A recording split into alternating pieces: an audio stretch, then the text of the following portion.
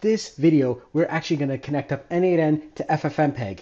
And not just ffmpeg, we can actually connect this to a lot of processes that are running on your server. This can be a tool or a service or something that you can actually, get onto your Unix or Linux box. So I'm going to show you how to set up something known as a system command inside of n8n. All right, but we're actually using ffmpeg for it, but you can use any system command with this entire example. All right, so we're going to show you how to do this inside of n8n. So let's dive right in. So here we are now in n8n, and this is just a blank, workflow here. But many times, when we install n8n onto our servers, we want to have access to, programs and systems on our computers. All right. In this case here, our actual computer is on the cloud. It is a DigitalOcean server. So this here is a droplet on a server right now, and this is on DigitalOcean. And what we're going to do is we're actually going to have to go inside of the actual server itself to be able to access these console-based tools. All right. But first, let's figure out, how do we do this in n8n? So inside of n8n, what you're going to do is you're going to start off with a blank workflow, and we're just going to add a step here. We'll just call this trigger manually. All right, so that at least we could call it at any time. And then you're going to have another one called execute command. So just type in execute command, and it's right here. All right. And this here will actually run a command on your Linux server. All right. So this could be anything. And I'm talking about from, adding apps, deleting apps. In this case, we're going to be doing ffmpeg, which will allow us to manipulate image data. And in this tutorial here, what we're doing is we're going to be taking a folder on your Google Drive, loading it up with a whole bunch of images, and then after that, we're going to take those images and piece them together to create a nice little video collage, kind of like a slideshow, but with images done instantaneously. And so that is going to be how that works. But the fact that you can use ffmpeg is going to open up so many other things that you could do just by using execute command. All right, a very, very powerful node in n8n. So let's go ahead and let's connect this up here. All right, just like that. Okay, and if I actually run this right now, I'm just going to type in a simple command ls. All right, and we're just going to run this right now, and it's probably going to fail. I don't know. Let's just see what happens. Oh, it worked. Okay, there you go. But now what we need to do is we need to actually go into our virtual machine, which is the DigitalOcean box there, and we are actually set up inside of something called Docker. So I like to think of Docker like a virtual machine within this virtual server that we've got. Okay, and so a quick little idea, and I'll just do this inside of kind of like a Photoshop here. Let me do this here, MS Paint. I'm old school that way. There we go, MS Paint. All right, let me just bring this down here so you can kind of like see that there. All right, so basically right now you've got your own DigitalOcean server, or this could be any server that you're using to have your n8n running. And what ends up happening is that usually if you've set up n8n on a server, chances are you're using some form of Docker container. Docker is a system that lives inside of this system that uses similar resources, but it's like its own self-contained system. And so n8n, especially in the DigitalOcean side, if you install it in DigitalOcean, it's running within this Docker container. If you try to install it here, outside of the actual Docker container, well, it won't work because n8n doesn't actually work here. It's actually working within the Docker container inside of here. All right. So what we need to do is we need to install ffmpeg and any other service or software that we want to access inside of there. So the first thing is we need to figure out, well, where is this Docker container and how do I access it? All right. So let's start off with that first. Okay. All right. So the first thing we want to do is you want to go to your DigitalOcean, and then you want to go into your server that you have, and then you're going to click on this little console button here. All right. So go ahead and click on that. Okay. So now we need to kind of understand where our Docker is running and where it's set up. And specifically, if you set it up with DigitalOcean, it's running within something called Caddy. So it's a different thing here. So I'm just going to type in Docker PS. All right. So Docker PS, and you'll see it there. Okay. Let me see if I can increase the text here a bit. Docker PS. So I'm going to hit enter. All right. And there you have it. It's actually showing you that this here is the name of your Docker system. All right.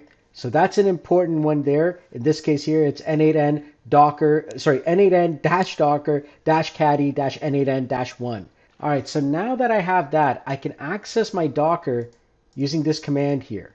All right, and that is docker exec, as in execute, dash it dash dash user root, and then the name of my actual, Docker implementation there, which is n8n dash docker dash caddy dash n8n dash 1, and then the letters sh. All right, so you're going to type that in and hit enter. Okay, now if I go back to that image that I was showing you earlier, right here, we are now within this Docker implementation. All right, so that's where we're in. So now we could start adding in our programs and our systems. In this case here, we want to install ffmpeg into our Docker system so that we can access it within our n8n. So let's go ahead and do that now. All right, and now you're going to type in apk space update space n8n space apk space add space ffmpeg, and then you're going to hit enter. All right, so this is going to do the updates. It's going to install ffmpeg onto your system. All right, now this is successfully installed on your actual n8n Docker implementation. We're now going to go back to n8n and we're going to type in a command to see what version of ffmpeg we have. All right, so here we are, and we're going to go back into our execute command here, and we're going to type the following in: ffmpeg dash version. And all I have to do is hit test setup. And there it is. Okay, it shows me the version of ffmpeg, and you now have successfully installed ffmpeg on your n8n installation. And so now you're probably wondering, well, what can we do with ffmpeg? All right. And so what we're going to do is we're going to actually set up a Google Drive, and we're going to now loop through a whole bunch of images, and then we're going to connect them all together and create a nice little video slideshow of those images. Here we are on my main system where I already have this set up. And here in this Google Drive node for searching for files, we're looking for file folder. We're going to be using search, looking for a folder name. We're looking for star.star, which is everything. And then we're adding a filter here. And in the from list, okay, the filter is going to be type folder. Okay, so add the filter, type folder. And then in the from list, you're going to click on the drop down and you're going to search for that folder you just made. In our case, it's n8n test. All right, so I'm going to show you how that works. I'm going to click on test step here, and there it is. It's picked up all 4 of the images. All right, so now we're going to be doing a loop through, and I'm just going to show you kind of how this works here. All right, so in this case here, I'm looping through all of those images. Okay, so on each image, what I do is first I actually go and I download the image via the Google Drive. All right, I then extract the data from it, so I get the actual binary format, and I also get the field information, such as the name of the actual file. Then I finalize that file because I have to actually bring it together so that I can actually name it something. In this case here, it's going to be named image something, because what's going to happen is later inside of ffmpeg, we're going to need a sequential piece of data. That's why I actually do this. And I actually create that sequential piece of data right here when I read or write to the actual files themselves. And this is where I actually do a run index, where I'm constantly just adding it up, and I'm creating something called file 0, file 1, file 2, file 3, and so on. And it'll run through that. And when it's done, it's going to come here and execute command, which is the ffmpeg command here. And then finally, it's going to output an MP4 file of all of that. All right, let's give it a shot. There it is, 1, 2, 3, 4. It's generating the video. And what do we have here? Look at this. Boom, let's take a look. Look at that. There you go. All right, nice. Okay, so now we could generate any little slideshow, simply using any of the stuff that goes into my folder here. And there you have it. Listen, if you want to do this again, all you have to do is go right back into your server. So I'm just show you how that works. Okay, now you're inside of there. You're gonna type in ls because all your files will be generated there, including your MP4. What you're gonna do is you're gonna type in rm star dot star. So rm space star dot star, which means remove everything. All right, and now you can do this again. So if I add another image, so let me just add another one. There we go. I just added another image inside of there. So now I should have 5 images. So if I rerun this now again, so I just hit that, I rerun this entire flow all over again, I should see now the 5 actual images. There we go. It's generating the video. All right. It's really neat that it does this. Okay. And I just updated it. You know, imagine creating a video that fast. And now I click on view. 1, 2, 3, 4, 5. All right. So now you can do that. So go ahead, give that a shot. And if you want to, get access to this and many other neat flows and tutorials and training, please come on out and check out my school community. Well, there you have it. You learned how to use the execute command node and use it with n8n. I hope you enjoy this video, and please do come on out to my school community where I teach you how to use AI and automation inside of your day-to-day lives. This is Solomon Christ. Until next time, I'll see you in another video. Take care. Bye-bye. Hi everyone, Solomon Christ here, and in this incredible video, we're going to be going over how to back up your n8n workflows. By the end of this video, you'll have a workflow set up just like this, where you'll just be able to click a button, and all of a sudden, by the end of it, it's going to back up every single workflow in your n8n right into a Google Drive, ready to go. Here it is, backup June 18, 2025. And as you can see, all my workflows are coming right in, all as JSONs ready to be downloaded. And this has 71 right now. As I add more and more, you can do as many as you want, but literally, this is what we're going to be building here, so you can always back it up. So let's not waste any more time. Let's dive right in. So here we are in the workflow, and basically what it's going to be doing is first we're going to be, starting the workflow manually. We create a Google Drive node. All right, and it's a simple node which basically connects up, and what it's doing here is it's just generating a folder name. But basically what we're doing is we're creating a folder name starting with the word backup underscore, and then we're just setting the date. So in this case here, it's going to be backup underscore the month, the day of the month, and the year. But that's what this does here, and it creates that folder inside of my Google Drive. So you want to have a place where you're going to put all your backups. And I've got something called backups n8n here. All right. And so that's going to be where I'm keeping it. You could actually choose, where you're going to keep your own. But basically, it's going to be a main folder where all your backups are going to be kept. Next, we've got an n8n node. All right. So for those of you who don't know how to set up an n8n node, I'm going to actually show you how to do that right now. Okay. So inside of n8n, if you actually hit tab, you're going to see here that there's a node called literally n8n. So let me just zoom out a bit. So if I type in here n8n, you're going to see this node. All right. And then you could do all kinds of different things, with this node here. All right. So I'm just going to take this n8n node here so you could see this. And as you can see, it's asking for an n8n account. All right. So if I click on create new credential, it's going to say, well, I need an API key and I need some domain followed by /API/v1. Where do we get that? Okay, so inside of your n8n, this is a self-hosted n8n account, all right? On the left side here, you're going to see these 3 little dots. Click on that, click on settings, and over here, you're going to see n8n API. So go ahead and click on that. You're going to see this little button called create an API key, all right? And if you don't, it'll probably be in the center. But what you're going to do is you're going to click on create an API key. And from here now, and let me just turn off my video so you can kind of see this a little bit more clearly. Over here, you want to give it a label. All right. So I call it, n8n underscore API. You can call it whatever you want. Basically, you want to choose your expiry. You could choose as many days as you want. Because I'm using it all the time, I put no expiration. And then I click on save, and it's going to give me that key. All right. That's the key that we want to use, and it's going to show it to you, right here. And so, for example, I did an n8n API, but once you get that key, that's what you're going to use.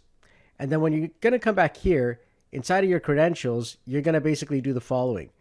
You're going to put that API key inside of here, and then you're going to get your base URL. So in this case here, I've got a subdomain, n8n.solomonchrist.com. You could choose whatever your domain is, all right? And then after that, you're going to do /API/v1, okay? And once that's all done, you're just going to hit save. And now you have access to your n8n. Okay. And you're going to be able to do all kinds of different things. In this case here, we're going to be using our workflows, and then we're going to get all our workflows by doing a get many. All right. So this gives us a massive set of opportunities. So in the future, you're going to see more videos of me doing some advanced things with this here. But for right now, we want to set up a backup system. All right. So now that we have that set up, what we're going to do here is the n8n node is literally going to choose the workflows, and it's going to get many. All right. So it's important that you get many and return all. So that's going to get us every single workflow inside of our n8n. All right. From there now, we're going to be doing a loop over items. All right. And so if you don't know what that is, you just type in loop over here, and you're going to see that. It used to be called split in batches. You can use either one, but it's the exact same thing. And what's going to happen then is we're going to go in, and we're actually going to first parse this data. And specifically what we're doing with this parse data is we're taking the input information, and then we're stringifying it. All right. So if I actually run this here, let's just run the previous nodes here. All right, so it's going to create that folder on n8n here right inside of my Google Drive. As you can see, it created it again. All right, that's one I just did right now. And from there now, it brings in all this data. Specifically, it's bringing in my very first workflow. All right, now I have about 71 of them. So this is the first one. I want to take that data from that workflow, and I want to make it just pure JSON. And then I also want to actually export a file name. All right. So I'm taking in the actual name of my workflow. In this case here, it's this is Hands for Hope in LA. We did this one of my clients, incredible. They do such great work with the kids in Los Angeles. So if you're ever in there, definitely go and visit them, donate to their cause. They're so great with the kids and the people who are coming in, who need help in the Los Angeles area. So Hands for Hope, this was an image analyzer. We did an automation for them. And so that's the name of the file now that I'm going to be calling it. And then from there, we're taking the actual JSON data, and that's going to be outputted as a raw JSON, actual file. And so now these two are going to be used for us to build the actual final JSON file that's going to be it's going to be getting saved in our actual backup. All right. So once that comes out now, we're going to convert that into a text file. All right. So the information from the previous node, it's literally going to be coming out, and you can actually see the data here. We've got the name, Hands for Hope, image AI image analyzer .json, and then we've actually got the raw JSON there. All right. And so it's going to take that, and it's going to create that file name for us. And if I click on execute step, you're going to actually see we've now got our JSON file here. So there it is. Like, that's the actual JSON file. And it's actually as a text string. If I click on download here, I'll actually download it, and I'll just kind of open this up for you so you can see this here. And as you can see, this is the entire JSON, string here. Now, if I actually selected all this here and I hit copy, so if I go to an empty workflow and I just paste this, as you can see, it's the entire workflow. All right. So literally, I know that I've got this all set up. It's good. So now I just want to, be able to save this. And so our final step is actually going into Google Drive. And what we're going to be doing is we're going to be taking that actual file, which is going to be the input data field name right here. All right. And it says data, right? And there it is, right? So that's going to be coming in. The file name is coming in from the previous node. All right. And as you can see, the one that we actually, named stuff. So this is the file name inside of that custom JavaScript there. And that's what's going to come in. It's going to be the final JSON name. And then it's going to go into my drive, specifically into that folder that we created earlier right here. So it's grabbing the ID of that folder, and there we go. So now it's all going to go right inside of this. All right. Now, of course, it's generating a whole bunch of these because I'm actually doing this several times, but usually you'll run this once. So here we go. I'm going to click on execute workflow. And now it's taking all 71 of my workflows that are currently on this n8n implementation that I have here, on this n8n server that I got. And it is literally writing these files out. Okay. Every single one as a JSON, ready to go. I'm now backing up all of my workflows. So I don't have to worry about, oh my goodness, I lost everything. And a lot of people, they're like, how do I back up all these workflows? Especially, the more you start working on n8n and, you're helping out clients, yourself, your friends and community. This is such an important thing, is to back up your workflows. Now you could do that and have it in a place where you could actually download it. A lot of the other tutorials are doing it on GitHub, but not everyone has GitHub. All right. Just so happens that I'm a, software developer, so I do. But for most of us, you're probably not going to have GitHub, but you're probably going to have a Google Drive. All right. And so that's where we're going to put it. And then from there, you can even zip that up as a folder and download it to your desktop. So the code for, this part right here, and for the actual, raw JSON, conversion here, I'm going to put that inside of the video description. So at least you can, get access to that. But at the same time, if you're like, what, I just want to get this workflow, then please go ahead, join my school community. It's a copy paste, it's going to save you some time, and you get to support me and, join a community of other AI automators, which is pretty cool. All right. And so there you go. I mean, this took literally a couple of minutes to do. And now all of my, workflows are backed up here, boom, all ready to go for me. And I could just download this, just like right click here, click on download. And now, Google will make a zip file for me. And in about, 5 minutes or so, I should have a zip file literally done and downloading. There it is, done. There's a full zip. And I've now got the backup on my actual desktop of all of my workflows. So really, really cool. The fact that you could actually do this, it's fast, easy. Set this up today so that you actually get going. Now, for those of you who are more intermediate to advanced and you want to actually back up your server a bit more, and I deal with more advanced stuff. That's for me. I come from a software development background. So what we want to do here is we want to actually copy our server address here from DigitalOcean. If you're using a VPS server, whatever you're using, whether it's AWS or any other hosting provider, and we're going to go into FileZilla, and we are actually going to connect up to our actual server here. And as you can see, I've created a folder here called n8n server backup inside of my FileZilla, right in my local, computer. And so now I'm going to actually connect to that server. So I'm just going to go here. I'm going to click on new site. The protocol that we're going to be using is going to be SFTP. Our host is going to be that. Our username is going to be, the actual root user, and whatever password you set up when you actually set up this actual server. So in this case, I'm actually putting that there. There we go. And then we're going to connect to this here. All right. Once you're inside of this, what you're going to be doing is, as you can see, I've already got like a .n8n here, but that's not, where I'm going to be going, because I'm not going to see any files there. All right. So I have to actually go up a few, and I have to go into my OPT folder. And now you're going to see, your n8n Docker Caddy. That's where all your files are, your Docker Compose YAML, everything that you were doing. So what's going to happen now is, if you just download everything, it's going to take a while. Like I'm talking really, really long, because there's a lot of files, but chances are, exactly which files, you changed or you actually worked on. For me specifically, the Docker Compose YAML is like so important. That's the area that we actually, get everything that we need. And then I had some custom Docker files. So, this Docker file here and this Olama custom, those are the main ones that I actually, did myself. So if you know specifically what actual folders and files you did, then those are the ones you want to actually just grab and download and put it inside of like a backup folder sort of thing. Right. So there we go. It's all done. It's all backed up. I don't have to worry because the rest of it is just, n8n stuff. It's going to be the Docker for n8n. It's going to be the n8n files. So all of that is there. I don't really have to worry too much about those, because those will come in with every fresh install of n8n.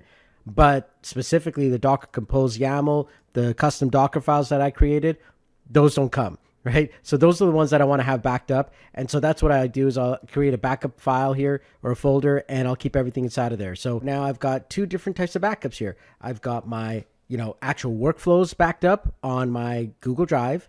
And I've also got my actual server backup stuff for more advanced users if you're going to set up a brand new server. Okay, so those are two very, very powerful ones, and hopefully that helps you out. Thank you so much for checking this video out. It's a short one because I wanted to get you up and running, and a lot of people, they don't know how to back up their actual stuff. This video now, you have no excuses. Make sure you have backups of your n8n workflows, all right, especially when you're doing a lot of automations. And I hope you enjoyed this video. If you did, please join my school community. There's a lot of other automators like yourself. And if you want to get access to, workflows and ongoing, information, advanced training, because that's what I now am specializing in, especially bringing my software background to the table. So if you want to learn more advanced stuff, then this is the place to be. Thanks so much for joining me, and I look forward to seeing you in another video. Take care. Bye-bye. Hey everyone, how's it going? Solomon Christ here with another video. This one's all about debugging. That's right. It's so important to, use this skill and have the skill with you when you're creating workflows, when you're, working day in, day out with AI and automation. Knowing how to debug things is very, very important, and understanding what the different types of bugs are can really help you out. So in this video, we're going to go over various different forms of bugs and situations, and even some ideas on how to debug them. So if you're excited, let's get started. All right. So whenever we're working with, AI and automation, there's a lot of different types of bugs and issues that are going to come up. So I'm going to go over the various types of ones and how I actually, work through them. And hopefully this will help you out as well. The first type of major bug that you're going to experience is the most common one, and that's known as a runtime bug. So a runtime bug is when an actual, run of your workflow happens and something fails. Okay, hence the name runtime bug. So with these ones here, they're generally the types of bugs that, you can usually figure out. So maybe there was some data that came in that, it was incorrect, or maybe there was something along the flow that broke. Many times, it's like just information that is not formatted correctly. So let's just dive into an n8n workflow here. And as you can see right now, I don't have anything. So I'm just going to throw in a trigger here, just like that. And right now I'm going to create, let's say, an HTTP request. All right, just like that. So now if I try and run this here, you can already see I've got, a runtime bug going.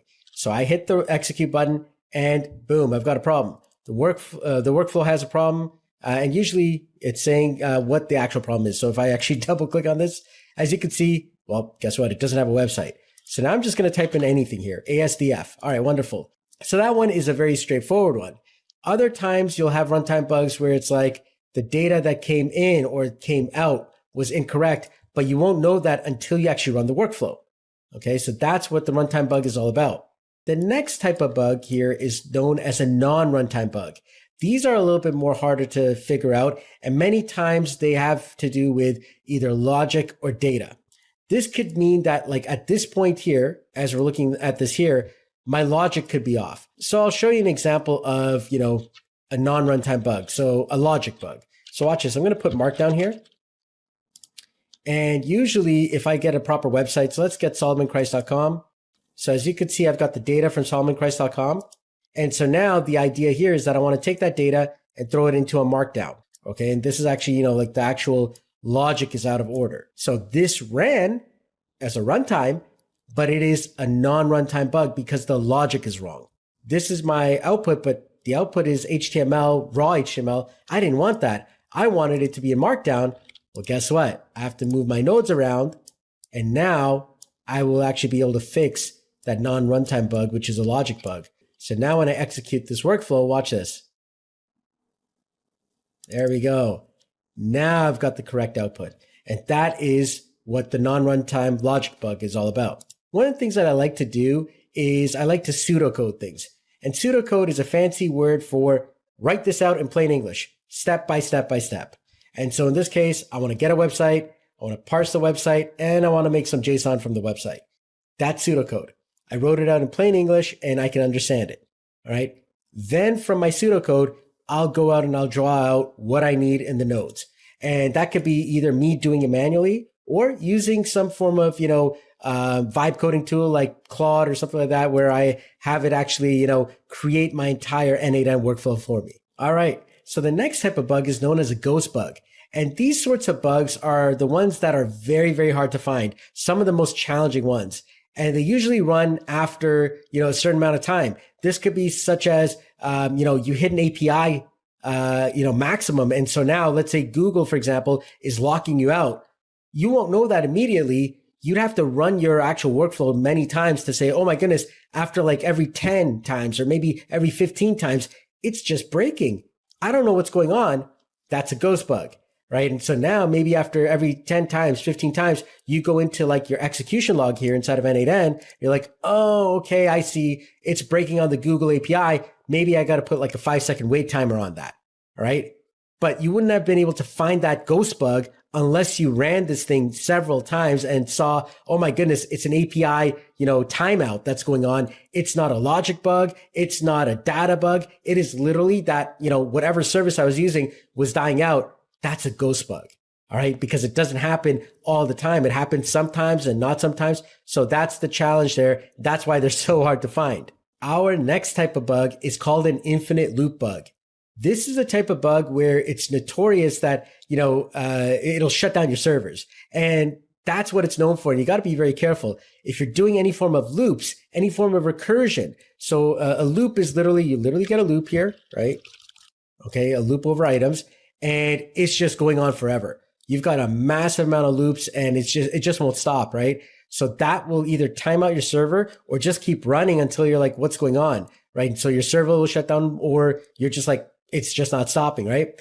So in that case here, you can go into your executions, and sometimes you'll see an execution that's going on forever and ever and ever. Well, guess what? If you're running a self-hosted like VPS server, you could shut those down. In other cases, you may have to, go out to support, maybe in Claude or whatever you're using, to actually say, hey, you know what? I need some help. Can you shut down the server? Because I've got an infinite loop going on. Other infinite loop bugs can happen right inside of your AI agent.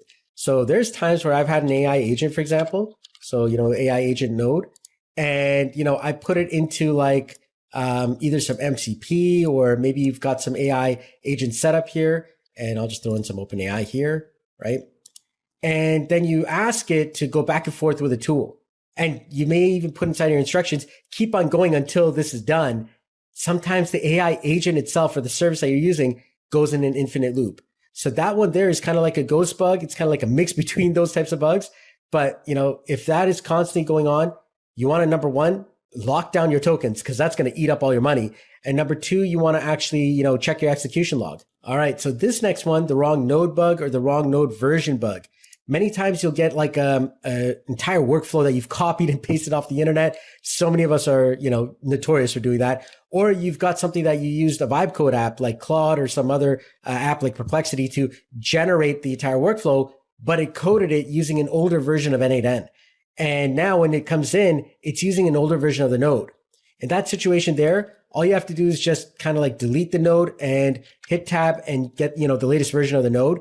That will fix it. Other times it's like that actual node no longer exists, or you might have to find a replacement node for that specific one.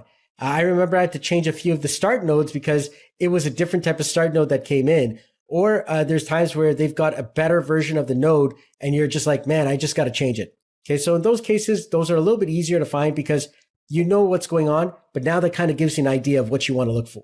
Okay, so now another thing that we want to do is we want to put out console logs. Now, in this case here, we don't actually have console logs like we do in other programming softwares. And so one of the nice things that n8n has is, especially when you're doing a visual sort of editing here and you're trying to see visually what's going on, they've got something called a no operation node.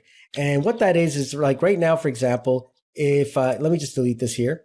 If I have this here and I double click on this and let's say I have an output, I have, using error output here. Well, if I run this, I can't always see this because, this just turns green. But if I actually put a no operation code here, right there, the no operation node, when I do that, now I'll visually see it. So this is actually a very useful node, especially when you're looking through a lot of different executions and trying to figure out, what's going on. There we go. So now if I actually go into my executions, look at the last execution here, and now you can see it's very clear versus if I don't do that, well, then I'll just have the two lines and I'm like, I'm not sure kind of where it went.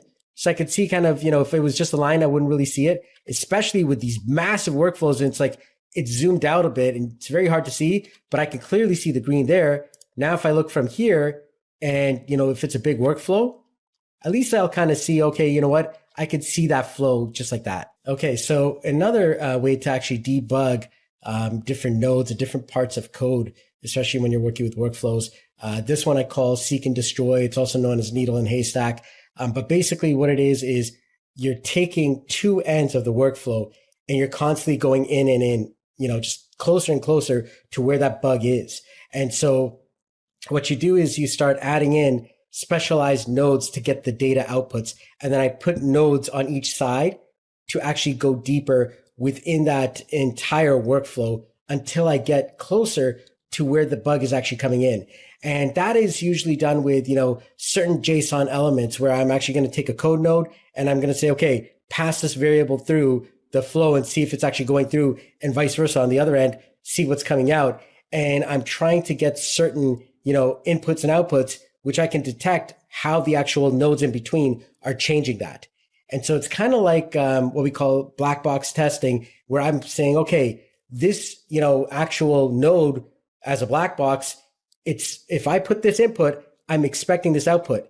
And it's like, okay, if there are 3 or 4 nodes in between, I keep on going in until I'm left with like one node right in between, and I've got the input and the output. And once I know what that expected, input output is, and I know what's going on, I now know that that specific node is the one causing the trouble. And that's where I did that, seek and destroy, or needle in haystack, going from 2 ends. That's how you do a seek and destroy.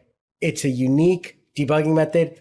I use it a lot, and it's going to be, hopefully helpful to all of you. So now there's another way that we can actually see the console logs. And inside of Google Chrome, you can actually do this in many of the, Chrome powered, browsers. You actually go inside of the actual editor here, for example, and you type in Control, Shift, and I on the keyboard. Now you're going to see the console view. And over here, you're going to see all the different outputs, and you're going to see additional data. So that is very, very helpful, especially when you're, not seeing the bugs that you hopefully are going to see in a runtime, or even in a non-runtime bug. Sometimes you're just not getting it. And so now you can open up this console view here using Control, Shift, and I, and you'll see a whole bunch of, additional information. All right. And finally, we have advanced error workflows here.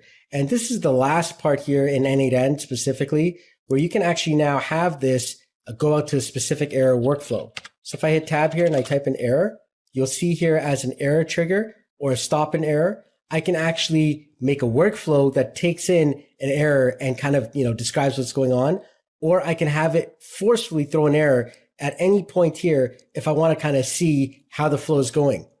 This is great, for example, to stop an error when you have a massive workflow and it's just too much going on. It's really, really busy. So what we want to do is, in that situation, we want to have, stop and errors kind of put in between so you can kind of follow along and see, where the actual issue is happening. All right. So there you have it. Now you've seen an entire video about how to, debug, different thoughts around debugging, different ways that you can debug your workflows. It's going to become useful to you more and more as you go deeper and deeper into AI and automation. Don't forget to like and subscribe this video, and I look forward to seeing you in another video in the future. Take care. Bye-bye. Hey everyone, how's it going? Solomon Christ here. In another video here, we're going to be going over custom front ends for n8n. It's an incredible thing when you can actually, not only use automations and use it in the n8n backend, but it's really cool when you can start putting it into a custom front end where now you can actually create, whatever you want in that front end. And this is great for, like customers or the customer experience, the overall experience, especially when you're dealing with clients where you kind of don't want to show them the whole n8n backend, or if you want to create a web app of your own, right? In some cases, you're building maybe a SaaS platform and you want to, showcase something really, really neat where it's kind of like, the n8n magic happens kind of behind the scenes. So, the whole idea with this here is that you can customize the front end that you want and interconnect any n8n flows that you may have built. In this video training, we're going to go over how to build that custom front end for your own n8n automations. So if you're ready to go, let's dive in. All right, so here we are. We're inside of an empty n8n, flow here, and it's completely empty. There's nothing in it, okay? And what's going to happen now is, of course, we're going to be creating some form of flow here. First, I'm going to show you kind of how the webhook itself works and how to create the front end. And then I'm going to give you the code. So you need to join my school to actually get the base code. I'm going to kind of go over how that code works. But then from there, we're going to show you how this, actual interaction works, and then how to really customize it even more using ChatGPT or any other, of any of the popular AI systems right now. There's Claude and Perplexity and so many others where you can kind of take this and shift it around to your needs. All right, so let's look at the actual web code itself. So here we go. I'm just going to open up Notepad++. That's kind of where I'm kind of coding this stuff here. And it looks quite busy, okay? But it's about 55 lines of code. So I'm just going to quickly go over kind of what it is and what it's doing. I'll zoom in a bit, okay? This is just a regular HTML page, all right, named index.html, okay? And you can run this anywhere that you want to actually, call the actual n8n webhook from. But basically what's going to happen is you've got your title. It's using Bootstrap. If you want to get some, kind of like nice little front end kind of visual look, using some jQuery inside of there. From there, we've got just a text, what is this thing? Custom front end. So none of this is really where the magic's happening yet. It's right here when we start getting into the form section itself. Okay, going a little bit deeper where you've got some form data, enter some information to send.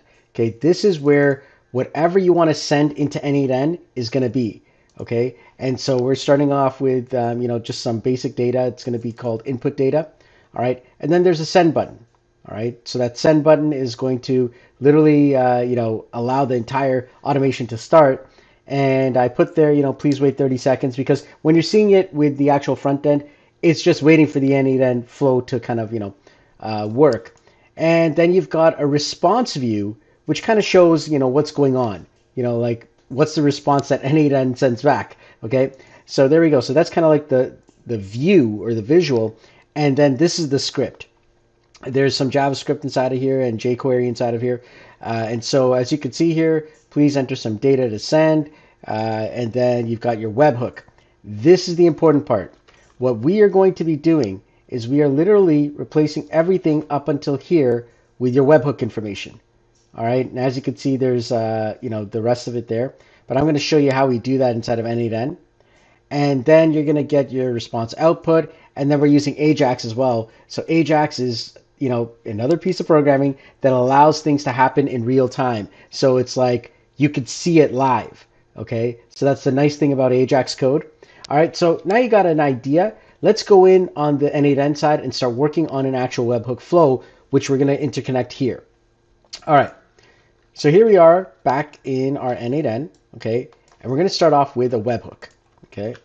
So we're going to type in webhook here, okay, and you notice that there's two actual nodes here, webhook and respond to webhook. We are going to need both. We start our flow with the webhook, and then we exit the flow with the respond to webhook. It's important that you do this the correct way, or else what's going to happen is you'll put in a webhook, but you'll forget to actually set it up to only respond using the respond to webhook command or the node there. And what ends up happening is, yeah, you may be able to get the data in, but then it immediately will return or do something. And it's like, oh wait, I was waiting for the AI or whatever I want to do inside of my automation, and then kind of decide when and what data I am sending back. And that's where the respond to webhook comes in as a node. All right, so let's start off with the webhook here. Okay, and over here you see the different methods here. You're going to see a path here, authentication, all right, and respond. So remember I was telling you respond? This one is very important. Make sure you are using the respond to webhook node as a response. And then you've got two versions of your URL. You've got a test URL that you'll be able to use like right now, and then you've got the production URL. And I'm just zooming in here so you can kind of see the real key difference here.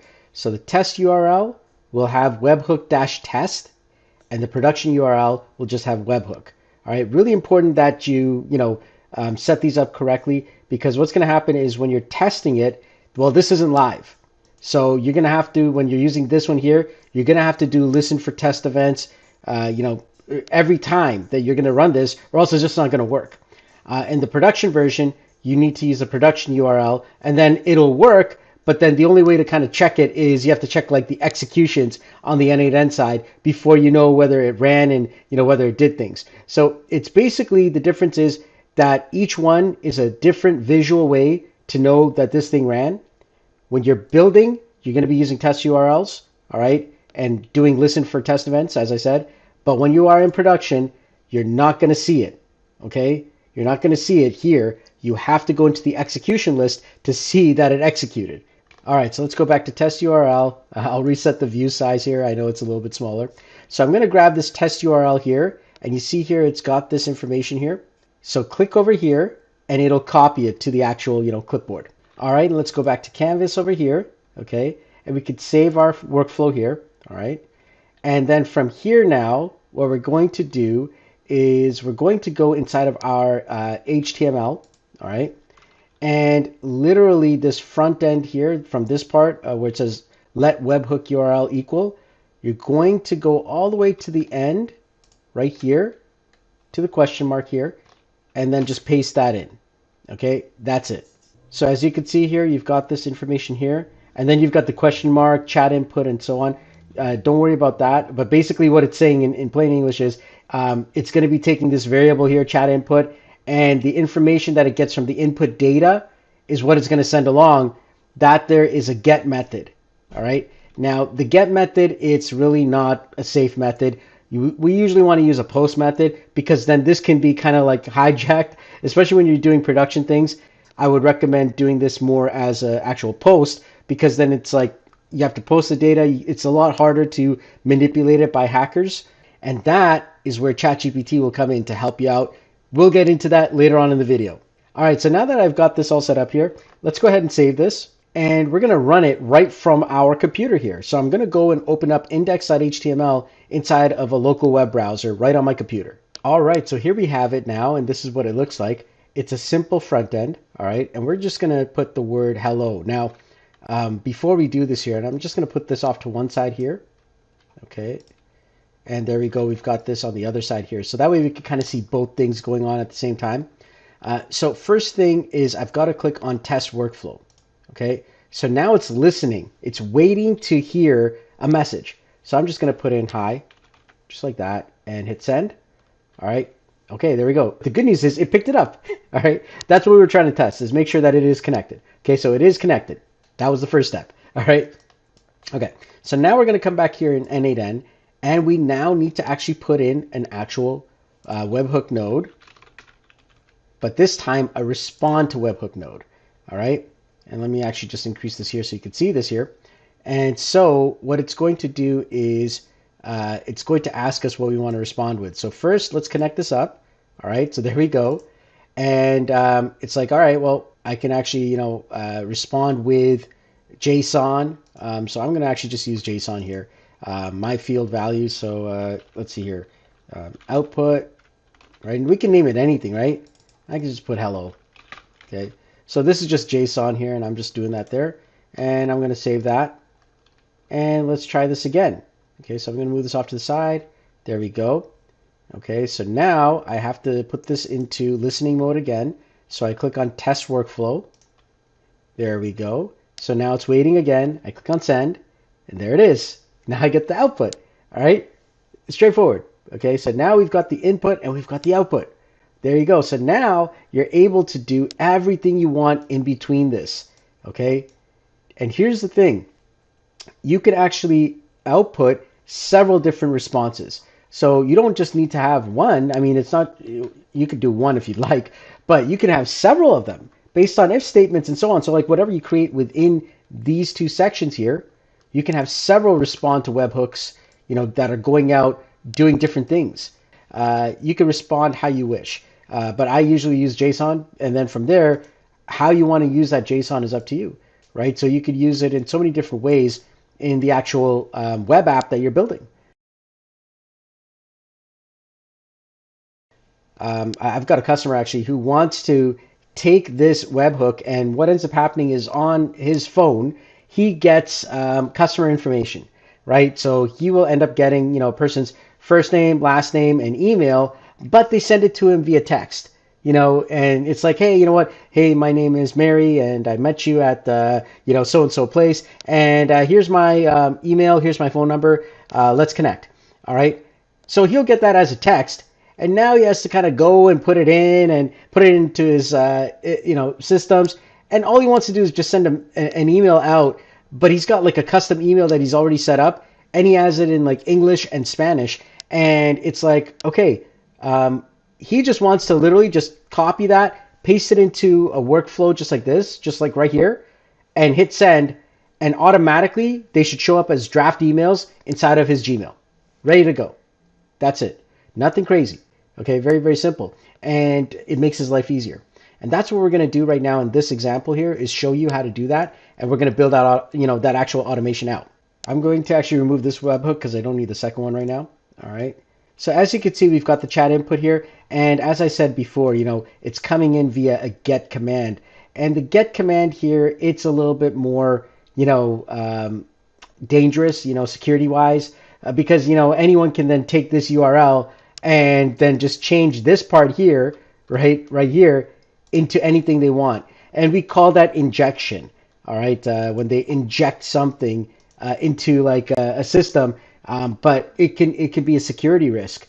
Someone could come in and put in some data that could cause trouble and, really cause some problems. So what we want to do is before we continue, I want to make this actual, entire front end here, instead of using a get, I want it to use a post.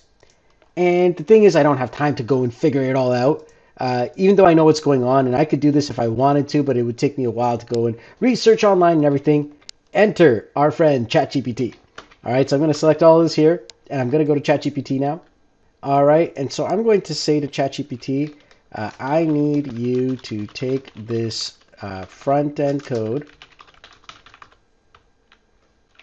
which will be used with my n8n webhook automations, and instead of a get, I need it to be a post. Please recode this. And then I just paste in all the code, hit enter. All right. And ChatGPT will go and it'll just figure it all out, which is great. And that's what I love about it. Okay. Literally, it'll actually do all of that. And the post version is so much more secure. All right. So that's a really, really good thing. But there are a few changes that we need to make inside of our, n8n code to actually, help that out. So I'm going to copy that there. Okay. We're going to come back here and I'm just going to paste the entire thing. All right. And this is the post edition now. Okay. And as you can see, this is the webhook URL. All right. This is the one that you're going to be changing all the time. Okay. And so now what's going to happen is when I actually do the post, okay, specifically, as you can see here, it's going to be the same chat input data that's coming in, but this time it's going to be via a post. So let me just show you here now. I've saved this information and I'm back here inside of my n8n. Okay, so I'm just going to go here. I'm going to double click on this.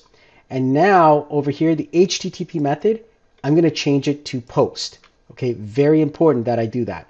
All right, so now let's just save this here and let's actually listen for a test event.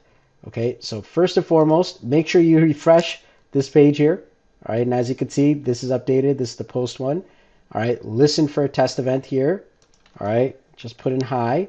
All right, it's going to return back an error. There we go, because we don't have our ending node, which we have to connect it to. So let's actually just connect this guy up here. All right, just like that. Okay, let's save it and let's do that again. Okay, test workflow, send. There we go, hi, hello. And as you can see, this time it came in and the chat input is there again, but this time it's coming in via post. And that is an important distinction because now it's a lot harder for some programming language to inject inside of a URL. All right, so that's going to save you, even though it's still possible, but this is now just another layer of security. All right, anyways, we've set that up. There was another reason why I showed you, the ChatGPT editing, and this is really important. What you can do now with ChatGPT is take this and edit this to any way that you want. So if you want a better set of visuals, you can now say to ChatGPT, here's my code, and who knows, maybe you want to add some images to it. Maybe you want to make it look really, really nice. Maybe you want to, look at some other websites and say, hey, make my site look like this. You can do all of that now with this code. All you have to do is just copy paste this in and say, here, ChatGPT, here's my code. I want you to make now the front end to look, something similar to, I don't know, this drawing that I draw on a piece of tissue. I want that front end, whatever you want, right? And it'll do that. And now it's already got the interconnections. All you need to make sure of is that your actual connection to your n8n is here, okay? And you have to make sure you updated it for whether it is in test mode or in production mode. All right, those are the two URLs, okay? All right, so now let's get back in here, and we're going to continue working on this programming challenge. Basically, going back to how we actually do things. If you haven't seen my last video, I'm going to lay it out here again, all right? We are going to be using the acronym SPLAT, okay? So that stands for the user story. So what's the story, all right? P, problem breakdown, okay? So problem breakdown. Next is L, where we lay out the automation. Next is AI. So, check if AI is needed, okay? If it is, put it in, all right? And then finally, testing, okay? So we want to test this, make sure it's doing what we, expect it to do. So we're going to use that entire methodology again here. So the user story in this case here is that, the customer wants to take a text message, right, on their phone, okay? And then they want to actually paste it into a web form, okay? And then, generate emails, okay, 2 of them, all right, as drafts, 1 in English and 1 in Spanish, okay. They need to extract, all right, so they need the phone number, email, and name, okay, and that's probably first name, last name of the customer, all right, whoever it is.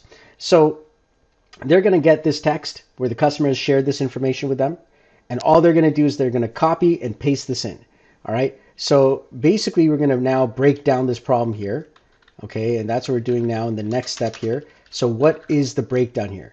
So we've got a text message, all right, so this is some message, all right, so we know something's coming in, so this is the input, all right? Then they're going to paste it in, all right, so that's going to go into the web form. We need to then generate emails, okay, 2 of them in English and Spanish, all right, from this. And the way we do that is we would have to understand, their name, email, and phone number from, some text input. All right, so that's like, I guess we're going to put that in the second step or second part of it. The first part is we get the message input. So we have to break down using, I believe in this case, we're going to use some AI. So once again, is AI needed? This is where we're kind of thinking through this problem itself. And then we're going to generate some emails, and it's going to be as drafts, okay? As drafts in Gmail. And then the last thing is just output something, okay? Some note to state if it is done, or, some error, right? So basically now we've broken down the problem. So we kind of got an idea now of what needs to be done. And now we're going to start laying out nodes. And we already determined, if AI is needed. But the reason why I put this afterwards is after we actually lay out the nodes, you may realize that actually you didn't need AI.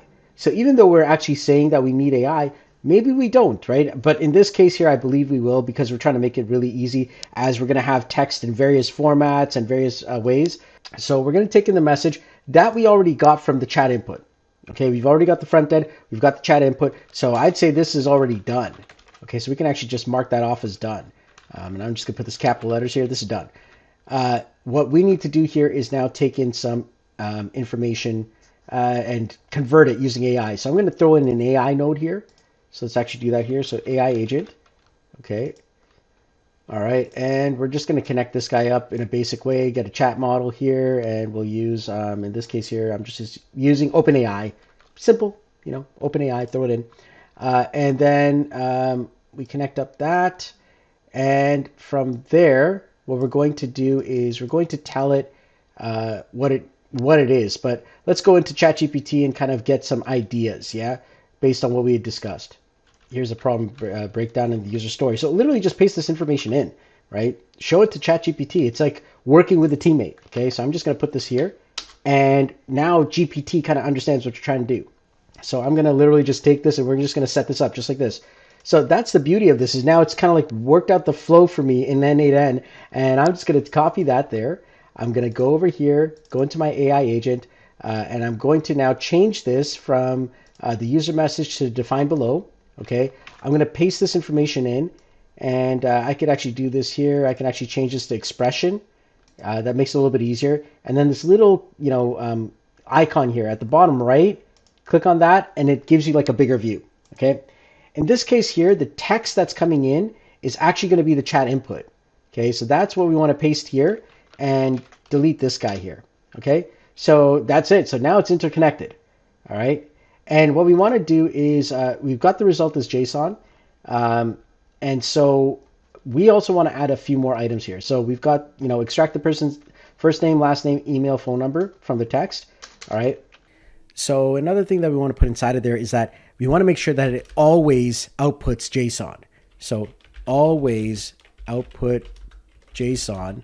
Now, here's the next thing is there's times where GPT will not output this. So we have to add another node to this here.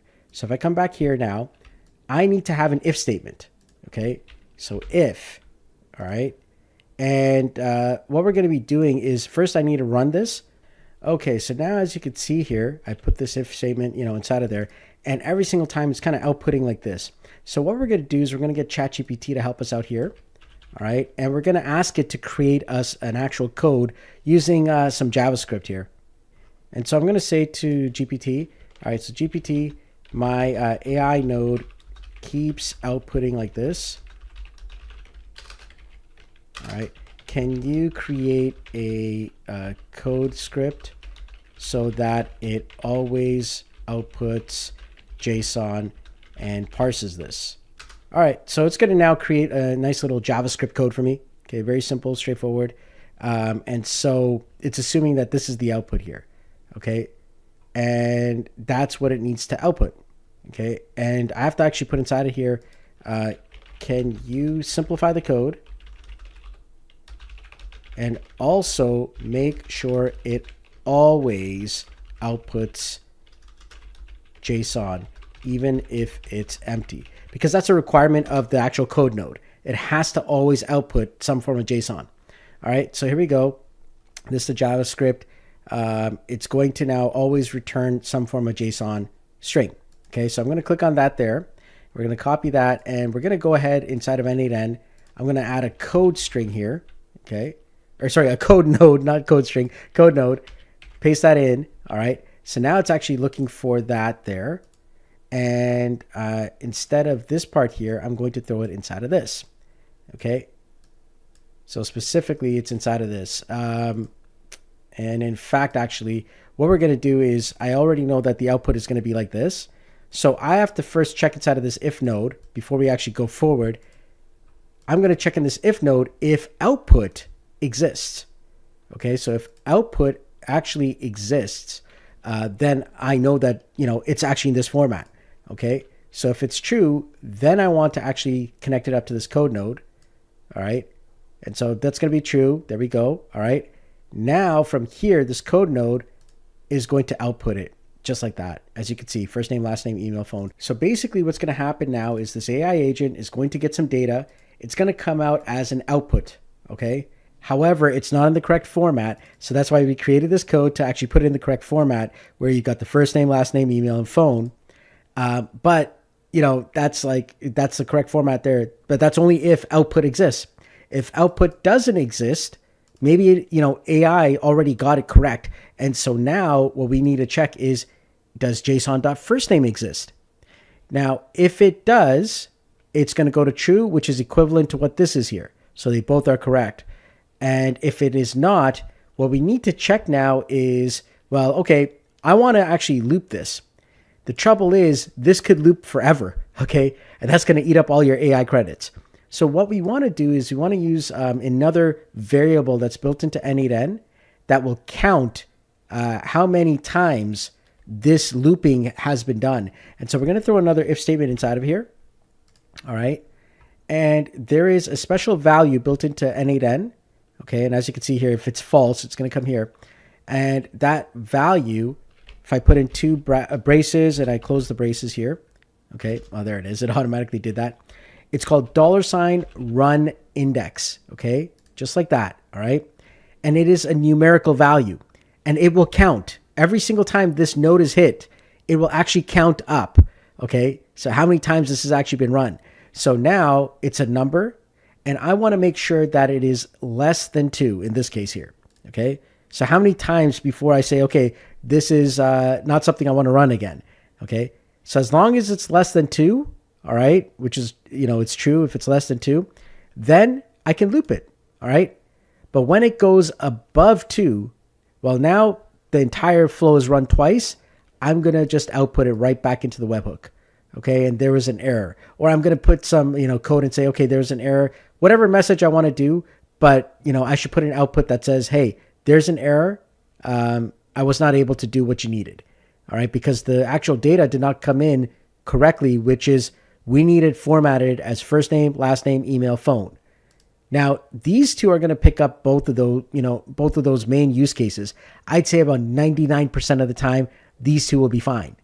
But in the rare 1%, you can actually have it where it doesn't pick it up. And if it doesn't pick it up, it goes and does a loop 2 times. Okay. So that's going to take care of like 99.999%, in my opinion, anyways, the majority of use cases or edge cases.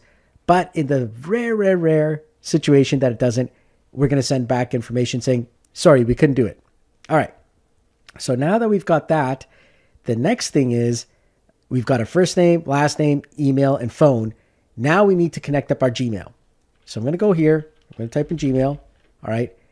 And we're going to be creating draft messages. So if you actually go down here, you're going to see draft actions. We're going to create a draft. All right. And specifically, there's going to be 2 drafts that we're creating, English and a Spanish email that are going to be created. All right. So I'm going to actually now take this information. All right. And I could actually take this just like that. Both are going to be outputting to me, the exact same thing, which is going to be first name, last name, email, phone. All right. And if I want to do like a more, advanced check, I could check for all 4 of them here. There we go. We've left nothing to chance now. Okay. So it has to have all of those. And then if it does, this is going to come in and you're going to now see this set of items here. Okay. What we're going to be doing. In this case, we're first going to create an English email. And we're going to go back here and let's just run that code there. Okay, so click on our front end code there and we're just going to paste this in. All right, hit on send. There we go. And there was a problem executing the workflow. Well, we didn't put it into test mode. So let's put it into test mode again. All right. Oh, and we have to connect this up. So let's just connect that up. So it's already there. There we go. And over here, just put like test and message test. All right. So it's going to, yell at us if we don't do that. Hit save. There we go. Test workflow. Let's do this again and hit send. There we go. It's going into the loop. All right. And it's apparently done. Okay. So now we've got the data back. John Doe, there's the information. And, it's got a draft email inside of my Gmail. So as you can see, it's already got the test email inside of there. So that worked out correctly. Okay. And as you can see, we've got this subject here. Hello. And then we'll put the first name. All right. There we go. So as you can see, it says, hello, John. All right. And then the email type is text. And then the message, I'm going to open this up here as an expression so that it's a little bit bigger. We could see that. And then I'm going to paste the information. And this is the information here that we actually want, just like that. So it picks it up correctly. And we've got the email. And so now we need to take this email because it's like, who's it to, right? Well, we have to click on add option here. And to email is what we need to add in. And then we're going to click and drag the email section here, just like that. All right. And we'll put down, this info here, like, thank you for reaching out. We'll get back to you shortly at your provided phone number. And then I'm going to connect up, if I actually go into a much bigger screen here, the actual phone. So I'm going to click and drag that in. Just like that. There you go. All right. And as you can see, this is the result of that, information there. Now, of course, you can actually, edit it the way you want. And that's the English email. What I'm going to do is I'm going to delete this connection here. And I'm going to duplicate this now. All right. And specifically, what we're doing is we're going to now have these guys connect up here, the true and the other output there. And this is going to be my Spanish email. All right. And one of the things that you want to do is kind of like name these things. So like Gmail, English, right? So that'll make it a little bit easier for you to kind of see. And this one here, Gmail, and we'll call this Spanish. I'm going to take a Spanish edition here. I'm just going to do this here, copy this, and let's actually go into ChatGPT. So now it's going to do the Spanish edition. There we go. Go back to my n8n, and over here, I'm just going to paste that in. Okay, so it's picked it up. That's correct. Good. Okay, and that is good. The JSON email is correct. So all that's set up. Okay, so now at this point, we're going to be using something called a merge node. All right, so I'm going to use a merge node here. So it's called merge. All right, and what we're going to do is we're going to have two inputs here. All right, this thing does not fire unless both of these inputs are true. Okay, it just won't fire. Once it comes in and it's all done and both of these are connected, then it will actually output out. All right, so it needs both of them before it can actually output out. Okay, so that means that both the English and the Spanish, nodes need to fire correctly, or else this won't work. Okay, so there we go. And so now we're going to actually test this out here and see how it works. All right, so I'm going to click on test workflow here, and we're going to go into our front end that we made. All right, there we go. And I'm just going to hit send again. So there we go, hit send. All right, and if you guys can see that, there we go. So it picked up those two. I should have now an English and Spanish email for John Doe. All right, so if I come back here, I click on refresh, and there it is, English and Spanish. So here we go, we got a little bit of a bug. All right, so we didn't get the name correctly. So let's go back and see what happened here and kind of, try and decipher what's going on here. So right here, the code was supposed to get this information here. Now, unfortunately, this is what happened with the output. So that's another bug. And we want to kind of start addressing these things. And now you're thinking through the testing, right? Do you remember how we were discussing Splat? We've laid out the nodes, so that's done. All right. We determined that AI is needed, so that's done. But now we're in the testing phase. This is the last step before we actually have the final flow ready to go for our customers or our clients. All right. So now what we're going to do here is, in this scenario here, we're going to go over here and we're going to say, hey, you know what? Like this output is really a problem.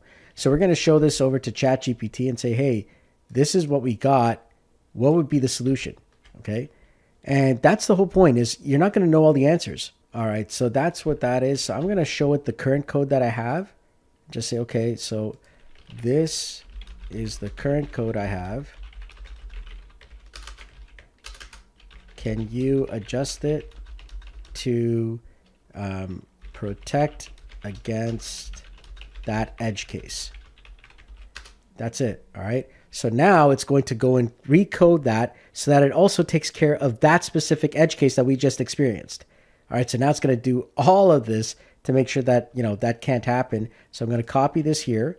And that's one of the edge cases. That's what we call it inside of programming. And now I just paste this in. There we go. And then I save everything, and we're going to run this again. So we're going to test it out. Click on test workflow. All right. And we're going to go back here. And we're going to send the data. There we go. It's running. All right. It's picked it up. And we should see now another 2 more drafts. There we go. It's picked up John and the phone number and all the information correctly. Now that I have this running, now I have to actually create a front-end edition or a production edition of this for my customer. All right. So that's the next step. How do we do that? Well, first and foremost, what we need to do is make this active. All right. Okay. So now it's active. However, our actual webhook is in the test version, not the production. So now we need to change this to a production URL. Okay. Just like that. I'm going to click on this here to copy it. All right. We're going to come back here. And what we're going to do now is we're going to go back into our actual code, all right? And we're going to now replace this front end here with the new, production edition hook. That's it, okay? So now that I have that, at this point, I want to be able to access it via my cell phone. However, my phone can't access my desktop computer. So I need to have a website where I'm going to upload this actual, app itself. So let me go and do that now. All right, so here we go. This is the actual, front end here, and I put it onto my main website, solomonchrist.com. But, you want to upload it into a web server. So now I can enter some information. So I'm going to now literally use my phone to do this. Okay, so I'm going to now go on my phone. Got my phone here. All right, and if you could see this here, like it's literally, I got the same thing on my phone now. Okay, so there it is. And now I'm going to do the exact same thing that my customer is going to do. All right, so I'm actually going to watch my, my workflow here. Okay, now I'm not going to see it here. I'm going to see it in the executions tab right here. So I'm going to put this information in here now. So Mark Smith 111-222-223-3333-4444, whatever. And I'm hitting send. There we go. Okay. So now I should be getting back. There it is, right? That's the actual command there. Okay. It says that it ran. All right.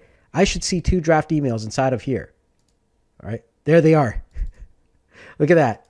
All right. Ready to go. I've got a web app running on my phone that I custom built, ready to go for my customer. All they have to do is just copy and paste any text that they have into this, and boom, literally my automation runs, and they're happy because now they save time. Automatically generates the emails in English and Spanish for them. All right. These are pre-populated Spanish items. So it's not doing any of that, editing at this point, but you get the idea. And there you have it. If you're as excited as I am about this stuff, I'm telling you, this is exactly why. We're saving time, we're saving money, we're helping people out. That's what this is about. And it's my hope that you get to learn these, incredible systems and tools. N8n is incredible. AI, it's so powerful. I truly believe that this is a life skill, just like the early days of when we were learning how to use a spreadsheet. I truly believe that automations and AI and all this stuff coming together and real world use cases are going to be the future. And it's going to require us not to just do some fancy demos of what this AI stuff can do, but actually show people how this will work in their day-to-day lives. How can they use AI to save them time, to save them money, to bring back more stuff for them so that they can live the greatest lives ever lived. We're building a huge community of AI automators and AI professionals, so we would love to see you in there as well.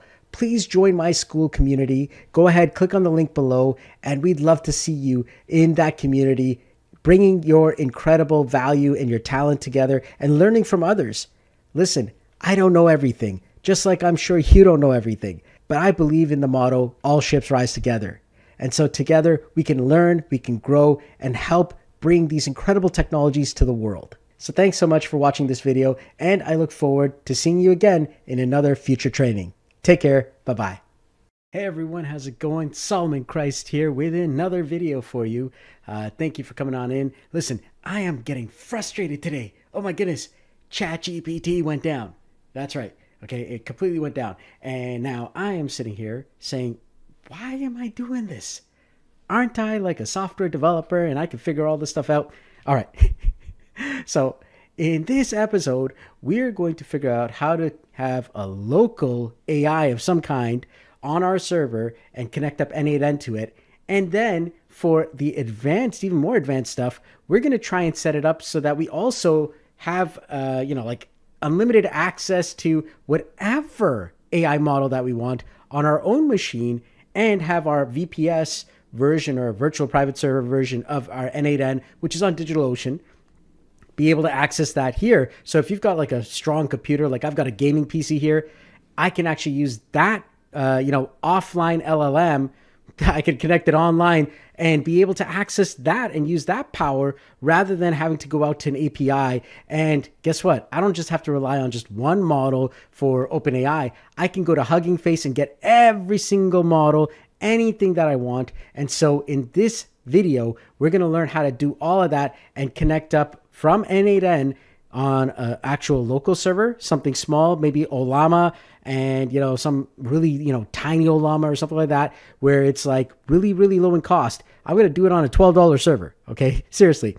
And then from there, I'm going to make it so that from that same server, I'm going to access a much more powerful model on my gaming system, which is I don't know, 64 gigs of RAM. It's got like a really cool gaming card on there and a graphics card, and it's got an NVIDIA and blah, blah, blah, blah, blah, blah, blah. You know what I mean? It's powerful, okay? And I want to be able to access that from my n8n, remotely, online, from my n8n dashboard. Okay, so I'm going to show you how to do all of that in this video, okay, and save you a whole bunch of fees on API calls.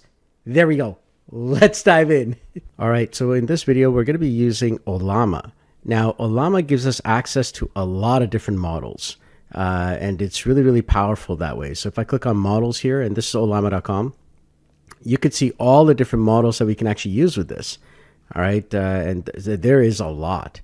All right, so we're just going to start off by setting up the Tiny Llama, right, just to start off. But then, you may want to upgrade to something like Phi, which will give us a better output. There's several others, and so there's different things that you want to try. But we're going to start off with Tiny Llama just to get it up and running. So if you can see this right now, here we are right now.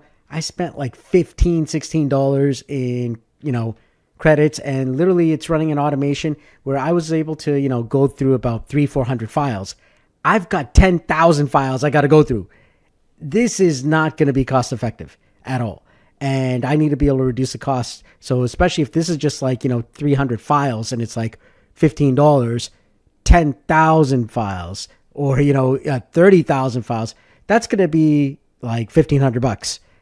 Yeah, not going to let that happen. So a better solution is to actually put an actual AI on our machine, or you can actually connect it online as well. And so we're going to use maybe one of the two services. I'm thinking either we're using Jan or we're going to use, there's another one called LM Studio. So we're going to use one or the other to kind of, make an API call to that on our local machine, and all the processing power is going to happen right here. All right, so here we are now inside of our, virtual machine here. This is on DigitalOcean.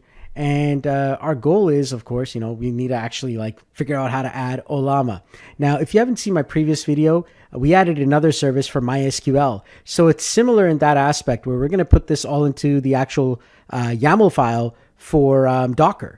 And that's where, a lot of stuff is going to happen. That's where our current n8n implementation is happening. So let's actually go in and, find our Docker install. So we're going to type in cd ... All right, and I'm just going to clear the screen just so that you can see this a little bit better. Let me zoom in a bit so you can kind of see this. Oh, that's a bit too big. All right, here we are. And so now we're going to go to cd opt, and that's going to take us to the opt folder, cd n8n. That's our Docker caddy. That's where it is. The first thing is we need to create a swap file.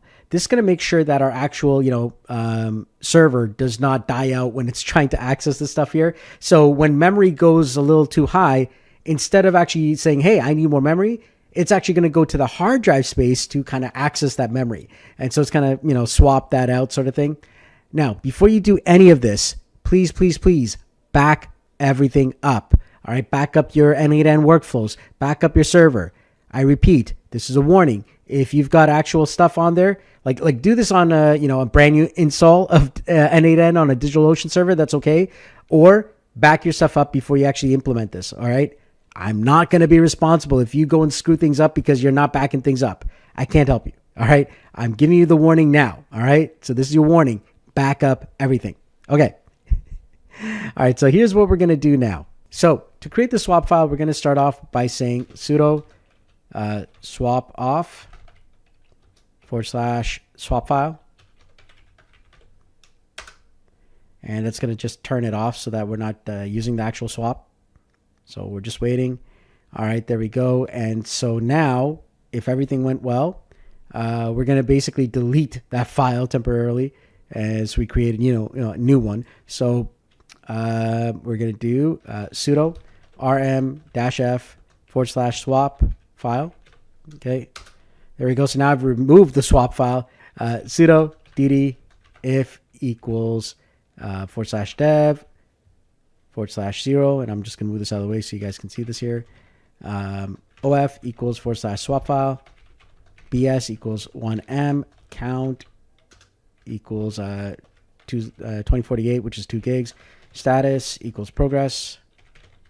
All right, let's do that again. So this is going to manually create the actual 2 gig swap file there. As you can see, it's writing it there and it's showing us what it's doing at the same time. So now we're going to do a few more commands here. So we're going to do a chmod here. So sudo chmod 600 / swap file. All right. Then we're going to do a sudo mkswap / swap file. And then we're going to do a sudo swap on. We're just turning the swap on / swap file. All right. And now we have to make it persistent so that, when you reboot the actual system, it's not going to, cause any trouble. So let's do an echo here and then / swap file. So we put a dash / swap file. Let me just move my mouse. None swap SW0 0 dash. And then we're going to put a pipe and we're going to say sudo TTEE. And I'm just going to move this over here because I think you guys are having a little bit of trouble now seeing it. So let me actually just put this over here on one side. And I do apologize about that there. There we go. All right. So you guys can all see that there. All right. Sudo T. There we go. All right. So it should make it a little bit easier for you guys there.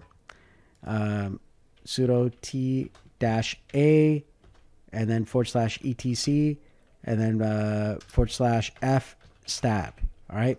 So I'm going to hit enter and there we go. So now it's actually, got a persistence, across reboots. And now we're going to see what it says here. So we're going to do a swap on. All right. And -- show. And it's going to show us, we got a swap file now. 2 gigs. Okay. And we're just going to free this here. So free -h. So free -h. There we go. All right. So we're good to go there. Now we could actually go on to the next steps here. So we need to actually create a custom Docker file. Now, if you saw my n8n,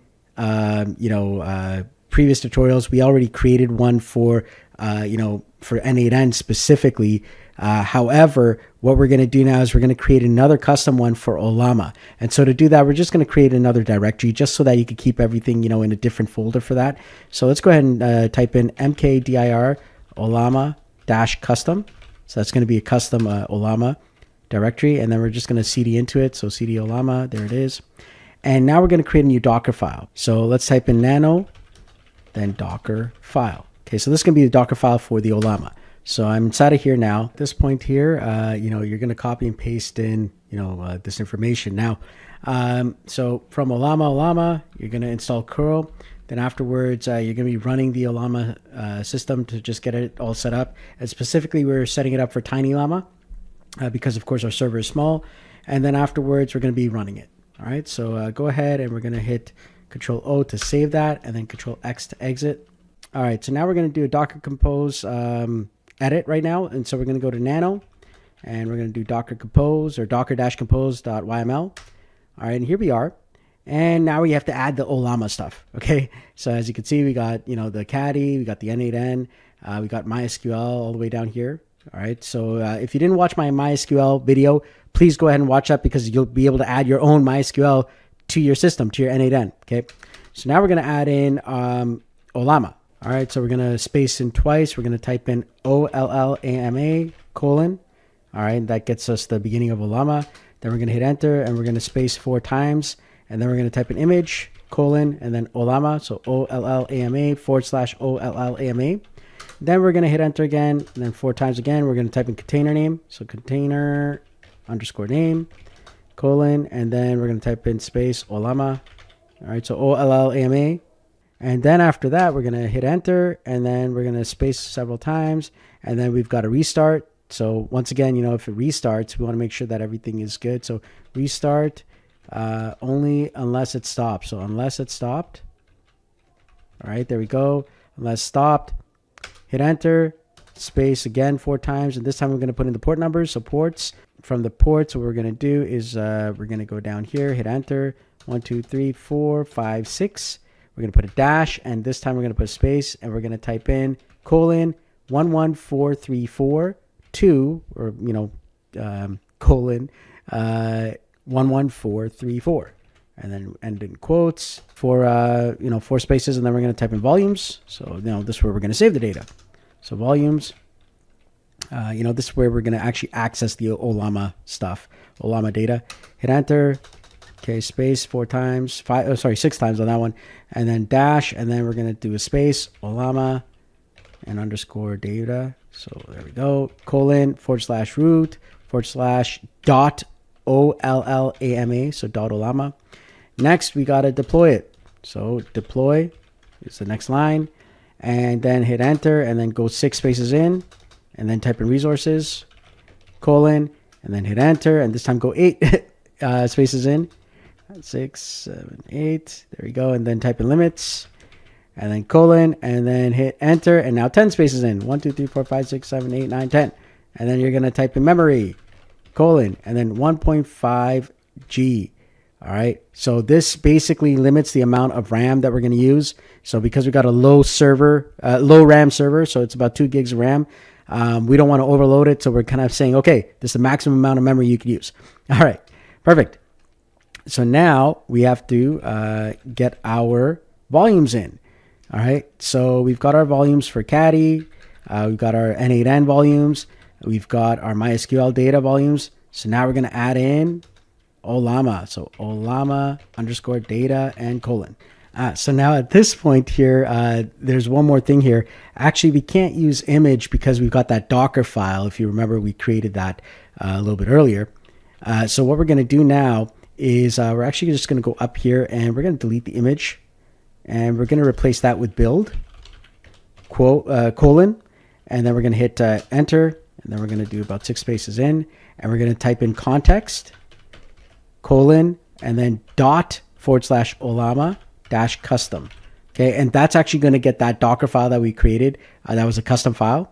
Okay, so now one other thing that we have to do in all of this is make sure that they can all talk to each other.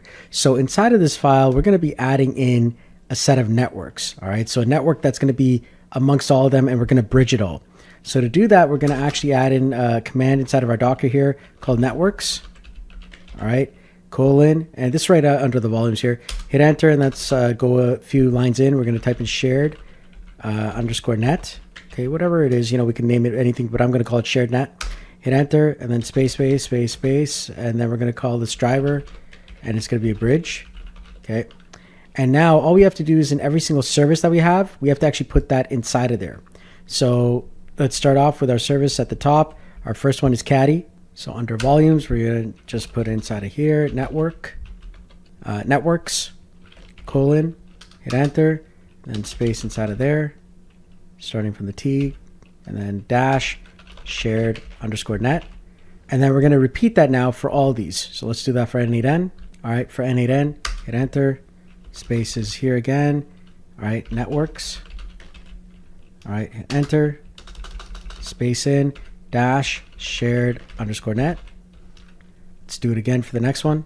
Okay, MySQL and Olama. Let's do this here. So in the MySQL one, you're going to do networks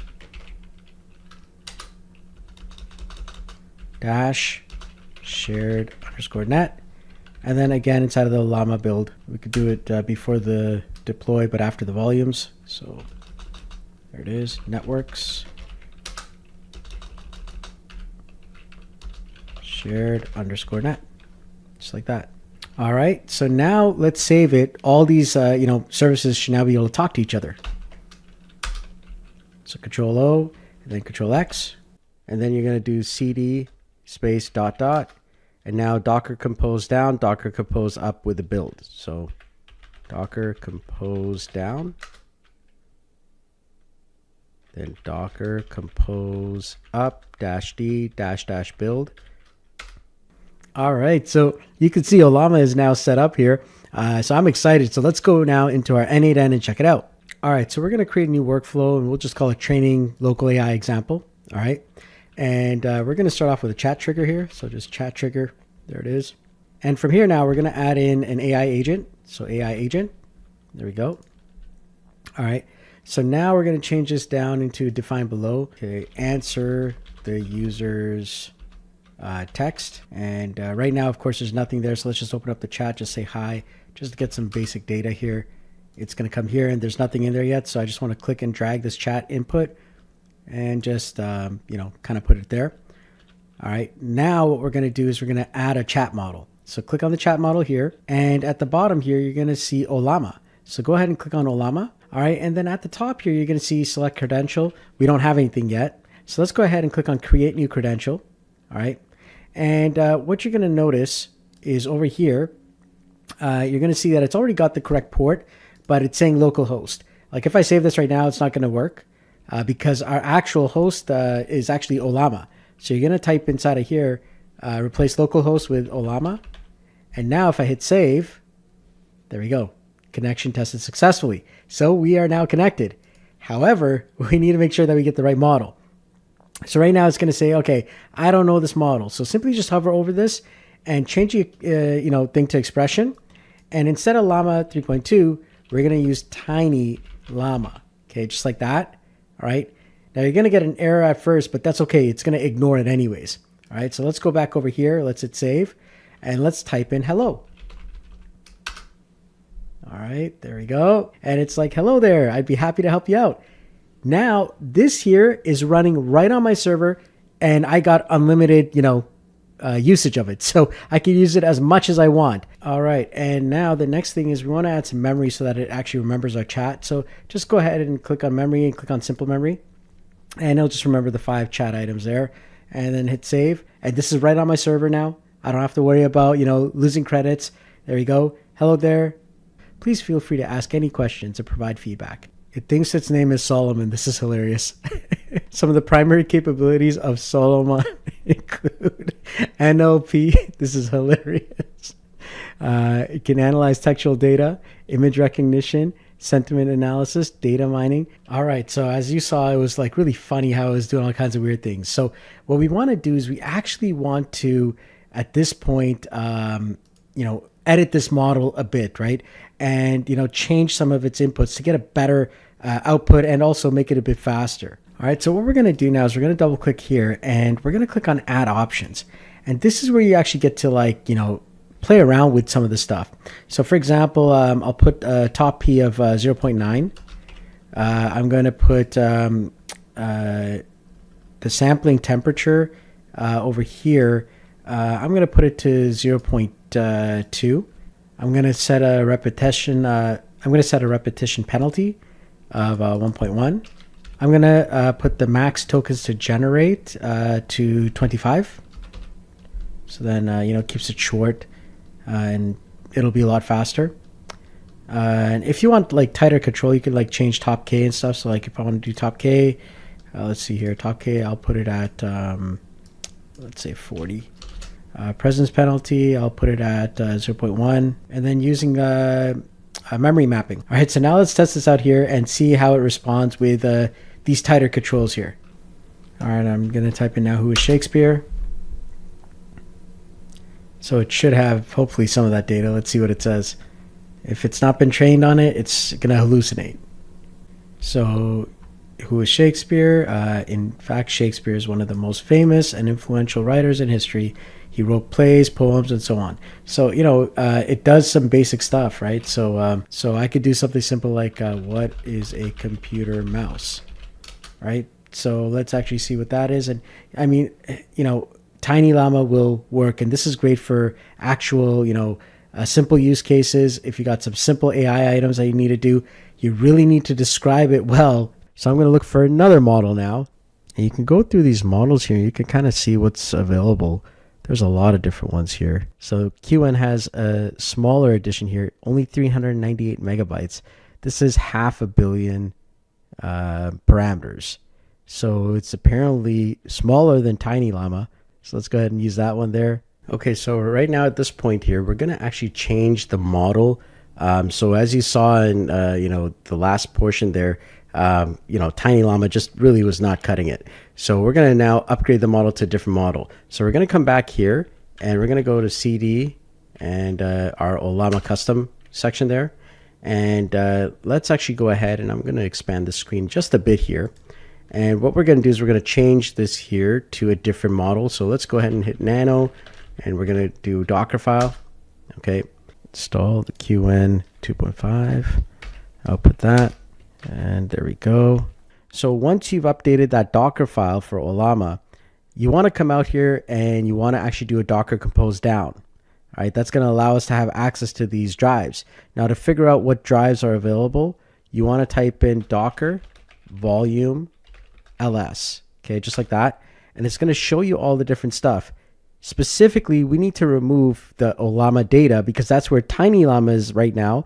And so in order to do that, we have to kind of remove the Ollama data. All right. Do not remove your other data though. All right. Specifically your n8n data, that's where all your flows are. All right. So what we're going to do now is the following. We're going to do Docker volume rm for remove. And then in this case here, it is going to be the n8n docker -caddy _ Ollama data. All right. So I just copy that there.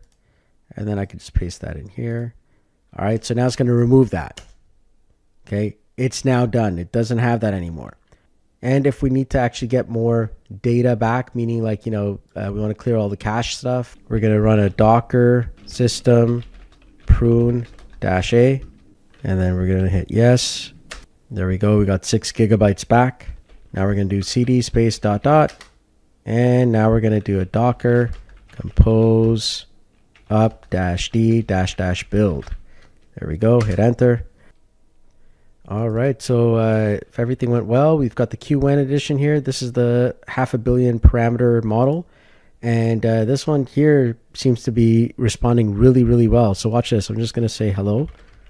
And it's fast. There it is, like 1.96 or 1.396 seconds. It says, hello, how can I assist you today? How many calories in sugar? All right, there we go. And, it's hopefully going to come back. Let's see how long it takes. 6 seconds, 7 seconds, 10 seconds. All right, there we go. Sugary foods and drinks typically contain about 10 to 35 calories per serving. All right, nice. So this is pretty, good. If I put a little bit of memory to it, it'll remember more things. All right, so I'll say, hi, my name is Solomon. All right. And so it should pick it up. Hello, my name is Solomon. How can I assist you today? So it's, it's got that there. What is my name? All right, let's see if it remembers what my name is. Your name is Solomon. Okay, perfect. So there you have it. This is actually, running pretty decent and fast. It's a great little model there. But now if I want to get into even more powerful models, and let's say, I just can't run it off of here. I want to run it off of somewhere else. So now in the next part of the video, we're going to learn how to use LM Studio to run even more powerful models from our own desktop computer. So if you've got a gaming computer, a gaming rig, and then still access it from our n8n on DigitalOcean. So that's going to be our next thing, and it's going to be exciting. So let's dive into that now.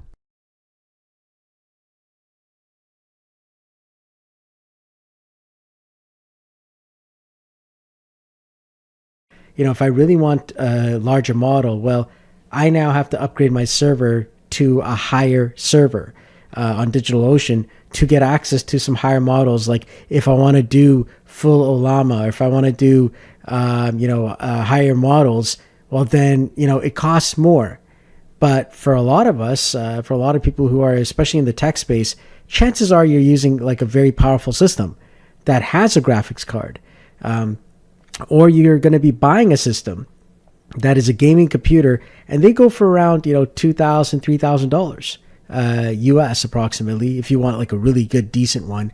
But I mean, you can actually get some used ones for as low as $500 that might have a graphics card on it, and it could probably do the job. The point is, we want to be able to run advanced models without running up a bill. And so in our next part, we're going to continue onwards, but this time we're going to set up the actual AI, system, the actual LLM or the large language model on our actual local machine, wherever we are, whether it's in an office space or at home. And then from there, we're going to open up the ports so that our online n8n, installation will be able to access that. And then all of that processing power is going to be happening. All the processing power at that point is going to be happening on the local machine. And that means that we can actually put in some very powerful models, DeepSeek, you name it. You can actually test out all these models. And so in our next part, that's what we're going to do. All right, so the first thing that you want to do is you want to go to lmstudio.ai inside of your browser and download LM Studio for Windows. Once you've done that and installed it, you're going to end up getting a window that looks like this. All right. Now, there's a lot of different models that you want to be able to, look for. On the left side, there's a little Discover button. So click on that. We're going to use, DeepSeek because that one's available. R1. There's the Llama edition. There's the Q1 edition. So I have this one here. So I'm going to be using that one there. So download whichever model you want, and then you can use it immediately to chat. So we're going to test this out here. Click on New Chat. I just type in hello. And there it is. So I know that it's up and running on my system. So that's great. I've got now a local offline AI. However, I want to use this in my n8n, system, which is on DigitalOcean. So how do I access this? All right. So now if I want to run this as a service, where I can access this from a web browser, what I need to do is first I need to just open up a command window here inside of my Windows. All right. And then I'm going to type in LMS server start. That's it. All right. So it comes, from LM Studio. So I just hit enter. And now I've got a server running on port 1234. So all I have to do now is go into a web browser. And I could just type in localhost 1234, just like that. So it is working on the local host here. Of course, it's saying unexpected endpoint. You want to come into the LM Studio API documents, and you can see all the different endpoints that are available. And I'm going to try and access it from my external server, which is going to be this guy right here. All right, so at this point here, right now, we've got, our actual LM Studio telling us what's available, and, everything is able to run right on our system.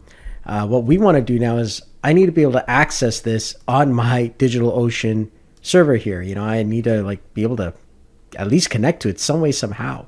Well, LM Studio has the REST APIs as well as compatibility APIs. So if I actually do this here, /v1 models, so if I just take this here and I just go like that, and I just paste that in, I should get access to the same thing as if I was, using the OpenAI models. But now, I can actually see here, I've got all these different models that I could choose from and so on. So it's got that compatibility mode built in. All right. So we're going to be using the OpenAI node to actually access our system. But I still have one more challenge. And that is I need to be able to access my local machine from my n8n, which is in the cloud.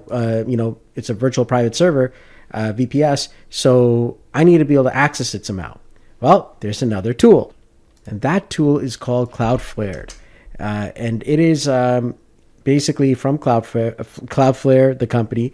Cloudflared with the D at the end is what we're going to be getting here. So the link is inside of the description below or inside of my school page. You can actually, choose whichever one you want. We're going to click and download the 64-bit edition here. All right. And what this is going to do is it's going to take our local machines, local host, and then make a URL out of it with an HTTPS, which allows us to easily connect to it. All right, so once you've downloaded Cloudflare, you're going to have it here. So just put it inside of a directory that you can actually access it from. So in this case, I put it inside of the temp folder. So cd / here, then cd temp. So first I'm going to do dir, and that's just going to tell me where this is. And now I'm going to type in Cloudflared. So Cloudflared, there it is. Without the exe at the end. And I'm going to type in tunnel, and then -- URL, and then it's http :// localhost, and then 1234, just like that. All right, and as you could see, this here is my new URL. It's a temporary URL, and this is great when I just need to test this out. So if I actually try and click on this thing here, I'll just copy this here. So basically, take it, copy it, and now I'm going to go inside of here. All right, and there we go. So I'm now actually getting the LM Studio from my machine, but through this URL. So if I now do the actual endpoints here, so let's just get the models to see what models are available. It's picking this up from my computer externally. I can now access this just like I can anywhere else. So all I have to do is just take this part here with the V1, but this time I'm going to choose OpenAI chat model. Okay. And specifically, I'm going to add brand new credentials by clicking on create new credential. And then from here, API key can be anything. I'm just going to put ASDF, whatever you want. Now over here, that's it. I just replace it with the V1 over here, just like that. So you could see before it was like that with the V1. I'm going to do that, and I don't need the backslash there. Hit save, and it's now connected to my system. All right. So now I'm just going to close this off here. Now when I actually look at the list, it's choosing all the models that I have on my physical desktop here, and I'm accessing it from my n8n. So now I'm going to type in hello, and this time my computer should respond. So let's actually just clear this here. So it's getting it from my desktop. Hello, how can I assist you today? So imagine I now have access to any model that I want, which is inside of my LM Studio here. It's incredible. So watch this. I'll go into my LM Studio. And so I can download now any new model that I want from here. Okay, so let's try the Mistral one with 7 billion parameters here. Mistral is about 3.8 gigs. So I'll give that a shot there. All right, so here we go. Mistral is up. Let's test it. And yep, it looks good. All right, so now that I know Mistral is running here on my local machine, we should be able to check it out here. Drop down, and there's Mistral. All right, let's give this a shot. Let's clear this up. Let's type in hello. There we go. Hello, how can I help you today? And it's fast, right? It's super fast. And, I'm like, dude, this is incredible. So I don't have to worry about OpenAI right now. So I'm going to be like, okay, sum of 5 plus 5 is 10. Like this is now like literally 0.888 milliseconds. That's a lucky number too, by the way. But yeah, it's like, look at this, 46 tokens. It was super fast. So this is so powerful because now I don't have to pay for OpenAI ChatGPT anymore. Literally, I could just get all that I need from here, from my powerful system. I've got a 64 gig desktop system, and it's all running from here. And I can also access this, locally as well. So that's huge. All right. So this is something that you are going to definitely use, especially if you're growing your AI business. You do not want to be spending hundreds or thousands of dollars on, just API calls when now you can set it up locally on your, DigitalOcean server or locally from your machine and access it from a virtual private server as well. All right, there you have it. It took me like 2 days to record this entire thing from beginning to end. But for you guys, it's a lot shorter, which is great. But now you got to see like literally that you can set this up on your own local system, on your virtual private system, on DigitalOcean. And so, you're saving yourself time, money, the amount of calls, especially if you're doing automations that take a lot of data, right? They're going to do a lot of calls. One of the clients that I'm working with right now, their amount of calls is not just a couple hundred. We're talking about tens of thousands potentially. And yeah, like I need a long-term solution, and this is it, where my actual cost is the server that I'm actually paying for, in this case here, DigitalOcean, or my own physical box inside of my office. So, I get a good, gaming PC, $2,500, $3,000, and now that's it. I'm set for, the next amount of time, whereas others are paying, a lot of money. I don't have to worry about that. And on top of that, I actually made this video because I got frustrated with ChatGPT because it went down. And when you're running an AI business, you cannot have that happen. And just not being able to control that sucks. And so I said, okay, you know what? I'm going to figure out how to do this on my own. So you guys are lucky that I got really upset with ChatGPT. And now you guys also get the benefit of this video. Listen, if this video helped you out, please do join my school page. Come on out and, connect with other community members. Your support helps me to keep on going and creating more videos like this one. And on top of that, join the n8n community and everyone who's in the community. All right. n8n is growing every single day. It's an incredible, tool, and I use it every single day in my own business. And I know a lot of AI automation businesses out there, or AI businesses out there are using it as well. If you want to learn, please come in and join our videos and continue to keep on learning, keep on trying. And don't just take, my advice only. There are so many other incredible creators who are creating, automations and tutorials all online, and not one size fits all. Everyone is doing it in different ways. I bring it more from a developer perspective as much as possible because I'm from the dev world. All right. Others are going to have different techniques and different ways they teach. So open up your mind, try out everything, learn different automations. That's what we're here to do, and become better and better and better, and touch and change lives around the world. I look forward to seeing you in another video. Take care. Bye-bye. Hey everyone, in this video here, we're going to be doing a full how-to tutorial on n8n and setting it up on your own server. Okay, so I'm going to show you how to do that. So let's just dive right in. Let's not waste any time. Many of these videos that I'm going to continue to do with these how-tos, I'm going to be, letting you know whether it is got affiliate programs on there, whether it is been a sponsored video. Sometimes some of these AI companies will sponsor me to actually do a video, and that's fine. I'd like to do those how-tos. And if you're a company that's got an AI tool that you want me to actually review and do the whole how-to, that's completely fine. So this one here, n8n, has a cloud affiliate program. So I have that. So if you see that in the links, it's an affiliate, link. And once again, thank you for supporting my channel. That's how I am growing this as well. So just another area of revenue for me.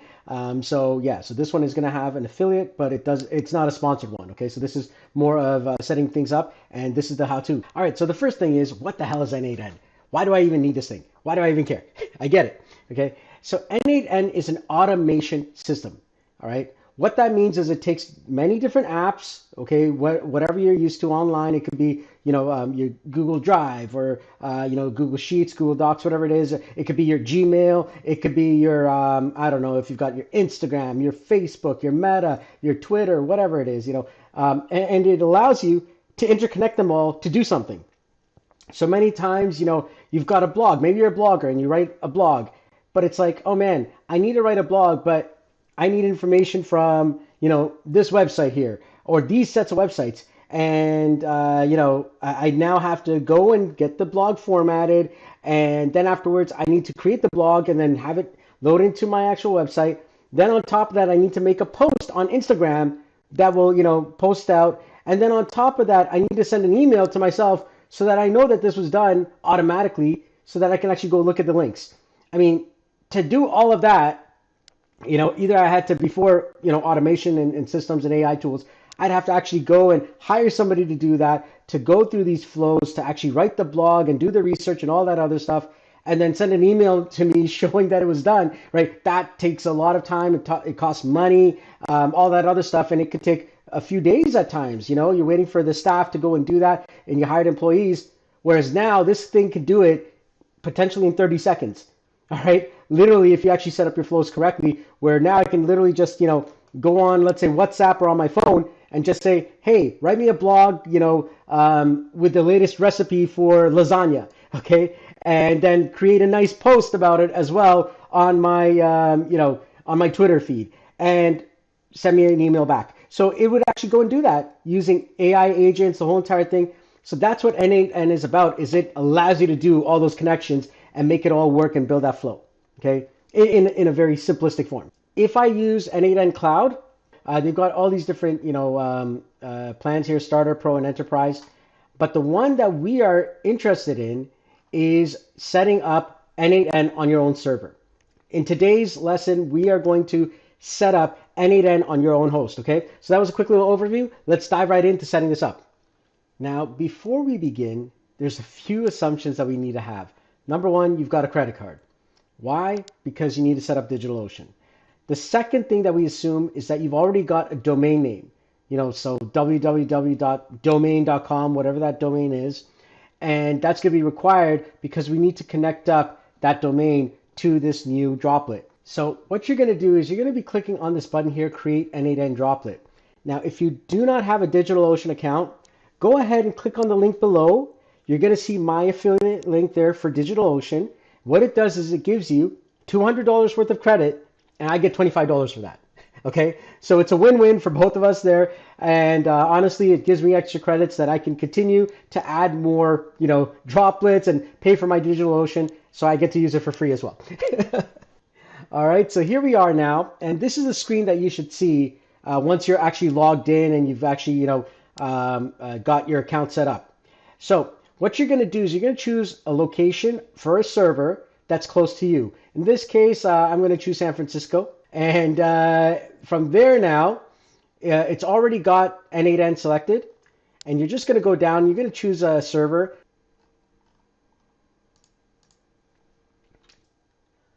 All right, so now the next thing is we're going to go down to the bottom here. Now you're going to set up a password, and so choose a password that is at least 8 characters, and you know the whole thing. Just make sure it's all good. Right now inside of here, make sure that you don't put any special characters or it won't create it. All right, so just put in n8n. You could put n8n training, for example. Okay, up to you, whatever you want to call it. Okay, so you see this create droplet button right here. All right, you're going to be clicking on that, and it's going to create the droplet. So now once it's done, you just go ahead and click on the actual implementation there, and you're going to see an IP address. Now the thing is, we need to actually take our domain name and point it to that and create a subdomain for that. So let's go ahead, and I'm going to use GoDaddy as an example. So now we're inside of GoDaddy, and you're going to select your domain. And inside of the domain section, we're going to go down, and you see where it says Manage DNS. You're going to click on that. And now over here where it says DNS records, you're going to click on Add New Record. Under Type, you're going to choose A. Under Name, you can make any subdomain. So for example, I'm just going to use n8n so that I know what it is. Now we need to get the IP address. So let's go back to DigitalOcean, and over here, you're going to click on Copy. All right, so that's going to give you the IP address that you have there. Then we're going to go back to domain name here, and inside of value, we're going to paste that IP address.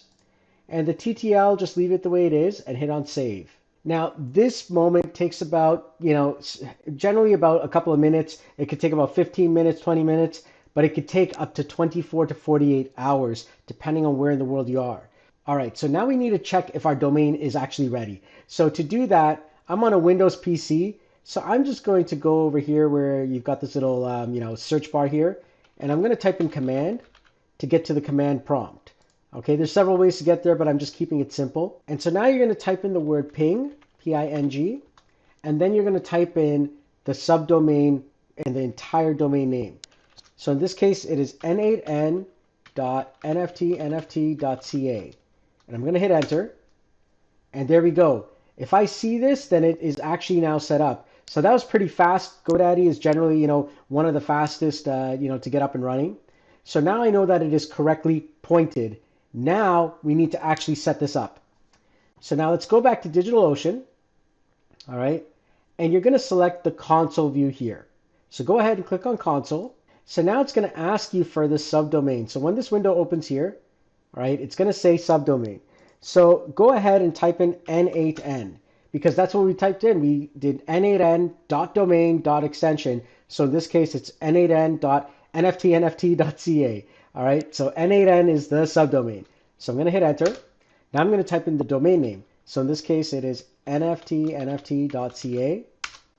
All right, and then it's going to ask for an email address. So you choose the email address that's going to be required. In this case, it's solomon@solomonchrist.com. All right, and I hit enter. Okay, and it says, would you like to configure a time zone? And so I'm going to hit yes because I want a time zone. All right, in this case here, I'm in the Americas. All right, and there we go, United States Pacific, and it is yes. And it is yes, there we go. All right, and so now it's going to do everything that it needs to. It's pulling in n8n, it's pulling in Caddy, it's doing everything that it needs to do to get n8n up and running. All right, so it looks like everything's ready, and they've given us the domain name that we're going to be going to, which is nftnft.ca. So let's go ahead and let's do that. And there you go. So now we've got n8n running on our own system. All right, so this is really powerful. So now we can actually set this all up. So we're going to set up a new owner account. So let's go ahead. And then it's going to ask, what is your company? So go ahead and just fill out this information. Let's see here. I'm just going to put IT for now. That's fine. I am a data science person. Sure. Myself, for who this automations are for. How big is your company? Less than 20 people. Sure. How did you hear about n8n? SolomonChrist.com. Put that in. Click on Get Started. All right. And over here, you can get paid features for free forever. So you receive a free activation key for the advanced features below, lifetime access, so workflow history, review and restore any workflow, advanced debugging, execution search and tagging. So you just type in your email and then you click on, send me a free key. So there you go. It's actually pretty cool. And so, it's ready to go. So there you have it. It's ready to go, n8n on your own system. And now you can build out your own automations, your own workflows on a server that you control, which is actually pretty cool. And that's going to be very, very huge. And that too, you've got the free community edition here. And so it gives you a lot more stuff that you could do with it versus paying the cloud service for $20 or £20 a month or whatever it is. And if you're not sure where to start, there's a lot of stuff that you could do with this. I recommend you go and check out the templates. There's a lot of templates that are available for doing all kinds of sort of things. So, there's already people who've been using this for a long time, and they've got automations in so many different areas. So you can already start with something that, already exists. So there you have it. That's a quick breakdown of how to set up n8n on your own server very easily, step by step. And that's the basics. Now comes the actual challenging part, and that is using n8n to actually automate your life. And so there's a lot of tutorials, a lot of things that are going on with that. Even I'm creating more and more tutorials on that as well. So I recommend you start, diving in and really finding out what works for you. I'll see you in the next video. Take care. Bye-bye. Hey everyone, Solomon Christ here in another video. Yes, I'm back.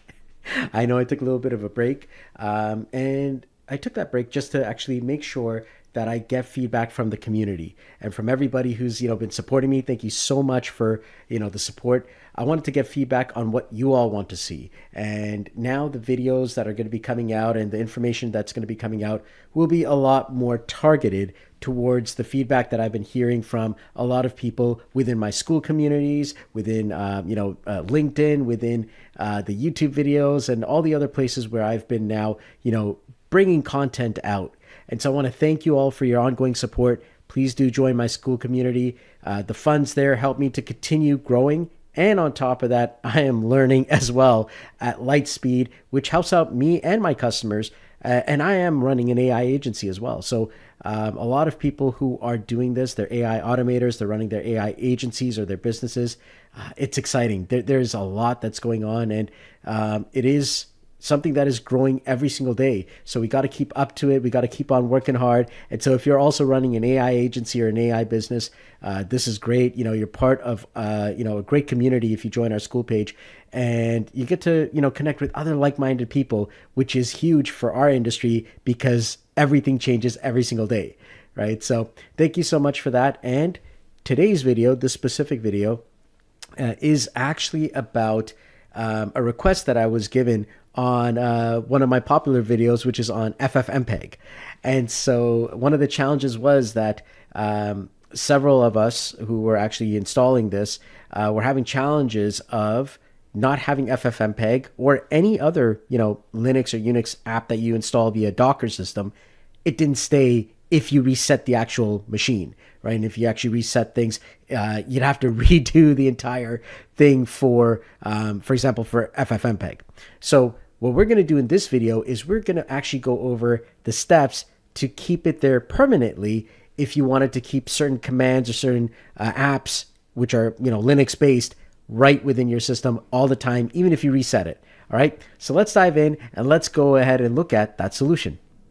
All right. So in the previous FFmpeg video, if you saw the original FFmpeg video, which I had before, this was pretty much what we had created. And so if you had the execute command with FFmpeg, you're actually running this here. But now if you reset the machine, this command won't work. And so we're actually going to create a new execute command. I'm just going to take this here. I'm going to show you what I mean. So I'm going to create a brand new automation here. You can actually click on the plus button here in n8n and click on workflow. All right. And I'm just going to throw in an execute command here now. There we go. All right, and I can actually just type this thing inside of here. Now I'm going to actually change this command. This was actually the command that we used for, creating a slideshow. I'm just going to put dash version here. All right, and I can just run this right now, just as it is. And there we go. You see this here? It's saying that FFmpeg this failed, right? Because I have reset my machine completely, and now the Docker no longer recognizes this command because the Docker image actually, does not have that installed by default.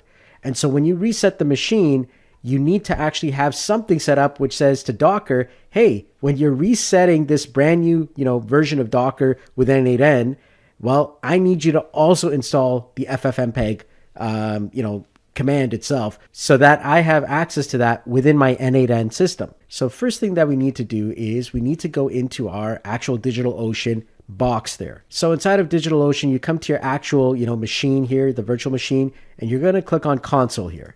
So inside of our machine, we have to first find out where is the Docker image in our virtual machine here. So the location of the actual, n8n installation is inside of the OPT folder.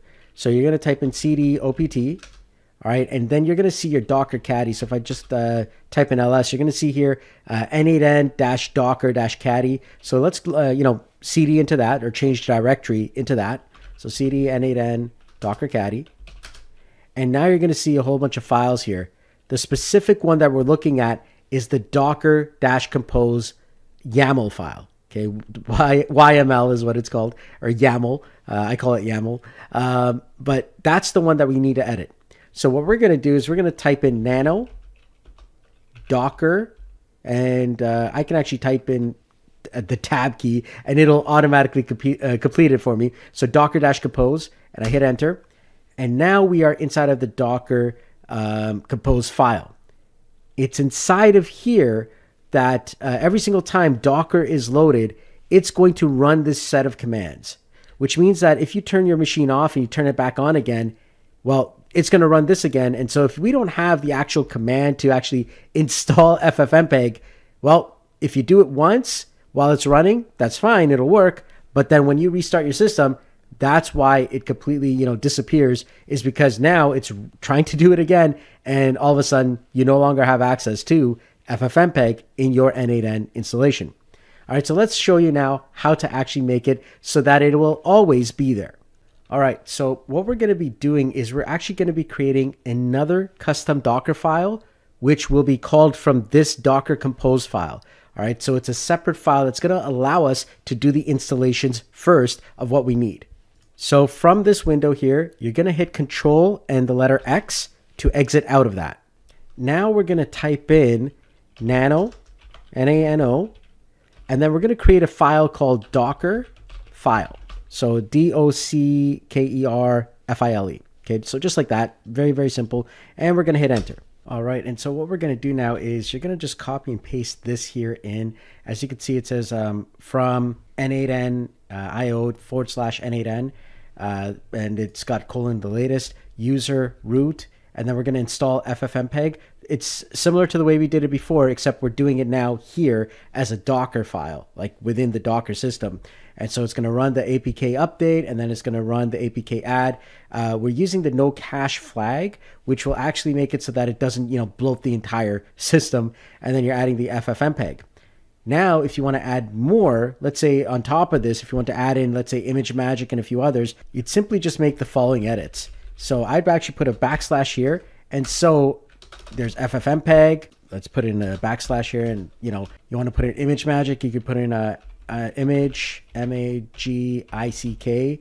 And then you could just continue and add in whatever additional command line apps that you want to add in. So I'll just add these two, for example, just so that you can see that there. And then from here, we're going to hit Control-O to write this out. All right. And then you're going to hit Control-X to exit. But you notice that we switch back to the actual user node. So hit Control-X. All right. So now that we've created that file, we have to, call it. We have to go back into the Docker Compose. We have to actually find that file and call it inside of the Docker Compose YAML file. So you're going to type in nano, and then Docker dash compose, and you can hit tab again, and .yaml and hit enter. And so now we're going to go down here to where we have the word image here. But specifically, instead of where it says docker.n8n.io/n8n.io/n8n, you're going to replace that with the following. Just going to be typing in build, And now I have to actually put in a whole bunch of spaces here. So there we go. I'm going to put in context. All right. Colon. And then I'm going to put period. So space period. And then I'm going to do this again. Space, space, space. Go to where context is. It's about 6 characters in. And then we're going to type in Docker file, colon, Docker file. That's the Docker file that we created. Okay. And so now everything else pretty much stays the same. You don't need to change anything else. We just need to now save this here. So Control O to save it, and then Control X to come on out. And then we're going to do a Docker compose down. So Docker compose down.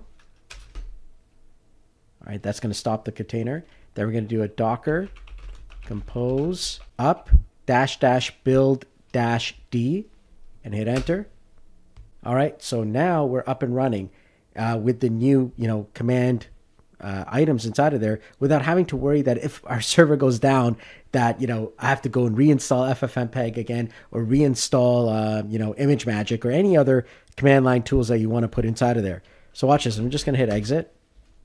I'm going to hit close, and I'm going to go to my droplet here, and I'm literally going to shut off my server. All right, so there we go. I've shut it off. All right, so now we're going to turn it back on and give it about 5 minutes before we actually, refresh this page here.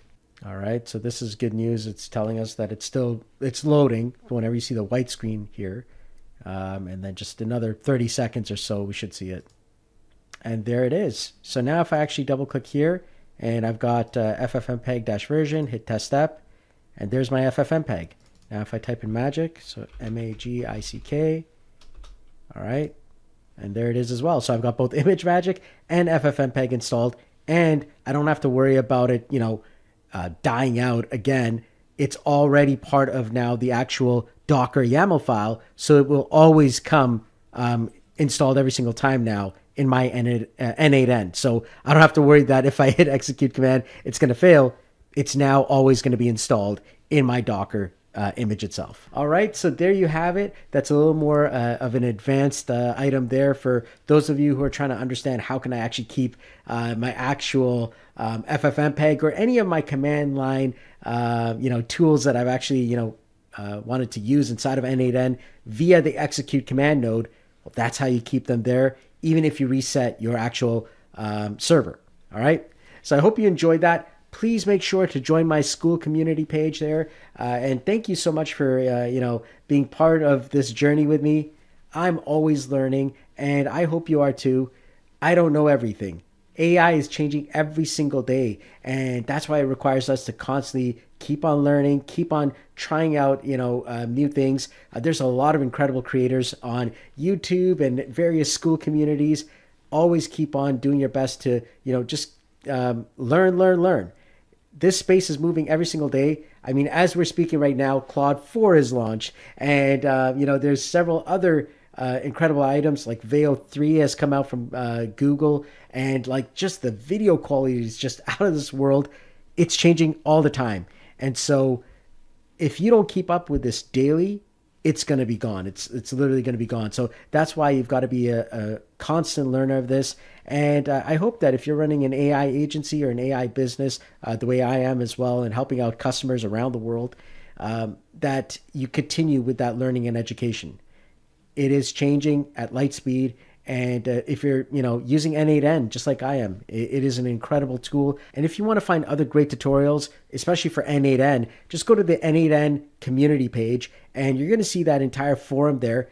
Click on the tutorials tab, and you're going to see a lot of different tutorials, including my own, which are all inside of there, and a lot of great people who are just building amazing, tutorials and trainings all around n8n and automation. All right, so check that out as well. And I look forward to seeing you in another video in the future. Take care. Bye-bye. All right. Hey, everyone. How's it going? Solomon Christ here in a node training video. That's right. We're going to be learning as many nodes as we can in n8n. And this video is all about the HTTP node. All right. So let's dive right in and start learning. All right. So here we are in n8n. And, the HTTP node is one of the most powerful nodes around. It's the most versatile one. And, we use it a lot in so many different things. Many times you're trying to get access to a website and it's just like, there's no API endpoint. There's no place for me to, gather the data or information. How do I get this info, right? Many times it's a brand new service and you need to build an app or something that will connect it up and, allow you to do things. And so HTTP nodes are very, very powerful. We use it to download, to upload. It just helps you with so many things to interact. So in this lesson here, we're going to actually go over the HTTP node.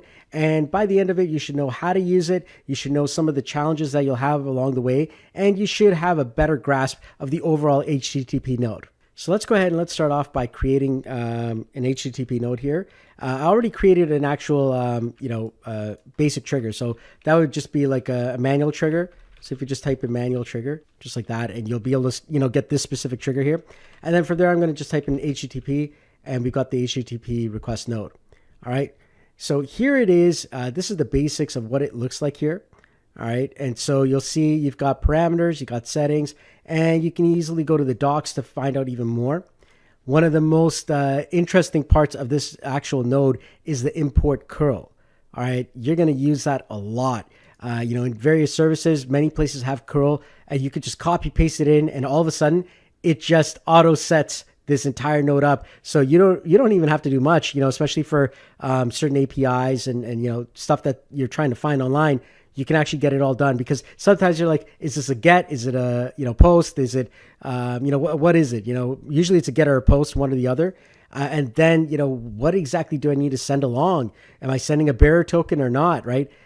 Those things are there, and it's kind of confusing. But with the curl commands, if someone already has a curl, if a service gives you the curl, use it, because that'll save you a lot of that headache. All right, so we're actually going to use the OpenAI stuff, but manually using the API itself. We're not going to be using the way n8n does it, but we're actually going to use it as an HTTP request. So we're going to go into the documents here for OpenAI, and you're going to see here for the developer quick start. So chances are you're going to get to the overview here. So click on the quick start here. Over here it's JavaScript. So even here in the overview, you're going to click on this little drop down here and select curl. Now all you have to do is just copy that, and you see where it says open API key. That's what you actually have to get. All right. So now I'm going to assume you already know that, but if you don't know where that is, you're going to go up here into your settings, and on the left side, you're going to see your API keys. All right. So that's where you're going to get it from. So the curl over here, I'm going to copy this, and I'm going to come back into n8n. I'm going to go to my HTTP request, and over here, I'm going to click on import curl. I'm going to paste exactly what I got from that API, and I'm going to click on import. There we go. It's set up everything for me. I don't have to do anything else. So now I can actually use, OpenAI's GPT systems and the API endpoint right from this. Okay. And it says a bearer token. This is it right here. So now I have to actually get my API key. You can click on copy once you get that there. And now you're just going to paste that into here. And so now if you did everything right, you should be able to click on execute step, and you'll get a whole bunch of data back. So now it's actually connected to the, OpenAI service. Now, one of the things that you want to do inside of here, especially when you're working with OpenAI, with other services, it's different, but with OpenAI specifically, number one, you want to choose which project you're on. I usually will create a brand new project per API key. All right. So create a new project. And then from there, once you've got that project set up, in fact, I'll create a new project so you can see this here. So we'll call this a test project. All right. And then you'd create an API key for that test project. And when you're actually inside of this new project, one of the things is once you've got your key going on, we actually want to limit the actual AI systems that this key is using. Many times you'll find that, different actual GPTs are being used, and many times it's like your key was stolen, especially if you're sharing workflows and by mistake your key got stolen. All right, that happens. Well, OpenAI fees go up massively. So one of the things that we want to do is first make sure you're in the correct project. So I'm in test project here, and then at the bottom left of the project there's something called limits. Okay, so this is important here. You come over here, and on the right side you can actually set a budget for how much. This will protect you, especially if you've got keys and you're doing things for clients. you want to protect your budgets. And on top of that, select which models. Now, I know that usually I'm using GPT 3.5 Turbo or, 4, and usually the mini models and stuff like that, right, to save money. But, I could block all of them, for example. So I can just click on all of them to block if I want. Or I can allow certain ones. So over here, I'm going to click on allow, and I could be like, okay, you know what? I just want to use GPT 3.5, let's say, right? There it is, GPT 3.5 Turbo. And now this key will no longer have access to any of the others. That's it. That's all it's got access to. So what that does for me is I know that GPT 3.5 is generally low in price. So even if my stuff gets stolen, and if I set a budget here, I know that it's not going to go above that budget. All right. And it'll get locked off, and it'll just return an error. And it's like, okay, I protected myself. There's so many people who don't do this. Then they put their project on GitHub, or they share it with a friend, and all of a sudden their key gets stolen, and now they're running up a bill, and they're like, what happened? And the OpenAI team has generally been good, to me. I'll message them, I'll email them and say, hey, you know what, I use that, but they'll give you credits back. But just that helps you now to really help out in protecting yourself when it comes to using APIs. All right, let's get back into our HTTP request here. All right, so now many times, the documentation of any API that you're going to use is going to show you how to, call these actual APIs. In this case here, I'm actually using the OpenAI one so that you guys can see how this is. But usually developer documents are like this. All right, they're going to, tell you how to use the HTTP command to actually do this here. So let's say I want to generate text from a simple prompt. So I can now take this curl here, just like that. And I can now duplicate this here. If I double click that there and I just click on import curl, I can paste this inside. And you could see here now, if I take my new OpenAPI key here, if I just expand this, you can actually see what it's doing here. Specifically, the data that's being sent is which GPT model am I using, what's the rule, and it says write a 1-sentence bedtime story about a unicorn. Based on the model that I put inside of there is 3.5 Turbo. And you could go over here and you can actually grab that model by copying that, come back down here. Let's actually do that there, paste it in. And now if I actually execute the step, there it is. There's my story. Once upon a time, there was a magical unicorn named Sparkle, danced under the moonlight until she fell into a peaceful slumber. Okay, there you go. All right. So now I could actually do all of my AI requests from a single API call. All right. All in a single HTTP request. So that's very, very useful. Now, this isn't the only service that has APIs. There are thousands and thousands and thousands of services out there. Everything that you're used to using, from Google to Meta to like Microsoft and everything, they all have API calls.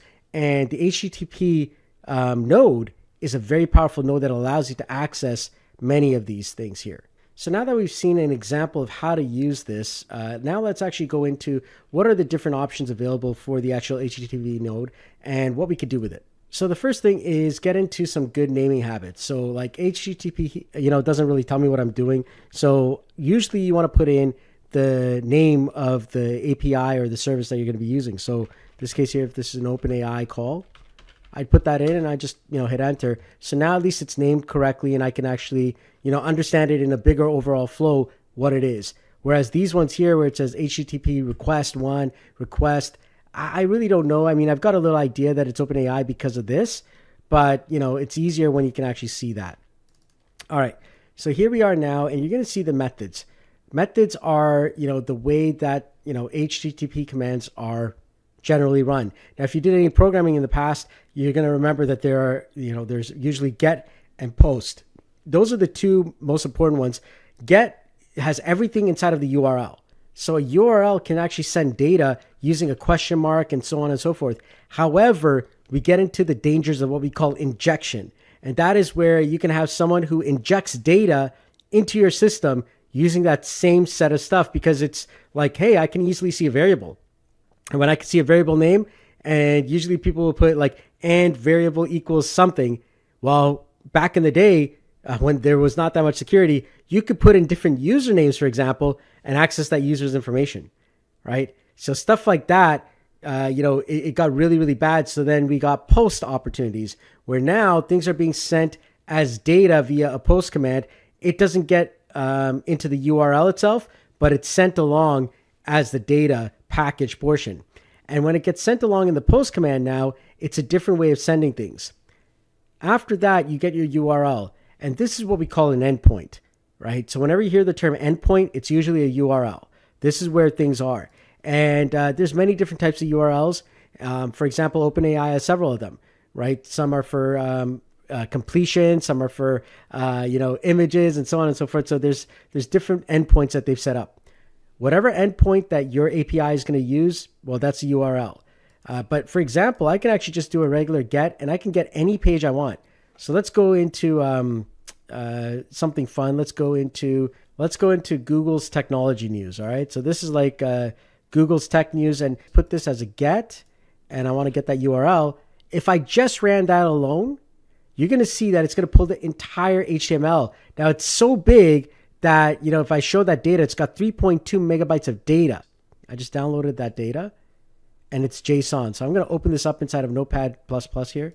All right. And this data here, it's massive. It's the entire HTML page. All right. And it comes out as JSON data. All right. So this is a lot of data. And you just saw what it looks like inside of Notepad++ when I actually downloaded it. It's the entire HTML of that page. So one of the things that you could do with HTML is you can actually do a markdown.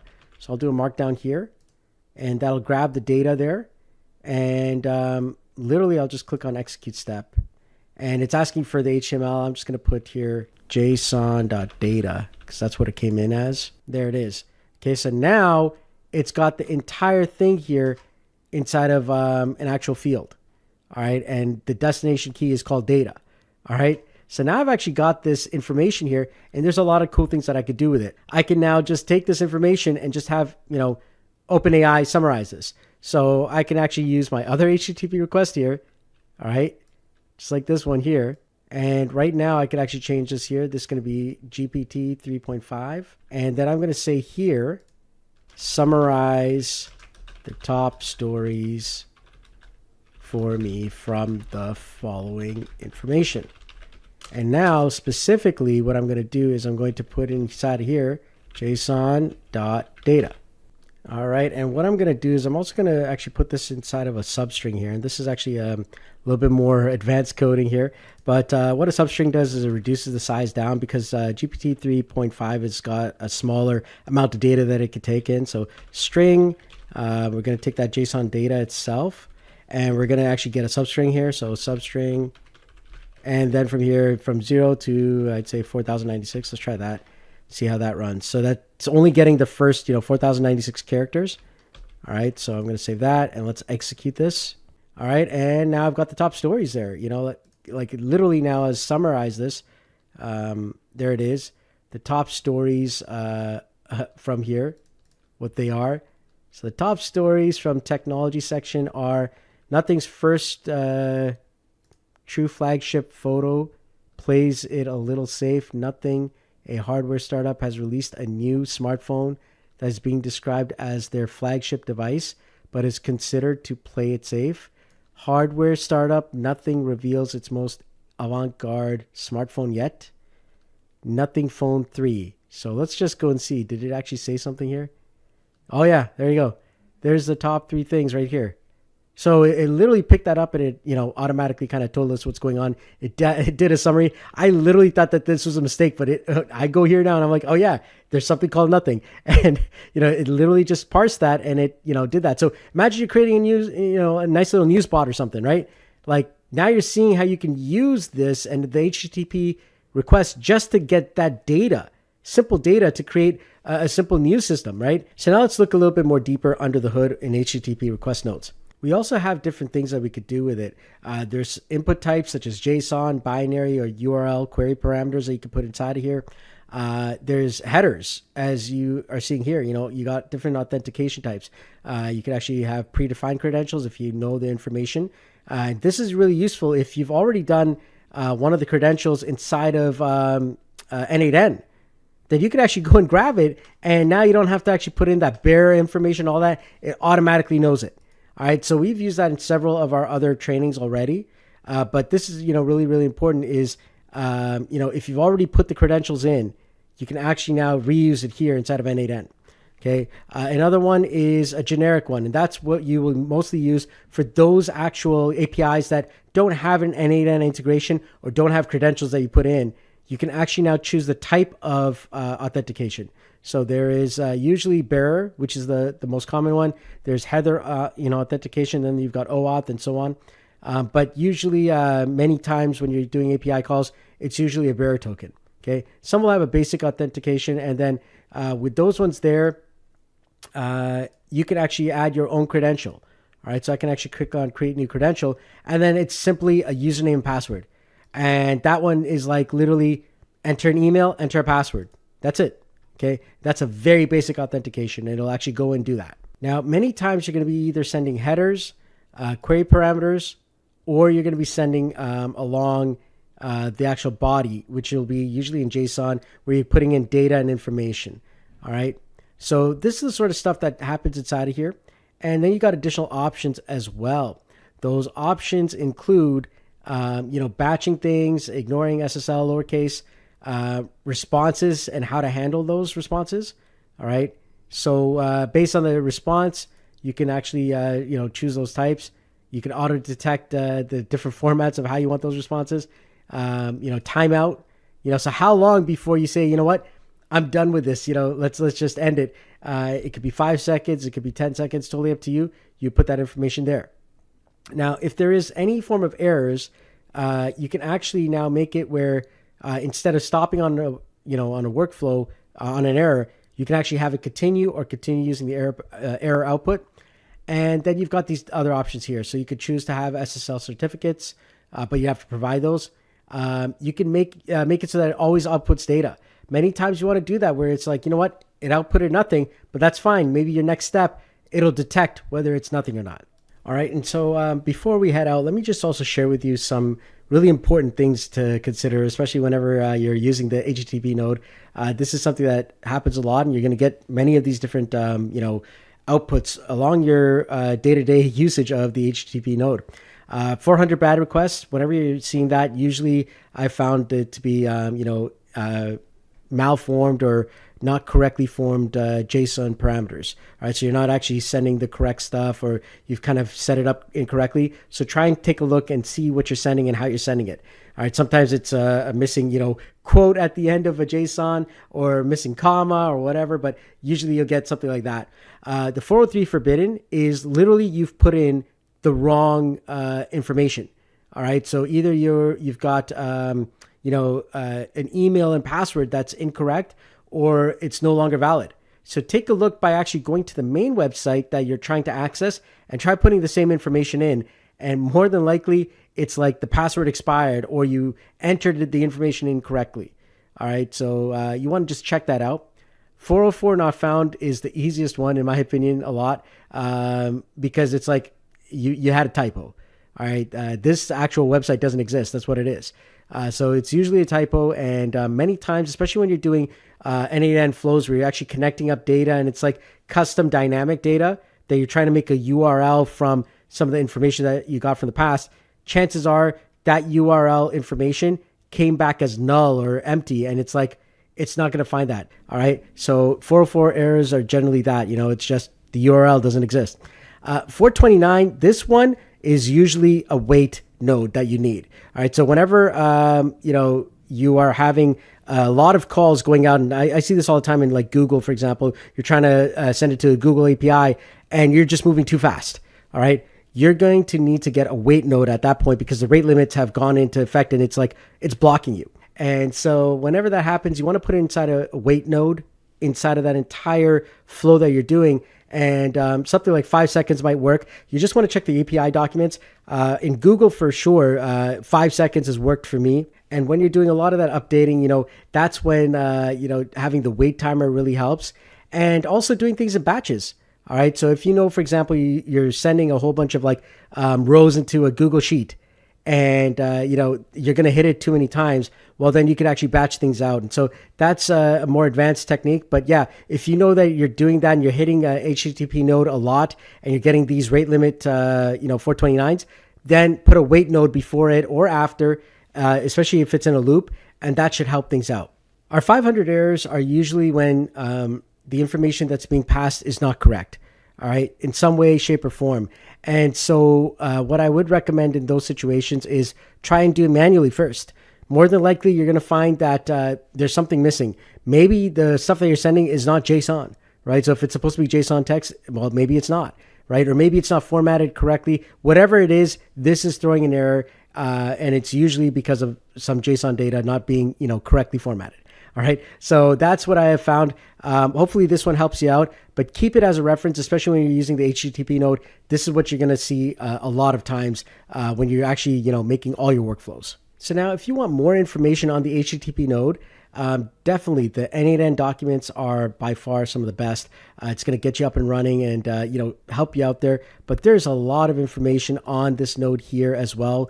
What you could do with it, and even more detail than what I've actually explained. But my goal was to give you a little bit more of an intermediate take on this actual node here. And then, of course, these are some of the common errors that you're gonna go through as well. All right, of course, all the different 400s. I went through some of those as well. But the idea here is that you could go to these sites for n8n and read up on that documentation. And definitely, you want to bookmark it using this star right here and bookmark that. And at the end of the day, the more you learn, the better you're going to be at it. Well, there you have it. We went into a little bit more of a deep dive on the HTTP node, and I'm going to do more of these actual node trainings over the next weeks and months ahead. And this is very, very useful, especially if you're diving into n8n and you want to learn more on how to use this incredible automation tool and system out there. Then definitely check out these videos, and please do join my school community and be part of the n8n community. That's by visiting community.n8n.io. Well, thanks so much for joining me in this video here today. I hope you learned something new, and I look forward to seeing you in another video. Take care. Bye-bye. Hey everyone, how's it going? Solomon Christ here. In this episode, we're going to be going over the thought process behind creating automations and working with AI and the entire flows, when you're actually building things out. Many times as we're designing things, the trouble is, you're looking at templates, you're looking at things that people have already made, but it's so important to actually think like, an actual developer. Like how are these flows made? How are we working through them? So my hope is in this video is to actually get you to start thinking about the steps that are involved in how we actually create flows rather than just, okay, let me just go find a flow and hope that it works.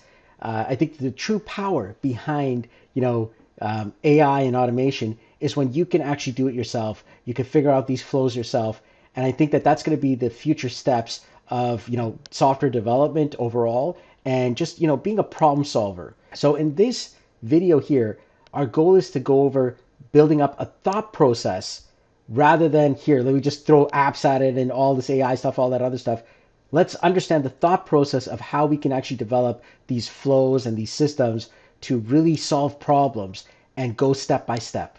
If you're as excited as I am about this stuff, then let's dive in and let's crush it. All right, so many times, people are just starting out. They think that they just have to come to the screen and that's it, right? Inside of n8n, they're like, all right, let me just dive into n8n and then boom, that's what we're supposed to do. In my opinion, that's actually the last place we want to actually go to. Yes, you can actually do flows and all that other stuff, and many times we're piecing through it, but I think that a step before this is actually really, really important. All right, and what I do is, I'm a software developer originally by trade. That's what I've been doing for many years. What we do is we try and understand the problem in front of us, and many times what we do is we call these things or these problems user stories. Everybody has a story, okay, of something that's going on in their, day-to-day lives or in their business or whatever it is that they're trying to solve. And that could be literally something like, okay, I need to go from my Gmail to my, Google Sheets or vice versa, right? Maybe I got to take a document that has come in from Gmail and I got to throw it into my Google Drive. Who knows, right? Whatever that is, that's a user story, okay? And users will have several of those stories. So if you're working with a client or a customer and you're planning to do their AI solution, or even if it's for yourself, all right, maybe you got to now reduce the amount of spam that's coming in and there's so many emails and you want a better way to really automate these things. Well, what is that story? What are you trying to accomplish? So to go over that here, I'm going to go over one of the actual user stories myself. So I have a CRM, okay, and that's like a customer relationship management tool, and I'm always, getting users inside of there, right?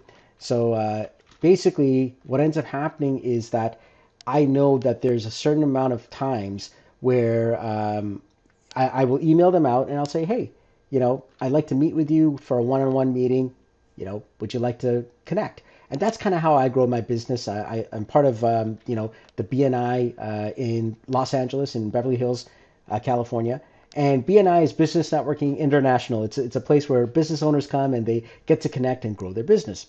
And so one of the things that I do is inside of my CRM, when I meet somebody, I put their information in, right? So I put info in. And so now this database of information for my customers is there. And on top of that, I will email them out.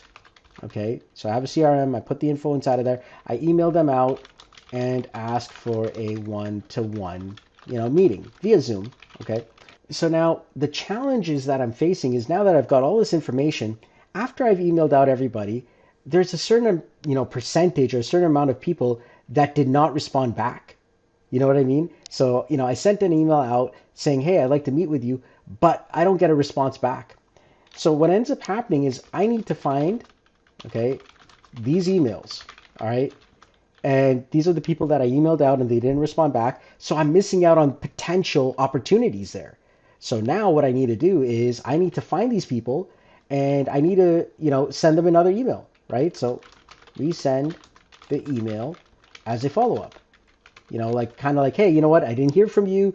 Do you still want to have a one-on-one? I'd like to connect and learn more about your business. So this is my challenge. All right. This is my challenge and I need to figure this out. And so what was, really challenging me was how do I do this? Okay. So what we need to do is now that I've got a user story, I need to break it down. So now the next step is break down the problem. So break down the problem. All right. So one is the user story. Okay. Two is to break down the problem. All right. So now that I have a user story, I got to break this thing down here. So there's several things now inside of this user story that I need to break apart. First and foremost, there is a CRM. Okay. So there's a tool. In this case here, it's HubSpot. All right. So I figure out, all right, this is one node that I need, a node that I have to do. And I know it's HubSpot. So I've got that part of the problem. So I need to get a node for that. All right, now there's information inside of that HubSpot. So this is what I need to grab from HubSpot specifically is this information. All right, that's inside of there. So there's a whole bunch of people who have information. Do I really need this? I don't know yet. So I'm not sure if I need this yet, but I put information inside of the CRM. The next thing that I usually do is I email them out to ask for a one-to-one Zoom meeting. Okay, so that's another key item here.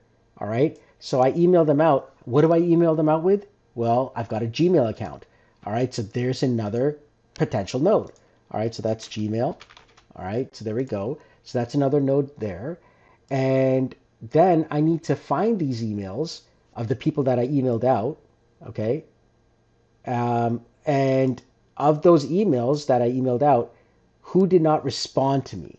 All right. So I need to find these emails of those who did not respond to me. So that's how that one works there. So I need to find the people who have not responded to me. And then after that, I need to resend them an email as a follow-up. This again is Gmail. I've now taken this problem and I've broken it down. So there's several different steps here, several different layers here. So now I'm kind of getting an idea or a clue of what I need to do. And that's because I'm breaking this problem down. All right. So there's going to be several different things here. So I need to first find out, how many people are inside of HubSpot. So I need to go through my CRM and maybe get everybody. And I've got to get a loop inside of here. So, all right, so we're going to have a loop. All right. And as I go through that loop in HubSpot, I've now got, let's say, I don't know, maybe 50, 100 contacts. I don't know. For every single contact, what I need to do is I need to check my Gmail to see if I have emailed them out. All right. So how many emails does this actual person have from me? All right. So if it's more than one, chances are they've responded back and I've been able to talk to them. All right. So if it's actually two or more, I guess, right? So if at least two, then I know that I've responded. We're talking. So at least two times, maybe they've emailed me, I've emailed them back. So at least two. And if it is not, then I know that they are the ones that I did not respond to or I didn't get a response from, sort of thing, right? So now I've got an idea that, okay, if I've not seen this email at least twice inside of my Gmail, then I have not had that conversation. More than likely, this is an email that, I need to follow up and say, hey, would you like to do that one-on-one? And I need to then generate a draft email for that specific one. Now, if not, then I go right back into the loop and do it again and again until I end the loop. So as you can see, I just talked through that problem right there. All right. So I got myself an idea. And that's important because when you're thinking through these problem sets, a customer or a client or even yourself, you're not going to come up with just like, oh, I just need to go to my Gmail and that's it. You never have a one node solution usually. All right. Even though I would love to have a one node solution in n8n at times, it's usually breaking down the problem set, and it's several problems or several layers of a problem inside of one. We need to keep on piecing it down. And that's where, especially in the more complex ones, you get into like, sub workflows, right? Which is like another workflow that you can access as well. So now out of all of this here, now we ask ourselves, is there, something that AI can do here? All right. Maybe there's something that AI can do. In this case here, going through HubSpot, checking Gmail. Gmail has a search function. So, I mean, it's already got an AI system inside of there. Listen, you don't need to put AI into everything. So this is an important thing to understand because a lot of people don't really talk about this part. Everyone's going into AI and MCP, but it's like, why not AI or MCP? Like, why are we not going to use it? There are times where you don't need it, all right, because of the cost, all right? It's going to cost you more because you're paying for every single API call. So every API call costs money, all right? So that's number one. That's a big factor. So I mean, like at the end of the day, if you don't need AI and you're just doing it just for fancy reasons, I mean, literally every single call, you do 1,000 calls, it might cost you $10, $20, $30. Whereas if you have, a base flow which doesn't require AI and it does the same job, that's money saved. And if you're running that, 100,000 times, 200,000 times, like it adds up, right? So that's number one. The cost is there. So what I would recommend is to do base automations first, the ones that don't require money, because guess what? It's going to save you a lot of time and money. All right. If it can handle it, great. There are times where, AI or MCP is going to be required. But then there's another challenge that people don't address, and that is the time. Many times the AI or the MCP is longer. Okay? And here's the reason why. You aren't just using your n8n server or whatever the n8n service is if you're doing it online via the cloud. You now have to call out to another service, okay? Whether it's OpenAI or the MCP servers or whatever. And then sometimes you have to wait for that message to come back. So it's actually slower. It is slower. Even if you don't experience it, I mean, these services move fast, but it is still slower. It is an added step that may not be required. All right, so keep that in mind. All right, and then it is items that can break. So that's another reason why you don't want to have this is you add in more steps. All right, it's easier to trip up. All right, so keep that in mind. So just because you added AI doesn't mean you need it. So if you can actually reduce that step, because here's the thing, what if OpenAI is down one day? All right, that happens. That's happened to me on several occasions. Do you have a backup plan? Is there another system? And so that's when you look into things like, okay, maybe there's local AI. Maybe you do this locally. Or, for the MCP servers, what if the MCP servers go down, right? We need to think about those things. And so it just adds in more stuff. And so you need to think through the process. That's why I do base automations first. And then if it does require AI, put the AI in. Absolutely. But understand that before you put in the AI, not every time is the right time for AI. Not every time is the right time for MCP. Use it when needed, all right? But not every single solution requires AI or MCP. Okay, that's basically what I'm going to say on that topic. All right. So coming back to this actual flow, you're learning and watching me kind of go through this step by step. So now that I've written this out, I'm going to show you my solution and what I did and how it works. All right, so here is my solution. And so basically I did, when I test the workflow, I'm going to connect to HubSpot. All right, and as you can see, I've got this HubSpot account. I've got that set up. And then I've got a loop here, okay? And inside of this loop, I'm just checking as long as it's got something, all right, and it's not done yet, I'm going to go into an if statement. And the first thing that I'm checking for is, there's an actual type that comes in from HubSpot that tells me that this is an email. Okay, so I'm getting their email first. And now, if it is true, where it finds an email, it's going to go into Gmail. What it's going to do over here is it's looking for this email specifically. It's doing a search inside of Gmail for this email that we got, and it's going to see, it's going to limit it to 50 emails, but it's going to see how many. All right. And when I get that, it goes into an if statement and it just checks to see, like, is it empty? So if it's empty, meaning that there's no emails that has been sent, well, then guess what? Definitely that's somebody that I have not messaged yet. Well, I want to message them and say, hey, I'd like to meet with you for a one-on-one. And that's where I create a draft, and I'm like, okay, for sure, that's a person that I need to follow up with and have a one-on-one with. So I go into Gmail and I create a draft saying, hey, just following up from my last message, would you be interested in having a one-on-one call with me? All right, so that's boom, it'll do that, and then go back, loop over to the next email. If that's false, meaning like, it's not empty, meaning we found an email or a set of emails, right? How many did we find? Right, that's the next question. All right, so over here, I am literally just grabbing this here, which is the JSON string, okay? And from there, I've got a piece of code that extracts how many of those we've got, right? Do we have 1? Do we have 2? Do we have 10? So it's got the length there, right? There's an actual value called the length. So it says if the length is less than 2, meaning that I didn't email them more than twice, okay, that means that more than likely, I've not really connected with that person. I've not had a one-to-one meeting with them yet. Well, guess what? Send them an email saying, hey, I'd like to just follow up with you again. Can we have a one-to-one via Zoom? And if not, it goes back over the loop. If so, it just creates that draft. So I did this, and from about 50 to 100 people, I was able to find 14 emails, 14 people that I hadn't emailed, and all of a sudden I found that solution. And so when I click on this, boom, it goes through the entire thing and solves it for me. That has saved me, some good amount of time. And so now whenever I'm missing out on some one-to-ones, I actually can now make sure that I don't miss anybody. So I created a simple acronym for you to remember, and it'll make it easy, and that is SPLAT, right? So stories, all right, the problem, lay it out, okay, use AI when needed, and then test and edit, all right? So SPLAT, stories, problem, lay out the nodes, AI when needed, test and edit, okay?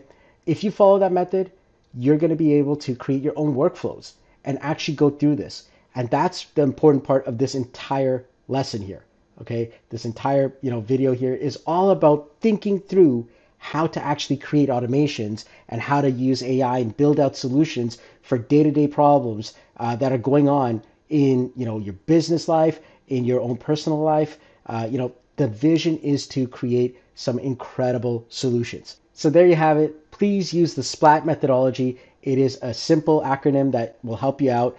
And, the hope is that you are going out to create automations using n8n, using, this incredible tool. I love it personally. It is incredible. Go check out the community. There's always stuff that's going on there. And also join mine as well, in the school community as well. But the n8n actual online community, they've got forums, and they've also got problems for you to solve. Like a lot of people are asking questions there. So I urge you to go out and, literally try and solve some of their problems. All right, so thank you so much for watching this video. And once again, please join the school page and tell your friends about this, all right? Let's try and build a massive community together. And I look forward to seeing you in another video. Take care. Bye-bye. Hey everyone, welcome to this new video on LangChain, n8n, and LangSmith, and how it all works together. In this tutorial, we're going to go over the basics of LangChain and how it works inside of n8n, as well as how to connect up LangSmith and get some really good debug information and go deeper into all of your AI calls. So if you're ready to learn more, let's dive in. Okay, so let's dive right in and let's go over what exactly is LangChain, LangSmith, n8n. How do they all kind of connect together? All right, so let's start off with some theory first, okay? So n8n, all right, on its own, n8n itself is an automation tool. And so what that means is basically this tool here, it gives us a visual way of connecting nodes together. Now, of course, a lot of you probably already know that. But the trouble is, a lot of you think that it's an AI tool. Out of the box, it is not.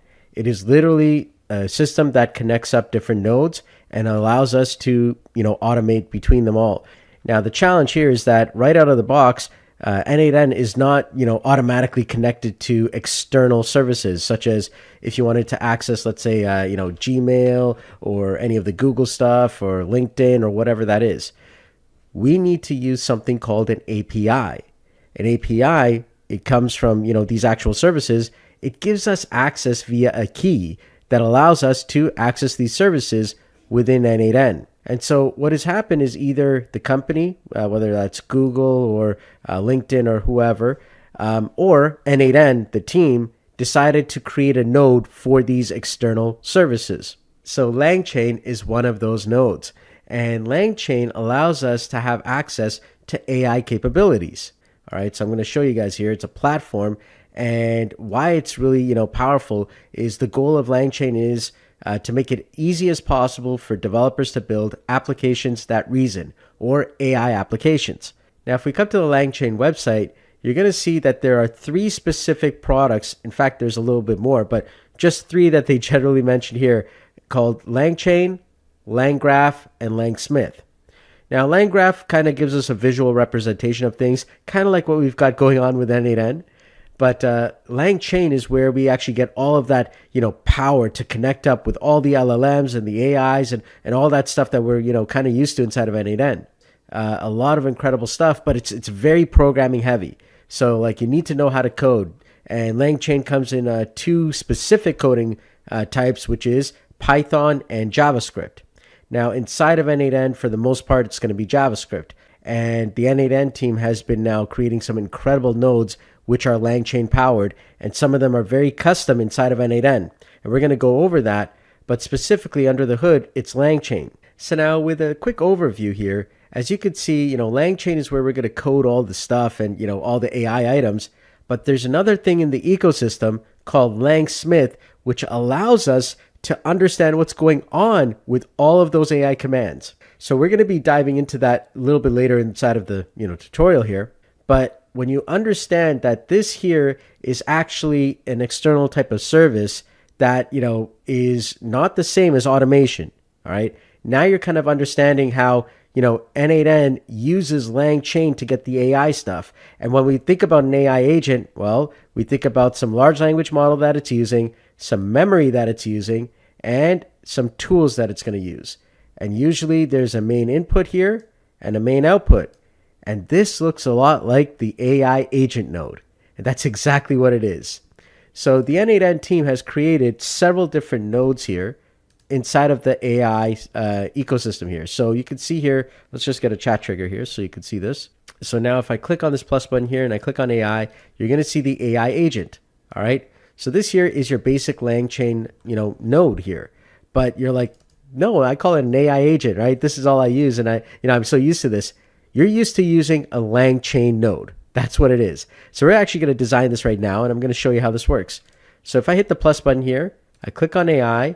So I come all the way to the bottom here, and I click on other AI nodes. Then I'm going to go down to the very bottom here. I'm going to click on miscellaneous. And then I'm going to see the LangChain code node. All right. And so just this node here on its own, it's just, a JavaScript node. And so if I double click on this here, if I just gave it like a main input, all right, so let's have the type input as main, and we'll just max connections 1, sure. And then the output as main. And then I just click on add code for execute. This is JavaScript here. I've literally created the code node. So if I type in code, these 2 nodes are now the exact same at this current point.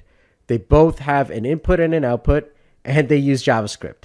All right, and I can actually go inside of here, and that's what this is. So now it's a JavaScript node at this point. So now let's take it one step further. So now we see that they're both a code node at this point. Let's say I want to now add in a little bit more, and we want to get some AI inside of this. So if I go to inputs here on my LangChain code node, I can actually select from the dropdown a large language model, which is something that we're used to. I'll make the max connections 1. Usually we have a memory. So once again, max connections 1. And then from there, we usually have some tools. And I can leave that as -1 for now. Now, when I look at this, guess what? It looks exactly like the AI agent node. And that's exactly what this is, okay? So it is a very versatile node. It could be used as a code node. It could be used as an AI agent node. It can even be used as a sub-agent node. And if you want to learn more, you can go into n8n's documentation and you could see all the various ways that the actual LangChain code node can be used. But in this tutorial, we're going to be actually focusing on the AI side of things. Now, to show you that these are pretty much the exact same node, we're going to add a chat model, and I'll do it from here. I'll add in an OpenAI chat model here, and I'm going to keep this down here so you can see this. And I'm going to connect up the language model here so it's the exact same. All right, we won't have any memory on there. Right now, as you can see here, I've now connected both of these here. And in some cases, like if you're not getting the connection, sometimes just refreshing this page will help. All right, so before running this, let's just make sure that inside of our LangChain code, we've got our execute command code here. So now we need to make sure that we tell it, the actual information that's coming in. But we need to understand what is the data coming in from the other, node. So first, let's do a quick run. It's probably going to fail, but we need to get, what is coming in from the chat message. So let's just type in hello here and hit enter. There we go. All right, perfect. It failed. That's fine. And it's a chat input that we actually need. So let's go inside of here now. And inside of our query, we're actually going to put in $input.item.json.chat input. Because that was the name of the actual, item there. And as you can see, it's chat input. And let's go ahead and save that. And now let's give this a test. So let's say hello. And there we go. So now let's look at the output of both of these. So if I double click on AI agent, I see the output here is hello, how can I assist you today? Well, guess what? Inside of the LangChain output, we've actually got a lot more. So of course we got the similar hello, how can I assist you today? But we also have a lot more items, such as how many tokens were used and metadata and so much more. So, that's the power here of the LangChain code node, is that we get to see a little bit more, and thus we can actually learn about our AI automations in a much more deeper way. So now that you understand that, the AI agent node is actually a LangChain code node under the hood. So as you can see here, there's several different LangChain code nodes that have been pre-built with n8n. And so you've got your basic LLM chain, question and answer chain, a text classifier, a sentiment analysis chain, and information extractor. And there's several other LangChain nodes as well. And you could see inside of here, there's certain, things that each one has, based on the fact that, they've been seeing what a lot of people have been doing with these AI nodes, and they've pretty much pre-built some of the most used types of, AI flows that are there, but made it really, really simple for us to kind of set these up. All right, so now that we've seen, the LangChain code node and, seeing that it's really what the AI agent node is that we're used to right under the hood, it's LangChain. There's another set of things that can be done, especially when we're trying to debug anything that's going on in the world of AI. There's another tool within the LangChain ecosystem called Langsmith. So Langsmith is a tool that allows us to understand what's going on with our AI calls. It's a very, very powerful visual type of system that allows us to take every call and kind of trace down and see what was happening. So if LangChain sends in, an AI call into Langsmith, we can now go into deeper detail to understand what that call was. One of the things that you need to know is that the Langsmith, portion here, what we're going to try and connect to, it requires environment variables. And environment variables we can only pretty much access right now via the self-hosted or VPS edition of n8n.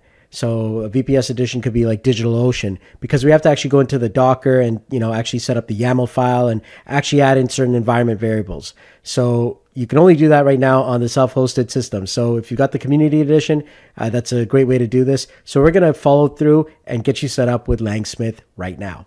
So let's start off right here, and you go to the Langsmith website by visiting langchain.com and then clicking on products and then going to Langsmith in the platform section. And then after that, let's go ahead and let's click on sign up for free, and then go ahead and start entering your information and sign up and get an account. Okay, so once you see this screen here, what we want to do is we want to actually set up a tracing project here. So on the left side, go ahead and click on tracing projects. Over here on the right side, click on new project. And over here, you're going to see all this information. This is really important. So let's go ahead and click on generate API key.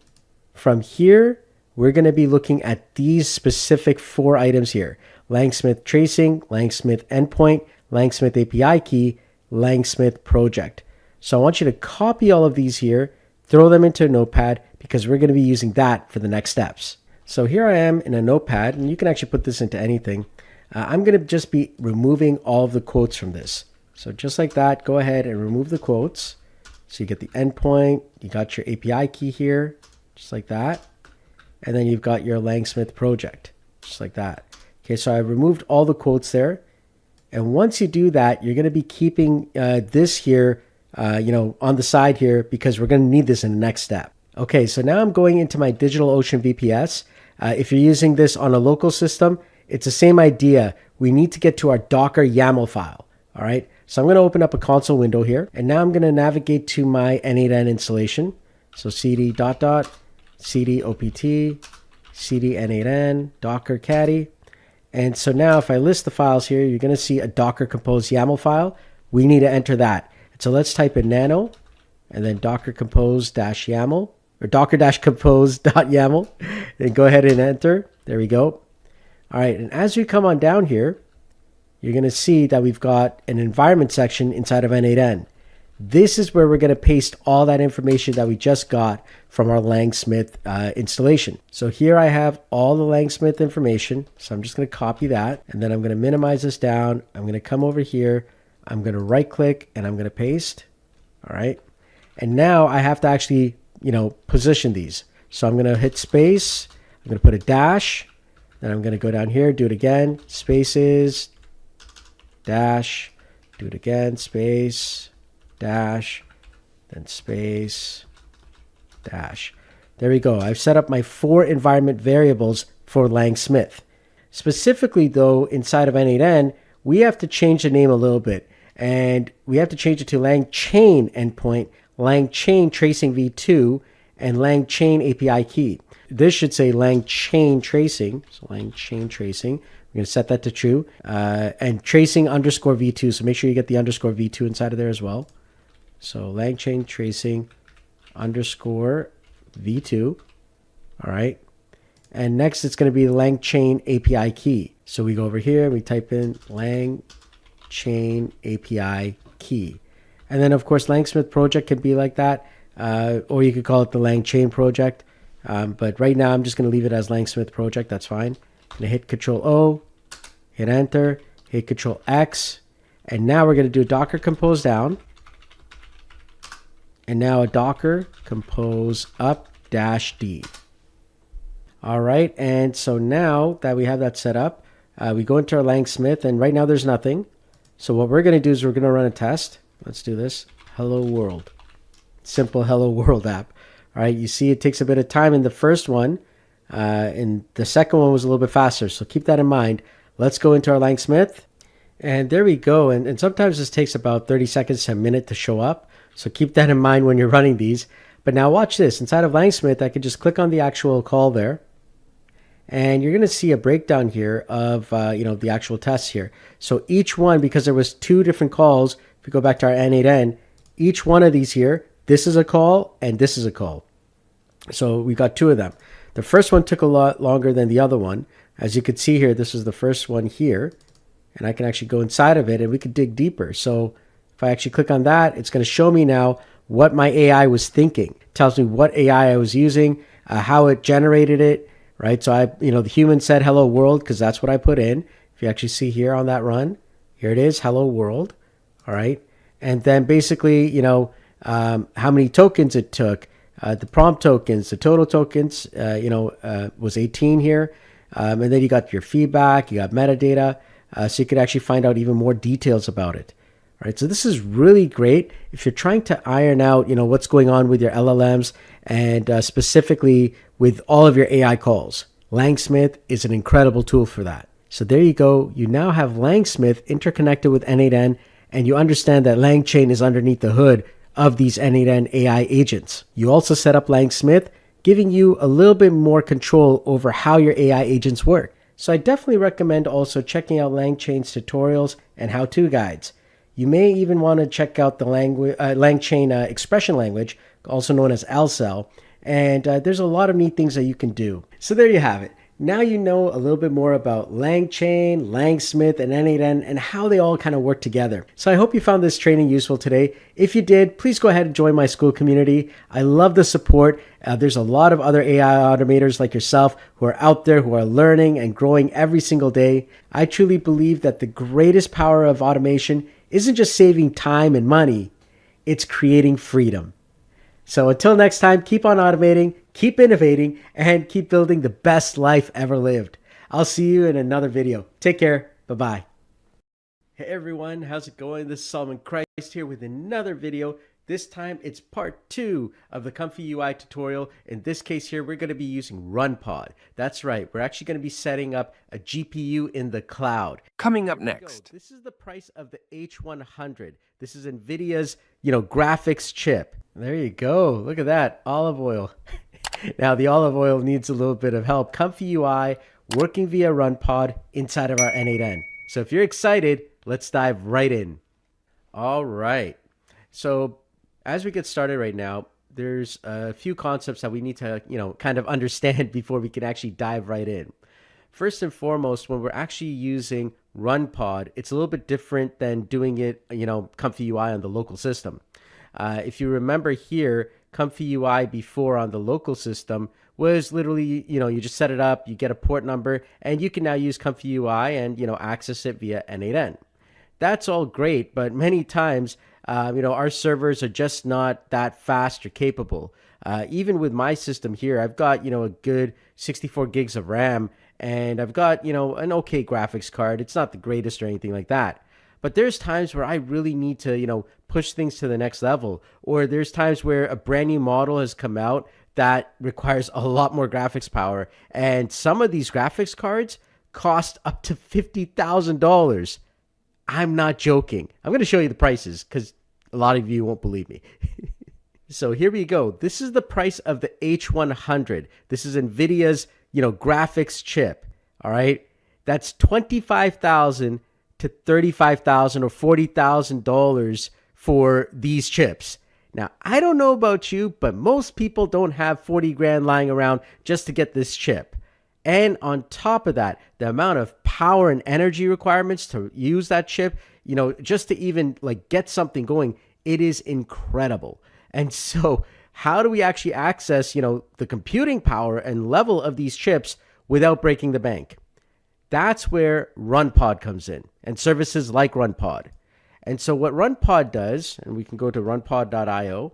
There we go. RunPod gives us access to all these chips, but for a fraction of the cost. As you can see, I can use H100s here for like $2 an hour. I can use some of the latest chips here for up to $6 an hour. So this really opens up a lot of, opportunity for those who want to be able to access these higher end chips and maybe even try out some of the new graphics opportunities from Hugging Face that are coming out every single day. Such as you can see this one here, this has been downloaded over 5.3 million times. This is WAN 2.2 with Comfy UI. All right. So imagine now, and you've also got WAN 2.1 with Comfy UI, and these are video models here. And as you can see, you can generate some really, really neat things all with, these models here. So this is just an example of some of the things that you could actually generate with this specific model. This is an example of one model with the WAN. I believe this is 2.2 here. And so there are many, many other models and many other things that can be done. Another website that a lot of people, have been starting to use is LM Arena. And it allows you to battle between models, some of them top secret models that have not even come out yet, and allows you to kind of gauge them against each other. All right, so now that we've actually understood, why we're using Comfy UI and, all the different types of models that we could actually do and, the flexibility it gives us, We want to be able to access these higher end chips for speed, for even usage of some of these models here that we may not be capable of. And so RunPod gives us that opportunity. And as I showed you, the pricing is there, and it allows us to, test out different models on different systems.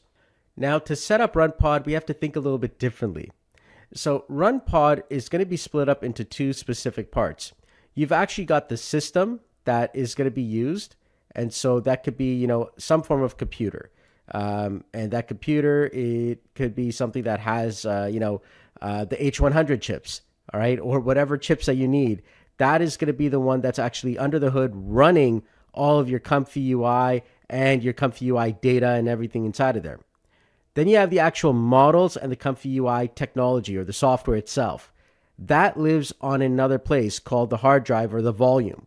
All right, so that there is all of this here. As you can see, I'm actually kind of like connecting this up. So the Comfy UI database, the actual software, the actual AI models that you've downloaded, and even your actual generated data. That's all going to be living on some form of hard drive known as a virtual volume. So what we need to do is we need to actually set up those two specific things inside of RunPod itself.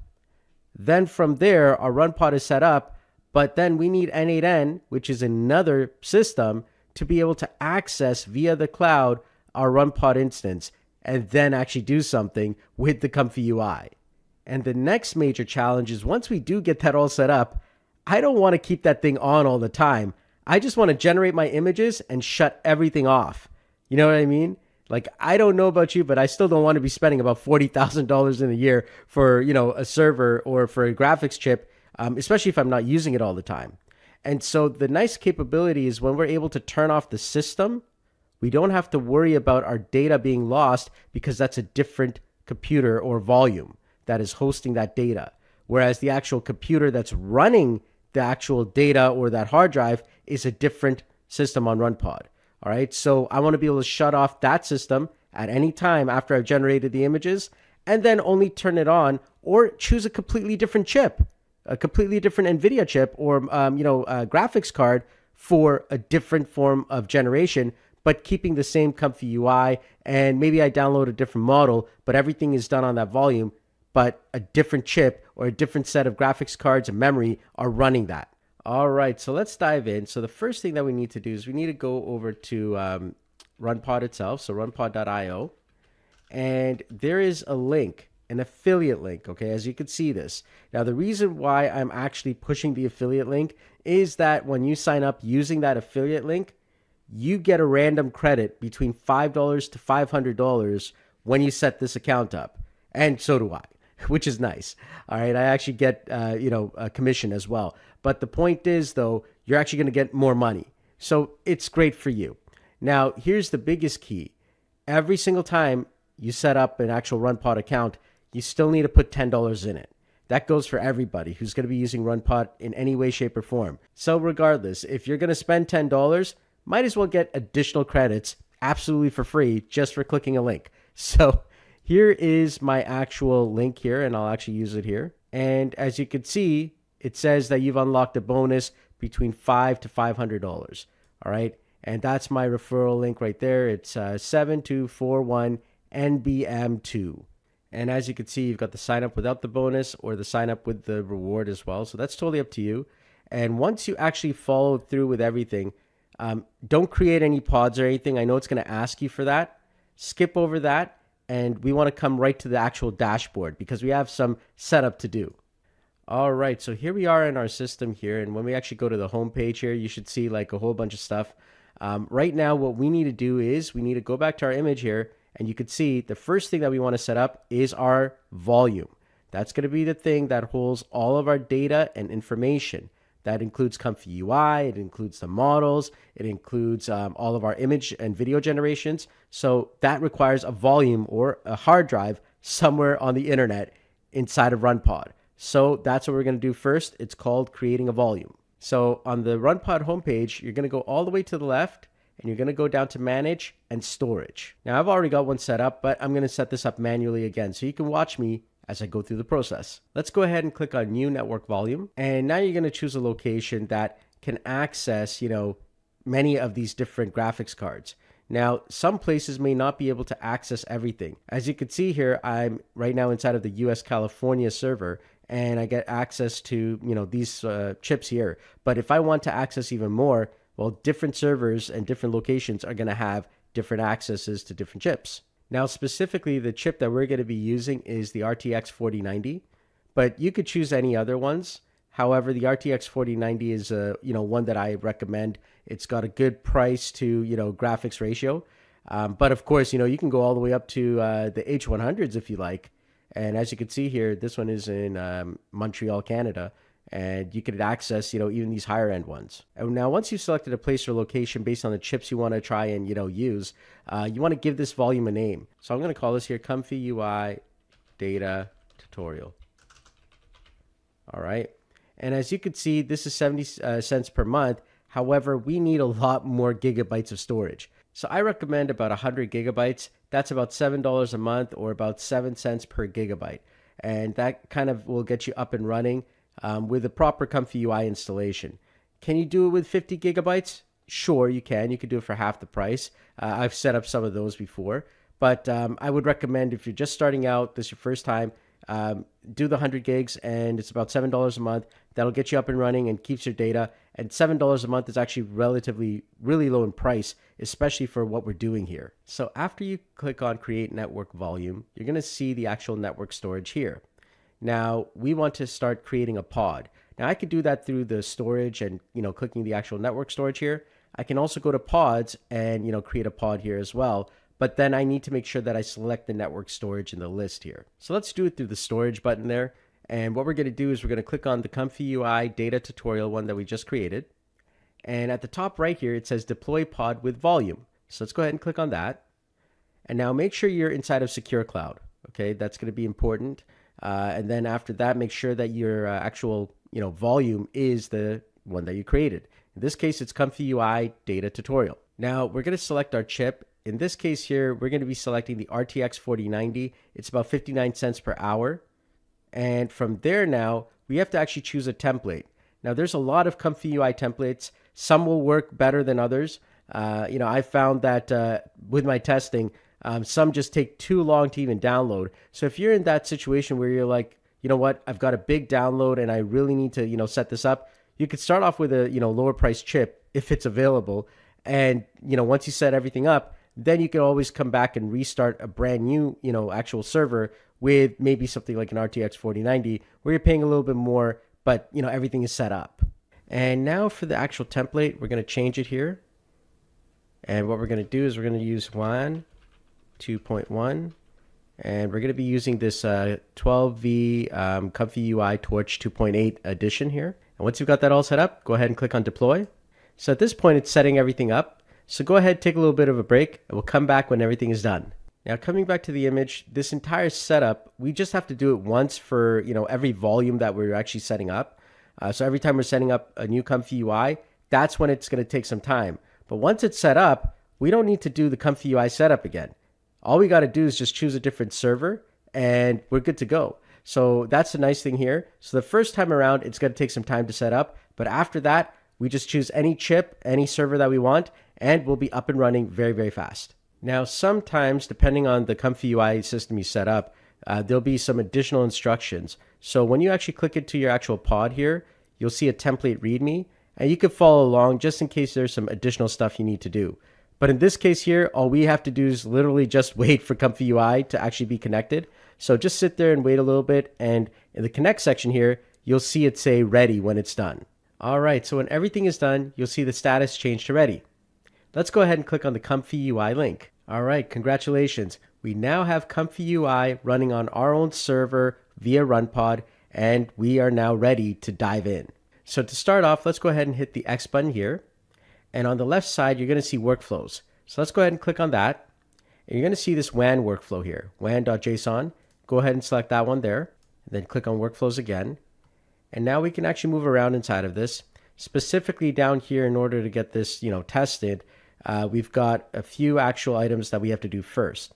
Number one, we have to actually, change some of the text here for the video positive and negative prompts. Number two, we have to also choose a file to upload. So we need some form of image. Number 3, we want to make sure specifically for this one here, as we're doing a tutorial video, we don't want to increase the frame rate and resolution, or else that'll just take additional time. So let's start off with this one here. So go ahead and click on this actual link here with the left mouse. Just click and drag up, then let go, and it's going to show you, a little drop down there. Go ahead and click outside of that. All right, there we go. And now let's go ahead and let's actually upload an image. I've chosen one with eggs and toast and breakfast. So there we go. And now let's go ahead and change our positive and negative prompts here.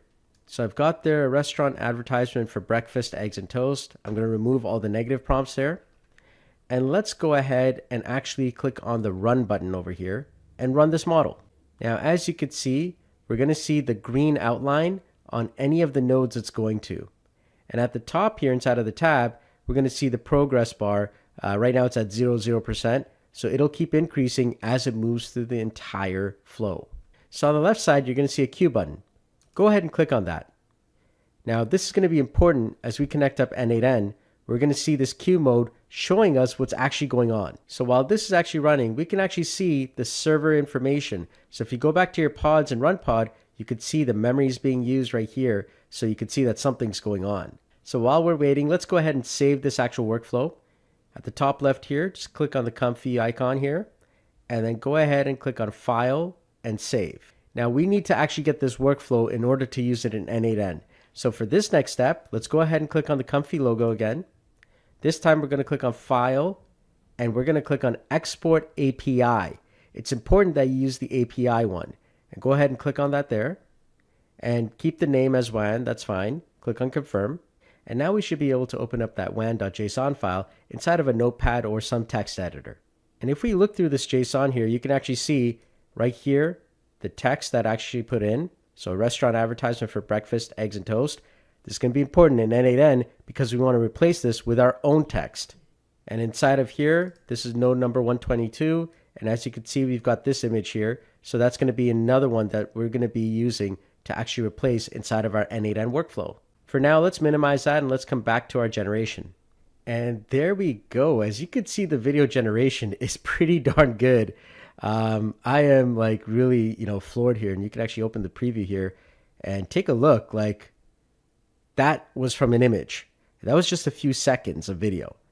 And it looks exactly like what we actually uploaded here from the actual image there. All right. So that's the power of Comfy UI of what you can do. But now we want to do this in n8n. So let's go ahead into our n8n and let's set up a workflow. So here we are inside of n8n and I've created a new workflow. I've called it Comfy UI Run Pod Tutorial. So let's go ahead and add a few nodes. Let's start off with a chat trigger. Okay, there it is, a chat trigger. And inside of this one, we want to be able to allow file uploads. So go ahead and click on that and make sure that you toggle this on. Now come on over here. So let's go ahead and add the Comfy UI node here. So click on plus, type in Comfy UI. All right, and find the single image to video. Go ahead and click on Add to Workflow. So go ahead and hit the drop down, click on Create New Credential. And now we're going to go to our Comfy UI and just copy this entire URL here. We're going to paste that in. But very important, make sure you remove the ending slash, all right, or else it's not going to work. And you could delete the API key. Go ahead, hit save. All right, everything's good. Now we need to get the workflow. So inside of this workflow, as you saw, we've got several different areas. Specifically, our text here, we're going to be replacing that. And I believe it is node number 122 here, which takes the file. So let's go ahead and hit Control A, copy that, Control C. And now let's paste this into our workflow here. And now what we need to do is we need to change this image input type to binary. And we know that data is coming in, but we really don't know what it is yet. So let's go ahead and save this. And now let's go ahead and chat. And let's just send a test chat message just so that we can get the information. All right, perfect. Let's connect that up. All right, so now we have the information. As you could see, it's data 0, not data. So let's go ahead and change that to data 0. And let's go ahead and hit JSON. And we want to get this information here from the chat input. So let's click on expression here inside of the workflow. Open this up. And we want to change this text here to our chat input text. Okay. And right here where it says image node ID, let's change that to 122. And we get that from here when we go down. As you can see, the node that is actually doing the image uploads or actually doing the image right here is 122. And so that's how we know, what to put there. I like to put also another thing, which is, data 0. That's up to you, but I'm going to put that inside of here as well, data 0. All right, let's go ahead and save that. And now let's try this properly. So let's go ahead and add an image, and let's describe this image here. Specifically, it is, once again, another breakfast item. This is 3 eggs on toast and avocado. Let's make a nice little video with some olive oil being drizzled on it. All right, there we go. So as you can see now, it's working. And over here, you can see inside of our queue, it's running. So now this is actually working through n8n now. And that is really nice. We can actually now create any workflows we want. So let's take a look here and let's see if it actually creates an advertisement with olive oil. So let's come back in about 5 minutes when it's done. There you go. Look at that, olive oil. Now the olive oil needs a little bit of help, but as you can see, I mean, the fact that it actually did that, it's pretty cool. So, we're all set up now and we've got Comfy UI working via RunPod inside of our n8n. How awesome is that? So congratulations on coming this far. I know that was a little bit more of a challenging tutorial, but a very important one, especially at the fact that now you can choose any chip that you want, no matter if it's a $50,000 chip or even, a couple $100. The point is you now have the opportunity to use the latest models on the latest, graphics cards anywhere, anytime. And of course, now you can connect it all up to n8n, and that is really powerful. So I hope you enjoyed this tutorial. It's an incredible one. Once again, Comfy UI Part 2. Thank you so much for watching. If you haven't already, please join my school community and make sure you join the n8n community as well. I look forward to seeing you in another video. Take care. Bye-bye. Hey everyone, how's it going? Solomon Christ here with another tutorial training. This one is on Comfy UI. That's right, we're going to be using Comfy UI and n8n together. And in this training here, you're going to learn how to integrate both and work together with them. It is an incredible training and it is a lot of fun. And the stuff that you're going to be able to create is just amazing. So let's dive right in. Okay, so here we go now. And as we're going to be installing and setting up Comfy UI, the first thing that we need to understand is that we're going to be setting up Comfy UI for our local system. So from our main system where Comfy UI is going to be installed, we're going to be actually having Comfy UI access our n8n system via an online tunnel.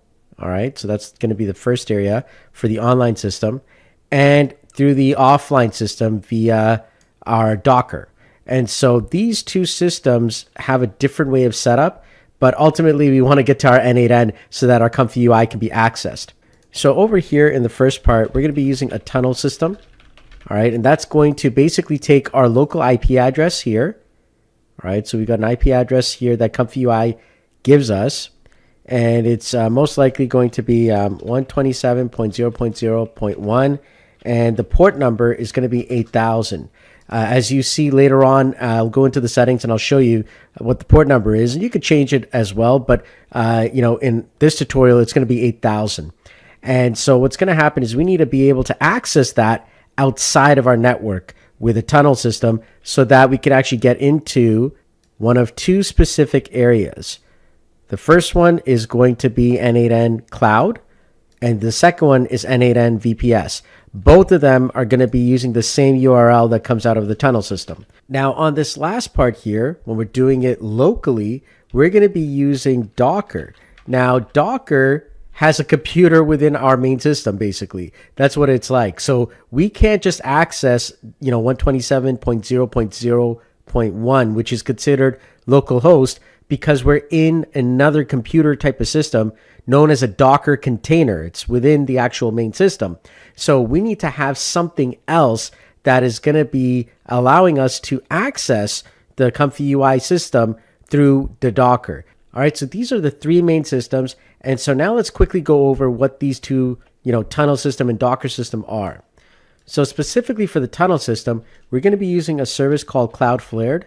And quite literally, what's going to happen is this service will take our local IP, it'll create a temporary website for us to actually connect to, and then we're going to put that URL information into our n8n Cloud and our n8n VPS inside of the node when we look at credentials. So to access our Docker, we're going to be using something called host.docker.internal, and the port number is 8000 over here. So basically, this will allow us to connect to our local system's Comfy UI because we're actually within a Docker system. So this will allow us to run those commands and connect right to our Comfy UI system on our local machine. So this is the entire Comfy UI setup and the kind of visual for it. So we're going to be able to access our Comfy UI from n8n Cloud, from n8n VPS, in this case DigitalOcean, as well as our local system here with our n8n through the Docker system. So now you know what we're doing. Let's go ahead and dive right in. So let's go ahead and let's go to the Comfy UI website here. That's comfy.org. And in the top right, let's go ahead and click on download. And you're going to see here, you've got a download for Windows and a download for Mac, as well as installing from GitHub. We're going to actually click on download for Windows because that's what I have here. So let's go ahead and do that. And once it's done, let's go ahead and open that up. As you can see, it's doing the entire install right now. And we should see this window come up here. So let's click on get started. All right. And so I actually have the NVIDIA chip here. If you don't, you would click on manual configuration and you'd be able to kind of, choose things. But in this case here, keeping it simple, NVIDIA chip is what I've got. And we're going to hit next. And it's already showing me where it's going to install the Comfy UI on, my system here. I'm going to hit next there. Now, if you had a previous installation of Comfy UI, you can actually migrate it to the new one. In this case here, I don't. So I'm just going to hit next.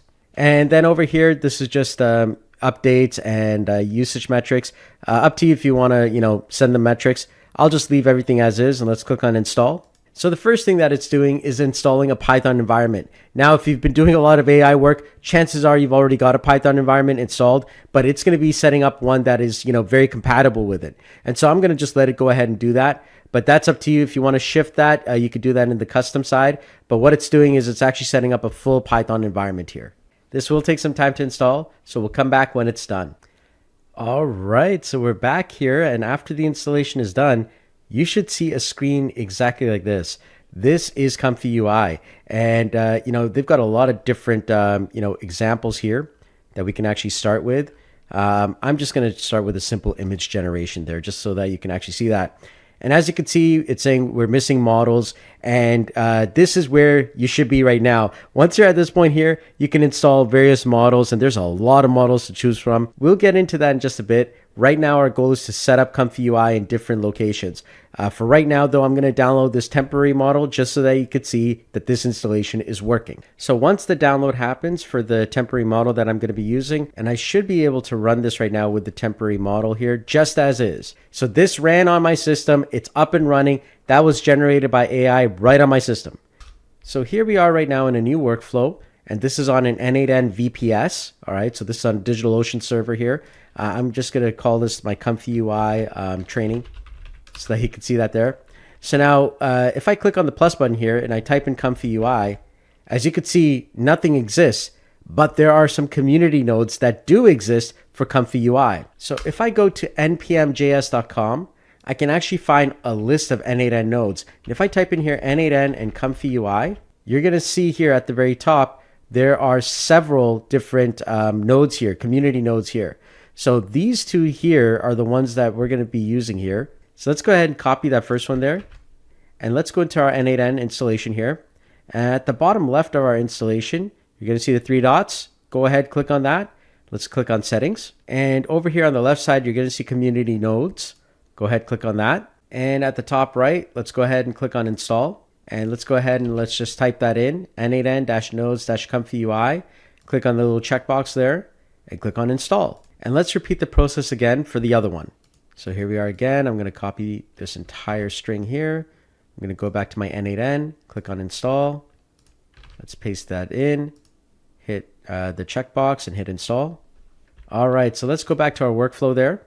And now when I actually hit the plus button here and I type in Comfy, you're going to see now I've got a whole bunch of different options here for Comfy UI. All right. So these are really, really helpful. So we're going to start off with the first one, which is Comfy UI.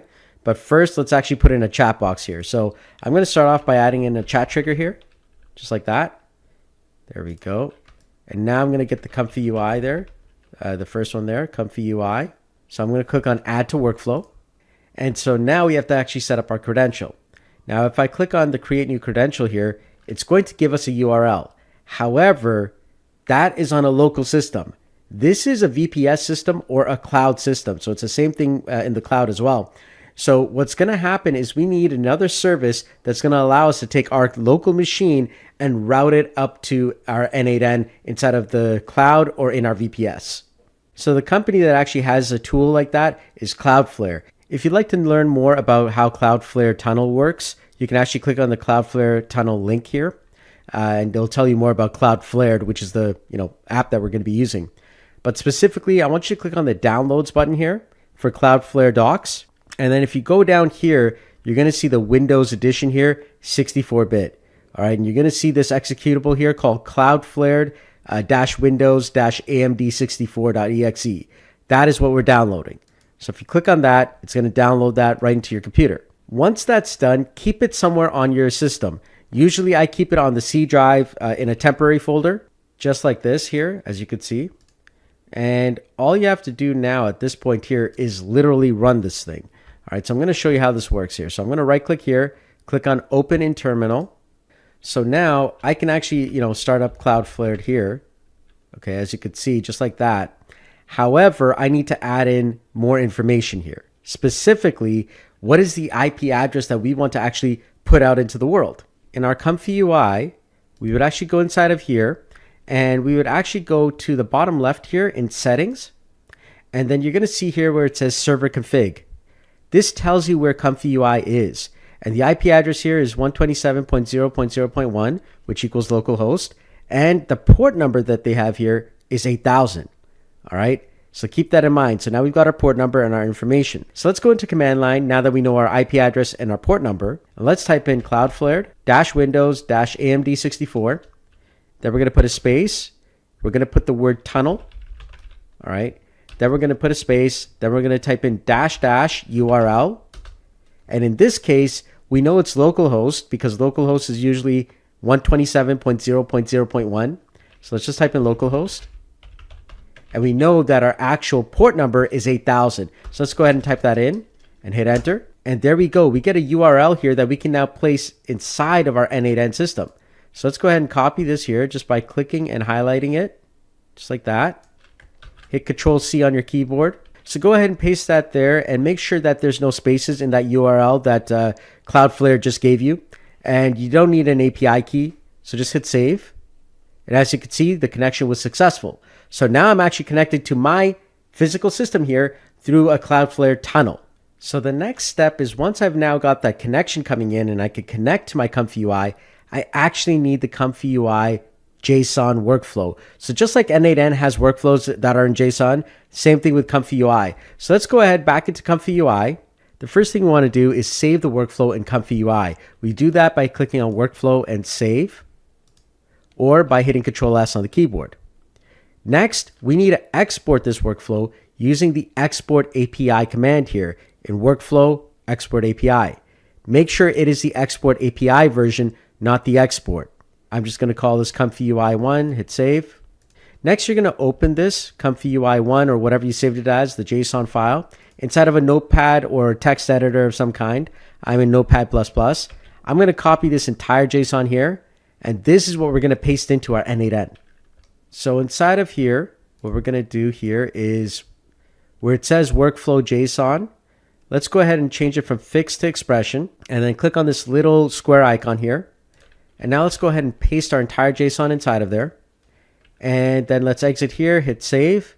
And let's just run a test here. So I'm just going to type in test and hit the chat button. So right now it's running, but our chat and our Comfy UI are not connected as yet. And there we go. It's now completed. That took about 3 minutes to do. Let's take a look at the result. So let's go ahead and double click there and click on view. And as you can see, it's created this here. Now at this point here, I can now edit this JSON here. And this here is a Comfy UI JSON. And so the really nice thing is that I could now create any, Comfy UI workflow that I want, paste it inside of here, and then I could actually take my n8n chat inputs or any input that I want and now manipulate the JSON data to actually get whatever I want as an output. So as you can see here, if we go through the JSON here, you're going to see the input here is over here. It says beautiful scenery, nature, glass bottle, landscape, purple, galaxy, inside of the bottle. So if I just highlight this text here, if I delete that, and now if I click and drag my chat input right to where the text portion is. Now, whatever I type in should be the result. So let's go ahead and let's try this again. I'm going to type in sports car. So let's try that out. All right, so there we have it. Let's take a look.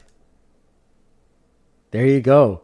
All right, so now it's actually creating anything that I want, and I don't have to worry about credits. I've got unlimited usage of this now. All right, so now that we have that running, the next thing that we want to probably do is, of course, inside of Comfy UI, get a different set of models that we can use. Right now it's using this one here. We probably want to use a different model, especially as we're hearing all these new models coming out that could do all kinds of incredible stuff. So when it comes to models for Comfy UI, there's two major areas that we're going to find the actual models. Hugging Face is the number one place. This is where every AI model exists for all kinds of different AI things. But then there's something called Civet AI, and that is actually for a lot of the Comfy UI stuff and a lot of user-generated content models. Custom model here, as you can see here, this is the base model that we just installed. But you're probably going to want to install some additional stuff. So going to your manager over here, you can actually see your model manager here, and you can install custom models. There's a lot of them that are available, for you to install. It'll download it and it'll actually set it up on your system. So take a look, see what you like, but you could get started right away with different types of models. There are so many available, so definitely check that out. But that's how you would update models within the Comfy UI. As I said, this is not a Comfy UI tutorial specifically. This is using Comfy UI with n8n. All right, so if you want to go deeper on Comfy UI, I'd recommend checking out some of the YouTube videos that are available to do that. So now that we have Comfy UI working with our n8n via VPS, we're going to now make sure that Comfy UI can work on our local system as well. All right, so here we are now on a local system. And this is assuming that you've already set up, the AI starter kit from n8n. So if you've not seen that, go check out my other video on setting up various forms of n8n, both on local and VPS and cloud. So this is the local one here. So now I'm going to create a new workflow here. And once again, we still have to install the community nodes. So we're going to start off with a chat node here first. So it's just an empty chat node. We're going to save that. And this is going to be our Comfy UI training. All right, so save that. And so now at the top here, we're going to grab these n8n items here for our community nodes here. So this is the first one here. And then let's go over to our local host here. And at the bottom left, we're going to click on the three dots, click on settings, click on community nodes, click on install community nodes, paste it in.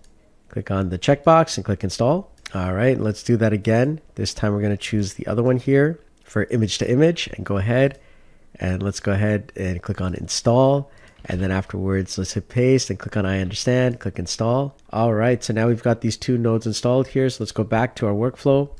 And now from here, if I hit tab, I should see Comfy UI. There it is. Click on that and click on add to workflow there. All right, and let me just connect these guys up here.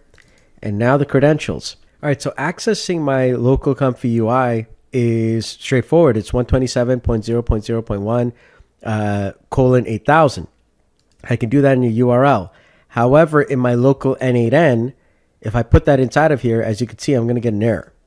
And what ends up happening, it's because I'm actually within a Docker. So I actually have to change this from 127.0.0.1, and I have to change this to host.docker.internal.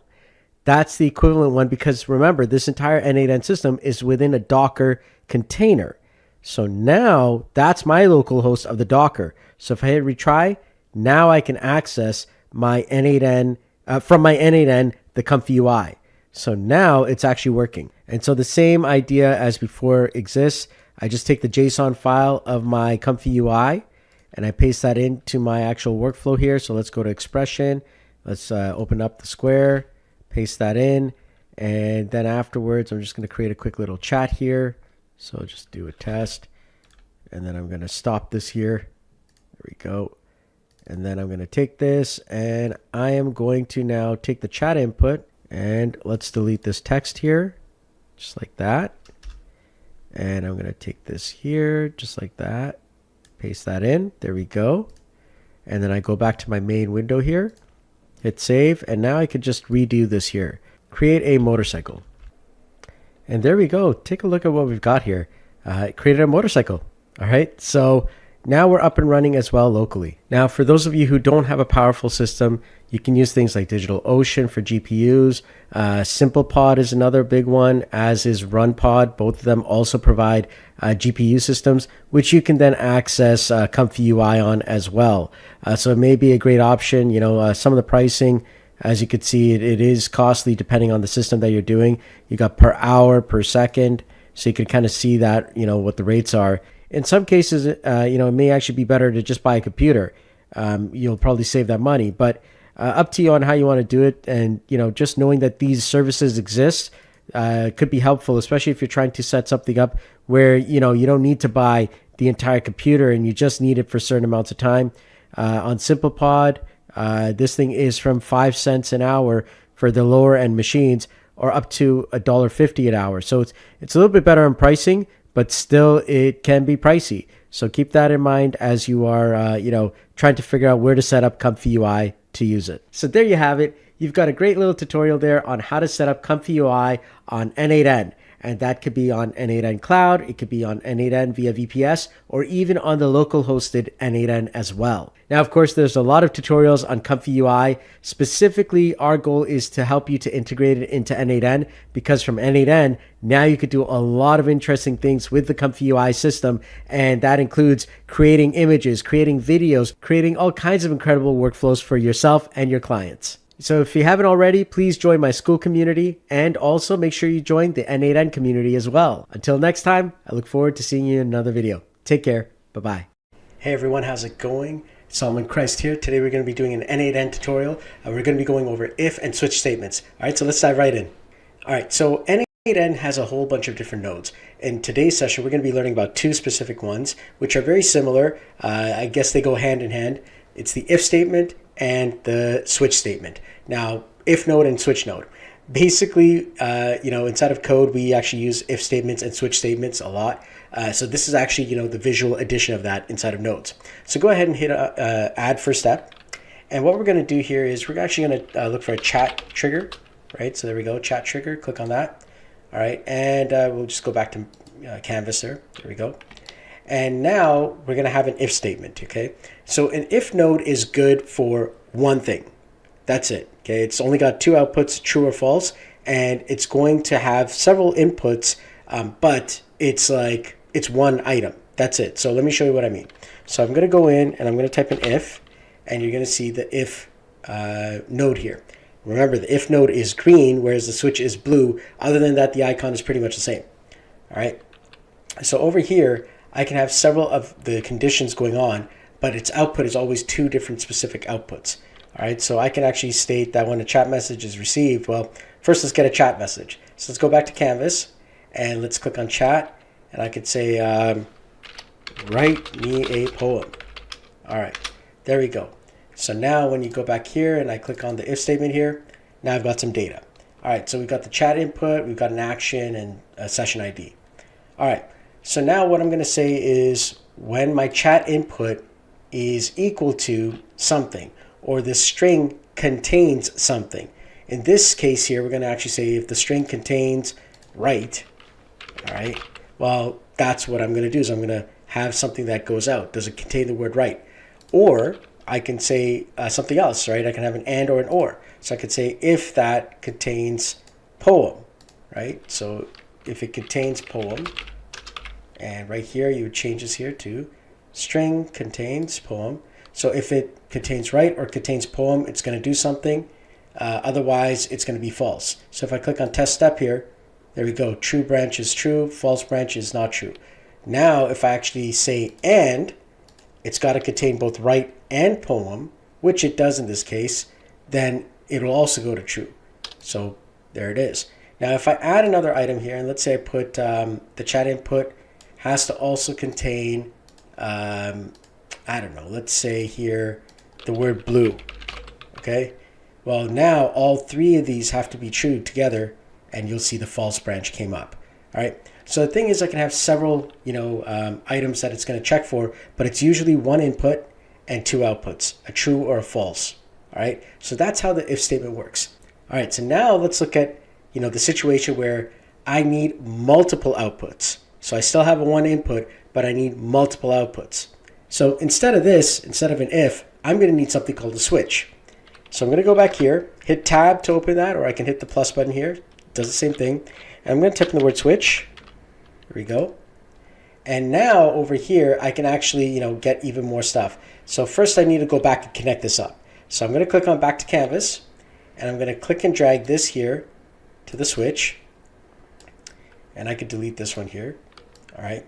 So now inside of switch here, I've got the chat input, and I could say, okay, the routing rules are, I'm going to put this guy here, and then my output is equal to something. So what is it equal to? Well, I don't know. Are we looking at write me a poem? I'd have to put that exactly. I'd have to put in here, write me a poem. All right. And if it does that, that's the thing there. So if I actually click on test step here, all right, so it says write me a poem. And now it's going to showcase that as 0 because, well, there's only one output. So now if I wanted to actually have blue, let's go back to canvas here and let's click on the chat here. So I'm just going to click on delete there. We're going to go to chat message and I'm going to type in the word blue. All right. And now you see it goes into output 1. And as you can see, that was literally the word blue. Okay. Now here's the thing. If I want to actually state blue or, this other one, I don't want it to state output 0, output 1. I can click on rename output and I can say this was blue.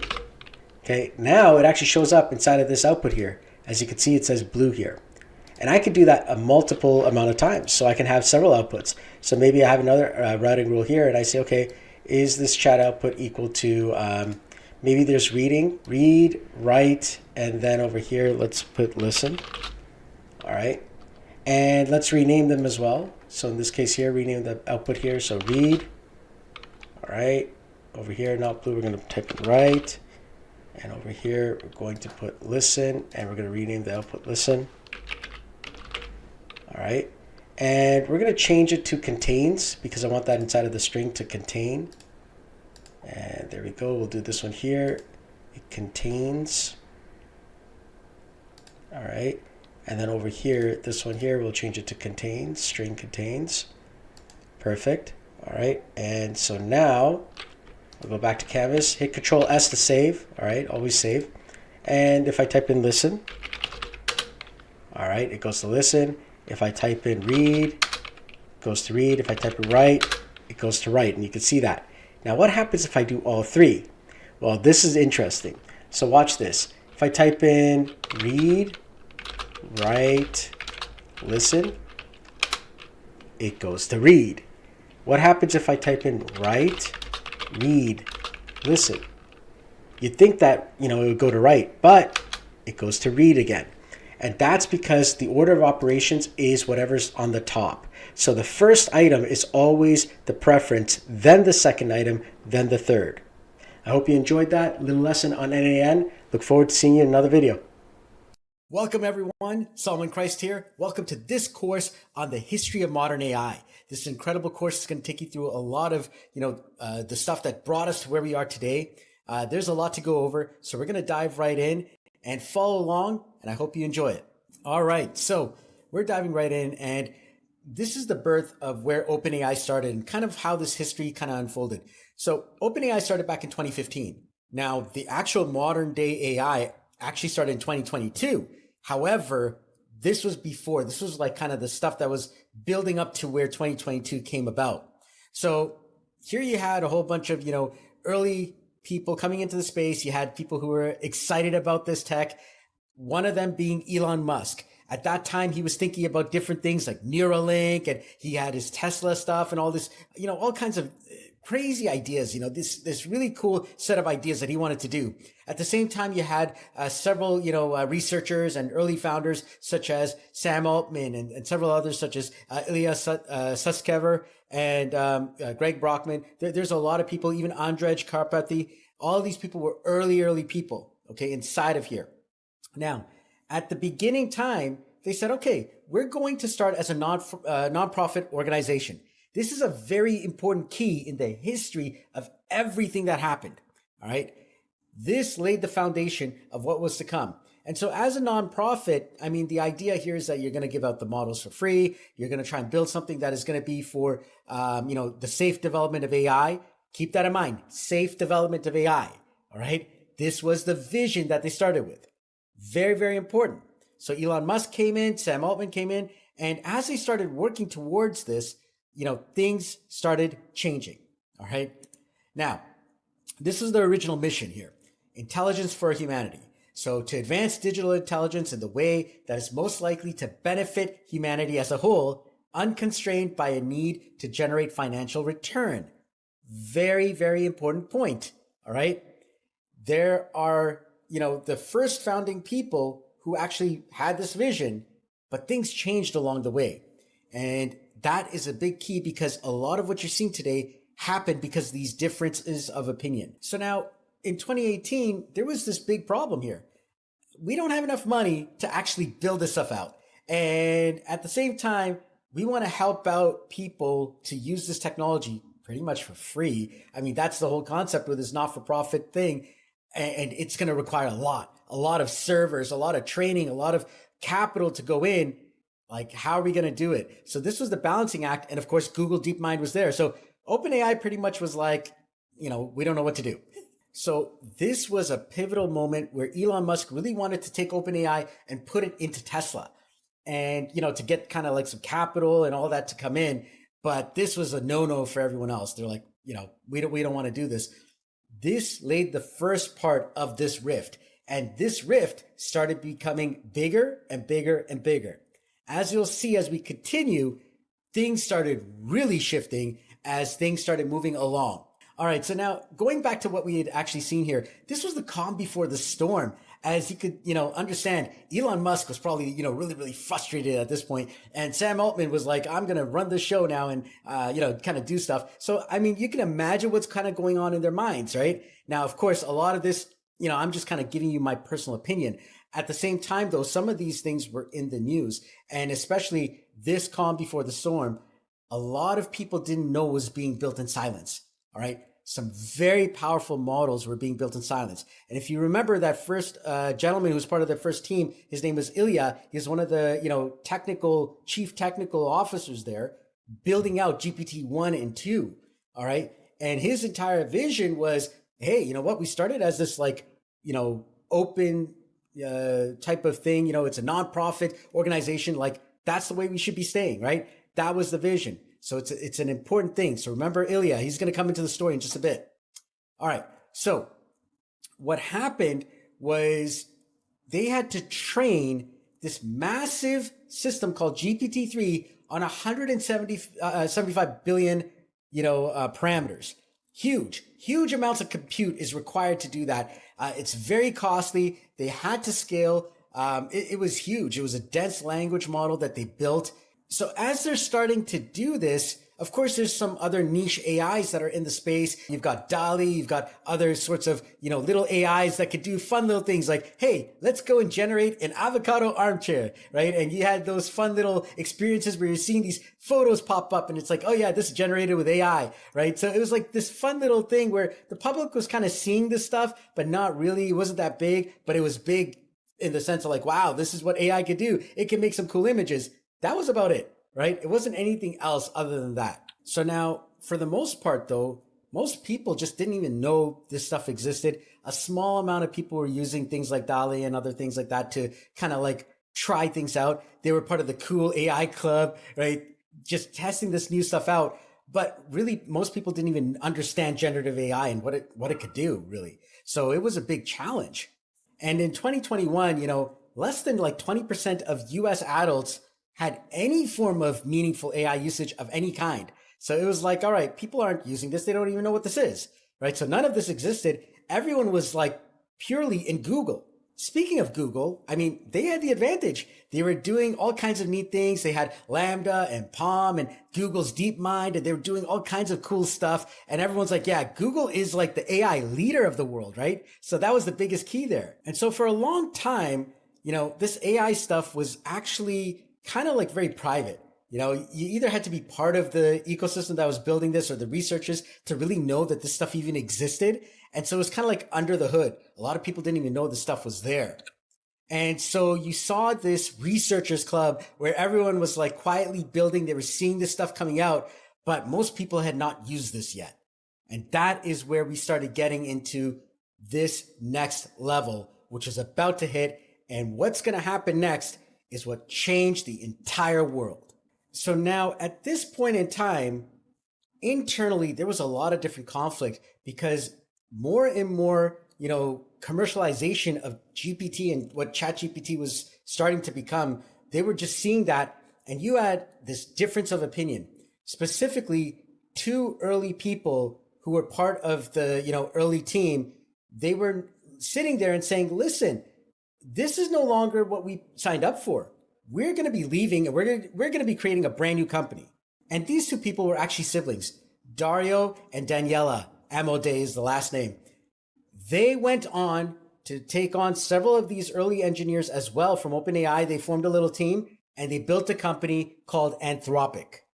At the same time, of course, you had the pressures of the various, ideologists. So you've got the people who are just like, I want to make a profit, like Sam Altman's like, I want to go profit. And then you've got the people like Ilya who were just like, no, we got to be not for profit. I didn't sign up for this sort of thing. All right. So this difference of minds was happening. And then you've got, of course, the Amode siblings, and they just literally left and they built out Anthropic, a completely different company. So this is all going on at the same moment in time. Of course, America is leading. But then a young man named Liang Wenfeng, he started buying a whole bunch of GPUs, NVIDIA GPUs. And as he was doing this, the United States blocked China from getting as many chips as they could to try and kind of restrict this. This is key because right now, at this moment in time, firstly, nobody knows what's going on in the world of AI, and America is leading the way. All right, at this moment in time, there is no talk of China, nothing about China at this moment. In fact, the rest of the world is really anywhere near AI yet. All right, so this is an important turning point in the history of modern day AI. So Dario and Daniela were, the VPs inside of OpenAI. One is VP of research and one was VP of safety and policy. And it was a challenge because, as Dario said, it's incredibly unproductive to try and argue with someone else's vision, right? And so there's a difference in vision. So they went on and they built out Anthropic, and they actually specifically set up Anthropic as a public benefit company, or a PBC, inside of Delaware. It's a type of corporation that focuses on making sure that, not only are they going to earn profits, but they're going to do it in a safe way, in a way that, helps out, the public, and it's generally their safety is a prioritization. All right. And seeing that this entire thing was shifting to this commercial side where you're going to have this cap profit model and it could increase as well, and you're starting to make profits and stuff, this did not sit well with what they were trying to build. And, the safety was another one. That was a big one, was that, you're missing out on the safety of what this thing needs because this thing is super powerful. The biggest core key here is that AI for Anthropic should be something that is building AI that is fundamentally aligned with human values, not just corporate returns. That was a big thing. And that was where, this disconnect happened. And so this is the key now when you're looking at what has happened with Anthropic over these years and where OpenAI is going, you're seeing this play out already. So some of the things that they had as a core philosophy inside of Anthropic with their base ideas is explicit principles. The models are trained against a written constitution, not just kind of, doing whatever it wants. It's basically ensuring that there's helpfulness, honesty, and harmlessness. All right. That is a big thing for Anthropic. It's the core of its entire being, is making sure that everyone is safe. Number 2 is AI self-correction, making sure that the model is checking itself and checking its own responses to get better. All right. And safety over scale, prioritizing a safe guardrail system versus let's just go fast, break things, and, whatever happens sort of thing, right? So this is a huge shift in the way they actually operated compared to what was going on with OpenAI. So now you remember that young man in China I told you about, Liang Wenfeng. He quietly had the strategy of stockpiling these chips because he wanted to make sure that he could train. And as he's training these models, he was a graduate of Zhejiang University, and basically, he wanted to continuously keep on being able to train. But as he's getting these chips, the United States in 2022 imposes this export ban. And what ended up happening was because of that ban, they only had a limited amount of capabilities. So what do you do when you have a limited amount of capabilities? Whereas the United States, unlimited. You could do whatever you want, right? So in China, though, Liang Wenfeng, he only had this limited amount of stuff. What do? That's where you innovate. So as they were getting stopped, the United States, they stopped China from getting this computer infrastructure. They wanted to use it as a strategic move to stop, China from having the next level of stuff. So the initial ban was a ban against the NVIDIA A100 chips and the H100 chips. All right. So these were like big chips. And what happened was, as they did this, their hope was to slow down China's military AI development and frontier model training. All right. So think about that. All right. So they're trying to slow them down. This forced the Chinese to, turn towards domestic hardware and start thinking of new ways of doing things. And with the Liang Wenfeng getting these 10,000 GPUs, this was huge because it gave them an opportunity to build something. You're going to learn more about that something in just a moment. So here we are now. And at this moment in time in 2022, this is where AI went viral. Okay. So no one was expecting anything. I don't think Sam Altman even knew what was going to happen. But basically on November 30th, 2022, OpenAI released ChatGPT. And it wasn't just, a new model. It was the birth of a brand new era. In fact, people call this the next industrial revolution. This was so huge. And within a short period of time, imagine like how fast the adoption happened. You think about Netflix, 3.5 years, Twitter, 2 years, Facebook, 10 months, ChatGPT, 5 days. That's how fast this thing grew. So this was so big that it initiated a code red inside of Google. It was huge. For the first time, Google actually saw that it could actually, be shut down potentially. Like that's how big this was. A code red inside of Google. That was like, oh my goodness, huge shift. So imagine on November 30th, this launches over 1 million users within 5 days. There was like, you didn't need any technical knowledge, just literally a simple text box, type in, and everything started, coming back as if a human being was writing it. It was incredible. People were like, oh my goodness. And they were starting to use this for like everything from like searches to shopping to advice, you name it. They were just constantly, this was now replacing searches, which normally you would go to Google and search something. Now you just type it in and it automatically kind of came up with a lot of results and you're like, oh my gosh, you kind of know. Now, of course, at this moment in time, the web search feature was not really there, but just the fact that the chatbot was there and had so much knowledge and information because it was trained on the entirety of the internet up until, a year before that time, it was huge. All right. It was like, wow, you actually know so much. That was a big turning point. By day 60, ChatGPT had achieved over 100 million users already. And this was huge. That means in 2 months' time, you have such a massive amount of growth. This is like unprecedented. This is huge. And to see that, this really made, Google say, hey, we've got a red alert, a code red inside. We've got to think of something now. So this code red scared Google so much that they thought that they were going to be shut down. ChatGPT is the first credible threat to Google's entire search monopoly in 25 years. You can imagine what was going on. And, Sundar Pichai, he was the CEO of Google at the time. And he basically said, we have to reassign multiple departments to accelerate AI development. Like they had to build something because guess what? If we don't build something, we're done. That's how big this was. This was so big that other people just started saying that this was like, the industrial revolution of the next era. You had the PC era, you had the internet era. This is the next thing. You now have the AI era. And, you can imagine what was going through the minds of so many people. Even till today, everyone is like, AI is going to take my job. And, you're starting to see more and more of that. And in fact, as people are starting to get into this new AI world, these skills are becoming more and more commonplace to the point where you even have companies that are saying, if you don't know AI, you can't work here or even get promotions inside. It's just that big right now. So as Google was rushing to actually push something out, they pushed so hard that they pushed this thing called Bard out, and Bard failed. It failed on its first attempt, and it was so bad that they lost $100 billion in a single day.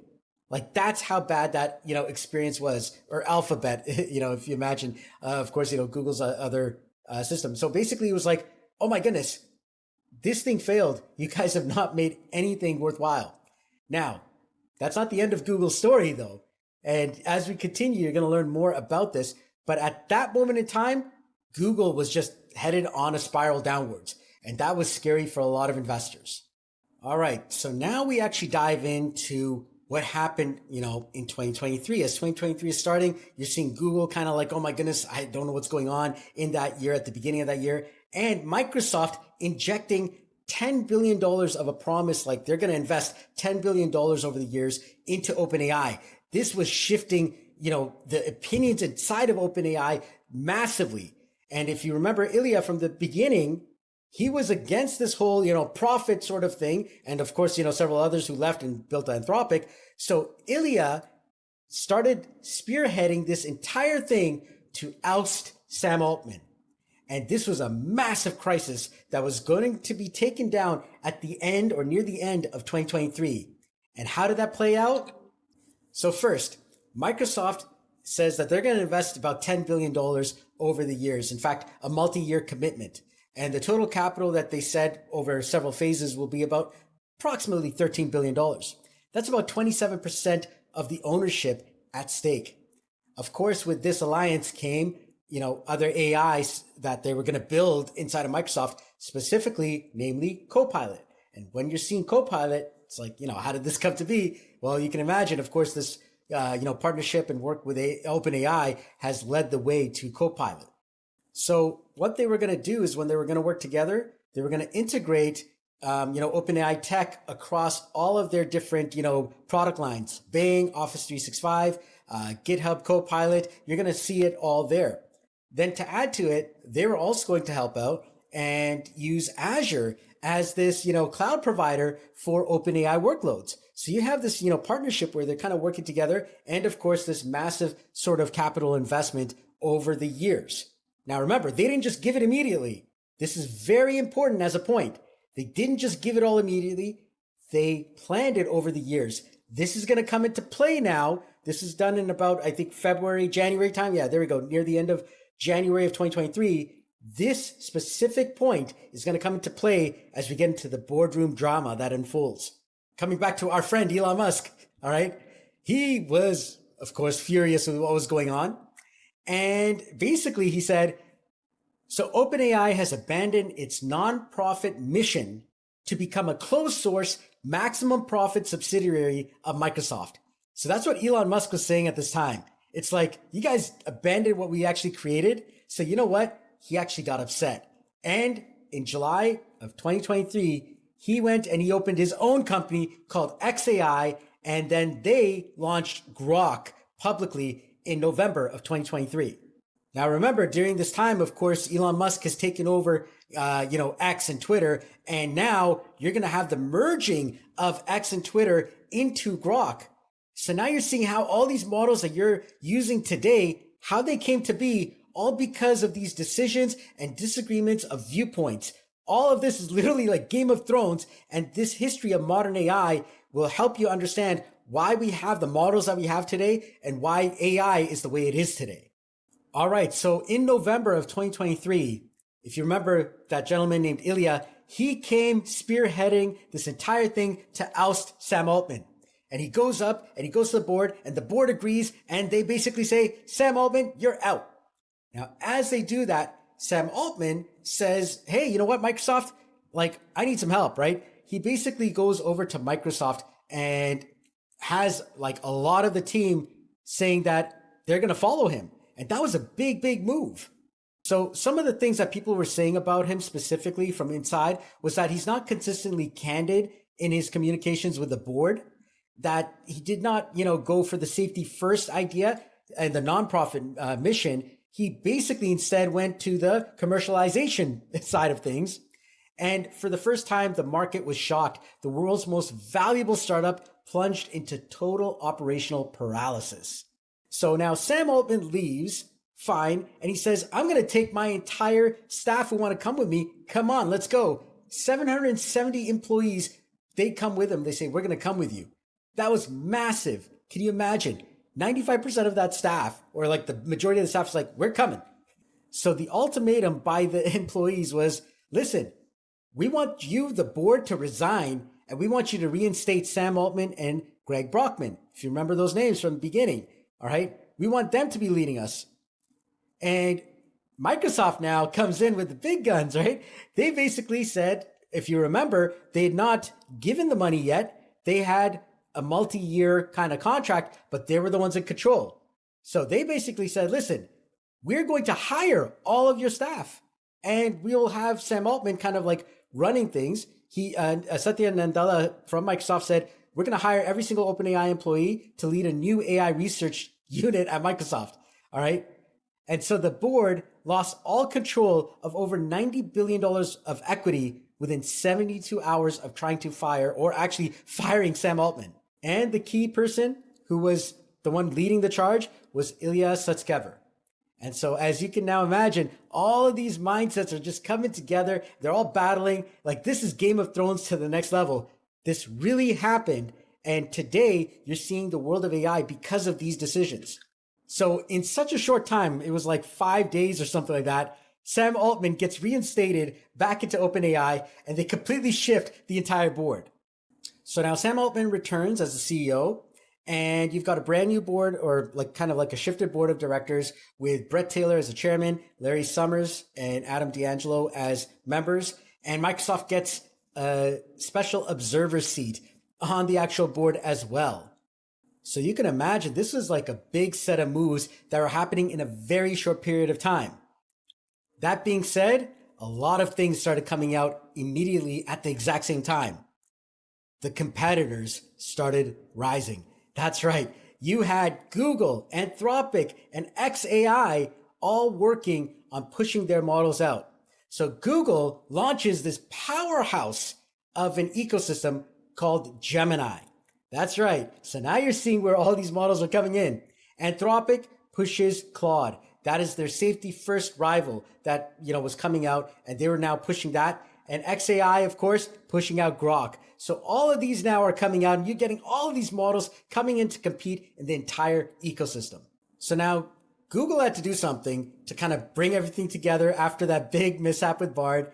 And they took everything from DeepMind and all their stuff, branded it all together into Google Gemini, and they rebranded everything into Gemini. And now at this point in time, you can imagine there was a lot of different versions of GPT coming out. More and more versions were constantly coming out, but it was like we were starting to see that GPT-4 was like the one. This was huge. At that time, it had just come out, a huge model, and Gemini was basically rivaling that.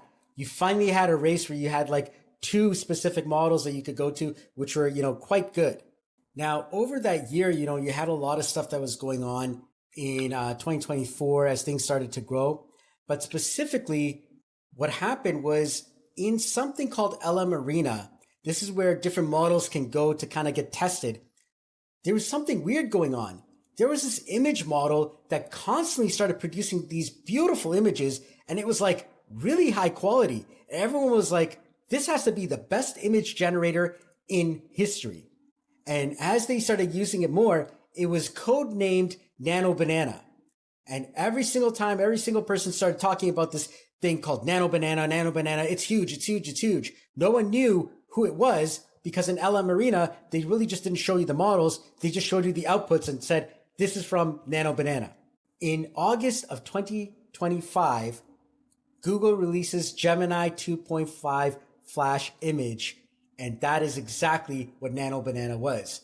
And as the people started learning more and more about it, they didn't realize that this was actually Gemini under the hood. And when it came out that this was Gemini, boom, we actually had one of the best image generators ever created. And Google solidified itself in the space when it came to images and, graphics and all of that. It just started taking off to the next level. And at the same time, they were starting to work on their next model, which was going to literally bring them to the highest levels. And that was Gemini 3 and the 3 models. Those completely shifted everything and brought Google to a point where they basically had a mic drop moment. It was massive when Gemini 3 came out. Because of Nano Banana, in just 90 days, Google was able to bring in 200 million monthly users. And now you had a big competitor like Google really starting to eat at that market that OpenAI had captured. Now, another company, of course, that was also capturing a lot of that market was Anthropic. That's right. They became the gold standard for enterprises. Because of their safety first mentality, enterprise companies started turning to Anthropic over OpenAI. At this point, OpenAI has been losing users. It's been testing out all kinds of different products. It doesn't know what it really is. And, this has been this massive, massive challenge of what's going on. It's losing users to these competitors. Now, still in this moment in time, you notice I haven't said anything about China yet. We're going to get to China in just a bit. But what happened with China started in 2025 itself. So at the end of 2025, you're seeing basically OpenAI is having these emergency meetings for the first time since 2022.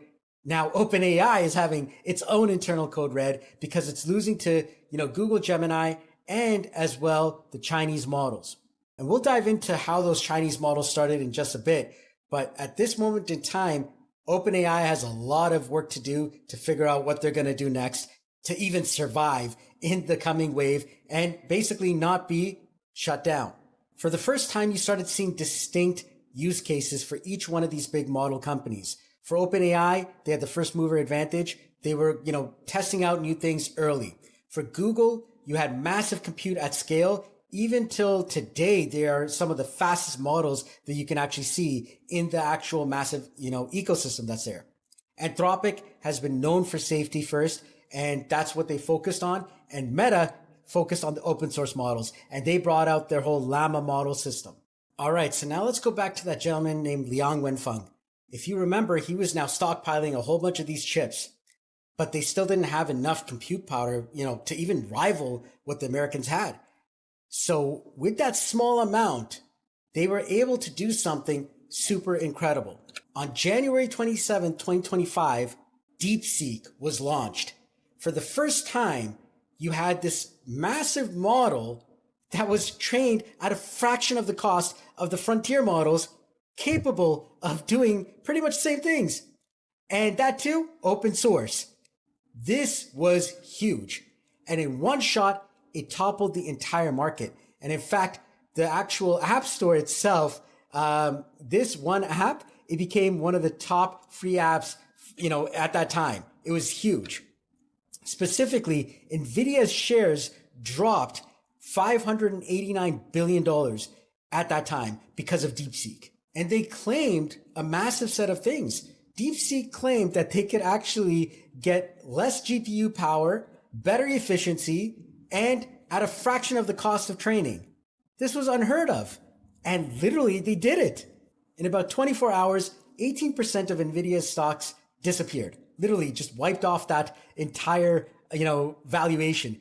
18% off. There you go. $589 billion was lost in that one moment. So if you can imagine, DeepSeek reduced the cost of training frontier AIs by 98%. That was unheard of. So while the US labs were spending hundreds of millions of dollars, here you are with these Chinese models spending like only 2% of that. And this all came down to the fact that they were being restricted. If we didn't have those restrictions, China would have never been in the picture. In fact, the whole world was having these challenges to even get to this level. And now, because of those restrictions, China innovated. And now China was in the race for AI dominance around the world. That one step put China on the map. And literally immediately following that, so many models started coming out of China. You had the Tianwen family with Alibaba. You had Baidu coming out with ErnieBot. You had Tencent coming out with Hanyuan. You had Moonshot AI coming out with Kimi K2.5. You had Zhipu AI coming out with GLM. Even till now, GLM is rated as good as Anthropic's Opus models. Like, that's how big it is. And you also had Manus coming out. Manus was later acquired by Meta. Okay, so that is a big thing. So China's AI movement just really took off. And not just the AI large language models, also their robotics scene. AI and robotics has been growing massively, and China has been leading the way in robotics by leaps and bounds. And the biggest key of all of this was many, if not all of these models are open source. That's right. You could download these offline and use them unlimited. So this shifted the entire ecosystem. So what was meant to slow people down in China actually became their greatest strength. And it made it like literally a catalyst to actually find new ways to actually train these models and release them at a fraction of the cost. So during this time, Manus comes out. It's actually an autonomous agent. You could tell it whatever you need to do, and it would actually create a virtual computer and start taking over the mouse and moving it around. It was incredible. It was built by a company named Butterfly Effect. It was also called Monica at the time. And what ended up happening was it was a Singaporean company with Chinese founders. And it was valuated and later on acquired for $2 billion plus by Meta. It's really, really big. And now it's going to be part of probably many of your things that you're using today, such as WhatsApp and Facebook and many other things. So this brings us to a moment in time where the open source wave began. This means that now companies like OpenAI and ChatGPT, they can't just gate you anymore. Now you've got models that are just as good, fully available for open source, and you can use them offline if you want. This is a huge, huge turning point in the history of AI. For the first time, you see a power shift from a few Silicon Valley labs to now the entire world. And as you can see, the cost of inference just kept on going down and down and down. And Meta was leading the way. They brought out their Llama 1 models and then their Llama 2 models over time and really pushing this whole entire open source revolution. And this led to a big explosion in the developer community as people started adopting it more and more. And as this was happening, more and more of these companies were just literally trying to get to less and less inference costs. So you can imagine now the cost of tokens kept on going down. And this was a key turning point because now people were able to use these models on smaller, less, expensive hardware, which is a big thing when you're looking at the cost of running AI. So this pushed the global developer adoption. AI is no longer a gated resource limited to Silicon Valley. Open models have triggered a global surge in building from Bangalore to Sao Paulo, from India to Southeast Asia to Latin America. As these new emerging markets were coming out, they were now getting AI implementation as well. The inference costs kept on falling down. They fell by 90% across the board. And it got to a point where every single time a major company was releasing their AI model that was supposed to be, behind closed doors, a new model that came out, within a week was fully open source, ready to go, that rivaled many of these closed models. So it was huge that this was happening. Now, this brings us over to 2026, as we started seeing now different countries trying to take different stances. So Europe, for example, tried to put a lot of regulation, and in doing so, they basically are costing themselves a lot of money. What ended up happening was all these strict compliances stopped people from actually using much of the AI and slowing down the frontier research and development and deployment. So this marked the end as well of this gated AI idea, where now you're going to be paying for these monthly models, monthly fees, and so on. People were starting to now say, hey, I can actually get these open source models and start using them offline, such as using tools like Ollama, LM Studio. You can use DeepSeek as well, some of these models here, and reducing the cost output. In fact, a lot of these open source models are rivaling many of the gated models as well.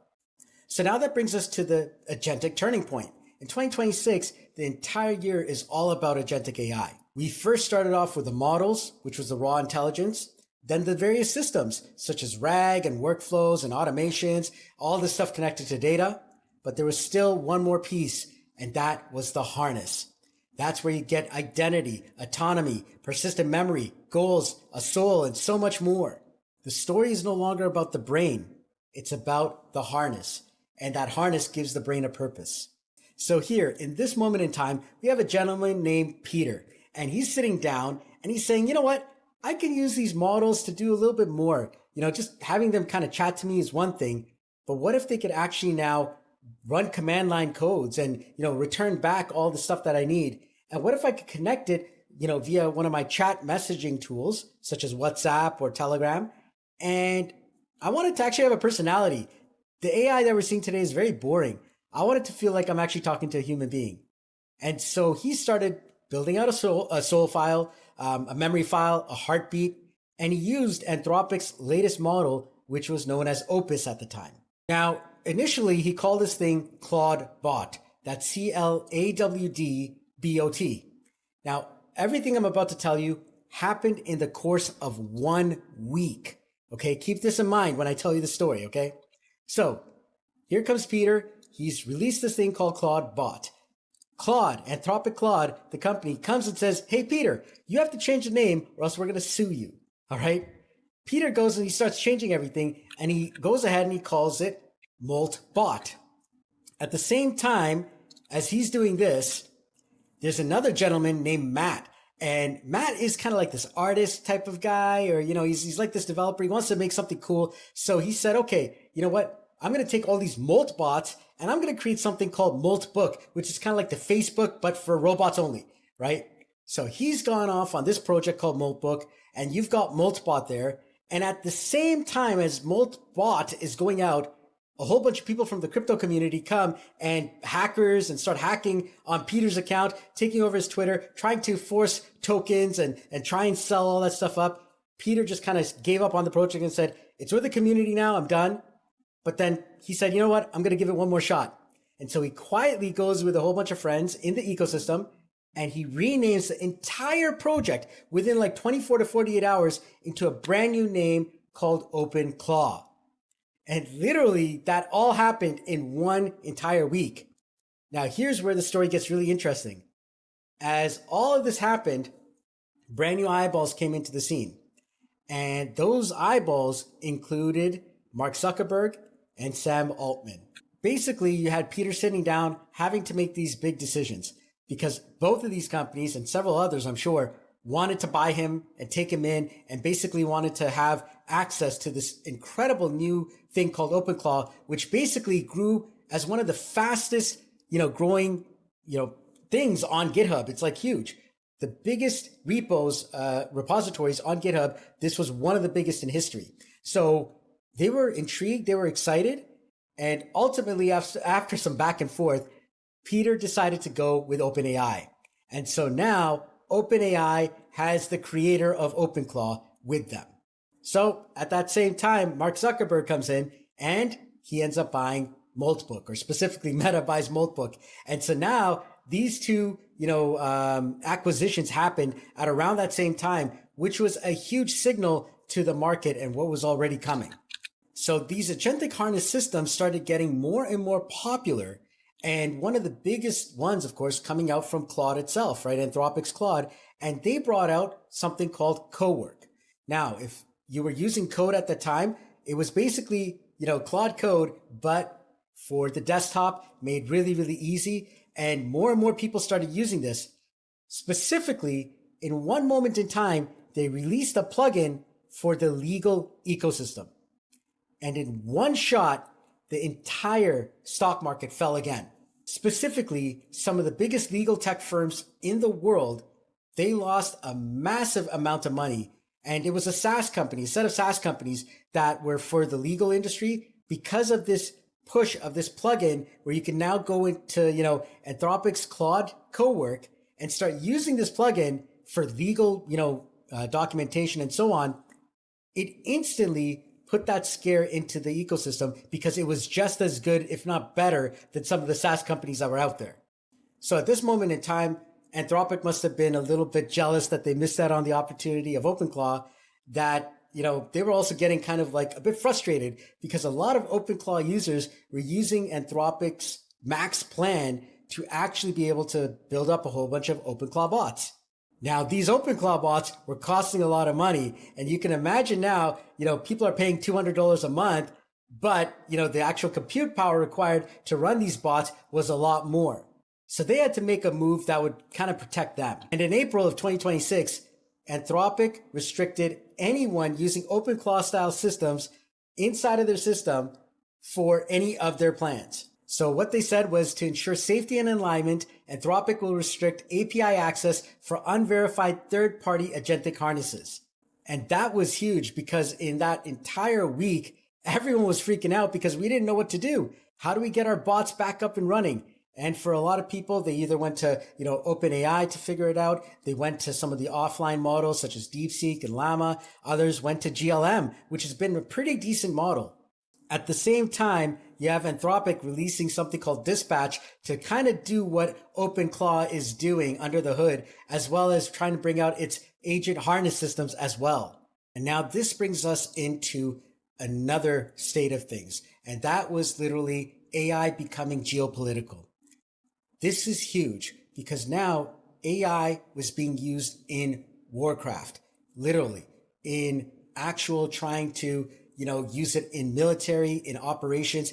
It was pretty out there. So at this moment in time, you had the president of the United States and the US military go out and in one shot go and, get the sitting leader of Venezuela, right? The whole Venezuelan operation happened so fast. It was like, how did this happen? How did this even go about? And there were reports that Anthropic Claude's models may have actually been used to do this. Now that, just even the question of that, irked some of the people inside of the Department of Defense and so on inside of the United States government. And it was the first reported use of a frontier large language model in kinetic military environments. Now, if you remember, Claude's entire premise of being is that, they want to do it right. They're all about safety. This was a big, big deal. So at this point, as, Anthropic and some of the partners were asking, did you use our tools or our AI to actually do this? That did not sit well, as I said. And so now, all of a sudden, they're basically saying to Anthropic, we can use your models for any legal thing. And for Anthropic, they basically said, we don't want you to be spying on, United States citizens. And we don't want you to be using this for like this sort of military stuff, like things that could harm human beings, right? And the Pentagon basically said, sorry, right? Department of Defense said, nope, you are now an actual threat, okay, to our supply chain. And they literally labeled Anthropic as this supply chain risk. Now, the level of, restriction that they actually put on Anthropic in that one shot is the stuff that they do for foreign enemies. And so now this was a big, big deal because the Department of Defense literally said, we're no longer working with Anthropic because they question what we want and they're not letting us do what we believe is, by our laws, the way it's going to be. This was a massive shift across the entire ecosystem because now you had everyone who wanted to side with Anthropic leaving, for Anthropic, and the ones who didn't were staying, but they needed some AI. And this is where OpenAI comes in. And all of a sudden, OpenAI is like, all right, well, we'll work with you. And that was where that shift happened. A massive shift as OpenAI formalizes a high-level partnership with the Department of Defense, integrating large language model capabilities into national security infrastructure. The user base started massively uninstalling all OpenAI stuff. This literally was one of the biggest exoduses of OpenAI for a long time. And in a brief moment, you actually had Claude and Gemini both come out with transfer systems, where literally you could actually download all of your OpenAI data and you can easily transfer to Gemini and to Anthropic. And these were like very, very big. And of course, they didn't even say that you could actually download it just from OpenAI. They didn't take it by name. They said, you can bring it from any system, all your data, and put it into our systems. So that's what started happening. And you saw this big move of users leaving OpenAI in droves. So now you have an overall picture of where modern AI is, why things are in existence today, how they came to be. It comes from these three eras of AI evolution. From 2015 to 2022, you had the model era. From 2023 to 2025, you had the system era. And now in 2026 and beyond, you have the harness era. So that brings us to the next steps, and that is mastering the agentic harness.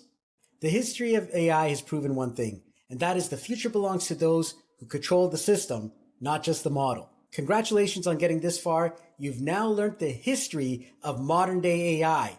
Now go out there and go forward as you continue your training in becoming an agentic AI operator. I'll see you in the next course. Take care. Bye-bye.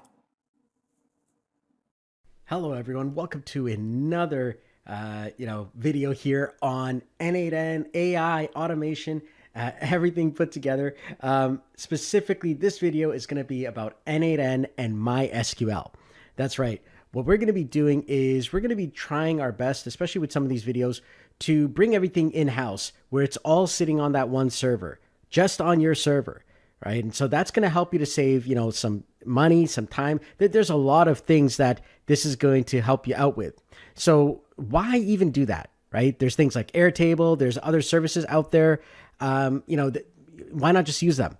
Absolutely. And that's completely your choice. What's going to happen though is that every single time you're using it, currently the prices are low. A lot of these AI companies are being subsidized. They've got funding, all that other stuff. Pretty soon, the prices are going to continue to increase. If you remember when Netflix first came out, Netflix came out, everyone's getting, some good prices. I remember I used to pay like $7.99, which is like $8 here in Canada per month. Today, we're paying like $22. If you went to get an Uber ride back in the day, people were getting them at like $3 a ride and stuff like that. Today, people will pay a lot more.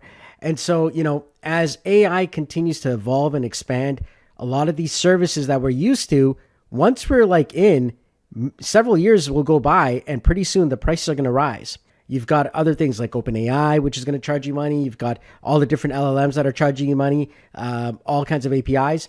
And so the goal of this video and several of these videos that are going to start coming out is to keep everything right inside of your server. So here's the 3 key areas that you want to do this for, okay, and why you want to do this. So 3 reasons on why you want to do this are money. Every time you make a call to any of these APIs, it's costing you money, all right? Today, it's costing you money where they might have given you a credit. Tomorrow, it's going to cost you more. Time. It still takes time to, call out to these servers. And depending on where the server is, sure, you may not notice it on the smaller amount, it's not a big deal. You might do one call and the server is on the other side of the world. But as things start growing and you've got more automations, you got more stuff actually running, well, now those calls are going to be costly and it's going to take more time, especially if that, other side has to do some processing. Okay. And then lack of control. If that service goes down, what do? And if you're dealing with customers, you want to have control where you can shut things on and off. You can't sit there and wait for, OpenAI or Airtable to kind of be like, okay, well, we're back up now and your customer has now lost out. So these 3 areas are the reason why we want to kind of bring something in-house where it is on your server. And so in this video, we're going to be starting that whole entire series, starting off with MySQL, and we're going to put that right on our n8n DigitalOcean server. Now, of course, we're using DigitalOcean, so it is another service, but at least I still have control over that server. I could turn it on and off. I can, understand what's going on. I can go into that server and kind of, fix things. Whereas if it's another API provider, I can't do anything, right? It's pretty much just waiting for them, maybe sending out a ticket saying, hey, support staff, can you help me out? All right. So for the long term, we want to start planning from now and setting these things up. So in this video, we're going to be actually learning how to integrate MySQL into n8n so that you actually have it within your own system. All right, so let's get started. All right, so here we are. This is, my n8n, and, right now it doesn't have any MySQL stuff. I mean, I could actually just trigger it manually here. And, I'll take a look and I'll say, okay, well, I could type in MySQL here. So I know that I've got a node for it. You can insert rows and table, execute, so on and so forth. Let's just put in, execute an SQL query. All right. Well, it's going to say, where's the credential? If I click on create new credential, I don't have MySQL set up yet, right? So I need to understand, like, localhost, MySQL, user, password. This doesn't exist. So we want to set it up so it is actually local in the system. All right. But right now, localhost, well, we are inside of a Docker, system, which is on a DigitalOcean server, right? So literally you've got the DigitalOcean server. All right. Then you've got a Docker, which is within that actual system. And so I have to actually set up MySQL within that. It's not as easy as just simply installing, which it will work. If you see my FFmpeg tutorial, the first one, that's exactly what I did. I just installed it on the Docker image. It works, but then the second you actually upgrade your Docker installation, or you do a Docker Compose down, Docker Compose up, it's going to basically destroy everything because it's looking for that Docker YAML file where it's going to reconstruct everything. And then on top of that, you need persistence. Like, how are you going to make sure that information that's sitting on your MySQL server doesn't get destroyed when you reset that actual, Docker file?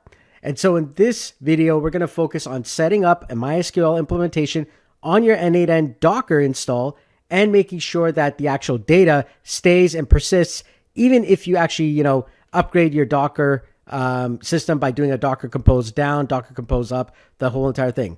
All right. So let's dive in and actually start setting that up. So the first thing you want to do is you want to go into your droplet inside of your DigitalOcean, and you're going to select console here, and we're going to dive into our console view. And so now we are here in the console of my actual n8n DigitalOcean server. And what I'm going to be doing is I'm going to first find out where is my actual Docker YAML file located. So first we're going to do cd space ... and then hit enter. So now you see that we've got this little slash here. It shows me that I'm in the root folder. All right. So now what I'm going to do is I'm going to just do ls, and that's going to list me, all the different folders there. It's going to be inside of OPT. So I'm going to do cd opt. All right, ls again. And now you're going to see your actual Docker file, and it is n8n docker caddy. So let's actually cd into that. cd n8n docker caddy. Hit enter. Okay. Now when I do an ls there, you can see that we see our Docker Compose YAML file. All right. We need to edit that and start working on that. All right. So let's dive right in and let's start working in the Docker YAML file. So type in nano docker -compose.yml and hit enter. All right.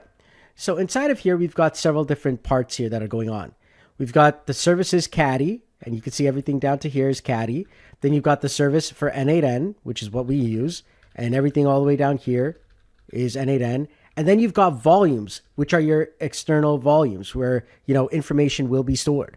All right. And this here is like, all of your n8n, automations. Well, the reason why they don't get destroyed is because you actually have places where the data is being stored. All right. And every time you put a, Docker Compose down, Docker Compose up, it's not destroying all of that data. It's still there somewhere, and it's still able to upgrade the system. All right. So what we're going to be doing now is we're going to be adding in another service for MySQL. All right. So if we come on down here, we're going to go down underneath the n8n. All right. And I'm going to hit enter a few times here. And specifically, we're going to hit space. And now this next third service is MySQL. All right. And now we're going to hit colon. Okay. And as you can see, it turns green. And we'll just move this down a bit so that I could see it there a little bit more. And so now we're going to type in here. We're just going to hit enter. And we're going to go right till about here. That's about 4 spaces in. And we're just going to type in image. All right. And we're going to use MySQL 8. So MySQL colon 8.0. All right. And then we're going to do the next line here.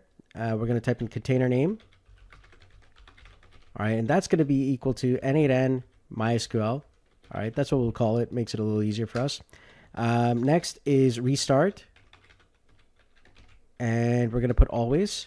All right. And as you can see in the other ones, it's also the same, right? So as you can see here, restart always in n8n. Caddy's a little bit different, but for n8n, we want to restart n8n and we want to restart our MySQL, right? Because if we don't, then it's not going to start MySQL every single time, and you'll have to restart it manually, sort of thing. So this tells it that every single time you do a reset of Docker, restart your MySQL as well. All right. Next, we want to set up an environment. Okay. And we need to now set up an actual, root password, database, user, and your own MySQL password. So let's actually go over here till about V there. That's about 6 spaces, I believe, or 7, 8, 1, 2, 3, 4, 5, 6. Yeah, 6. So 6 spaces in, and we're going to type in uppercase MySQL _root _password. All right, and then we're just going to create our own password. All right, I can call this anything here. I'm just going to say a password here. All right, you guys are seeing it kind of hidden right now. That's because I'm, it's a video. So type in a password here that you're going to use. All right, and now the next item here is going to be MySQL _database. All right, and that's going to be n8n db. So we're just going to create a database called n8n db. All right, and so you can make anything you want, but I'm just putting these inside of here. All right, next we're going to use MySQL user. So MySQL user. So who's the user, right? So you can create a username. I'm just going to create something called n8n user. All right, and now finally we're going to get MySQL password. Okay, this is different from the root password. Okay, this is the one that actually allows you to get into this, actual MySQL itself. So just put a password in. I'm going to create another password. You could choose anything that you want. All right. So now we're going to go with 4 lines in, and we're going to put in something called ports. Okay. So this is how, it's going to actually access your MySQL. And I'm going to move this down here. All right. And we're going to put a dash here. And what we're going to do here is we're going to put inside a space and quotes 3307 colon 3306. Okay. So that's kind of like the port range that we're going to put in. Next, you're going to hit enter again, and we're going to go in about 4, and we're going to type in volumes. All right. With a colon, hit enter. And then again, what we're going to do is we're going to go in about 6, and you're going to put a dash, and you're going to type in MySQL _data colon. And now we're going to put an actual location here. So /var /lib /MySQL. All right. So we've now set that up. So now let's actually clear some of these items here, bring the volume stuff back now. All right. And we've got 1 space in between. That's fine. All right. So now we have to work on the volume section. So, where's our data going to be stored? And as you can see, we've got MySQL _data. Well, we need to put that inside of the volumes as well so that we actually store our data. So over here, all we're going to do inside of volumes, put 2 spaces and just type in the same MySQL _data. So MySQL _data. All right. And then you're going to put a colon. And that is pretty much it. Now, all we have to do is save this by hitting Control and O. So Control O and then hit enter. Okay. So now our actual Docker file is ready. Then you're going to hit Control X to exit out of that. Now we have to do a Docker compose down to shut down the system, and then a Docker compose up -D. All right. So let's do that now. So let me just clear this here. All right. So Docker compose down. That's going to shut down our Docker implementation. All right. So now we're going to do Docker compose up -D. So Docker compose up -D. Hit enter. All right, so now you're seeing this actually pulling in the latest MySQL. As you can actually see that there, MySQL is coming in. So it's going to download and install it. And now you will actually have MySQL on your actual Docker image. And you can do, a Docker compose down, Docker compose up. You can reset your server. It shouldn't matter. It should always be there. And so that's what we're going to see now. There we go. It's getting our n8n ready.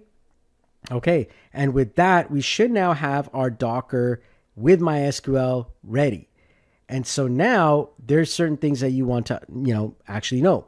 And that is, your host, your port, your user, your password, and the database. All right. So what we're going to do now is we're actually going to put that into our n8n install. And here we are. Okay. So our n8n is working. I could go back and see all my stuff is there. So I didn't lose like anything. So that's good. All right. And now what we're going to do here is we're going to set up our MySQL. So I'm going to hit tab, MySQL. All right. And then I'm just going to click on execute an SQL query. All right. So now over here, I'm going to go to my credential, create new credential. All right. So now my host is going to be MySQL. All right. My database is going to be n8n db. my username is going to be the user that I had put in. So in this case here, it's n8n user. All right. And now you're going to type in the password that you had from earlier that you put in. All right. And for port, keep it as 3306. We're not doing any of the SSL items, and you should be good. So let's hit save. And it's tested, and the connection was successful. We now have access to MySQL on our n8n server, and it'll work all the time, thus replacing the requirement for things like Airtable and other competitors. Now, of course, if you want to use Airtable, that's completely fine, but this is more advanced. If you know MySQL, if you know how to use databases in SQL, then I would actually recommend this over things like Airtable because, first and foremost, it's right on the server. You're going to have, no money being spent. It's going to be fast because it's right on that server itself. You don't have to worry about an actual API call going out.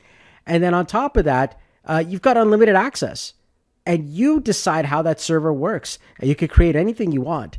So we're actually just going to do an actual full SQL example here. So now that we've got everything connected and everything is pretty much up and running, we need to now do things in steps. All right. So first we need to tell MySQL to use a certain actual database. So let's first tell it to use a certain database. Let's do that right now. So we're going to say here use n8n db. All right. And that's telling us that we want to use this. So every single time you're about to, call any MySQL command, you're going to do that first. Okay. And this we're just going to call the, initialization. So MySQL init.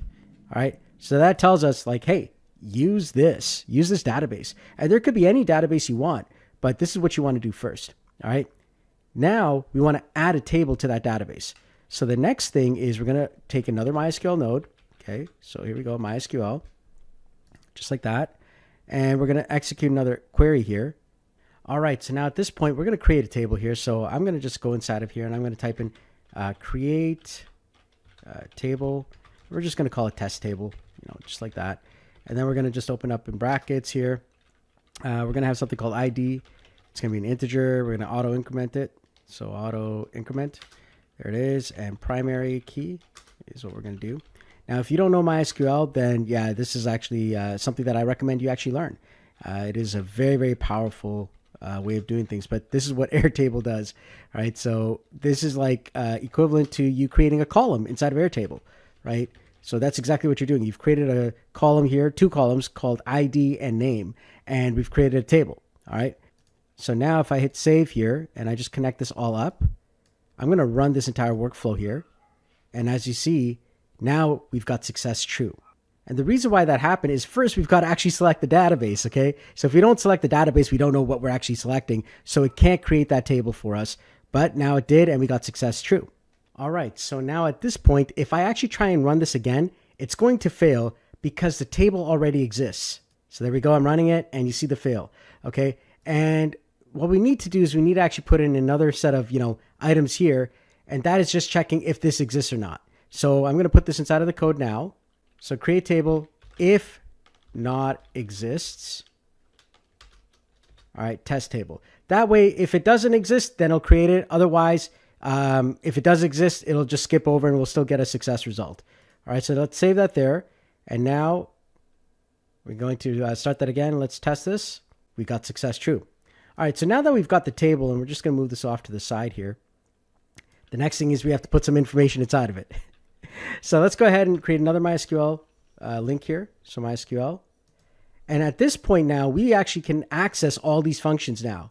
So if I want to insert a row inside of a table, all I have to do is just click on this here. So insert row into table, just like that. And now if I click on select the table, you're going to see that test table exists. So now I can put in information. Now, chances are you don't want to auto map it unless you actually know your exact data. So I'm going to do this map each, thing manually. And we're going to add in each value. So in this case, ID or name. And you see, my actual, columns are there. So I'll choose, let's say ID is going to be automatic. So I don't even have to worry about that. But I'm just going to type in name. And I'm going to put in here Solomon. All right. And now if I actually run this entire flow here. So I'll just connect this guy up here. All right. Test the workflow. All right. And as you can see, success true. And Solomon is now actually inside of the table. And I can add even more names. But now let's say I want to get some data from this database or from this actual table. So now from here, I can actually go in and I could say, hey, you know what? Let me get this information. So instead of adding something inside of here, we can name this properly here, so just add a name. So add data. All right. Now we want to get the data. So I'm just going to put in here MySQL. All right. And now I want to actually get rows. So select rows from a table. All right. Let me just move this over here, and there we go. So I want to select from the test table. All right. And I want to get everything. That's it. So that's all I have to do. So literally I can just test the workflow, and it's now brought back the information. There it is. All right. So now I've got a database that I can start using. All right. And now from here, you can grow and expand. You can add tables. You can remove tables. You can delete items. You can add items. It gets really, really, straightforward from this point onwards to create, whatever you want and have your own, in-house database system rather than, going out to an external API. All right, so there you have it. As you can see, you can set up your own MySQL system for your n8n right within your own server. You're going to save time. You don't have to worry about it going out to an API and calling back and forth. And if that server is down or how far that server is around the world, it wouldn't matter because everything's happening right in-house on that own server, right? On your very own server. So you don't have to worry about that, distance or how long it's going to take. You're going to save money. You have unlimited calls now, literally. You don't have to worry about hitting an API endpoint every single time with something like Airtable all the time. And if you know your MySQL, then this is like, huge. You've now got unlimited access to grow whatever you want. And you don't have to worry about control. You don't have to worry about that service going down. You control the database, and that allows you to, turn things on and off. And so that is a huge thing, especially as you're building for clients in the future or even for yourself. All right. As time goes on, remember these APIs, these, external apps that we are using, they're just going to get more costly. Well, if you enjoyed that lesson today, please go ahead and join my school page. That's right. Click on the link below and come and join a whole bunch of incredible AI automators just like yourself who are learning, who are growing, who are running AI agencies, and are expanding their knowledge of AI and automation. I truly hope that this video helped you out, and I look forward to seeing you in another video. Take care. Bye-bye. Hey everyone, how's it going? Solomon Christ here, and welcome to the second level of the AI Foundations course. In this program, you're going to be learning all of the basics of AI and automation, and specifically in this one, we're going to be diving deep into n8n. So let's not waste any more time. Let's dive right in. So welcome to the Foundations of AI and Automation, Level 2. All right, we're going to be working hard in setting up n8n. We're going to be doing a lot of different things inside of this entire program. And it's going to require you to spend some time and actually do some work. This course is designed to empower you with the skills of a proficient automation engineer. That's right. We want to make you into an automation professional, all right, when it comes to using AI and these new technologies. And that too, without having to go through an entire degree program. And there is going to be a lot of degree programs out there and a lot of stuff. But the hope is that, in this program here, you'll at least get your hands onto the basics and walk away with this with, the confidence that you need to actually take on automation projects on your own. The focus of this course is to build a structured program for n8n so that at least at the end of the day, when you're diving into this, you actually have a step-by-step way to do these things. You're going to be learning the basics of n8n and AI automation. Then we're going to be actually diving into actually building out a spreadsheet system where you're going to see how we actually take data from a spreadsheet and then after that process it and go back and forth using AI. And then afterwards diving deep into the n8n actual courses where you can actually earn badges as well. So now before we get started, some of the things that you're going to require is number one, you're going to need to have a Google email. So if you don't have that, I recommend go and get one. This entire course is based on using the Google services because they're free. Next, you're going to need an OpenAI key. To do that, you actually have to go to OpenAI and set this up. I'm going to walk you through those steps, but you're going to have to pay something, and it's usually like $5 or $10. Now, if you're lucky, you might get some additional free credit. So that might help you out, but you do need to have that because that's the only way we're going to be able to use the AI from ChatGPT and OpenAI. And next, we're going to be setting up a DigitalOcean account. Now, if you don't have an account, I recommend going down below and just clicking on the link. It is an affiliate link, so I do get something from it. At the same time, though, it gives you up to $200 worth of credit with DigitalOcean. So not a bad deal. You get some money to use DigitalOcean, and I get some affiliate fees as well in the form of credits, so then I can use more DigitalOcean as well. So everyone kind of wins there. But the idea here is that you've got that set up because we're going to be creating a server for n8n. In this program, you're also going to be learning how to effectively integrate AI tools like OpenAI into your automation workflows, mastering the Splat framework for creating automations and thinking like an automator. And you're also going to be gaining proficiency with essential nodes for controlling logic and handling data, as well as, completing the official n8n courses to earn verifiable badges and demonstrate proficiency. So this is a comprehensive course. It really is. There's a lot that's inside of here, and it's going to take you several hours just to even go through, not even, talking about actually doing this yourself. I mean, it's going to take you time to think through this, to actually do the exercises and do the work. So I recommend you take, your time to do this, and maybe you take a weekend to actually just go through this and actually set this up. It is so important that you do the work because, listen, as much as I see so many people just copying and pasting automations, or they found something online and then they don't know how to use it, it hurts me because it's like, I know that you could do this because I did it too. I was in your exact position, at the beginning, and it was just like, I need to do this. And so the same thing, you can do this as well. You have to dive in, you got to do the work, and you're only going to get out of it what you put into it. Now, we're going to be starting off by setting up n8n, and there are, 3 different methods that we're actually going to show in this program on how to actually set n8n up. We're going to go over setting up n8n on the cloud, right? So their system, so n8n cloud. We're going to be going over setting up a VPS, or virtual private server, using DigitalOcean. We're also going to be going over local setup, and that's on your actual computer itself. And so that's going to be the 3 main ways that you're going to be setting up n8n. And you could choose each method for a different use case. There's so many different reasons on why you want to set these things up. The easiest and fastest method, though, if you just want to get right in, is going for n8n Cloud, and that's their own system. And you just create an account and you're up and running. Next, we're going to be diving into the fundamentals of n8n. That's navigating the interface, understanding core components, creating automation workflows, and actually doing that because that's a big, big part of it, and how to set up your credentials, because without the credentials, well, a lot of these apps just won't work. After that, we're going to dive into the thought process behind actually creating workflows, and we're going to be going over a framework that I, came up with called Splat. And it's just a way to kind of think through the entire process of creating automations. Then we're going to dive into some of the more important points of n8n where you do really need to know this, and that is JSON and JavaScript. They will give you additional powers to, really get the most out of n8n. Then we dive into sub-workflows and modularity, as well as design patterns and tips for that. Now, I'm coming from a software background, so for me, finding systems and methods has always been the key, and you're going to see that inside of this course as well. One of the key projects that we're going to dive into in this course is a spreadsheet data processor. It's a practical application focusing on concepts and real-world problem solving. Listen, I'm sure you've seen a lot of the, YouTube videos out there that are all about looking cool and making all kinds of fancy stuff with n8n, and absolutely you could do that. But when it comes to actually working with clients and, really getting your hands ready for n8n and the stuff that you're going to do, it's a lot of data processing.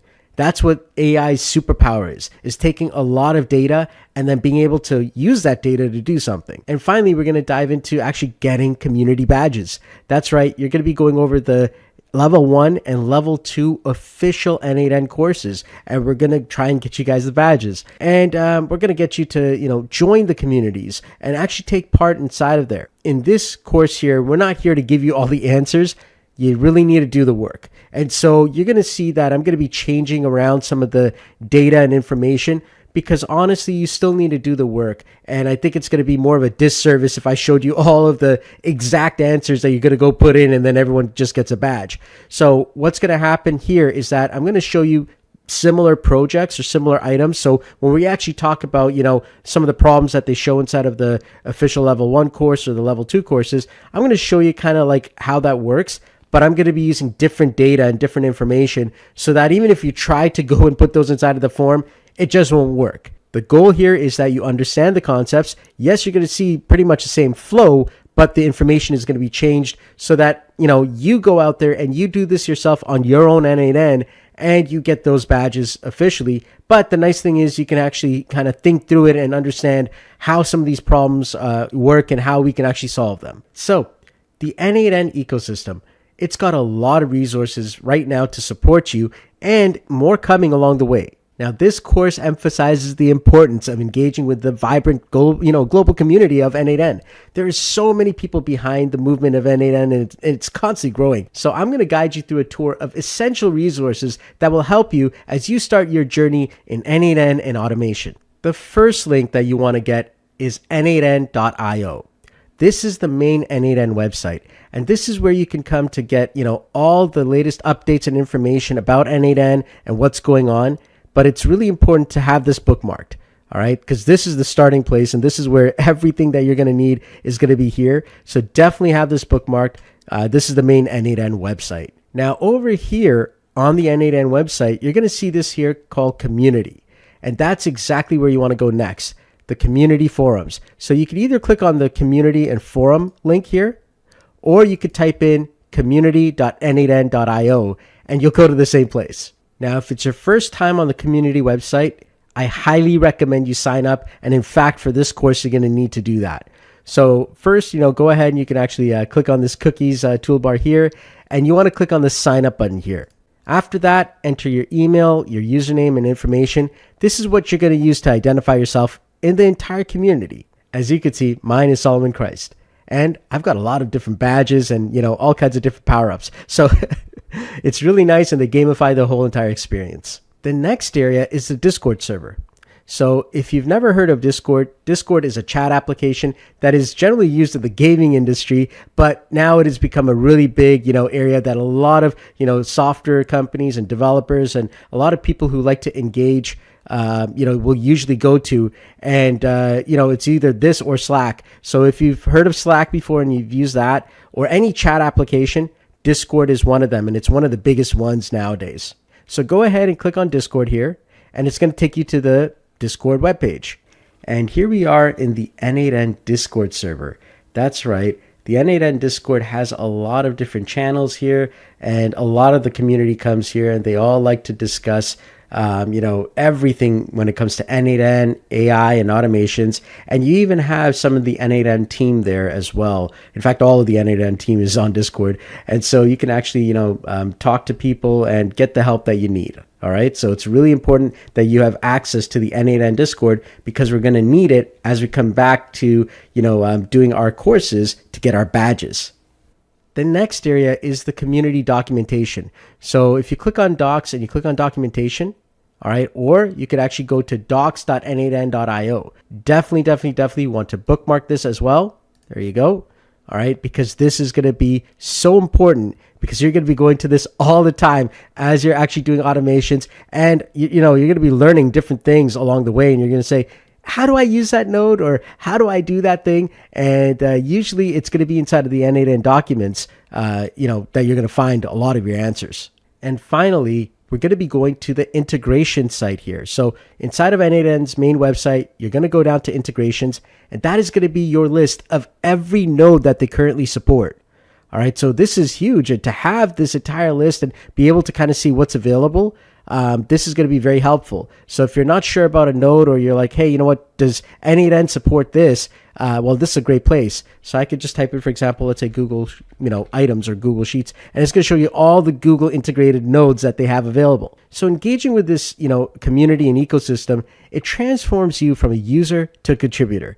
And that allows you to, stay updated with the latest news and information, but also get involved, inside of the n8n overall community. So now we're at the point of actually setting up n8n and multiple different options. So we're going to start off with n8n Cloud, and we're going to go over the step-by-step procedures to actually set that up and create an account. So the n8n Cloud is the fastest way to get started with n8n.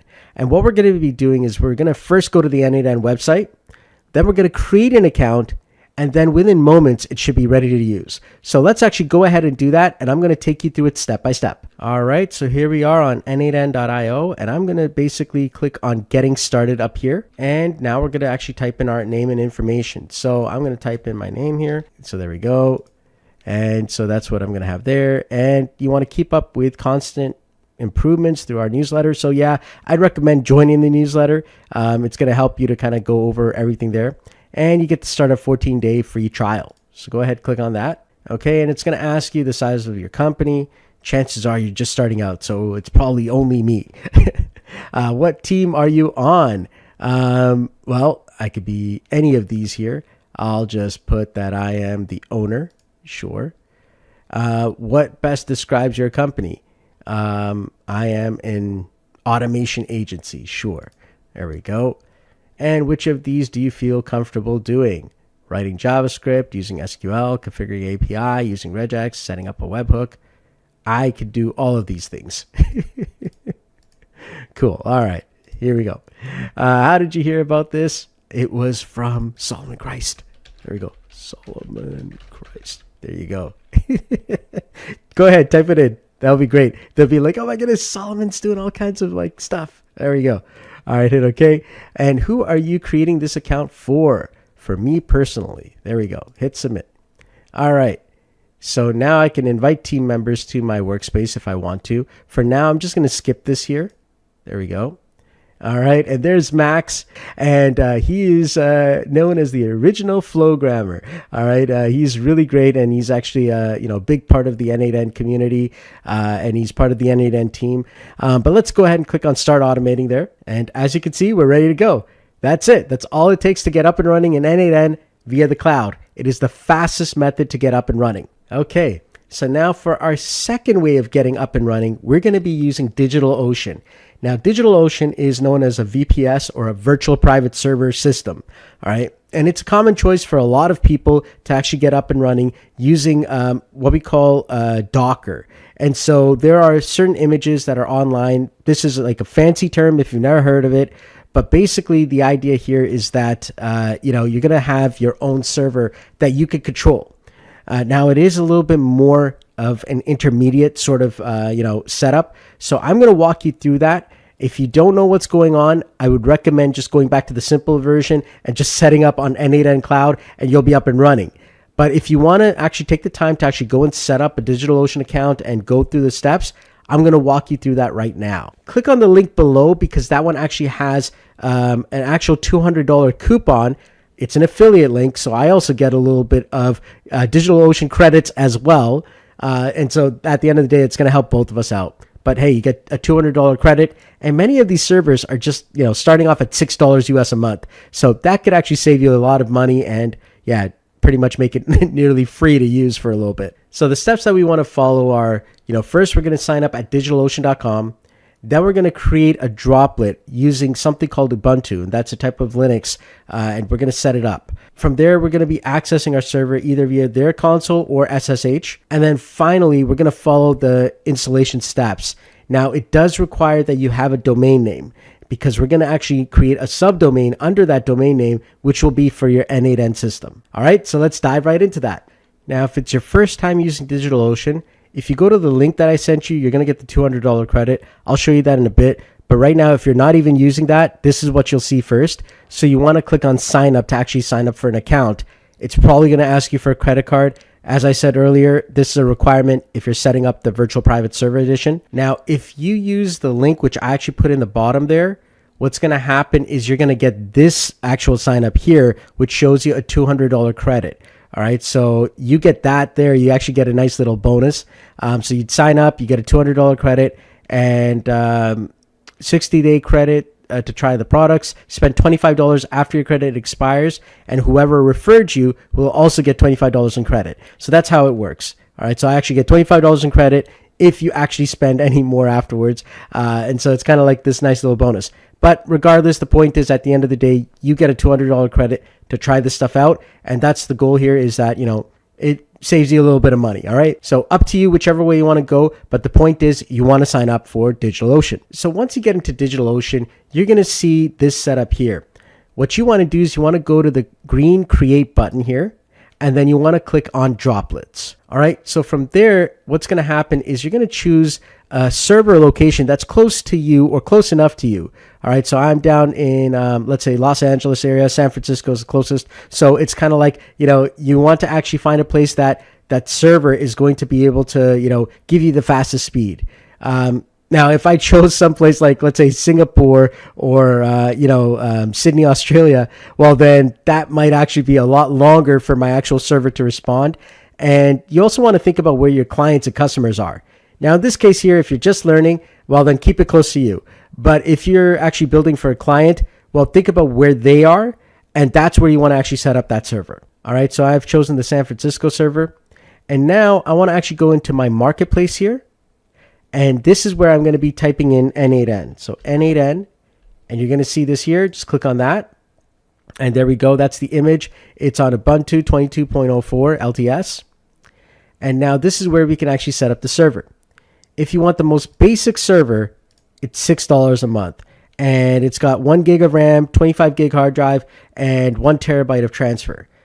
For your learning, that is more than enough. But if you're actually working with customers, you may actually want to go up to something which has more memory, like a premium Intel or a premium AMD, and you might be looking at a 2 gig of RAM. And so in that case there, I'd actually opt for either this one here for $12 a month, or I'd go up to about $14 to $16 a month for the premium Intel or premium AMD, because that RAM is going to help you, especially if you do localized AI, where you're setting up, Olama, for example, and you want that to actually run on the actual, n8n server. All right. But for now, we're going to start off with a $6 server to get everything up and running. All right. So now you're going to choose a password. This is going to be for your root user. Okay. So I'm just going to use something here. All right. And then you want to put in your host name here. I'm just going to put in n8n training. And then my tags here, this is n8n. And then over here for the tags, I just put in n8n. You can put anything you want. And at the bottom right here, when you're ready to go, you're going to click on create droplet. Now this process does take some time, so give it about 5-10 minutes as the server actually, gets loaded up. And once it's done, go ahead and click on that new server that you created, and you should see this page here. So now at this point, you need an actual domain name, and we actually needed to actually have a subdomain which points to this IP address. So I'm going to show you how to do that. And now we're going to go into our main domain name. All right. So in this case here, you're going to go into the DNS section of your domain. Now, if you're using GoDaddy, you're going to find that DNS section as well. I'm using DreamHost. And what you're going to be doing is you're going to be adding something called an A record. So I'm going to go ahead and I'm going to click on that, and I'm going to click on add a record. And then from here in the host name, I'm going to type in what this is. So for me, this is n8n training, all right, .solomon.christ.com. And it points to, well, now you're going to paste the IP address. So let's go back into our DigitalOcean, copy that, and then come over here and paste that in. And so now I've got the IP address here. And now all I have to do is click on add record. And it's going to take about 10-15 minutes to propagate. So give it that time to actually do that. And we'll be able to go on to the next step after that. All right. So once that's done, we're going to go into our console here. So I can click on console at this point, just like that. And it'll actually open up a console view here. And that brings us to this actual point here where now I'm in my n8n server.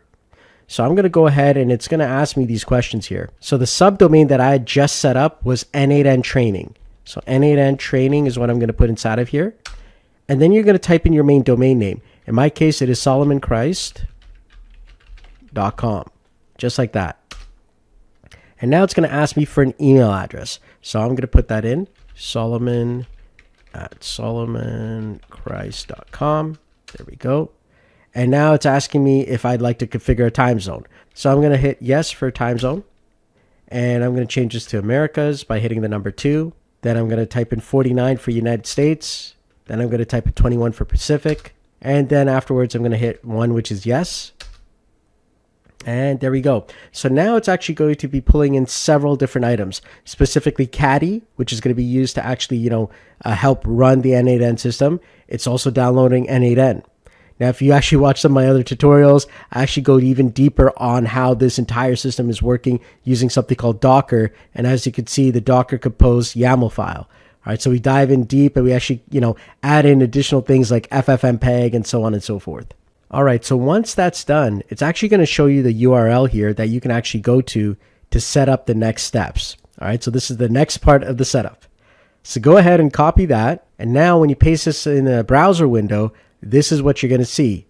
So now it's time for us to set this up so that you have your own virtual private server. So I'm going to go ahead and I'm going to type in Solomon@solomonchrist.com. First name is Solomon, last name Christ. Password. So put in a password that you're going to remember. All right. And yeah, sure, you could put in, I want to receive security and product updates. Hit next. All right. Now, another item is it's going to show you this next series of steps. I highly recommend you follow them through because you're going to get a special license key. All right. So watch this. So what best describes your company? So similar questions from what we had on the cloud version there. Which industries does your company, work in? I'm just going to put IT for now. That's fine. Which role best describes you? I am the owner. Who will your automations mainly be for? Myself. How big is your company? If you're just starting out, it's just yourself. So less than 20 people. How did you hear about n8n? And you're going to put other, and you're going to type in Solomon Christ. Solomon Christ. There we go. The n8n team could see all of that. There you go. All right, get started. Okay. So now get paid features for free forever. So this is what I was talking about. All right. So you want to actually make sure you put your email in because you're going to get a special license key. All right. So there we go. We're going to get a free license key and I'm going to click on that and I should see that key come in. Now, as you can see, we've got the same n8n version that's here. Now we're going to be diving into the interface in just a bit. So first, let's continue going back and actually do the actual setups so you understand all the different ways that you can actually set up n8n. All right. And so inside of your email, you should get this license key next. And so you're just going to copy that. And then you're going to go back into your n8n. And on the bottom left there, you're going to see these three dots next to your name. You're going to click on settings. And then you're going to click on enter activation key. So go ahead and paste that in just like that. There you go. Click on activate. And there you go. So now you actually have a licensed edition, community edition for, your n8n. And there you go. You're now fully set up on your own VPS server with n8n. All right. So that now brings us to the local installation. So the local installation will allow you to actually set up n8n locally on your own computer. So there's a lot of benefits to actually having a local system. First is access to your own local files. All right. So you don't have to worry about exposing them to some online service or it going through the internet. You can actually have it, locally done. It gives you greater control over the execution environment, and you can run a lot of powerful workflows right from your own system. So to do this, what we're going to be doing is we're going to be using something called the self-hosted AI starter kit. And you can actually find this on n8n's own GitHub. And we're going to follow these steps, step at a time. We're going to download, we're going to extract, we're going to configure, and we're going to run. And we're going to set up n8n on our own local system. So the first thing is we got to go to, github.com/n8n-io. And that's going to take us right to the main n8n GitHub page. From here, when we go down, you're going to see the self-hosted AI starter kit. And so along with n8n, you're going to be getting several things, including Ollama, Quadrant, and of course, some SQL there. What we're going to first do is we're going to be cloning this repo. So the assumption is that you have Git on your system. Now, if you don't, you're going to be actually going to, Google and just type in Git install, and you're going to find this first one here for Git. You click on downloads, and it'll allow you to install Git on your system. So once we do that, we want to go onto our actual system and create a folder for n8n that we're going to be using. So in this case here, because I'm teaching you guys, I'm just going to use a temporary folder. But you guys can use any folder that you want as long as you can navigate to it using your command line. So I'm in my C drive here. I'm going to right click here and I'm going to go to new folder and I'm going to type in local_n8n. All right. So that kind of gives me an idea of where it is. And so that's what I'm going to access. And now I'm going to do a git clone to this. All right, so now based on this repo, I'm going over the steps for an NVIDIA GPU because that's what I have. Chances are you know which GPU you have. All right, so focus on that one there. If you're using an AMD GPU, then use these steps here. So I'm going to do a run command. So that's CMD. I'm going into my actual console view here. All right, and let's just cd ... into the main area, cd space ... again. So there we go. I'm now in the main. I'm going to type in cd local n8n. That's where it was. So I'm going to hit enter. So I'm going to git clone this entire thing. So first thing that we want to do is just copy that first, command there, which is the git clone command. It's the same in all 3 steps here in any case. So let's go ahead. I'll just grab it from here because I'm using the NVIDIA version here. So I'm going to copy that. Let's go back to our command line. There we go. Paste that in, hit enter. So now it's actually cloning the entire repo there onto my computer. So now I have to actually do cd self-hosted AI starter kit. So I'm going to just do that. And now it's asking me to copy an environment file. So I'm going to just do cp, all right, .env, .example, and then space .env. So that's exactly what I'm going to do. I'm going to hit enter. All right. Now CP is not recognized. All right. So we're going to try copy instead. And so now inside of DOS or, DOS command lines, this will work. If you're not using, the command prompt and you're using bash, that's another way to do this as well. And you're going to get that, which is git bash. So git bash, there it is. All right. So I can now do everything the exact same way I just did there. So it would have been the exact same set of commands, but now I can use the CP commands and so on. All right. So now from here, I'm going to type in Docker compose. Now this is going to fail because I don't have Docker. All right. So watch this. So I'm going to type in Docker. And if I hit enter, you see that it says Docker is not recognized. All right. So as I said, I don't have Docker yet. So we have to go to docker.com and get Docker desktop. So go ahead, and literally go to docker.com and we're going to download Docker desktop for your version of Windows. So you're going to choose one that works for you. And once it's done, go ahead and install Docker desktop. And as you can see, it's doing the entire install. So give it some time. And once it's done, let's come right back and we'll continue. All right. So as you could see, one of the things that is being installed when we set up the Docker, desktop itself on Windows is something called the Windows subsystem for Linux. All right. Basically, we're putting Linux onto our system so that we can actually set up Docker and start using it. So this is specifically for Windows users. If you're using a Mac, it's already got Linux as its, underlying system. So it's a lot easier to go through the Mac system, compared to Windows PC. But we're doing it on Windows so that you could actually, understand how to do this because guess what? A lot of the business owners that you're going to be working with, chances are they have Windows. All right. So this is going to be very important as you're setting this up. So what's going to happen is when you set up your Docker, you're going to go through the steps. It's going to send you, sign up, email information and all that. You're going to have to restart your computer several times. So that's just kind of how it works. But once you get to this part here, you're going to be able to move on to the next steps. So now coming back to the next steps, we need to do a Docker compose for our specific actual graphics card. So in this case here, I'm using NVIDIA. If you're using an AMD GPU or a graphics card system with AMD, then you want to use this version of Docker. Okay, I'm on an actual NVIDIA system, so I'm going to be using this specific version of Docker when it comes to the command. And now I'm going to type in the actual Docker compose command here. All right, so in this case here, it is Docker compose -- profile GPU NVIDIA up. All right. So usually on our other systems, we would do a Docker compose up, but in our actual local system, we have to do a Docker compose profile GPU NVIDIA up. So it's basically just that extra set of commands here. Go ahead, hit enter, and now it's actually downloading everything. So specifically, the Docker YAML file has additional items such as Olama, Quadrant, and several others on top of the n8n.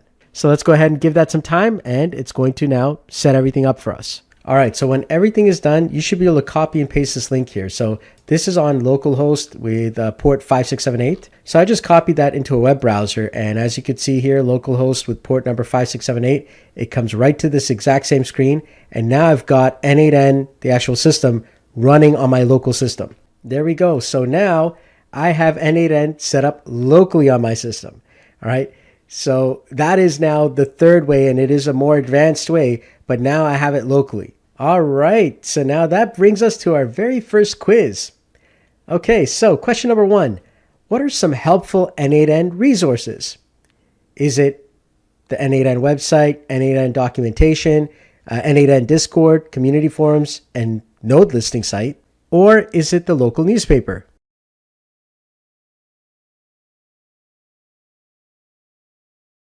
If you said the n8n website, n8n documentation, n8n Discord, community forums, and node listing site, then you're right.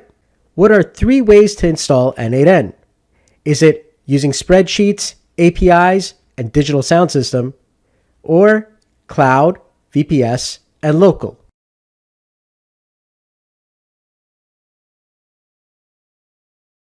If you said cloud, VPS, and local, you're right. What is the fastest way to get started with n8n? Is it n8n cloud, or is it VPS server via DigitalOcean?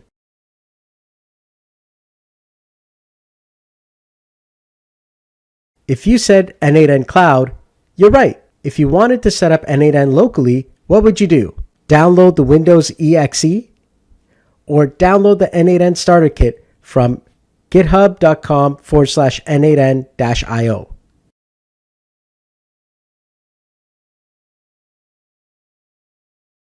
If you said download the n8n starter kit, you're right. Congratulations, good job. All right, so now we're on to the n8n interface overview. The n8n interface is your control panel for building, managing, and monitoring all of the n8n automations. It's important that you understand these core components because they're essential for creating powerful workflows. In n8n, the left panel is your primary navigation hub. You can access your n8n installation details and system-wide settings. So here it is. This is the left side here. And as you can see, we've got overview, we have personal, and we've got other things as well, including if you click on these 3 dots, you can actually go to your settings panel. A very important part in the settings area is the version code. This is going to let you know what version of n8n you're running. A lot of times you're going to be probably in these 2 tabs here, either the overview or the personal. Now, the overview has a lot of additional data, including some statistics that are going to help you along the way. Now, the workflow section allows you to manage and easily access all of your automations. So you're going to have a lot of different automations over time, and they're all going to show up right here. So this is where you're going to come, is this workflows tab. Each workflow in n8n is a series of connected nodes. The next tab is the credentials tab. This is where we're going to be able to connect a lot of different credentials for different services, such as Google Drive, OpenAI, and of course many other services that are available via nodes. And finally, the executions tab shows you all the different executions that have happened already. So every time you run a workflow, that counts as one execution. Now in the workflow section, there's a search box here, and that's really important because over time, you're going to have a lot of workflows and you're going to be searching through all of that. Now, when you're ready to create a workflow, you're going to click on this plus icon here on the left, or you're going to click on create workflow here at the top right. Both of them will do the same thing. So let's go ahead and click on create workflow. And now, as you can see, we are in the main editor window. This is where all of the magic happens. A workflow is a series of nodes, and n8n comes with a lot of them. At any given time, if I want to find out, what nodes are available to me, at the top right over here, there's this plus button. If I click on that, I get a list of every single node available in n8n, and I can actually type in what I'm looking for. So for example, if I'm looking for Google Drive, well, I can actually type in Google, and I get a list of all the different Google nodes available to me, including Google Drive. Now, a quick way to access that actual list of nodes is by hitting the tab key on the keyboard, and I can actually access that very easily, and it's a fast way of getting right to your nodes. Now, you'll notice at the top of the editor window, there's the execution tab again, but that's specific to this specific workflow. And it's important to know that because the execution tab in the main sidebar has all executions for your entire n8n implementation versus a specific workflow, which is what this is here at this point. Now, the workflow canvas is where you actually connect up nodes. And so I can add a simple node here, and I'll just do a manual trigger. And as you can see, every node comes with different forms of messages around it and something that you can visually see. So for example, every node generally has some basic visual information. Usually a node will have some form of plus button that shows you that you can attach things to it. In this case here, this is a trigger node, and we could tell that by the nice little lightning icon on the left side. At the bottom of every node is a naming convention for this specific node. In this case here, this is an execute workflow node, and we actually know that because it says execute workflow. And for most nodes, they're usually going to have a little square or gray square here on the left that shows us that it can be connected to by another node. In this case here, this is a Google Drive download file node. And at this specific point, we've got a problem with this node indicated by this little red icon. Now, every time a node has any trouble, you're going to see this pop up. And so all you have to do is double click on this node and it's going to show you what you could do as next steps. Now, above every node, if I hover my mouse over any node, you're going to see three specific icons. The first one here allows you to execute this actual node. And so we'll see that as a play button. The second icon allows you to deactivate this inside of the entire list. So if I click on that, it's no longer going to be called, but it's really helpful if I want to actually, keep this node inside of my entire hierarchy. And this is important when you're actually creating really big workflows and you may not want to go to a certain point there just because you're trying to test things out. It's really good to actually do that. Now I can also click on this node and I can hit the letter D on my keyboard and I can also activate and deactivate this node. The next item is the delete icon, and that will allow me to remove this node from the actual workflow. And for additional items, I can actually click on the three dots and I'll see a list of additional actions that I could take for this node. At the top right, you're going to see a save button. You want to save consistently. You can also alternatively hit the Control S button and there you go. You could save your actual workflow. At the top left here, when you double click on my workflow, you can actually change the name of this workflow. So I'm going to call this test workflow. Just like that, hit enter, and now I've saved it. You can also add tags to your workflow as well. At the top right here, a very important feature is the inactive and active workflow state. So when you're using things in production, you want to change this from inactive to active. And there's going to be times where certain flows will only work in an active state. So it's important to know where that button is. Now at the top right, there's three dots here. This will actually show you a list of additional commands, specifically downloading your entire workflow as a JSON object. You can also import entire workflows using the import from URL or importing from file. In the settings button, I can see additional commands here that I can use on this specific workflow. So now let's dive into setting up our very first workflow. Creating a workflow is a very straightforward process. So first we're going to start off with a trigger node. That's going to start the entire workflow. From there, we're going to add an action node by clicking the plus icon, and we're going to set up an action node, which is going to be known as a set command, which will actually allow us to manipulate the data. And finally, we're going to be able to execute the entire workflow by clicking on the execute workflow button. Now, as you're about to see when we actually dive into actually setting up nodes, every node window has several key elements. The left side is usually the input, or where is the data coming from. The middle is usually the settings. And the third area, the right area, is the output. And we're going to see this in action in just a bit. So here we are now. And as you could see, if I double click on this icon here, I actually have my settings and my output. So when I click anywhere outside of this set of windows, it'll actually exit out, or I can click on the back to canvas icon here, and it'll also take me back to the main canvas. So let's go ahead and add a set node. So go ahead, let's click on the plus button here, and let's type in set, and this is called edit fields or set. And now I can actually click here, and I can actually create something called output, and I could say, hello n8n world. There we go. And now if I exit out of this by clicking anywhere outside of these windows, and as you can see, input on the left side, settings in the middle, output on the right side. So I'll exit out of this window. And if I click on the execute workflow command, as you can see, it ran my workflow. And if I double click here, my output says hello n8n world. So this is the general view of most nodes, with an input on the left, a settings area in the middle, and an output on the right. Many times you're going to be manipulating nodes exactly in the same format. Now, as you saw, some nodes have just the settings and an output, and usually those are trigger nodes. Now, to connect your workflows to external applications like Google Sheets, OpenAI, or others, you have to first provide n8n with the necessary permissions. This is handled securely through the credentials section. Now, the reason why we use the credentials section is, number one, of course, it stores our credentials in one place. We can then reuse the same credentials across all kinds of workflows, and we can avoid having to repeatedly enter all this sensitive information like usernames, passwords, or API tokens and keys. Now, one of the tips that you can use along the way is having a consistent naming convention inside of your actual credentials. That's going to help you out, especially as you get into so many different credentials for so many different apps that you're going to be using along the way. So for right now, what we're going to be doing is we're going to be setting up two specific types of credentials. We're going to be setting up credentials for OpenAI, and we're going to be setting up the Google credentials. We're going to need these in a future step. So the first thing we're going to do is we're going to navigate to the credentials section.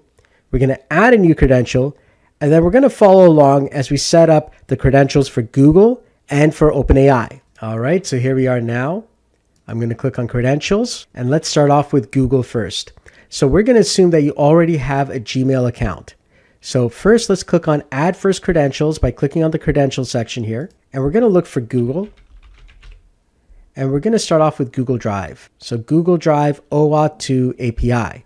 So go ahead and click on that and click on Continue. Now over here, you're going to see this window. Now the same window also pops up from Workflows. I'll show you that when we actually go into the OpenAI API setup. So for Google, we have to go a few steps beyond because we're going to need their documentation to understand how to get the client ID and the client secret. So for some nodes, you're going to have to do this, and it requires that specific service's information. So let's go ahead here and click on Open Docs. Now over here, you're going to see a lot of information. What we want to do is we want to click on the Google Cloud account. From here, you're going to see this Google window. Now you're going to see up here, start for free or console. Let's go ahead and click on console here. And now it's going to ask us to set this up. Okay. If this is your first time doing this, we're going to follow along. So you're going to choose a country that, your account is from, and you can agree to the terms of service and just agree and continue. Now at this point, you're going to see this. And if you want to get the, $300 in credits, go right ahead. But what we're going to be doing here is we're going to be selecting a project. Then you're going to click on New Project. So now I'm going to give this a project name. I'm going to call this my n8n project. And then I'm going to hit on Create. Perfect. So now that it's created, we want to select that project. So click on Select a Project again. This time you want to select the n8n project that you just created. So now you are in the n8n project section in Google Cloud. Now at the top left, there's this three little lines icon. Click on that. And let's go down to APIs and Services. And specifically, we want to go down to Credentials. Now, once you get to this page here, we want to click on Create Credentials. Specifically, we want to create the OAuth Client ID. So go ahead and click on that, and we're going to see this. Now, you're going to notice that it's going to ask us to configure the consent screen. So let's go ahead and click on Configure Consent Screen now, and then click on Get Started, and then choose an app name. So in this case here, it's n8n project. And then a support email. In this case here, I'm just using my Gmail account. I'm going to hit Next. And we want to click on External. Okay. We're going to be adding our email as a test user. So go ahead, hit Next. Finally, we're going to put in the contact information. And there it is. That's my Gmail. Hit Next. And then make sure that you agree to things. Hit Continue and click on Create. Perfect. So now that this is created, we're going to go back and we're going to go to Audience. And specifically, we need to add a test user. And in this case here, we're going to be adding in the various emails and test users that we want to have. Now, once you've added your test users, these are the ones that are going to be able to have access to this specific key. So now we're going to go back again to the three lines, go to API Services, go to Credentials, and now we're going to click on Create Credentials, OAuth Client ID. Now you should see this screen. Go ahead and click on Web Application. From here, we're going to type in n8n key. And now we need to type in our authorized redirect URIs. Specifically, click on add URI. And now let's go back into our n8n, and you're going to copy this URI here. This is the URL. So click to copy that and go ahead and paste that in to your authorized redirects, and then click on create. And you will get your client ID and client secret. So go ahead and copy these two and paste them into your n8n. All right, so after I enter that information, I'm going to click on the little sign in with Google button. Now, once you select the account and make sure it's one of the same emails that you put in as the users, you're going to click on continue here. You're going to give it all the permissions and hit continue again, and you should see connection successful. After this, the credentials have been added. There's still one more step in Google. So inside of Google, we want to be able to access additional services. So to do that, we need to type in the various services that we want to access up here. For example, I want to access Drive. So then I type in Drive and you'll see Google Drive API. I'll click on that. I have to click on Enable. Then again, Gmail. So I'll type in Gmail and now I've got the Gmail API. Click on Enable. Next, for our training, we definitely need Sheets. So Google Sheets, you're going to type in Sheets. There it is, the Google Sheets API. Click on Enable. And many times you're going to be using the other Google services. So let's go ahead and let's do Docs. So Google Docs API. And let's do Slides as well. So Slides. And there we go. Using the same credential, I can now access Google Slides, Google Sheets, Google Docs, and even Gmail, all in my n8n. So now we're going to add the additional credentials at this point. So let's go ahead and hit the plus button at the top left, click on Credential, and now we're going to choose our next items. So let's type in Sheets. There it is, Google Sheets, OAuth 2. Click on Continue. And now we're going to use the exact same client ID and secret. We don't have to do that again with the other items. Just use the exact same client ID and client secret. So I can go back to my credentials here. I can click on this key.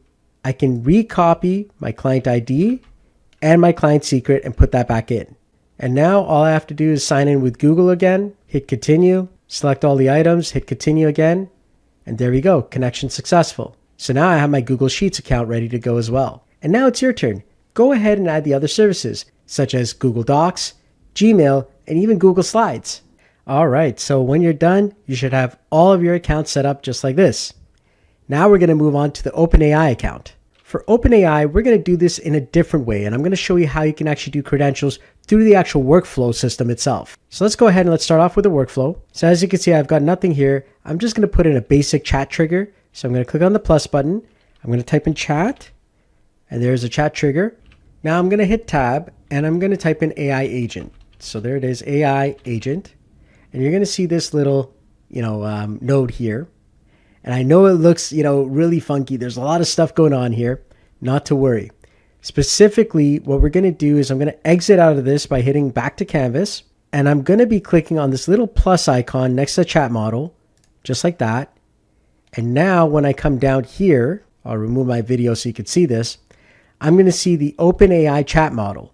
So I'm going to click on that. And now I have to actually add a credential. So the reason why I'm doing it like this is so that you could see that we can add credentials as well right within nodes. So in this case here, I'm going to be adding a credential for OpenAI. So I'm going to click on the drop down and I'm going to click on create new credential. Now you're going to notice that I need an API key. So this is a little bit easier, but still I have to go into the documentation for whatever service I'm going to be using. In this case here with OpenAI, I have to actually go into the OpenAI docs. Now I'm going to click on Open Docs here. And inside of n8n, we've got the documentation on how to set this up, but specifically, we need to create an OpenAI account. So I'm going to go ahead and I'm going to click on this here, and you're going to see that it's going to ask you to create an OpenAI account. So let's go ahead and I'm going to continue with Google, but you could do it in any way you want. So I'm going to create my OpenAI account, and then you're going to put in, I'll invite my team later. And here's our key. So I'm just going to do a test key, just generate the API key. This is what we're going to need. So here we go. When you get your API key, you're going to copy it and you're going to come back here and paste it inside of here. Once you do that, you're going to hit save. If everything went well, your connection would be tested successfully. Now, when this screen shows up, you can click on I'll buy credits later. Usually people will spend about $5 and they'll get some credits. Now, another way to get your API key is if you're already inside of here, you want to go up to the top right of the platform.openai.com, and you're going to see the settings button. Click on that. And in the left side, you're going to see API keys as well. And that's another area that you can get it from. Now, at the beginning, when you create a new account, you're going to have a free trial. So you'll be able to kind of like test it out. They usually give you credit grants every now and again. In this case, I don't have any. But usually we spend about $5 to $10 just to get everything up and running. Now, it's really important that we set the limits here. So I like to set limits by clicking on the limits on the left and then clicking on select models. And then when it comes to allow, I usually will use ChatGPT 3.5 Turbo. It's one of the cheapest and fastest models around. So I can actually hit Control F and find GPT 3.5 Turbo. And I like to go to the one specifically that is just GPT 3.5 Turbo. By doing that, I protect myself because many times keys get stolen and then they end up using all kinds of crazy models. And some of the models are very expensive to use. So GPT 3.5 Turbo is usually, a lot cheaper in the long run. All right. And so when I go back into my, n8n, when I click on the drop down here, I should only see the actual model that I chose. And now I'm able to connect to OpenAI. So to test this out, what we're going to do is we're going to take our little, chat message box here, and I can click and drag with my left mouse to connect it to the actual AI agent. Now inside of this agent, it's basically saying that the source for the prompt is going to be coming from my previous node. For this example, this is completely fine. So basically, whatever I type into my chat message here, because I've chosen a chat trigger, it should go inside of my agent and then go to the chat model and return to me whatever I've typed in. Guess what? You just made your own simple ChatGPT system. So once you've paid, some credits, maybe $5 into your OpenAI account, everything should be up and running. So let's give this a try now. So, hey GPT, how is the weather in Los Angeles today? And there we go. It's going to say, I'm sorry, but I'm unable to provide real-time weather updates. I recommend checking a reliable weather, website or app. And that's fine because it's just the large language model. So I can actually put in something like, what should the weather be like in Los Angeles based on historical data? So now it's actually going to bring back the information. So based on historical data, the weather in Los Angeles is typically warm, sunny throughout the year. The city has a Mediterranean climate, and the average temperature in LA ranges from the mid 60s to mid 70s. All right, so now we've got our credentials set up. So good job. So if you haven't already, make sure that you set up your Google credentials and your OpenAI credentials, because we're going to need that for the project for this course. All right, it's time for our second quiz. Here we go. Question number 1, where can I find my n8n version? Is it on the left side, clicking my username and the 3 dots, going to settings, and it's in the bottom left? Is it in the middle area below the credentials section? Or is it in the execution section?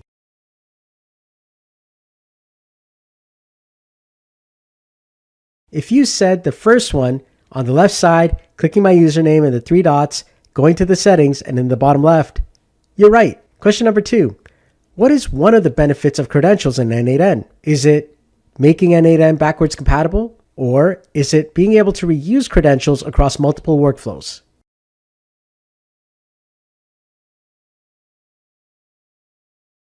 If you said being able to reuse credentials across multiple workflows, you're right. Question number 3. When viewing nodes, what is the usual flow of a node window? Is it output, settings, input, or is it input, settings, output?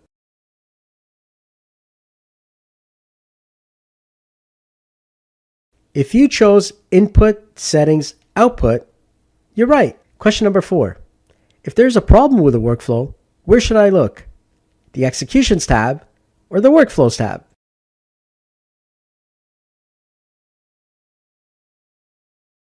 If you chose the Executions tab, you're right. Congratulations. So in n8n, you want to move beyond the simple automations and you want to understand how to structure your workflows. And that is really important to start thinking like an automation architect, someone who's going to be building these automations and designing them. And so it's important to understand the various different flow types, sub-workflows, and design patterns. Usually, a workflow will always have a trigger, of some kind. Usually it's a manual trigger or a scheduled trigger or a webhook or action that triggers an entire workflow to start. From there, when we get into really complex workflows, it's a great idea to have sub workflows, and that's for complex and repetitive tasks. It allows us to create reusable components, and you could think of them like functions in programming. And finally, we've got design patterns. You're going to see this in a lot of your workflows, but generally we see this in the world of software. Design patterns help us to make things easier. And, they're used to help us in error handling. They're used for modularity and scalability and for standardization. So when you do hand off your workflow to somebody else, maybe it's a colleague or teammate at a workplace, or maybe it's another automator who's going to be helping you out on a really big job. That's where making sure that you have design patterns and ways that it's easy to understand will be very helpful. Now we'll dive into these in just a bit, but it's important that you understand some of these fundamentals of flow creation. One of the most important things inside of n8n is the data structure. Specifically, what we use a lot inside of n8n is something called JSON. So what is JSON? JSON stands for JavaScript Object Notation, or JSON. It's a standard format that allows us to exchange data between different services, and it's simple and it's human readable. Everything is created in something called key value pairs. And so you have a key such as name, and then you've got a value such as John Doe, and email johndoeexample.com, right? So you can see that there, it's a key and a value pair. Understanding JSON is essential because this is how n8n communicates with various nodes. Another important thing inside of n8n is JavaScript. JavaScript is in a lot of the coding portions of n8n. And so you're going to see this all over the place. And knowing some basic JavaScript items gives us additional superpowers within n8n. So even though n8n is meant to be like a no-code, low-code type of platform, JavaScript components and expressions can really enhance your workflows and take them to the next level. And even if you don't know all the JavaScript in the world, you can use AI like ChatGPT and others to actually create the JavaScript for you. So for example, I'm just going to create a little chat trigger here, and then I'm going to add a set node here, just like that. Let's just write in the word test here. And I can just click on this arrow to see the whole screen. I'm going to double click on this, and I can just click and drag this chat input here, just like that. And as you could see, I've actually got some JavaScript here. And it says $JSON.chat input. As you can see, I can actually access any of these. I can do .action, .session ID, just by changing what comes after this. But you notice right here, the double curly braces to start and double curly braces to end. Everything in between there is JavaScript. All right. And these variable names start off with a $. So $JSON, and I can access any of these JSON items. All right. And these are key value pairs. So a simple parrot app is this here. So now I could just type in hello, and boom, I get back hello. All right. I could say hi there, and now I get hi there back. All right. So it's a very simple little, what we call a parrot app. And as you can see, it just brings that out. I can even change this thing to output here. There we go. So now I could type in hello world. And now, as you can see, it's not coming back as JSON. It's literally taking the output and putting that out as text. And that's another way that you can actually manipulate the data.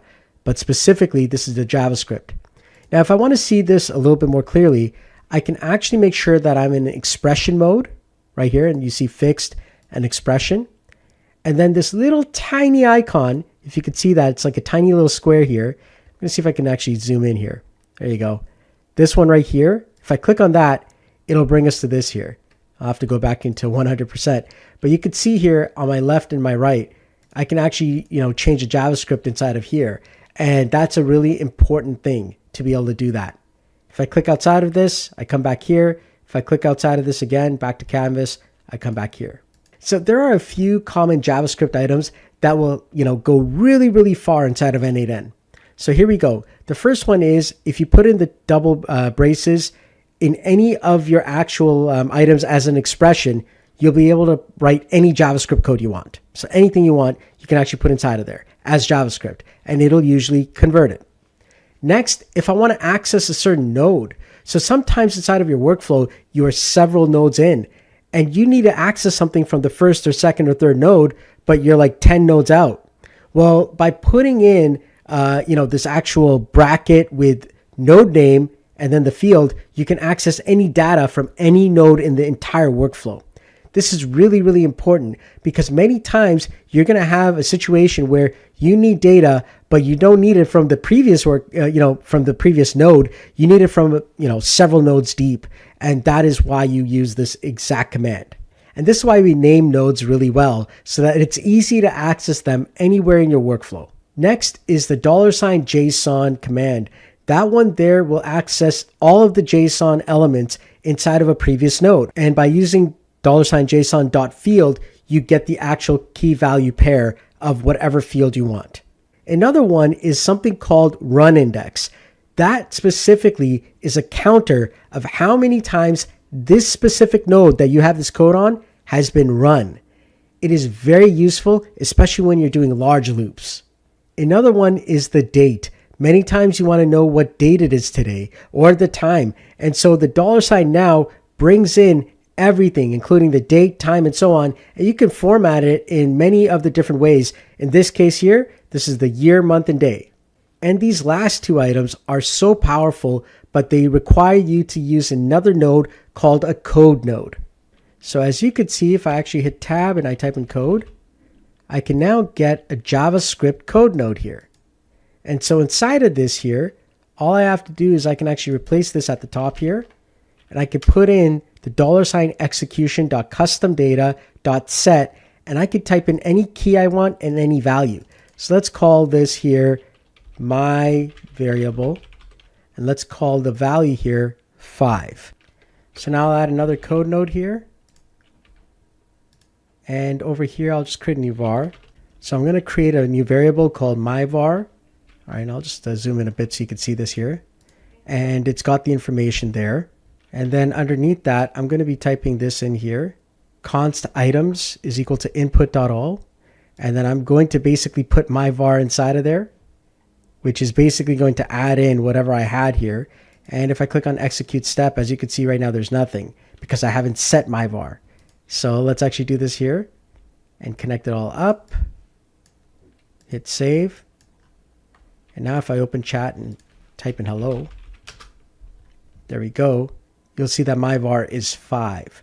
All right. So now this is a little bit more intermediate or advanced, but I just want to show you all that you can actually do that within your actual code, is adding these variable names inside of it.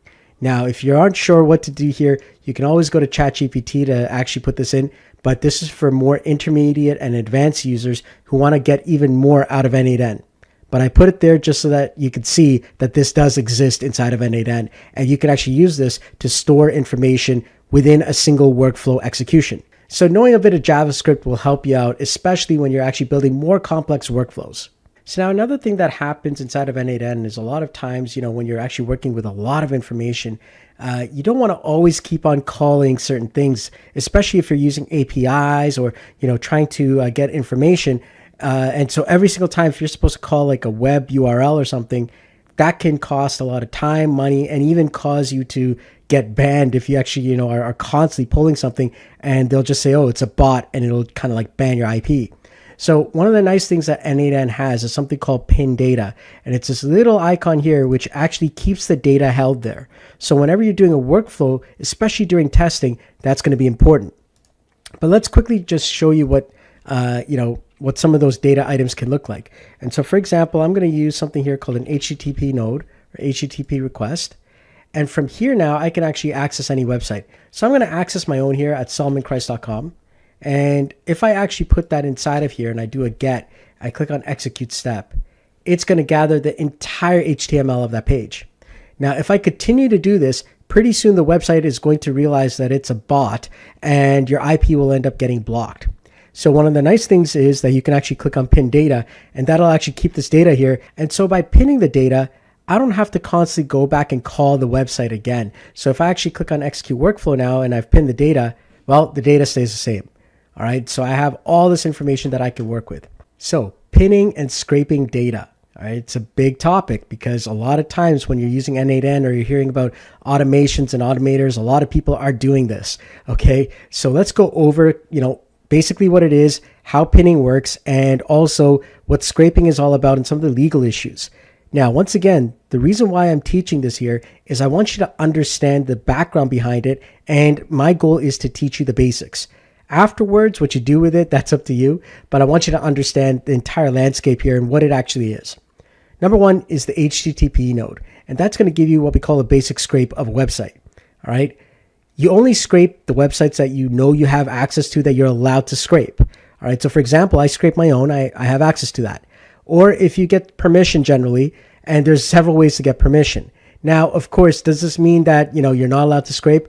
Well, not exactly. So yes, you could scrape websites, especially if they're public websites, but it is kind of a little bit of a, situation. So I'm going to go over what I do know. I'm not a lawyer. I'm not a legal person. I'm an AI automator. All right. So I'll go over kind of like the basics and then kind of what we can do to actually be able to scrape some of the data, especially, if you're trying to help out a client or a customer. Scrape only when needed. You want to check the rules per site. There's something called a robots.txt file. It'll kind of tell you if you're allowed to scrape data. And workflows should reduce calls. That's where pinning the data comes in. All right. To help reduce these calls with various websites and APIs, n8n has the pinning functionality. All right. So as you know, it saves time. It's great for testing, and the data that comes from the pins, it freezes that data. Okay. So really, really important, especially when you're going to be, building an app that, let's say, has to get data from maybe a client's website. Okay. As long as the client is giving you permission and their system, actually allows for it, then it's okay, right? As long as you've got that permission in writing. Now let's go over some of the legal issues here and the risks to, scraping.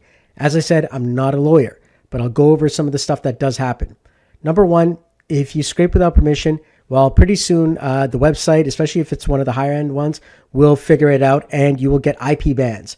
In some cases, you'll get cease and desist letters, and in some cases, even legal action. All right. So if you're trying to scrape things like LinkedIn or Amazon or Instagram, you can violate their terms of service by doing so. All right. Then on top of that, let's say, it is allowed and, it's working out fine. Well, then if the website structure changes and you've created an entire automation that's focused on the way this actual structure is. So if someone wrote an HTML page and now all of a sudden they've got a brand new version of how they do things, well, your entire workflow could break just because you're using a version of the website and how it was designed before, but the website's constantly changing, and now your workflow breaks, and now you have to constantly go back and fix it. So that's another challenge to scraping as well. Next is performance and scalability. All right, it could become very CPU intensive, especially with large loops that take in large amounts of data. All right. Some scrapes can be like, 5 megabytes, 10 megabytes, but you do that 1,000 times and it adds up. Right. And coming back to rate limiting. All right. I'll just remove my camera here so you can see that. Most websites have rate limits, CAPTCHAs, and even bot detection. So things like Cloudflare and so on. So if you don't have proper proxies in place or throttling or headers or, set up your workflows in a way that works, n8n may actually get blocked. And so now you can't even access that site. So it kind of defeats the whole entire purpose. And the most important point is that there are better tools out there that exist that give you a better experience, and you're not going to get into many of those situations. Things like Apify, Bright Data, and several others are far more suitable and reliable and maintainable, especially if you're building out, a client app that's supposed to work in the long run. All right. So keep that in mind, especially when you're doing that. And, once again, I am not a legal person. I'm an AI automator. You want to check with your local laws and regulations to figure out what you can and cannot scrape. All right. So now we're going to go into key nodes. All right. So these are nodes that are going to be important, especially when you're working on workflows. These are the ones that, I use a lot, and a lot of automators, they use it all the time. We're going to start off with trigger nodes, and then we're going to get into logic and control nodes, as well as data and connectivity nodes. So let's start off with trigger nodes. So to start any workflow, we usually need a trigger node. All right. And so there's several different types of trigger nodes that you're going to find in n8n. Manual and chat trigger nodes. These ones are used to actually start a workflow, either by clicking the execute workflow button or by typing a chat message inside of the chat. These are usually the common ones, especially when people are starting out a flow and they want to test something out. Usually when I start designing, I usually will use these because then I could test it without, worrying about an external item that needs to call the actual workflow. All right. So usually, especially when I'm designing, I start off with a manual or a chat trigger just to get started. The next type of trigger node is a webhook or an email trigger. So a webhook is you've created an external application and then you call an endpoint, which, n8n actually shows you. And then once you call it, it will actually fire off the workflow. All right. So that's the webhook one. And then for the email one, you've got two different email types. You've got the IMAP email node and you've got a Gmail email trigger. Both of them will get fired the second a new email comes in. And so both of those types of trigger nodes are very, very helpful when you're designing apps for yourself or for clients externally, where they don't need to go into the n8n app. They just go into your front end, whether it is, an email comes in or you've created a nice front end web page for them and they could just click a button and all of a sudden the n8n stuff happens in the background. Next, we've got the schedule node and the form node. For the form node, kind of like what we had with webhooks, a form is created, but the nice thing is you can actually have n8n create that form. Now, the challenge with that is, of course, if you're trying to build something that's like a white label, brandable type of website for your client, well, then you're probably building something custom, and that's where the webhooks come in. But if you don't need to, and if you're like fine with your client knowing that it's n8n, under the hood, that's fine, then you want to use the form node. And this really gets into forms really, really fast. If you want to make a nice visual for your client and you just want to get them into something really nicely, well, then the form is a great little node. And once they enter all the information in the form, well, that starts the workflow. For the schedule node and the node trigger, what it does is it creates something called a cron job inside of Linux or a schedule based on your specification. So it could be either daily, it could be every hour, every minute, which I think is overkill depending on what you're doing, or every week, every month, and so on. So you can kind of determine when this is going to be run, but basically at that moment in time, it will run it. And so that's kind of like, maybe you're doing a weekly report and that's something that you've built for a client. Maybe you're making a monthly newsletter and you want to know what the monthly newsletters are. I don't know, whatever it is that you're designing, you can use a schedule node if you know it is something that's supposed to happen regularly. And finally, the last three trigger nodes we're going to talk about is the error trigger node, the file trigger node, and the sub workflow trigger node. Each one is used for something completely different. Error triggers are fired when there's an error in n8n. And usually you could actually state that this workflow, which has an error trigger, can be called from other workflows. And a nice workflow that a lot of people will create is they'll have one workflow that is for all errors in n8n, and then they make sure that they connect that workflow up to all their other workflows using the settings. And it's like, okay, every time there's an error, it all comes down to this one error workflow. And this is great for like making some really nice debug information, especially when you're building more complex apps. Well, then maybe you want all errors to go out to like a Slack message or to a Telegram, or maybe an email is sent. Next are file triggers. File triggers are useful to detect a change in a file or a new file inside of a directory. All right, so you've got Google Drive's file trigger system, and you've also got one that's built into n8n, which works off of the actual file system that your n8n is installed on. Now, it's important that you understand when I say the file system that n8n is installed on, well, if you're using Docker, it's within the Docker file system. Many times, a lot of times, if people are using a VPS system, they think that it's on the main file system, but there is a Docker system that's running n8n. So actually, your actual file system is within the Docker system itself. So keep that in mind. Just a tip for those who are a little bit more intermediate or advanced. And finally, we've got the sub workflow node. And the sub workflow trigger node is called from another workflow. And so the second it is called, it'll run, whatever it needs to run, and then afterwards it'll come back. So that trigger for sub workflow is a really important one that is used when you're actually breaking down big workflows into sub workflows. So let's go ahead and we're going to start off with the trigger nodes. So let's actually go into our n8n here, and let me just delete these here so that we don't need these guys here. This is a trigger right here. This is actually one of them. This is when we click on the execute workflow. All right. So this is the, one of the basic ones that we usually use all the time. Then there is the chat trigger node. So if I click on chat, and there it is, chat trigger.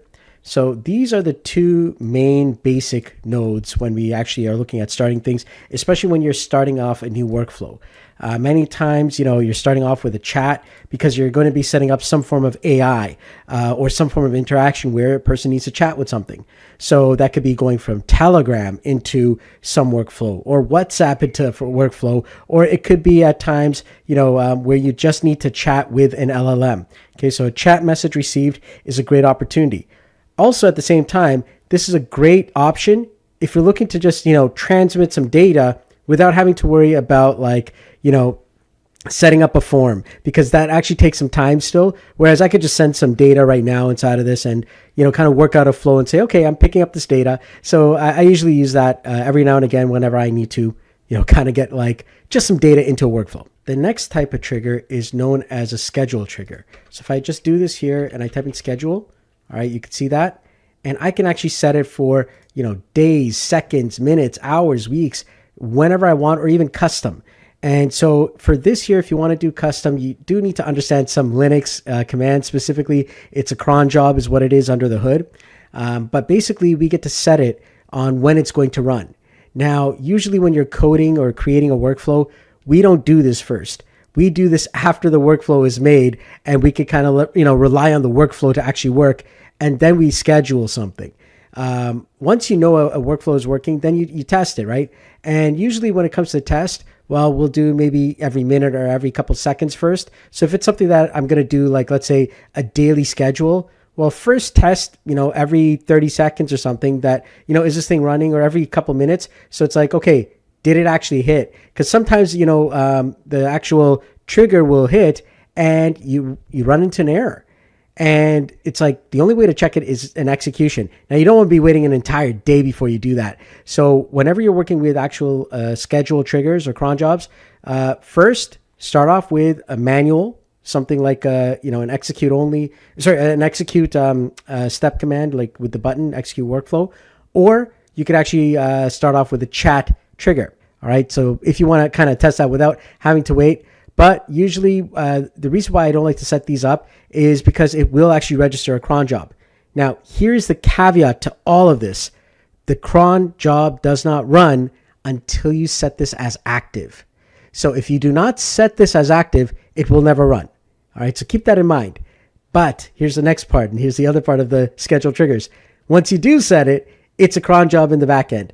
And sometimes I've had times where it's you'll delete it over here, but then it's still running in the back end inside of Linux. And then you have to, go and do some fiddling around and kind of, stop a cron job or kind of, remove it. So that requires some more intermediate or advanced knowledge. I would just recommend using ChatGPT to kind of get rid of those sometimes, but it does happen from time to time.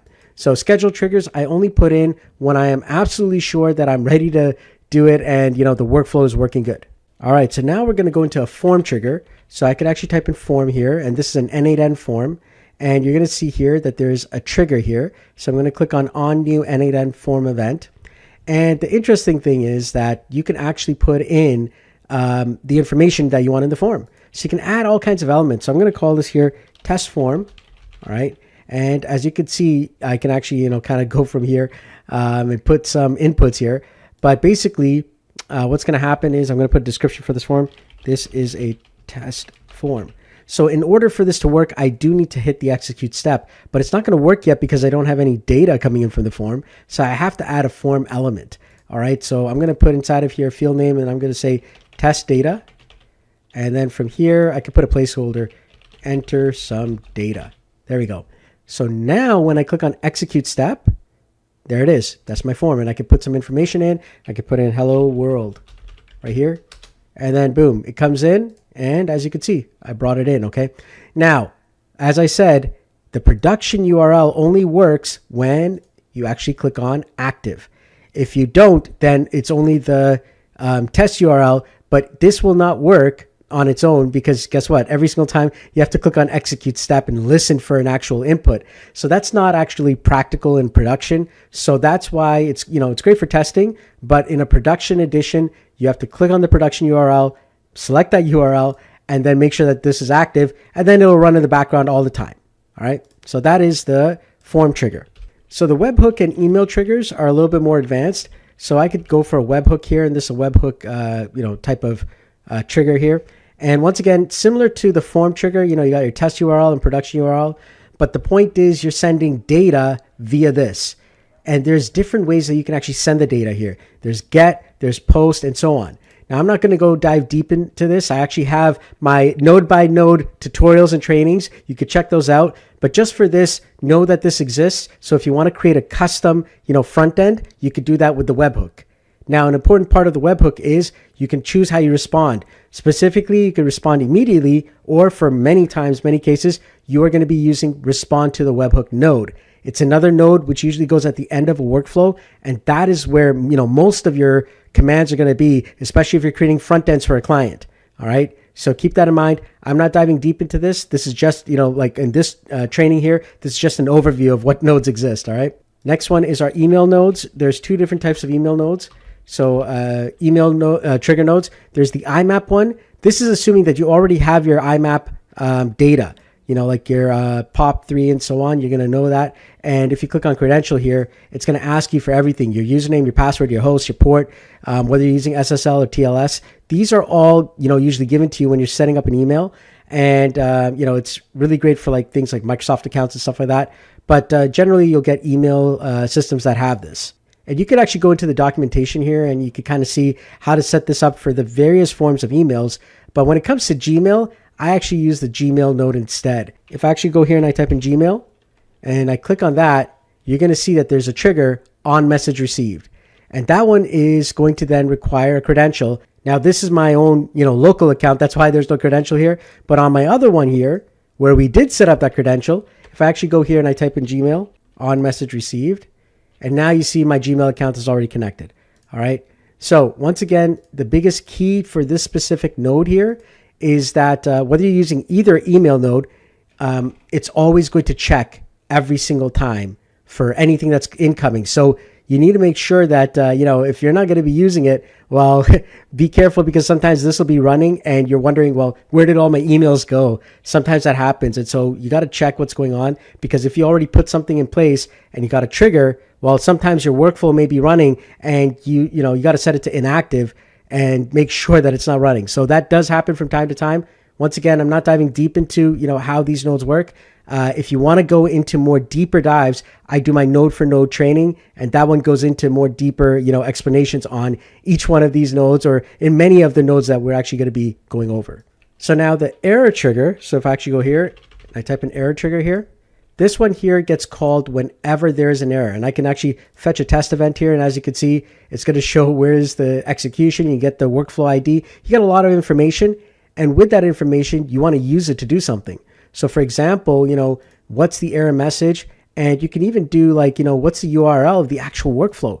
Really, really powerful stuff, right? So if you're actually, trying to debug something and you want a better system, especially when you're building like a production app for a client, this is great because it kind of alerts you what's going on. So as you can see, we also have something called a file trigger. So this is on your local system drive or your VPS, virtual private servers drive. All right, if it's a VPS, then it's actually on the Docker. So keep that in mind, okay? Now, what's going to happen is it's going to check in that specific folder where you've selected whether there is a change to a specific file or changes to a specific folder. So many times you're going to say, okay, changes to a specific folder. Whenever I drop a file inside of there, do something with that file. So that's great if you're doing document management, such as, someone scans in a receipt and now that receipt actually goes into that folder. And now from there, something happens. And Google Drive also has one. So if I actually type in Google Drive here, and you can actually see here, if I click on Google Drive, you could see here on changes to a specific file and on changes involving a specific folder. So it's the exact same functionality, but done via Google Drive. I usually use that because it's a lot easier to manage an online system. And at the end of the day, it also, frees me up from going into Docker and going into different subsystems when most of the time I'm just trying to manipulate files. And a lot of times I could do that using the Google systems. Finally, another one I'd like to share with you is a sub workflow. All right, so here we go, sub workflow, execute sub workflow. When I click on that, you're going to see here when executed by another workflow. All right. So the second any other workflow calls this, you're going to see here that it's actually going to, call this specific workflow here. And I can actually, choose how the data is coming in. Usually we want to click on accept all data. And that way it just, brings in all the data for anything. And all you can see here, for example, there's nothing in here. But if I sent some data to this workflow, it would actually all come inside of here. And so usually you want to send JSON into this and then do something. So this is great for a function. So imagine now it's like me just starting a brand new function inside of programming. This is a clean sub workflow ready to go. And I could do whatever I want to, get the data to be manipulated. All right, so that was triggers. Let's go on to now some logic and control flow nodes. So the if node, that is one of the most useful ones. You also have a switch node as well, it does kind of similar things, but it gives you more options. But if nodes are always used everywhere. And so it directs flows based on an if statement. So if this, then true, if that, then false. And that's it. That's all it does. So you're going to be using if nodes a lot. The next one is split in batches, or the loop node. And this one here allows you to take data and loop through it one item at a time. So this is great for those spreadsheets where you have to actually do a lot of logical items on top of every single, row in the spreadsheet. And we're going to actually see that in the project inside of this program. But the point is the loop node is so important, and we use that everywhere. The next three nodes are used a lot as well. The set node is used to manipulate data and make sure that we have the data coming out in a format that we want for any program or app that we're, looking to export out to. And so many times you'll have data coming in from, let's say, one type of app, and it provides, maybe a certain amount of, key value pairs in JSON. But let's say you have to add in now an extra field. Well, to do that, that's where the set node comes in, and we can actually add in an extra field inside of that data. The switch node gives us opportunities to go between many different options. Unlike the if node, which only gives us a true or a false, the switch node can give us several different outputs. And that is a really important thing, because maybe you have something coming in where there's several different options. Think of a t-shirt selector, right? And you need to choose the color of a shirt. Well, here comes in a new t-shirt order, and now maybe there's different colors, and the color could be red, blue, green, white, orange, brown, whatever that is.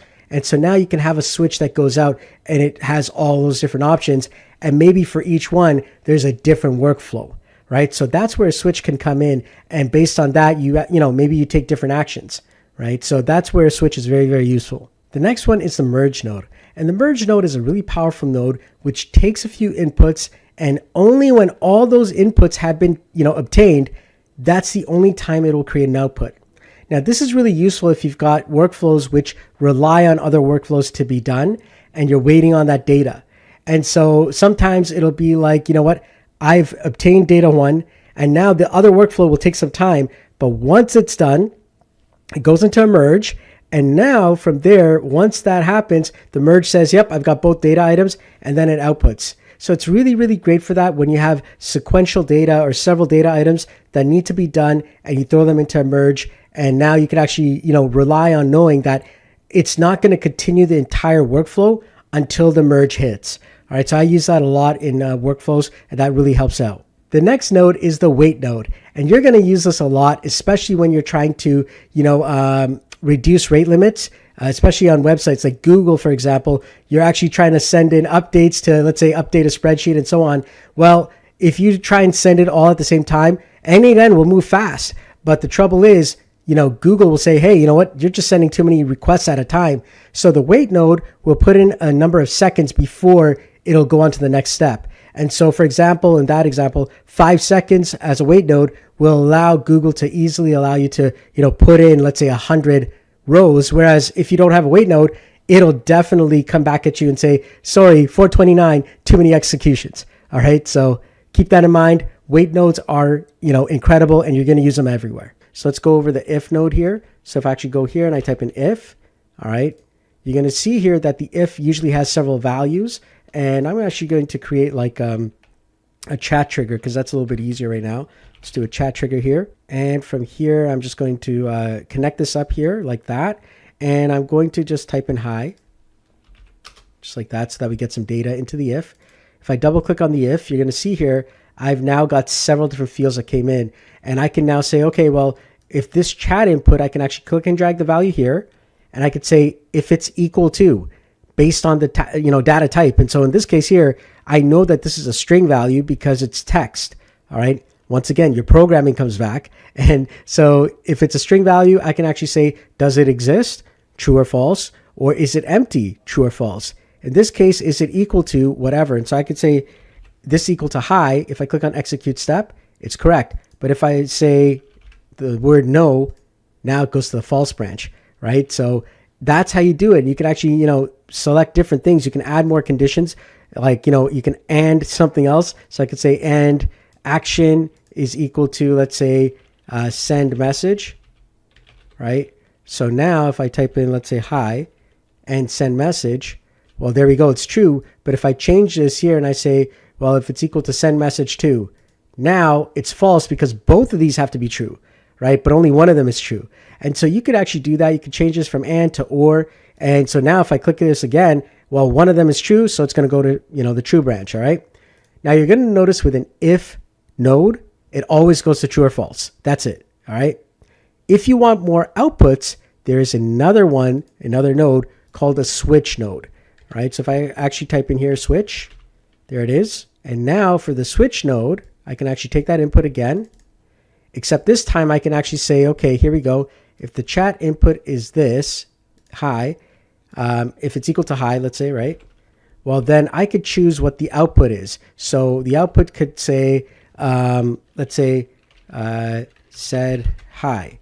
And then I can add a different one, and I could say this here, if the chat input is hello world, or hello. All right, there we go. I got two of them.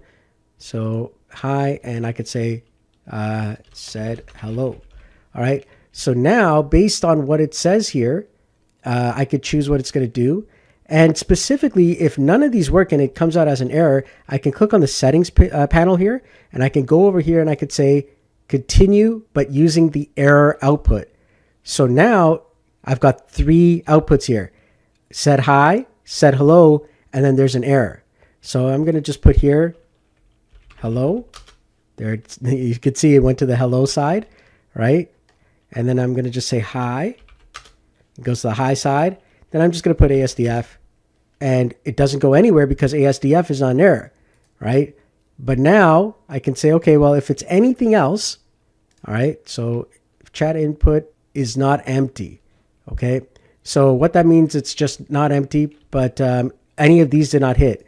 So you're going to notice here that it went to this one here, and I'm just going to say everything else.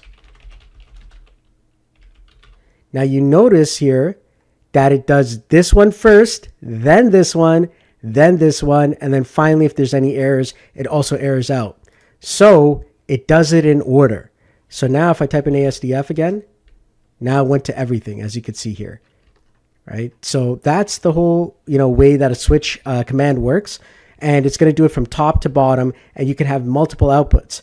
All right. This is great. For example, you're working with a client who's got, let's say, a Shopify store, and they've got a product that has several colors. And so now you can actually feed that color data in, and based on, the color that is coming in, whether it's blue, green, black, orange, red, whatever, right? You can actually have all those different outputs, and maybe it goes to a different provider based on, where you're actually, supplying the actual product. And so this is a very real use case. You've got people who are running a Shopify store and their actual suppliers are in China. They're using AliExpress. And now it's like, oh my goodness, there's different suppliers for different products, even though they're selling the same products. But now the red shirt goes to, supplier one, the blue shirt goes to supplier two, and so on and so forth. So that could actually be created right here. The next one is the edit set command here, or the node. So I'm going to do this here. I'm going to add in a set node. And this is a very, very powerful node. We use it all the time. Let me just connect this up here. All right. And so now over here, you see how it says chat input? I could take that there, and I can actually change this from chat input. I could change this to the word output. So now my JSON, when I click on it, it's going to have like the word output. And if I click on JSON, you're going to see that's the only thing that comes out. So now I can define how my JSON finally comes out. And so that's really powerful when you're trying to create custom outputs, which have to go to, let's say, different applications, right? So maybe you're bringing something in from HubSpot, and now it has to go out into like Gmail, right? And so maybe you just need the name, you need the email, and you're going to say a message. And so I could have like over here, name, and then I could have something like the email, and I can have message right here. And so now my email could be, let's say, whatever, all right? Or someone had brought it in, and then I can have a message, whatever email message, right? So hello, Bob, nice to meet you, okay? And so when I click on execute step, I now have all three of these. And so imagine now you're bringing in all this data from something like HubSpot, and it comes down with every single thing. And it's a very big list of JSON data, but you only need like 3 items. Well, that's where a set, command can come in and help to reduce down the entire JSON values. Very, very powerful node. Our next node is the merge node. All right. So if I actually type this in, type in merge, as you notice, there are 2 inputs. All right. And that is a very, very important thing because, I can actually have certain inputs come in, but it's going to do it, based on how many inputs I want. So I can have up to 10 different inputs, but the biggest key here is it will not proceed until all inputs are found. So if there's no input coming in, let's say you only had 9 out of 10, or if you have, let's say 2 inputs, only 2 came in, well, it's going to just, it's going to wait until both come in. Now, this is really useful if you definitely need certain workflows to happen, like 1 and 2. And let's say the second one is kind of like it's waiting for some data. But once it gets that data, now you can actually go to the next step. That's where I use these a lot. And it's really, really powerful that way. But there's other things that you could do. Once again, like I said, I'm not going in, deep into these nodes. It's just so that you understand that these nodes exist. But if you want to see some of the deep dives, I've got my node by node training that, I put up on YouTube all the time. And you're going to start seeing those nodes where I go deeper into each one of these, more powerful nodes. Next is the wait node. You're going to use it everywhere. Okay. So here we go. I'm going to type in wait here. All right. And all it does is it just puts a timer before it goes to, to the next step. So if I actually just do this here, and then I actually go back to edit fields, right? So edit, there it is. And then I actually just say execute the previous node here. I could take my chat input and I could just call this output here. There we go. So now when I actually say hello, I hit enter, you see it's waiting 5 seconds. And then after 5 seconds, it comes back. There it is. All right.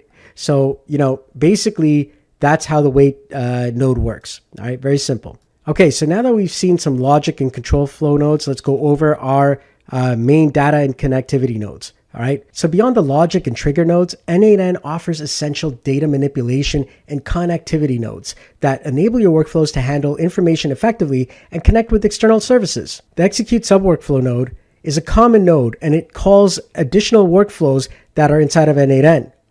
It helps to reduce complexity, and the sub-workflow trigger is called on that other workflow, which you could send data along to as well. The next node is the HTTP request node. It is a versatile node, and it's used in so many different workflows, and it enables you to communicate with virtually any API on the internet.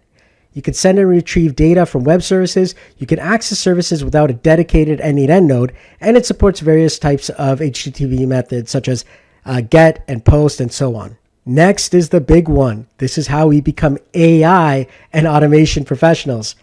The AI agent node. It's a LangChain node for those of you who are more intermediate or understand some of the coding. An AI agent node will allow you to plug in any large language model, any LLM that you want. It'll allow you to choose memory and even create custom tool calls. It's used in many AI workflows, and it allows for easy setup of AI. And this specific type of node inside of n8n is called the cluster node. And a cluster node is a type of node which has several different nodes within it. And finally, there is the code node. The code node is another versatile node that we use a lot in so many different workflows. It provides a way to run custom JavaScript code for complex data manipulation or logic. Now, many times, if you don't know JavaScript, you're trying to write things out. And even if you do, I will generally go over to ChatGPT or some other LLM model and say, hey, can you write me the code to do this? I'm using n8n, and I give it more context, and then it actually writes the code out for me. But it's still important to know some of the JavaScript, so at least you can manipulate it, because sometimes some of these code items just need a few tweaks. But yeah, basically the code node is such a useful node, and I use it like all the time. So executing the sub workflow, you saw the one end of that. So now I could actually do this again. So here we go, sub workflow. And in this case here, I could actually call this one again. All right. Now be careful when you do this. You don't want to loop this here. But I'm going to put inside of here, I'm going to take this edit fields here. And that way it's kind of like it's going to do that last. And then from here, I'm going to do the sub workflow, execute sub workflow node. All right. And then I get to choose which workflow. In this case here, we're going to be coming right back to this one. So the test workflow. So I'm going to go here, choose from the list, test workflow. There it is. Run once with all items, and it's going to pass all this in. And so now it's going to be basically the output JSON chat input. So that's what I know is coming in, and it's this here. So I know that that's the data going out there. So when I hit save and I do this here, and I change this to all accept all data. Now let's go back, save it, and once again I'll say hello. And now it's going to run this as a sub workflow. And so we wait 5 seconds. It's going to call this again, but through the sub workflow command here. It's going to now call it from there. And you see it came back as hello. But if I click on my executions tab, you'll see that it actually ran it as a sub workflow. There you go. So this is where I, ran it. Okay, it ran these three. It called the sub workflow again right there. But now you see how it processed the data the second time around as a sub workflow. So that's where you see your, sub workflows is in the executions tab. Next is the HTTP request node. Now you saw me using this earlier. I'll just show it to you again so that you kind of get an idea. And so basically what's going to happen is we're going to have HTTP request, and then you could choose any website. So in this case here, I'm going to go to the Solomon Christ website. That's my own website. And I'm going to, do that, put that inside of the get. And so now when I actually, type in hello, all right, that's going to go and it's going to grab all the data on the Solomon Christ website.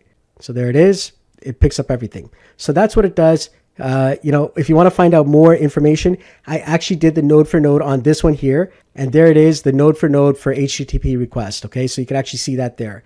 All right, so go and check that out. But basically, this is how you actually get data from the web. And there's so many times where, you don't have access to an API. It's a brand new app that has just come out and you want to be able to access the information. So this is a great node for that. Next one is the code node. So the code node is a great node. It allows us for JavaScript. You've seen me use it already a little bit, inside of this tutorial. But basically what we use it for is for manipulating data in a way that generally we can't do with nodes at this point, right? So if you want to do some advanced stuff, many times you'll get, let's say, markdown information, or you'll get information where you need to parse or find certain data, and you're going to use something like regex inside of there. That's where, JavaScript can really shine. It can really help you out with that sort of stuff. But basically right here, if I actually just hit execute step, you're going to notice that it actually puts in this new field here right inside of there, right? So now it's like got this new field, session ID, action, chat input, and now, boom, my new field. I can add in anything I want inside of here. But basically that's how that works. And you can put in whatever code you want. One of the key caveats is you need to return JSON. If I don't return JSON, let's say I just put in like, ASDF, I'll just do that. Boom, it's going to break. It's going to say, oh, sorry, I don't understand. And that's because n8n is all about JSON. And so you want to make sure that even your output from your code is JSON. Once again, not diving too deep into the code node, just showing you that this actual code node exists. And finally, save the best for last, the AI agent node. That's right. Okay. So we're going to go in, we're going to type in AI agent. And once again, you can actually see, how this node looks. And as I told you before, this is a cluster node. All right. So the way it works is there's several different nodes within this node. So over here, we have the main AI agent. And then underneath it, we've got several items that we need. Number one is the chat AI. What's the chat model? So which LLM are we using? So in this case here, we're going to be using OpenAI. Let me just, turn off my camera for a bit. So there's the OpenAI chat model right below. So we're going to use that. But you see, there's so many others that we could use. I'm just going to use that one there. And I'm going to choose my OpenAI account. And over here, I'm using GPT 3.5 Turbo. And now from here, I can also choose to add memory. And usually simple memory, it just comes built in. It'll remember the last 5 things. And I could choose to use tools as well. So if you want to make something like a ChatGPT where it kind of remembers your stuff, well, then you add some memory. And so now when I actually type inside of here, I'll say, hi there, can you tell me about Shakespeare? And it's going to go out, it's going to come back, and it's going to tell me all about Shakespeare. There you go. All right. So that's the cool thing. And now we've got AI access. All right. What you do with AI is up to you, but just want to show you that this node exists. All right. It's time for our quiz. So number 1, what are trigger nodes usually used for? Is it ending a workflow, in the middle of a workflow, or starting a workflow?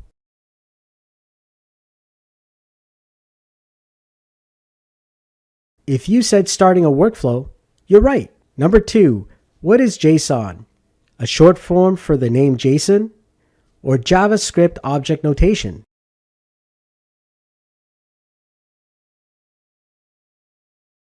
If you said JavaScript object notation, you're right. Number 3, what are some ways design patterns can help? Is it standardization and reusability? Or is it that they allow you to select colors on a page?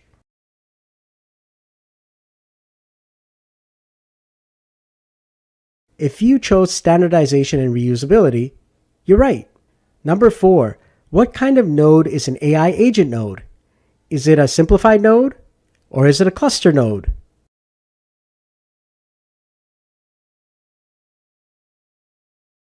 If you chose cluster node, you're right.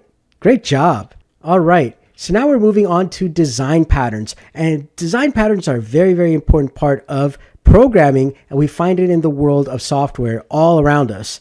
Now, inside of AI and automations, and especially in n8n, the more you understand this, the easier it's going to be to build a lot of, really useful workflows. And so we're going to dive into, just the basics of this.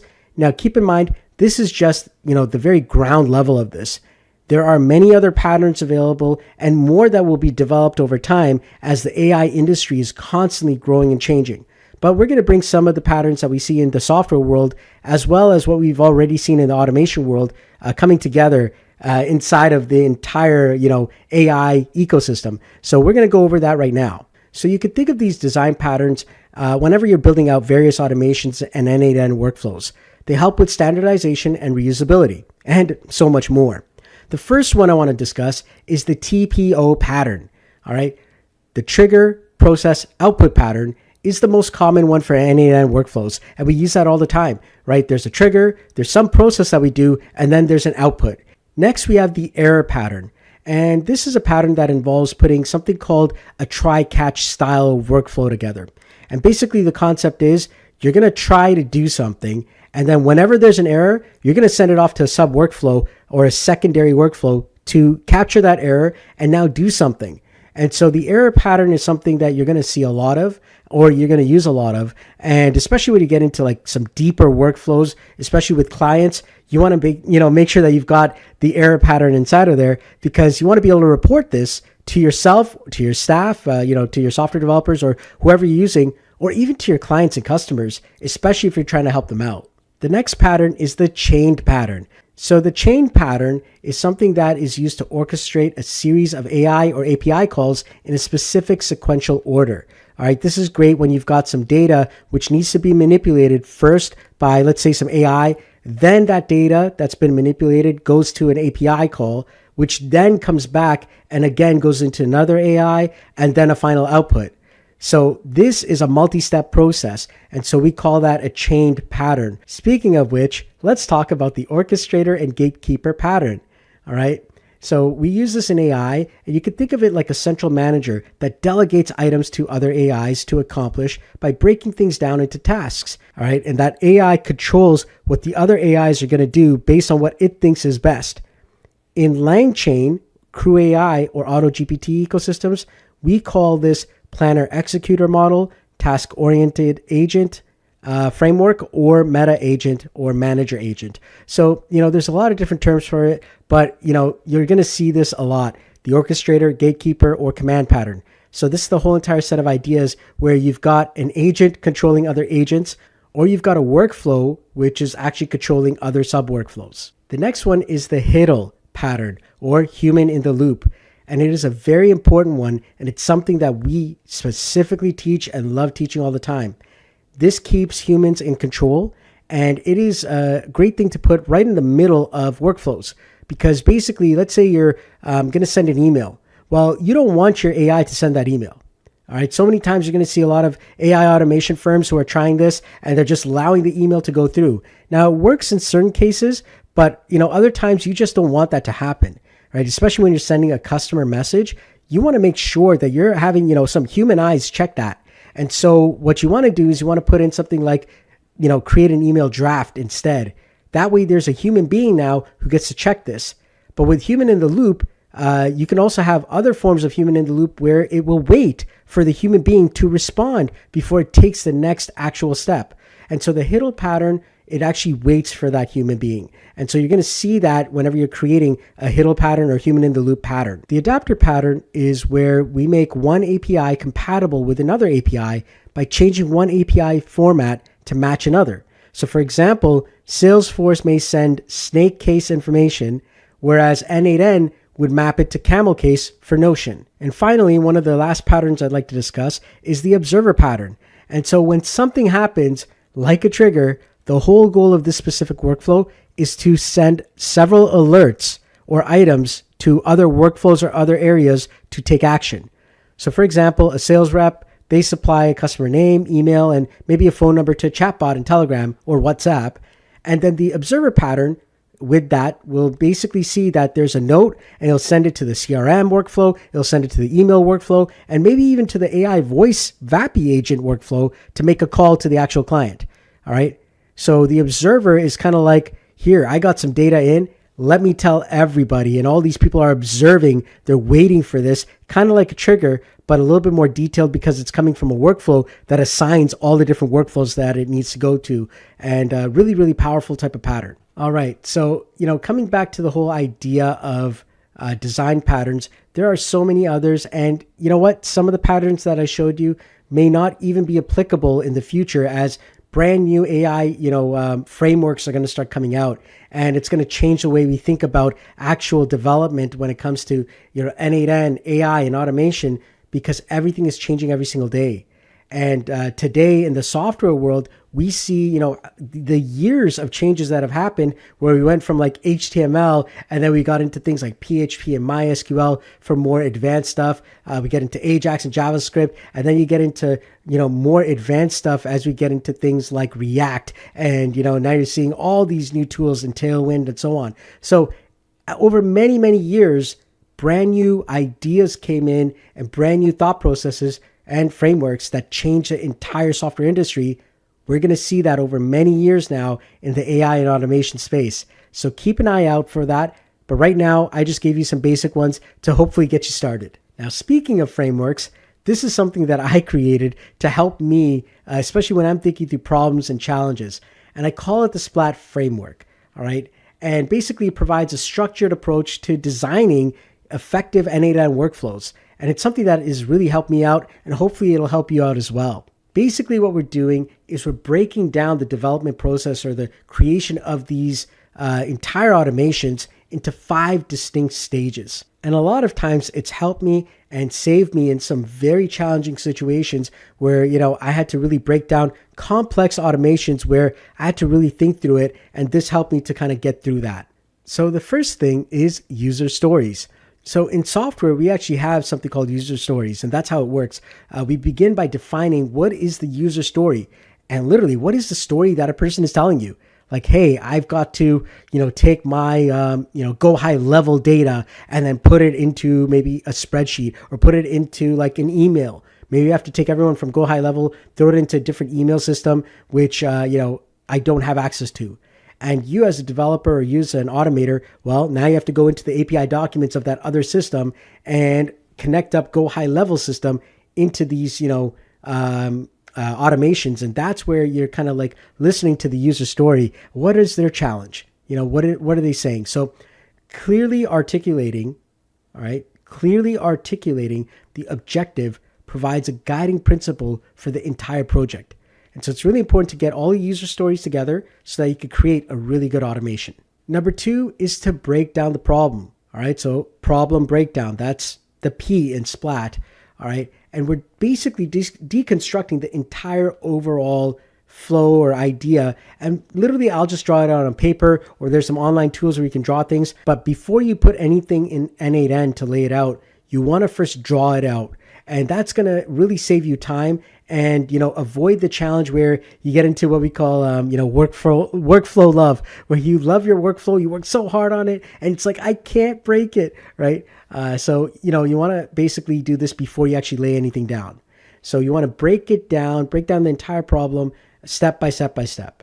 Next, once you've got that, then you go into the layout. And that's the L in Splat, where you're now going to lay it out inside of n8n by designing the node structure. Now, one of the nice things that you can do is you can use things like Claude Opus 4 and actually, give it the n8n docs, and, it'll actually generate all this. If you haven't checked out, there's a really incredible video that Nate Herkelman created, and you should definitely check that out on how to use n8n or even Claude Opus 4 to generate entire workflows. So I highly recommend that. So go check that out. Next is AI. All right, this is such a big topic here, and this is the A in Splat. But basically, you want to identify, do we need AI? And that too, if so, what is AI going to do, and which specific AI model or LLM is required? And, what is the actual, prompt that we're going to use? Like, we have to really think through this. Most of the times, using AI costs you money. It takes more time than actually an automation without it. And that's because you're making a call to an external server or service many times. And then on top of that, if you're not able to get the right output, which in most cases, that's what ends up happening, is the first, second time, maybe even the third time, you're not getting the actual output because your prompt may not be correct, or sometimes the prompt is just not well formatted. And so now you're kind of going back and forth in your prompt engineering to create something better. Well, that can actually slow things down. Whereas sometimes it's just literally ask ChatGPT to create, let's say, something in JavaScript, which can do what the AI would have done, but now it's actually something that is reliable and structured, whereas AI is more of like, it's a probabilistic type of thing where it's kind of like fuzzy logic. It might work, but I don't know, maybe up to 80% of the time, 90%, who knows? But the thing is, if you need 100% guarantees, usually it's done without AI. But people, they think that I got to throw AI at everything. So first check if AI is required, and if so, what specifically is the prompt that you need? And which AI models are you going to need?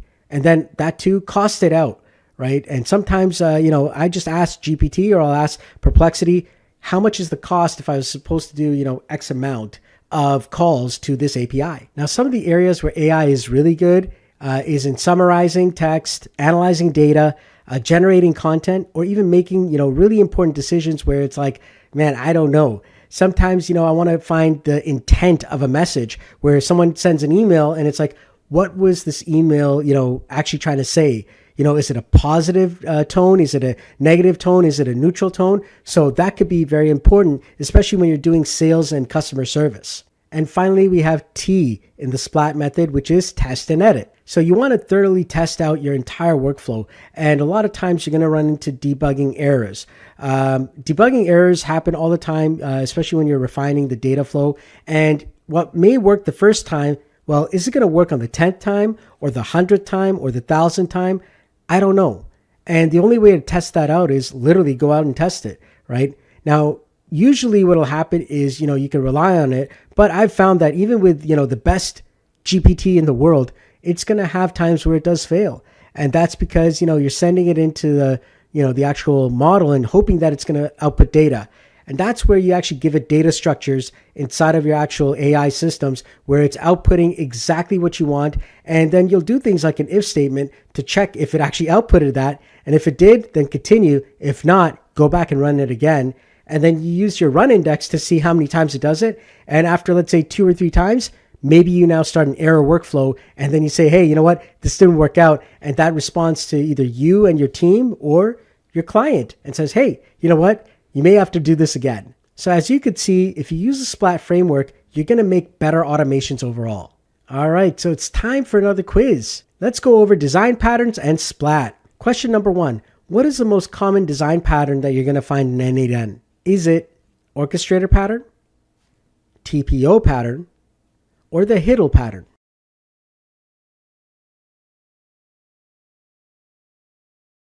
If you said TPO, trigger process output, you're right. Number 2, what does the S in Splat stand for? Is it software or is it stories?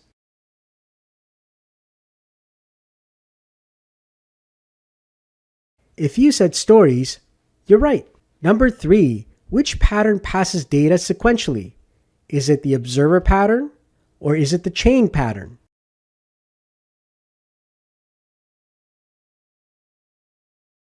If you said chain pattern, you're right. Number 4, what are the steps in Splat?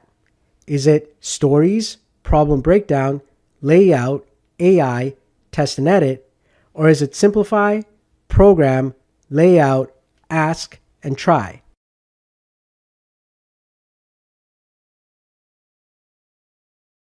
If you said the first one, stories, problem breakdown, layout, AI, test, and edit, you're right.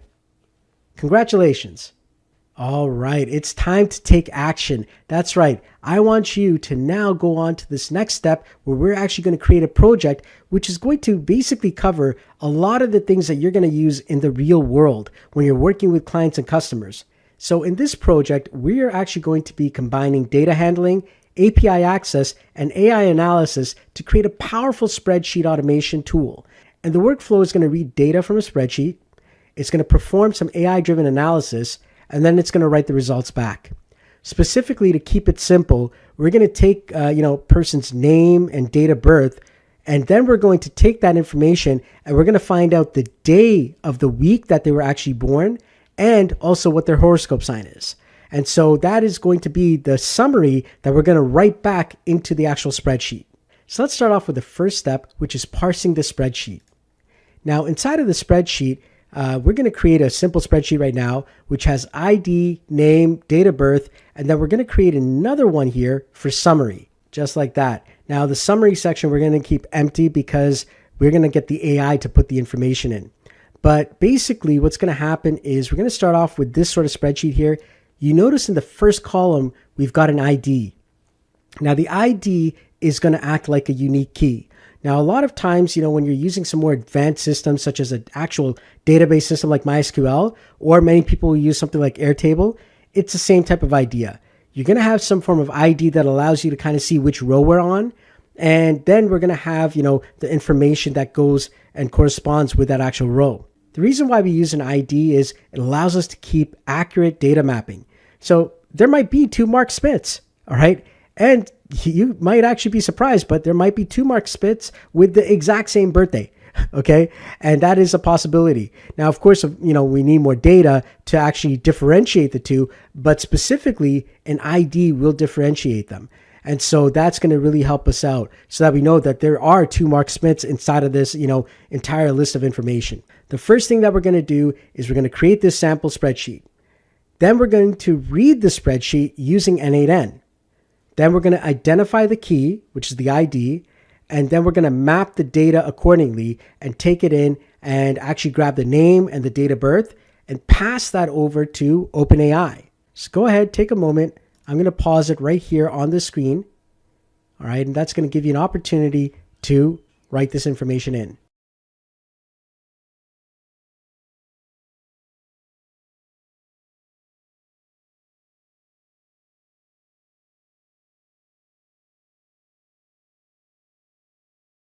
All right, so when you're done, you should actually see this sheet here. It's a very simple sheet. You've got your ID, 1, 2, 3. You've got your name, Mark Smith, Sherry Adams, Bobby Duvall. You got your date of births here, 13th of May, 1983, 16th of June, 1992, and 27th of January, 2016.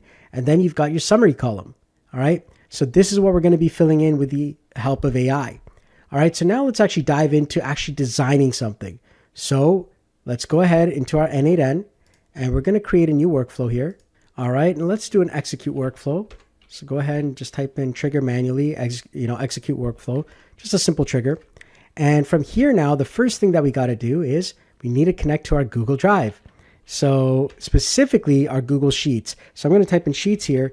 And if you remember from earlier, this is why we needed the credentials. All right. So you should have Google Sheets connected. So I'm going to now click on Google Sheets, and specifically, I want to get rows inside of a sheet. So I'm going to click on that. And now over here, it's going to show my Google Sheets account. Sheet within a document is what we're looking for. And now if I click on this drop down for document, I'm going to see that I've got my training sheet there. So when I click on that, you're going to see that. And just to confirm that this is the right one, I can actually click on this little square icon.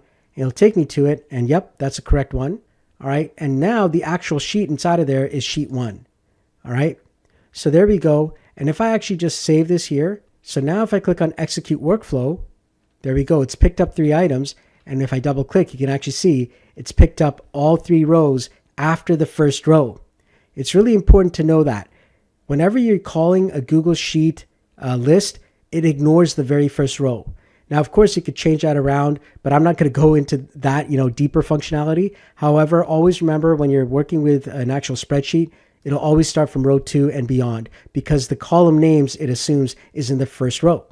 All right, so now that I have that data, well, I need to do stuff with each item. Now, I want to actually loop over these items. So if you remember the loop one, we're going to type in tab and we're going to type in loop. And there it is, split in batches or loop. All right. So now, as you can see, I can actually take each item in. However, this is actually a dummy node here that comes every single time with it. So I will just delete this and I will delete this one here for the loop. And now I have to actually add something in. Specifically, the very next step is the AI analysis section. Well, we need to take this information because I've got now the names, I've got the dates of birth. I need to put it into an AI agent so that it can analyze this information and then, of course, get the actual day of the week that the person was born and summarize for us, their horoscope, their day of birth, and, bring together everything in one shot. So that's what we're going to do with the AI analysis section. So here we are. We're going to put in an AI agent node. There it is, AI agent. And let's just connect this up here by clicking and dragging the loop to the AI agent. And now we have to add a chat model. So click that plus button and let's go down to OpenAI. Let me just turn off my camera here so it's easier for you to see.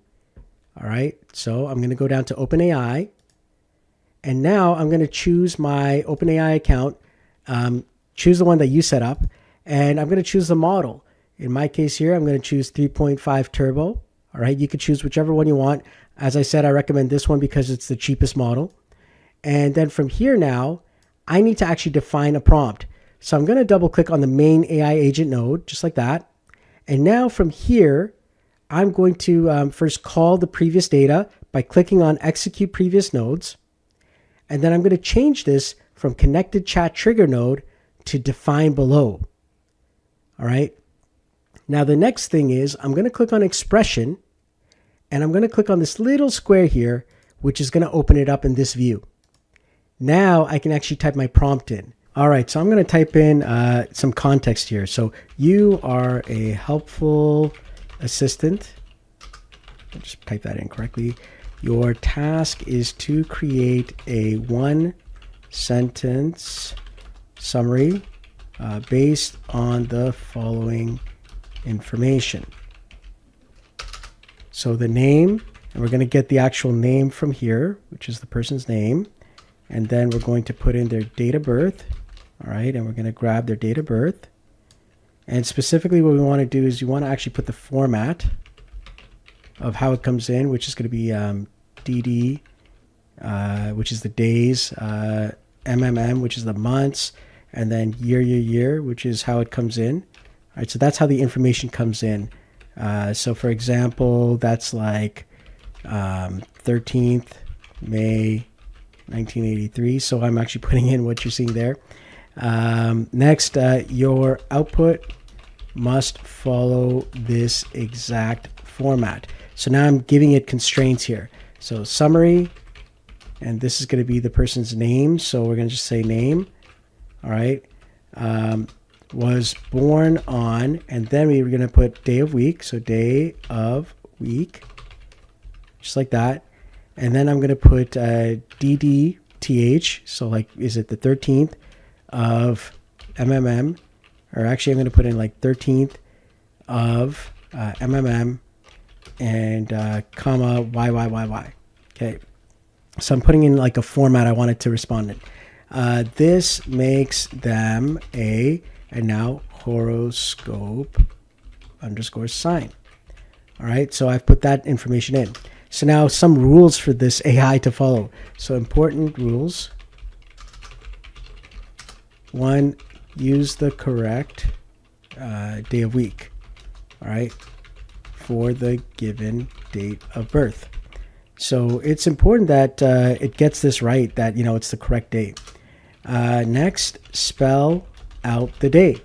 So like, is it Monday? So for example, Monday, Tuesday, etc. All right. The next item that we want to do is we want to, use correct Western zodiac signs. So use the correct Western zodiac signs based on the date of birth. All right. And then finally, you want to output only the final summary, nothing else. So output only, output only the final summary and nothing else. All right. And so for examples, now we're going to do examples. So if you remember when we're doing our prompt engineering, we're trying to put in that whole entire set of steps. So the example now is that if name is Bob Smith and DOB or date of birth is 13th of May 1983, then your output should be summary. All right, Bob Smith was born on Friday the 13th of May 1983. This makes them a Taurus. Okay. And that's it. So now, that's the entire thing. And so the hope is that it's going to follow this. It may not always work, but, for the most part, it should. And so we're going to try and run this step here. And here it is, the summary. So we see there, Mark Smith was born on Friday the 13th of May, 1983. This makes them a Taurus. Okay, so that's using that data.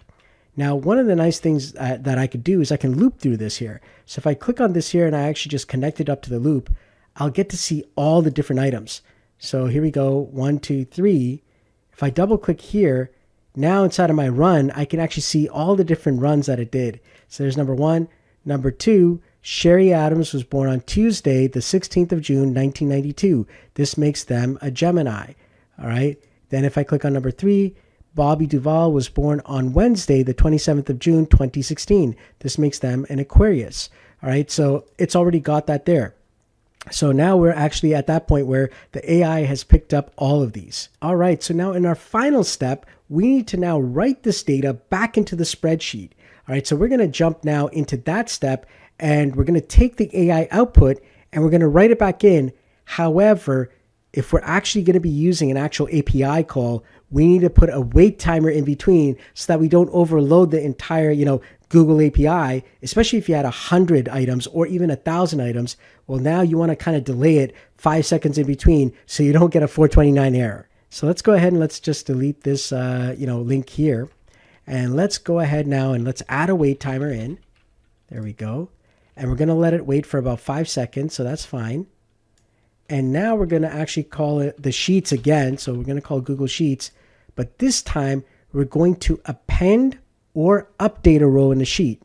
Now, it's important to understand we're not just adding a row to the bottom. We are updating rows. And that's where that unique key came in. Because we're going to have to go back to the actual unique key and use that so that it can recognize where to update the row.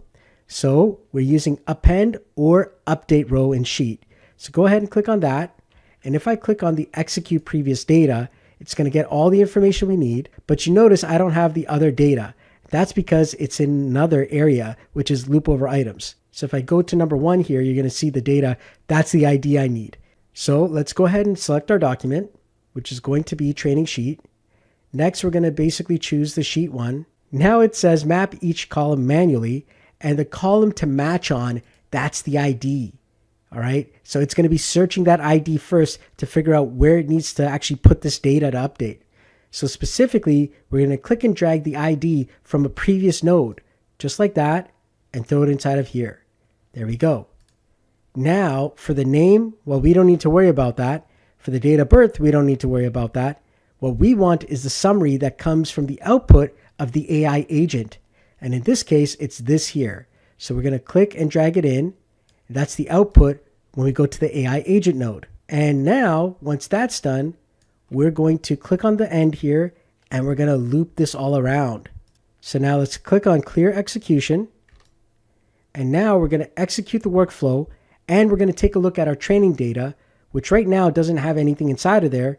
But when I hit execute workflow now, all right, so the loop is done. And when we go back to our training data, there it is, all the summaries.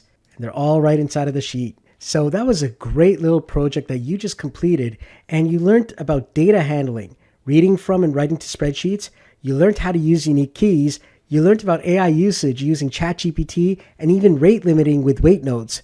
You also learned some of the AI automation basics. And this is going to help all of you prepare as students for real world automation requests. This is the real stuff that people are going to ask you for. And it's also going to help you as students to expand even more, especially when you're working with businesses and real world use cases. All right, it's time for our quiz on spreadsheets and data processing.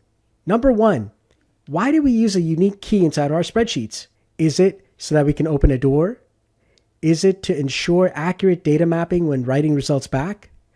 Or is it that keys are easier than data storage units?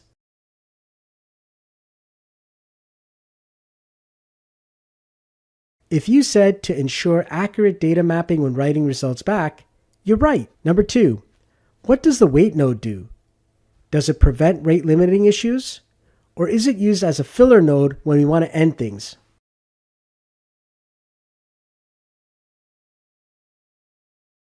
If you said it prevents rate limiting issues, you're right.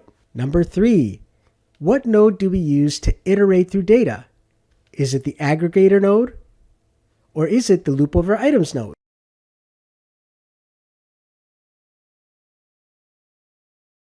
If you said the loop over items node, you're right. Number 4, what is the JavaScript that we use for the name? Is it json.dob or is it json.name?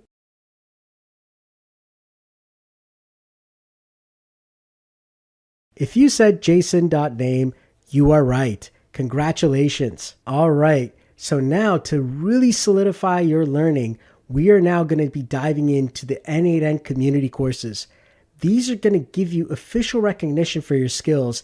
And what we're going to be doing in this course is we're integrating those community programs in. When you complete these, you're going to be getting official badges on your actual community profile. And you can use that to, kind of show that you actually know your stuff. All right. Now we're going to be going over the first course and the second course. However, I'm going to be changing some of the data around and some of the things that are going to be shown. The reason is I still want you to actually do these exercises. I don't just want to provide you all the answers and then everyone goes and gets badges and now it's kind of useless because you actually don't know the skills. Our goal here is for you to actually learn. So even though I'm going to show you some of the same types of patterns, the data is going to be changed or the patterns are going to be tweaked slightly just so that you kind of get the idea of what's going on, but not so much that you could actually go and submit that and actually get an actual badge. All right. So keep that in mind. The goal is you still need to do the work. And this is here to help you so that you're following it along, but not to actually replace the exact same data. So basically, I'm not giving you the actual final exam, if that makes sense. So the level 1 course, we're going to be walking through it. It's the official n8n level 1 course.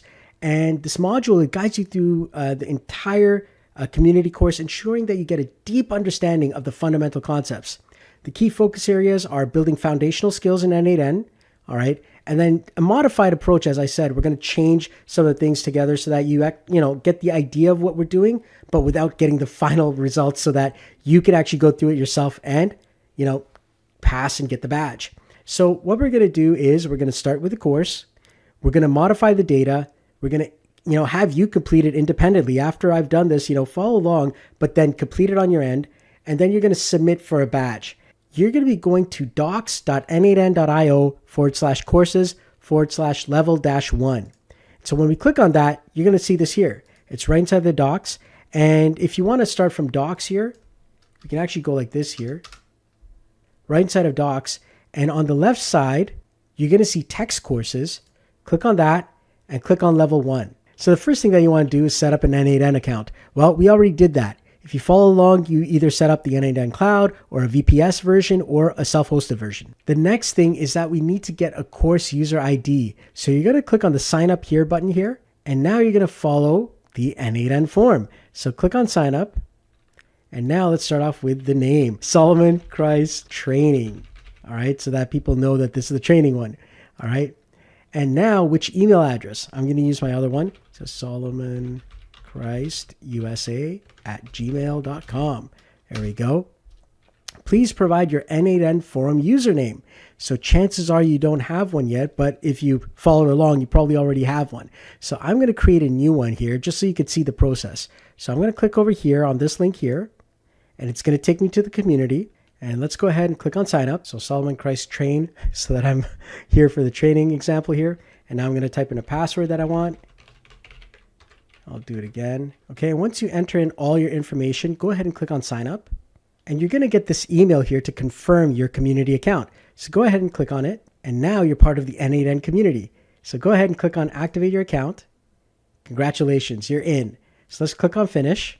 And now at the top right, you're going to see here, this is where we're going to get our information. So you click on the actual icon for your name, click on the little icon that looks like a person, which is your profile. And then let's click on summary. And right here, this is your username. And that's what you're going to put inside of the type form.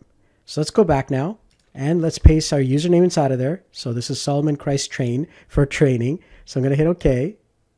And which of these areas do you mainly work in? So here we go. I am now in, let's see here, IT engineering, sales, automation consulting. Let's just put that in there because that's what I do. How are your coding skills? I am a pro coder, right? If you are, then put that in, no problem. What is your first thing you want to build with n8n? Education. I'm teaching you guys. All right, there we go. I'm going to hit submit. All right, so there we go. So now automatically that went through their own n8n automation and it should instantly send an email to us. So I'm going to take a look at my email and here we go. This is all my information that I'm going to need for n8n course level 1. So make sure you check your email, check your spam, because you're going to get these important unique IDs. Now, of course, I've blurred these things out here, but you're going to get a unique ID, a webhook URL, a dataset URL, a header auth name, and a header auth value. These are going to be required when you're actually doing everything that you need for the entire level 1 training. Now, if you remember earlier in our course, we needed you to get onto the Discord server. So if you've not already done so, please make sure you join the Discord server by clicking on it because it is required for the course. So we have to choose a display name. All right. So make sure you choose a display name and then create an account if you don't already have one. And at any time, if you do get stuck and you need some help, you can always reach out to the community forum via the community forum link. And you just go to community.n8n.io and you can just ask all your questions there. But we're going to follow along here and hopefully this is going to reduce the amount of trouble that you guys have. All right. So now we've got our user set up. We've got the course user ID information. We've got the basic knowledge now of JavaScript and APIs. And we've got an account on the n8n community forum. So you've done all of that now. So let's dive in. And it's going to take a little while. Now they're estimating about 2 hours, but with this video, it'll be a little bit faster. All right. So what we're going to be doing is we're going to be building the main workflows and then you have to pass the quiz. All right. Now this is the important part, but in order to pass a quiz, well, you got to build. All right. So that's why you have to actually go through this and we're going to do this together. So now let's click on, let's get started. So inside of this first lesson, we're going to go through the UI and we already did that. It's going over the basics for editor UI settings, the left panel, all this information. So you already know this from our earlier stuff, but you can read through this as well. That's what I want you to do is go and read over everything. There's a lot of stuff inside of this and you now have additional stuff here. all right, control left button and so on. It kind of shows you what's going on, all about the nodes. So now we're going to move on to the next item. So on the left side here, click on building a mini workflow. So it wants us to add a manual trigger node, and then we're going to add in the Hacker News node. All right, so let's go ahead and let's create a brand new n8n automation here. So I'm going to start off with a simple trigger here. And then from here, I'm going to hit tab and I'm going to type in Hacker News, just like that. Okay, and I want to get many items, just like that. And specifically, what I'm going to do is I'm going to limit this to 5. And I'm going to add a field here for a keyword. And I'm going to type in artificial intelligence. And then when I click on execute node or the step, I've now got 5 items back with the latest information on AI.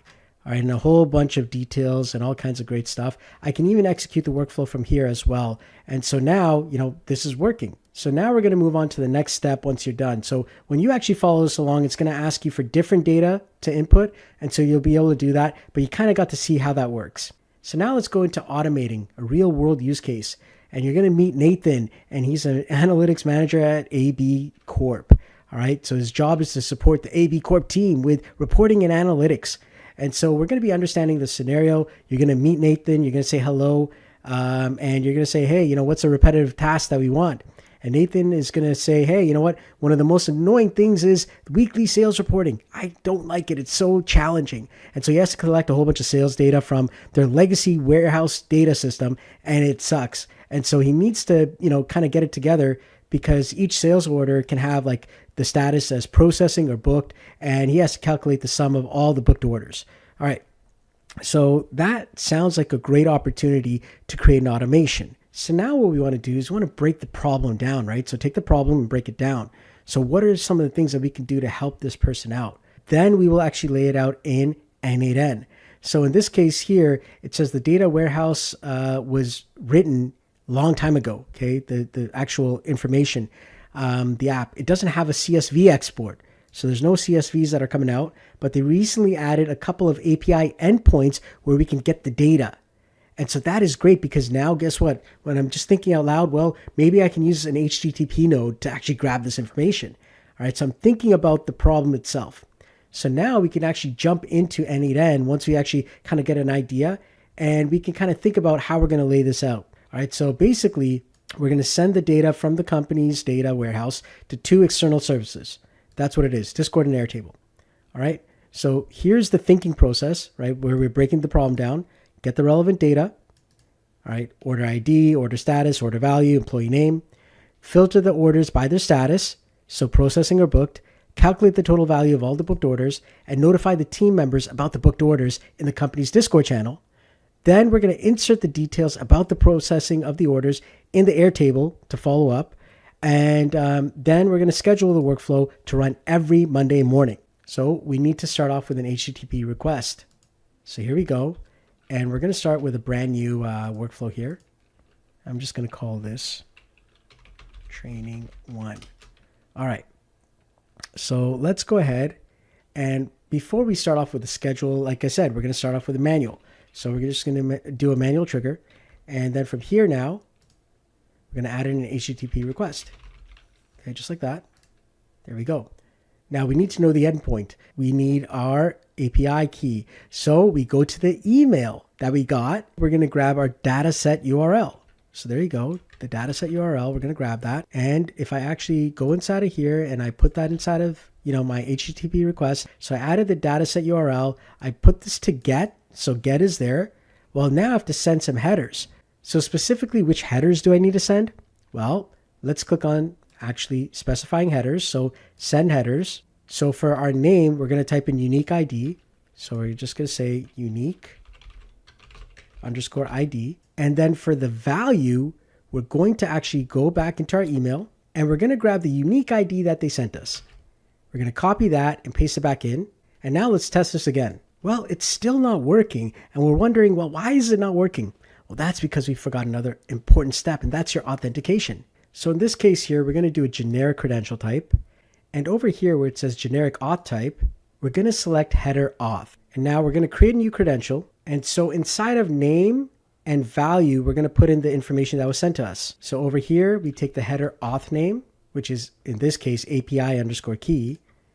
And we're going to take the header auth value, which is like a password or something like that. So we're going to take that data, paste it, hit save, and now we have the correct information. So now when I click on execute step, now I get all the data. So wonderful. Now we've got 30 items here. So now what? So in this case, we're going to be using an Airtable account. Now chances are you don't have one already. So inside of the tutorial, it says create an Airtable account. So go ahead and click on that.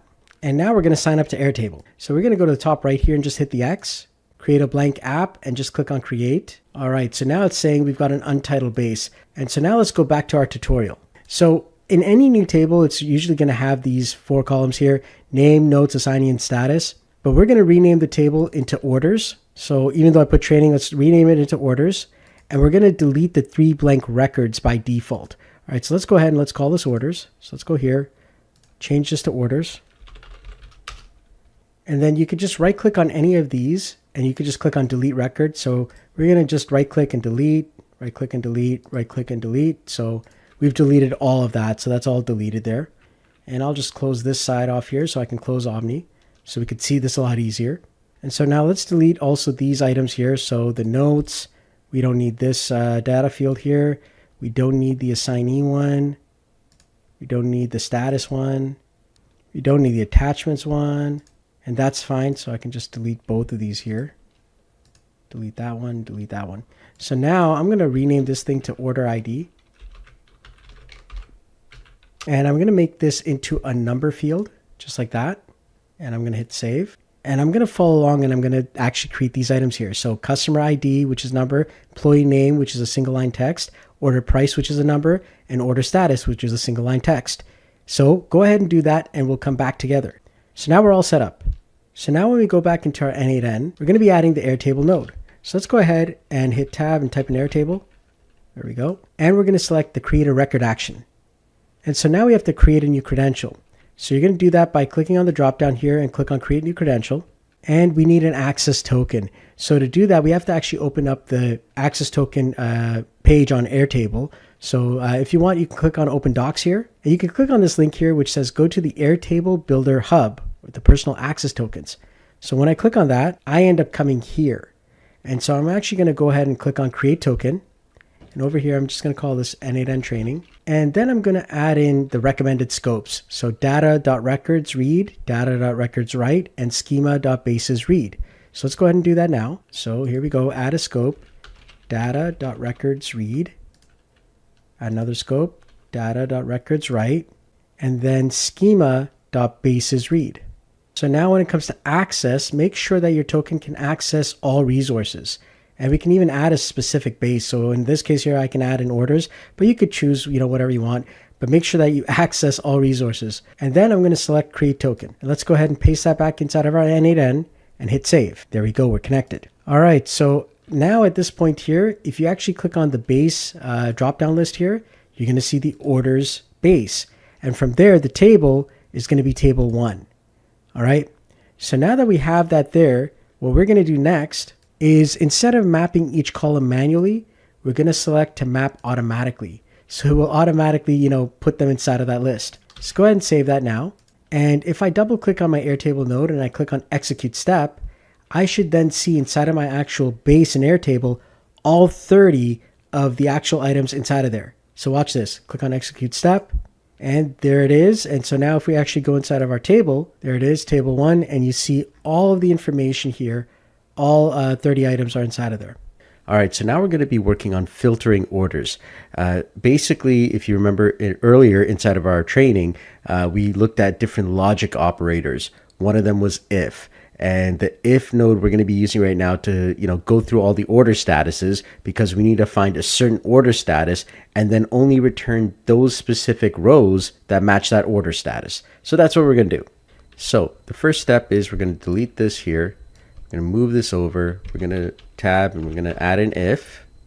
There we go, just like that. And basically we're going to now move this around here. So remember, we're using the delete command a lot from these lines here. And so if I connect something, I can, just hover over it and hit the delete button if I want to disconnect it. So very, very easy to use. And specifically here, what we want to do is we're looking at our order status. All right. So what we're going to be looking for here is we're going to be looking for a type of order status. Now, I am going to be going for the booked ones. So I'm just typing in booked just like that. And now if I hit execute step, you're going to see that I get 16 back here that say booked. Now, you're probably wondering, well, that's not what the exercise said. That's exactly my point. I'm not here to do exactly what the exercise said. I'm here to tell you the basics, and then you go out there and do the exact exercise, so then you get all the stuff that you need to answer the questions, which is going to go into the n8n team to actually pass and get your badge. So now the next thing that we have to do for Nathan is he needs to only process a certain type of order type. We're going to be looking at the booked ones, okay? And so what we need to do now is we need to actually throw this back into Airtable. So basically what we're going to do now is we're going to retest the Airtable node, all right, based on what it says. And before we actually do this to actually add stuff in, we're going to have to delete everything that's in Airtable right now. All right, so what we're going to do here is we're going to select everything. I'm going to right click anywhere here, and then I'm going to click on delete all selected rows. Now it's important to note that if you right click up here somewhere, it's not going to work. So right click on any row as you've got everything selected, and now it'll actually come up with delete all selected rows. All right, so this is specifically for Airtable. So I'm going to do that there, and it says delete records. I'm going to hit delete. There we go. So now we're ready for the next step. So basically whatever it finds, in this case here, 16 items of booked orders, we're going to throw it into Airtable here. Now an interesting fun little tidbit here is, as you can see, I got this thing like all over the place, right? Kind of looks weird. So I'm going to right click on here, and I'm going to click on tidy up workflow. If you've never seen that before, that is something really cool. So just click on that, and as you can see, it makes it all nice and neat. It's a nice little trick, and you'll really enjoy that, but it straightens everything out. So I can even right click on just like a few items. So like if I actually hit this, and then I hit this with control, so I'm using the control key on my keyboard, and then I'm just going to tidy up these two by hitting right click here and tidy up selection, and it could tidy up a certain part of your entire flow as well. So nice little trick to know as you're actually doing a lot of workflows over time. So now if I execute this workflow, as you can see here, it's going to do all 16 items now into the Airtable, which are going to be booked orders. So let's go take a look, and there we go. So the order status here is booked. All right, so good job. Now we're on to our next step. So Nathan says, this if node is so useful for filtering data. Now I have all the information about processing orders. I actually only need the employee name and order ID, but I guess I could keep all the other fields just in case. I would say, if I'm the service provider, actually, I wouldn't recommend doing that. Inserting more data requires more computational power. The data transfer is slower and takes longer and takes up more storage resources in your table. In this particular case, we've got 16 records with several fields. It might not seem like, it make a significant difference, but if your business grows and you've got thousands and thousands and thousands of records, well, then this will add up. It's going to cost you more. It's going to be more time. It's going to be more of a challenge. And so Nathan is like, oh, that's good to know. So can you select only 2 fields from the processing orders? So there's the little interaction with the client and customer. And this is great because the n8n team has really thought through an actual client situation. And so that's what we're going through right now. All right. So now to actually, get a specific, set of data. Well, if you remember from our past training so far, we've got something called the set node. So we're going to, hit tab, and we're going to type in set here, or edit fields. And what we're going to do now, and usually it'll connect to whatever you had last. So I'm going to disconnect from here. And what we're going to do now is all the data that's coming in, well, we want to now just get, 2 specific areas. Now specifically, we already know if an order status is booked, we're going to be getting that information. But now I want to get the employee name. All right. And we've got that. And I'm going to get something else. In this case here, I'm going to get the order price, specifically because maybe I want to know all the order prices that these employees did. How much money did they actually make for the company? All right. So there we go. So now I've got these 2 items here that I want to get the data for. And specifically, I'm going to be putting it into Airtable, but I need a new table to work with. So I'm going to go ahead back into Airtable here, and I'm going to create a brand new table by clicking on the Add or Import button. And we're going to create a table starting from scratch. And we're going to call this here Processing Orders, just like that. All right, so we just want to kind of see what's going on. So now I've got a Processing Orders table. And as you can see, there's a whole bunch of columns. I want to just have 2 specific columns that I'm going to be working with. So first we're going to delete all these other ones. So I can actually hit Control on my keyboard and I can select multiple columns. Then I could right click anywhere and I could click on Delete 5 fields. And that'll delete these 5 columns here. All right. Now specifically, I'm going to be keeping name, but I'm going to call it something else. If we go back into our edit fields here, we've got employee name and order price. So we're going to keep it the exact same format. So over here, employee name, I'm going to copy that and I'm going to come back here. If I double click on this, I can actually edit field, or I can double click and I'll see that. And I'm going to hit save. And then I'm going to add now a value here, which is a number value, which is going to be how much they made. So we're looking for order price here. So I'm going to copy that and I'm going to be pasting that in. It's a number type and I'm going to click on create field. So I only have 2 items here, which reduces the amount of data that I'm going to have to process. So on a few rows, it's fine. But when we get into like 10,000 or 100,000 rows or something, really big, you're going to start seeing it's going to be completely slowing down to a crawl. That's why we want to be very conscious of, what kind of data we're actually bringing in. All right. And how we're structuring that data. So keep it simple, and that'll really, save you on time and money and, overall the calls that are being sent out to Airtable itself or any other API, whether it's Google Sheets and so on and so forth. All right, so we're going to open up Airtable here, and our base is orders, but this time our table is going to change to processing orders, which is a different one. Now we've got map automatically there because we've got the exact same field names or the headers for the columns. So now I'm going to hit save and we're going to click on execute workflow here. Now you notice that, all of these are kind of like lit up and there's data that's coming through here. Well, remember the whole pinning? We're going to try some pinning right now. So I'm going to take this here and I'm going to pin this data. If you don't have enough screen space over here, you'll see this. Pinning is at the top right here. So I'm going to click on pin this data here. So now I don't have to make that call again. All right. So that's going to save me, an API call. Now, of course, at the same time, if I want updated data, that's a different story. So you want to remove pins if you need updated data. But in this case here, I'm just showing you with a pin what to do. And I'm going to turn off my camera just for a moment here, because at the bottom right, I'm going to be clicking on a button here called Clear Execution. And it's important that you, know that this exists, because what's happening right now is there's, data, and this kind of looks like, oh my goodness, what's going on? Did it run? There's an error. What's going on? So we want to clear this execution so that it's like, starting from, fresh again. All right. So when I click on execute workflow, it's going to run everything, but you notice how it just skipped right over this because it already has the data. So I don't have to worry about, getting this data again, but it still runs everything else with the same data that this thing pulled.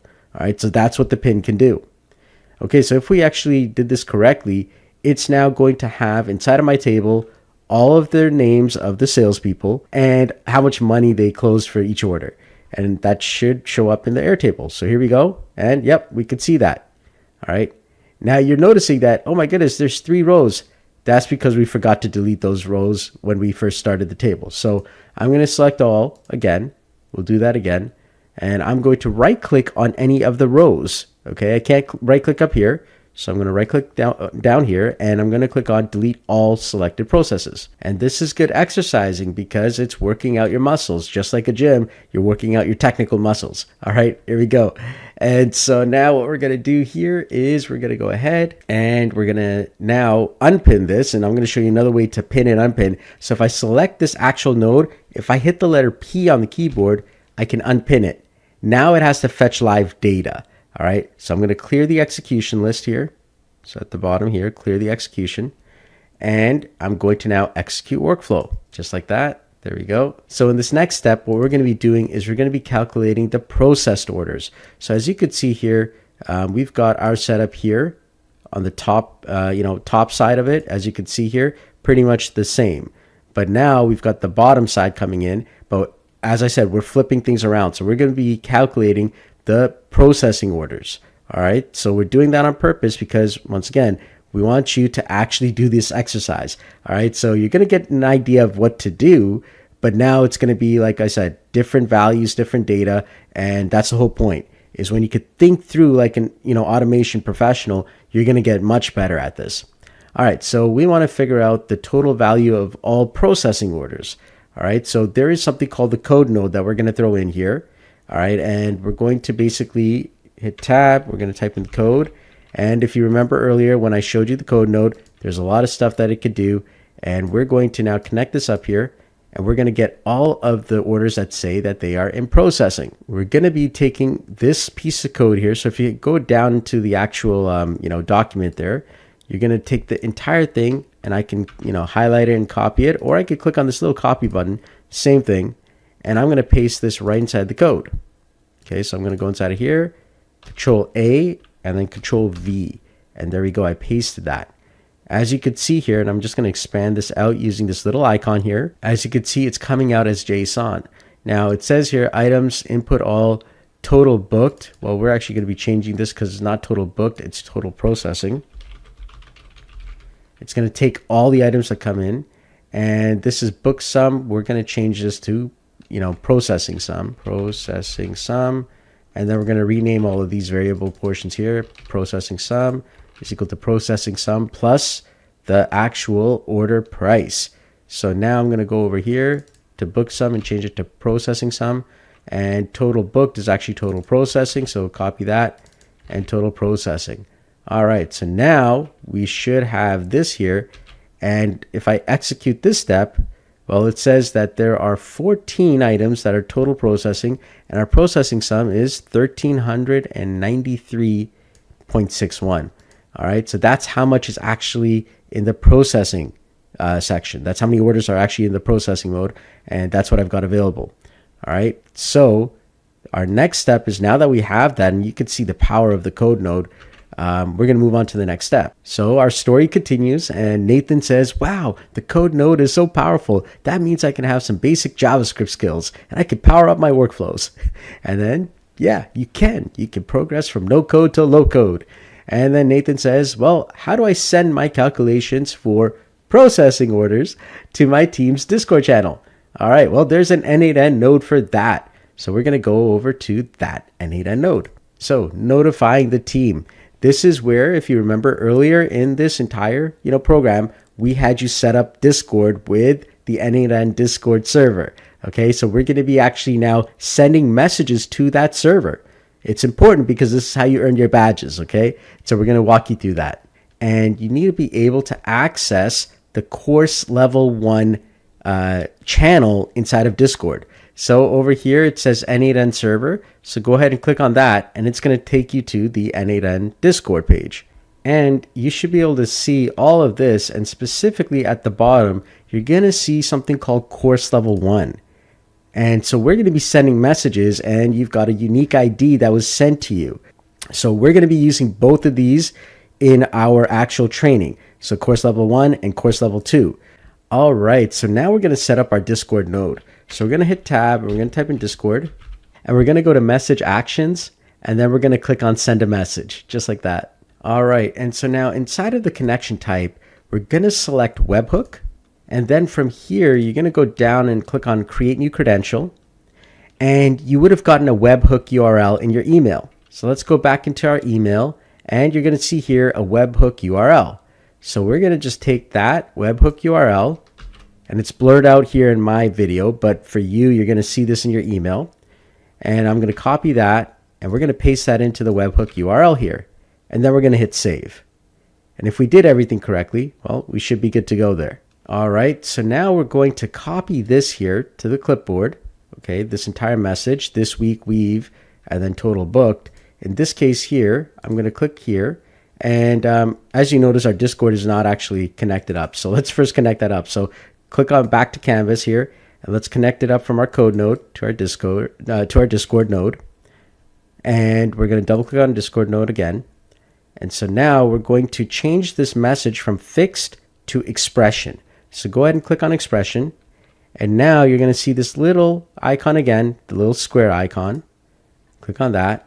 And we're going to paste the message that we just got from the actual, docs here inside of our training. So what we're going to do now is we're going to retype this out a little bit differently here. So you would have copied and pasted this message here, but specifically we're changing the data here. So this week we've total processing, which is 14. Okay, we've got 14 book orders with a total value of processing sum. So in this case here, we got the processing sum and my unique ID. So I'll just hit execute step here, and it says your message has been sent. And if I actually go here, all right, and as you could see, we sent the information and here it is. All right, now I've covered up all the other answers so that you don't actually know the exact answers. So you're going to have to do that on your own. But now you have an idea. We've now sent it to the Discord server. So good job. So Nathan says, incredible. You've saved me hours of tedious work already. Now I can execute this workflow when I need it. I just need to remember to run it every Monday morning at 9 a.m. And then, boom, you say, hey, you know what? We can actually do a schedule node. So this is where a schedule trigger comes in. All right, so remember the schedule trigger. We talked about that in an earlier part of the actual training. So now we're going to be replacing this first node from a manual node to a schedule trigger node. So to do that, all we have to do is just delete this here, this link, just like that. And we can move this down here. And I can hit tab and type in schedule. And there's our schedule trigger. I just click, drag, and then connect it up. And now I could actually just set this up for exactly what Nathan wanted. So what we're going to do is we're going to select weeks here. All right. And we get to choose what days of the week. So I'm going to choose here. I mean, you could choose several days. He wanted Monday. We're going to choose Wednesday. All right. And then we're going to set it up for noon. And then the trigger at minute, we're going to keep it at 0. So if I actually now set this up here and connect it up like I did and I hit save, well, this is great. It's set. However, it's not fully running because this has to be set to active. Keep that in mind when you're using a schedule trigger. All right. So now let's come back to the story here. So now you basically tell the client, say, yep, that's it. That was the workflow. I've added and configured all the necessary nodes. Now, every time you click on execute workflow, the n8n system will execute all the nodes, getting, filtering, and calculating and transferring the sales data. And so now Nathan says, this is what I needed. My workflow will run automatically every Monday morning, well, every Wednesday in this case at 9 a.m. All right. And it's like, oh, wait, not so fast. To that, you need to activate your workflow. As I said, you have to activate it. All right. I'll do this in the next step. All right. So here we go. Activating and examining the workflow. So in this step of the workflow, you're going to learn how to activate your workflow and change the default workflow settings. So once we hit the active button, you're going to see here it says workflow activated. Your schedule trigger will now trigger executions on the schedule you have defined. These executions will not show up immediately in the editor, but you can still see them in the execution list if you choose to save executions. All right, so you can hit got it and we're good to go. Now, specifically, let's say you've got a whole bunch of customers and clients and each one is in a different time zone. And well, oh my goodness, I got to actually calculate this. There is a simpler way. And so now if I click on the 3 dots here, I can actually go into a settings for this specific workflow. So when you bring up the settings, you can actually change the time zone from the default time zone, where in this case, I'm PST, Los Angeles. You could change it to anything, right? So you could actually choose, let's say America, Chicago, or, there's other places around the world, depending on where your customer is. And then the workflow will actually be set to that time zone. It's really important because, well, they may be in a different time zone and this workflow will actually then start firing off at, your PST time zone if that's what you've set up. So really important tip that if you want to set up your workflow for a different time zone, you could do that inside of your settings. All right, so now you've done all this hard work and you don't want to lose it. So if you want to save this workflow, there's a few ways that you can actually do that. Specifically up here, if I click on the 3 dots, you're going to see here that I can now download this workflow here.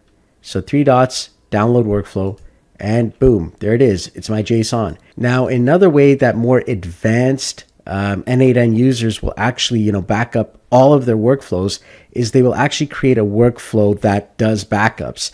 And to do that, you need to actually have an n8n API key to access n8n's own built-in node here.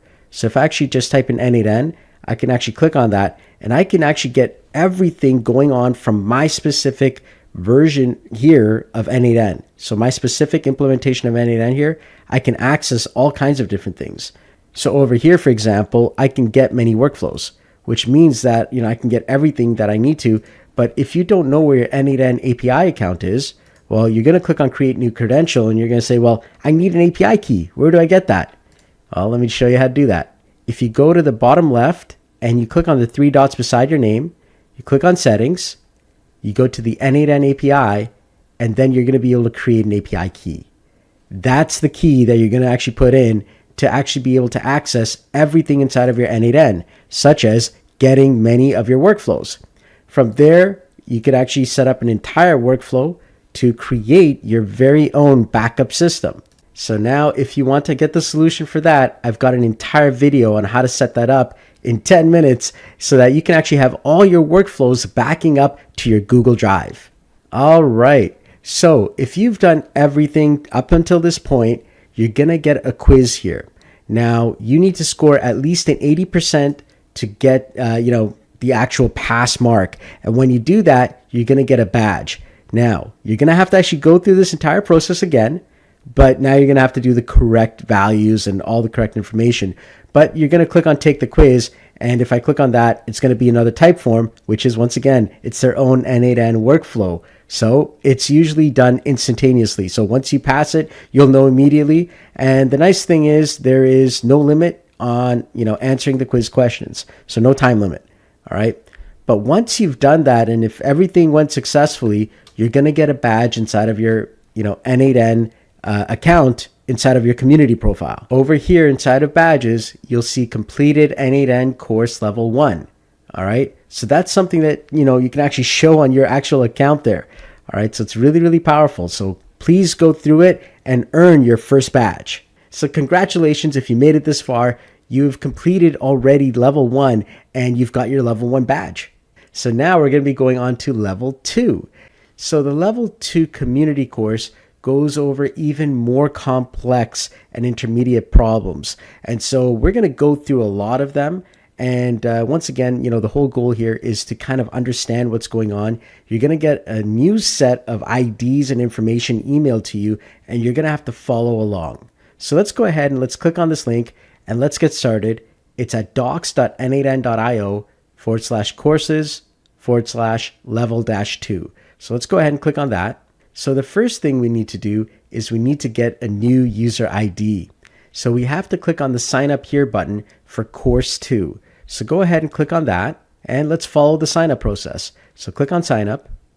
You're going to enter your name. So Solomon Christ Training. All right. And you're going to put in your email, solomonchrisusa@gmail.com. And once again, inside of the community forum, if you click on your name, you click on your icon here and you click on summary, you're going to come to this page here where you will get your username here for the community section. All right. So you're going to copy that and you're going to paste that in here where it says, please provide your n8n community forum username. You're going to paste that in, hit OK. And then which of these areas do you mainly work in? We'll go ahead and put down, where you work and how are your coding skills. You can put in whatever your coding skills are. Let's say I'll just say 0. Okay. Of course, it's not 0. What is the first thing you want to build with n8n? Well, right now I'm just training. So there we go. And I'm going to hit submit. And we're all set. So now it's going to send me a second email and we're going to have all of our information that we need to continue in the course. All right. So if you actually signed up, you should actually get this email here where you're going to get a unique ID, a dataset URL, a Discord URL, header auth name, header value, similar to what you did in the first one here. But now we're going to be doing some new things here in course level 2. So keep that email handy as we continue. All right. So we're going to go over the n8n data structure. So in a basic sense, n8n nodes function as an extract, transform, load, or ETL tool. The nodes allow you to access or extract data from multiple, sources, modify or transform that data in a particular way, and pass or load it along to where it needs to be. So that's what they've called it, is the ETL system or the ETL tool. Now, data moves through n8n in something called an array of objects. An array is a fancy word for a list. It's a list of objects or list of items. Each element is stored in a position or an index inside of that list. Now, if you're in programming, you're going to remember that the very starting of an array is usually 0. Some programming languages will start at 1, and some array types will start at 1, but when you are looking at n8n, it's going to be very similar to what we see in programming, which is it's going to start at 0. So for the example that they gave us here, if you see Leonardo, Michelangelo, Donatello, and Raphael, well, the 0 point is Leonardo. Data sent from one node to another is sent as an array of JSON objects. And they've got a nice little example there where they show all the objects that are inside of this. These are all called elements. All right, so inside of this entire collection that's called items, there are elements within this entire collection. And an n8n node performs its action on each item of incoming data. And here's an example of how they show how you can return an array of objects for the Ninja Turtles. Here we go, Michelangelo, Donatello, Raphael, and Leonardo. And, this is what it looks like when it comes out as a table. You can do JSON, you can do schema. So there's several different ways that you can see this data. And so our first exercise here is we're going to actually be going to an API endpoint here, which is going to be Poke API. This is going to get all the different Pokemons, all right? And it's going to get some of the data there. Now this data is going to come back and you're going to get a list, and we're going to have to put it inside of a code node as well as a split out node. All right, so these are the two different nodes that we're going to be using. And if I execute this here, you're going to see that I've got all the information here coming in from the API there, both from the code node and from the split out node. And that's what you're going to be doing right now, is you're going to be getting the data from the API and you're going to split it out, or you're going to use a code node to split it out as well. But both of them will give you 20 items, and it's the same data. It's just different ways of actually manipulating that data. Now, there's different types of data that we can manipulate, HTML and XML data. All right. And so they've given you a website that you can actually grab some information here. So we're going to be taking this website and we're going to get the latest blog here. And so this is the latest item here, the 7 best AI agent builders. We just want to grab that first item there. So we're actually making a call to that URL. And then from there, we're going to use an HTML system to extract specific data. In this case here, the title, and we're going to be getting the first item that it's going to return here. And so now if I actually, as you can see, if I hit the execute step, it grabs that information and we get that item.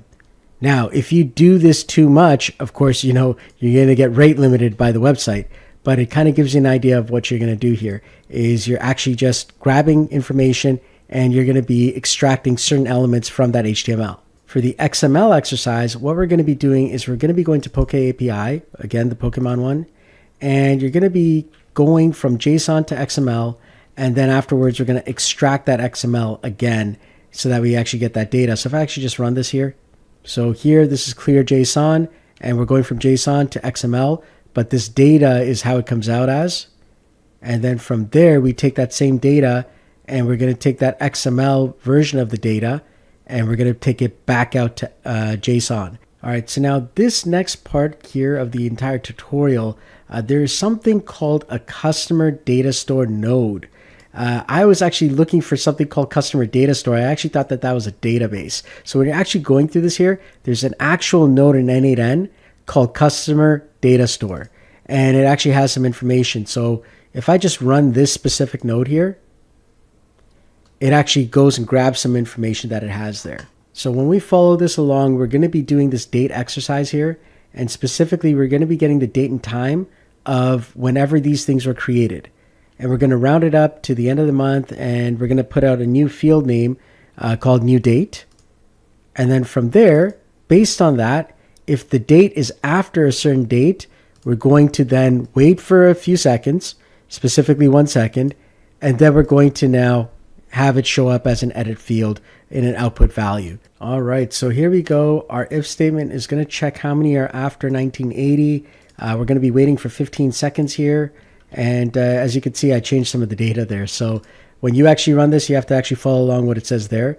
But over here, it said that all 5 were false. So I'm going to actually put this down a little bit lower here. Let's do 1970. Get a couple of those there. There we go. So one item came in 1970. It's going to wait 15 seconds, and then we should see the edit field. There it is. And as you can see, we got the information there. All right. Next, we're going to be working on binary data. So in this example, we're going to be downloading an actual PDF file, and then we're going to be extracting information from that file. All right. So they give us a URL to do that from and extract from. So I'm just going to click on that there. And when I double click, you're going to see all the information that comes out. So this is how you actually gather data using the HTTP request node. All right, so I only put the basics there so that you understand that this exists, but you have to actually do the work and actually go and do this here. All right, so you're going to be actually adding in a basic HTTP node, and you're going to be getting that file, and then you're going to get an extract from PDF node, which if I hit tab, extract from PDF or extract from file, and then when I click here, it's going to show all the different file types. In this case here, it was extract from PDF. We've got a second exercise right here, and we're going to do that again. I'll just go up here. And this is the second part. Now, what we're doing is we're not only grabbing the PDF file, but we're going to also write it to disk and read it from disk. And this goes on to an extra set of steps here, where we are writing the actual file to the hard drive or local drive. If it's on a VPS, it's the Docker system. All right, and then we're going to read that exact same file to actually see what we got. So let's go ahead and run this. And there it is. This is the actual information here. And I can actually view and download this same file here. All right, so that's what you're going to do. These are the different nodes. And if I hit tab, you can do read and write files from disk. And you're basically duplicating this. You're doing this twice. All right, back to back. One to write files, one to read files. All right, so the next set of stuff is all about merging and splitting data. As you can see, you can append, you can combine, you can choose different branches. And so now we're going to do a merging exercise here. So what we're going to do is we're going to start this off, but we're going to be running both nodes here. Now, one of the things that you want to understand when you're running 2 nodes at a time is n8n starts with the top and then goes to the bottom and to the next one. And so it's kind of like reading left to right, top to bottom. All right, so when I run this here, you'll see code go first, the input will go to merge, and then the data will come in and also go to merge. And when both of these come in, that's when merge will complete. So let's go give that a try now. There you go. And you saw that all work out just like that. And as you can see, the merge information came in. The next area is looping and splitting data in batches. All right, so you're going to see that a lot of times. This is the loop method here, and you're going to use this everywhere. I literally use it like in so many workflows. It's such a useful set of nodes. So it's important that you learn how to use this. And we're going to actually use this code here to go over a few URLs. And you could choose different URLs, but for the example here, these are the ones that were given to us. And so you're going to follow along and they're going to give you some information. We're going to grab the RSS feed and we're going to return those back. So let's go ahead and click on execute workflow. There we go. And we exited out with 22 items. So as you can see, if you go to the JSON, you can actually see the content of all 22 items. And so that's really, really powerful there. So whenever we have errors in workflows, we have an error workflow for that. And I showed you some of the nodes, and this exercise goes into more detail and actually has you building out an actual error workflow. So as you can see, we've got a workflow here, and we can actually now call this error workflow anytime from any other workflow.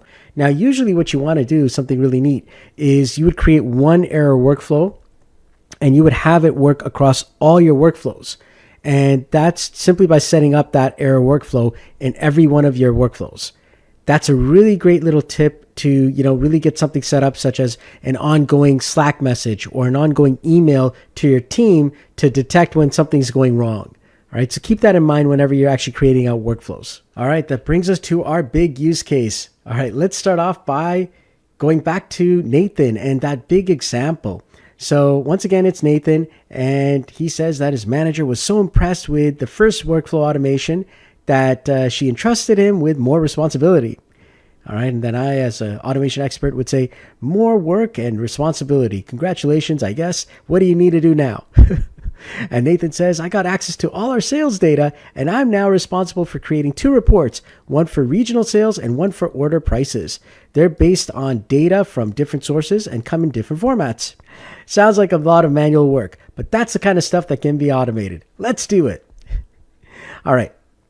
So now we know what Nathan wants, and we're going to start working on what's actually required here. So we're going to need to get and combine data from all the different sources, sort the data and format the dates, write the binary files, send notifications using email and Discord. So n8n provides core nodes for all of these steps. Okay. So we're going to be creating a workflow that merges the company data with external information. We're going to create another workflow that generates the reports. We're going to create a workflow that monitors errors in the second workflow. All right. Once again, we're going to be using Airtable to actually get the information in. We're going to be using Google to actually access our Gmail. And we're going to be using Discord to actually do the whole webhook and the URL.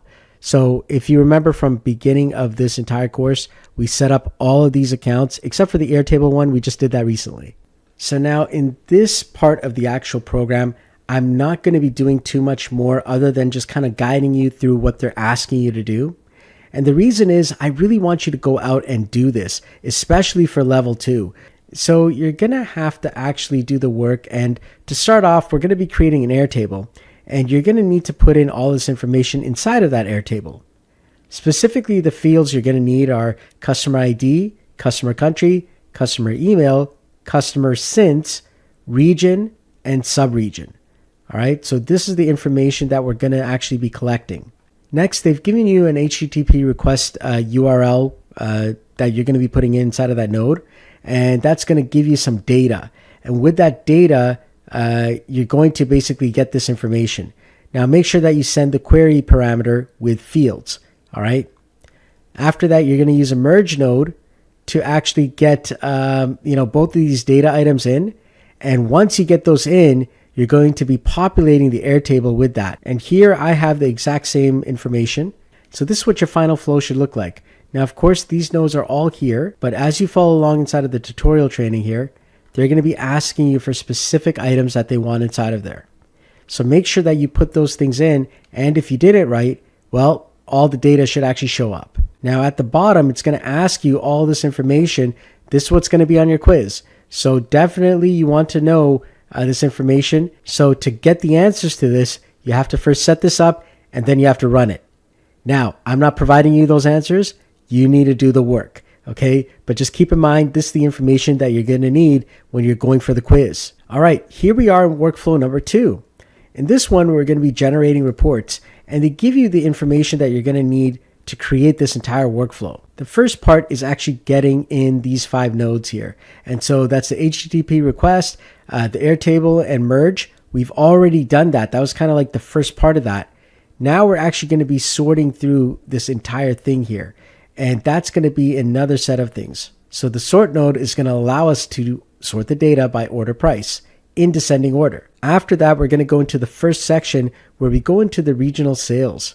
All right, we're going to take the data, we're going to convert it to a file, we're going to set it up for Gmail, and then we're going to send a message on Discord. Now, the webhook URL is the one that you got inside of your email, specifically the Discord URL. All right, so that's what you're going to be using here.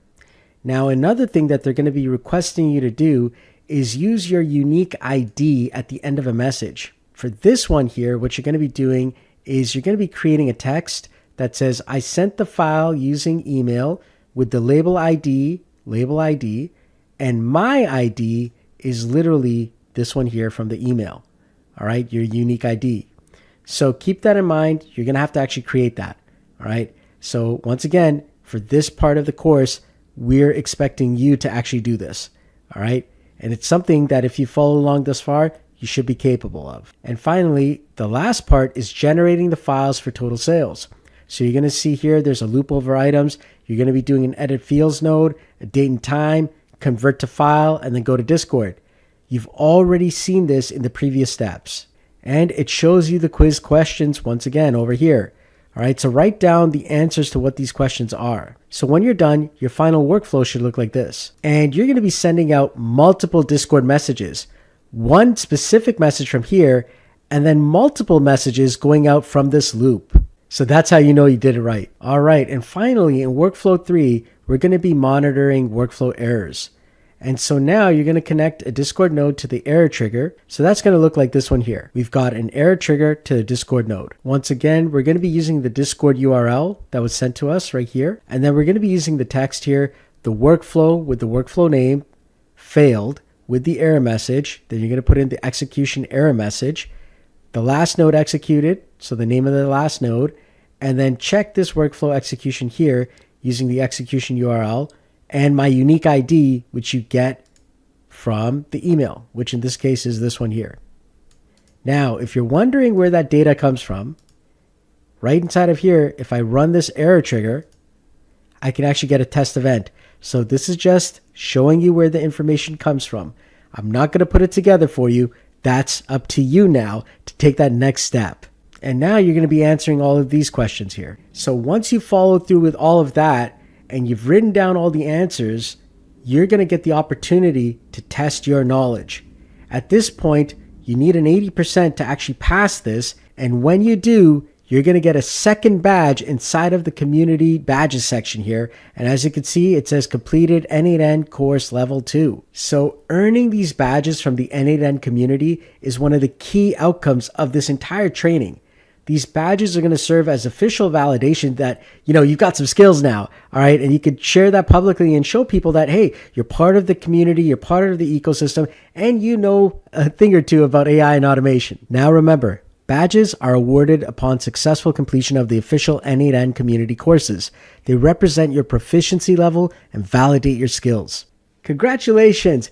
You've completed the second level of the foundations of AI and automation. You've worked hard and you've achieved some incredible success.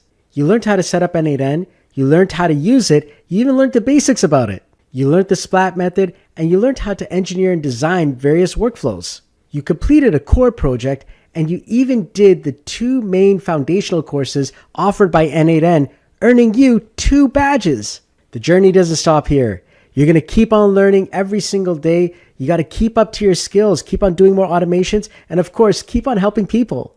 Make sure you take part in the n8n community overall, ask questions, and even answer people's questions. It's going to get you connected to a lot of other AI automators around the world. And explore more resources. Go and check out more YouTube videos. There's more tutorials and insights all around the web. And at the same time, of course, you can subscribe to my own channel on YouTube. You can check out some other incredible creators like Nate Herkelman, who does some incredible stuff with n8n. And there's many others doing some amazing things every single day. And now for the bonus section here.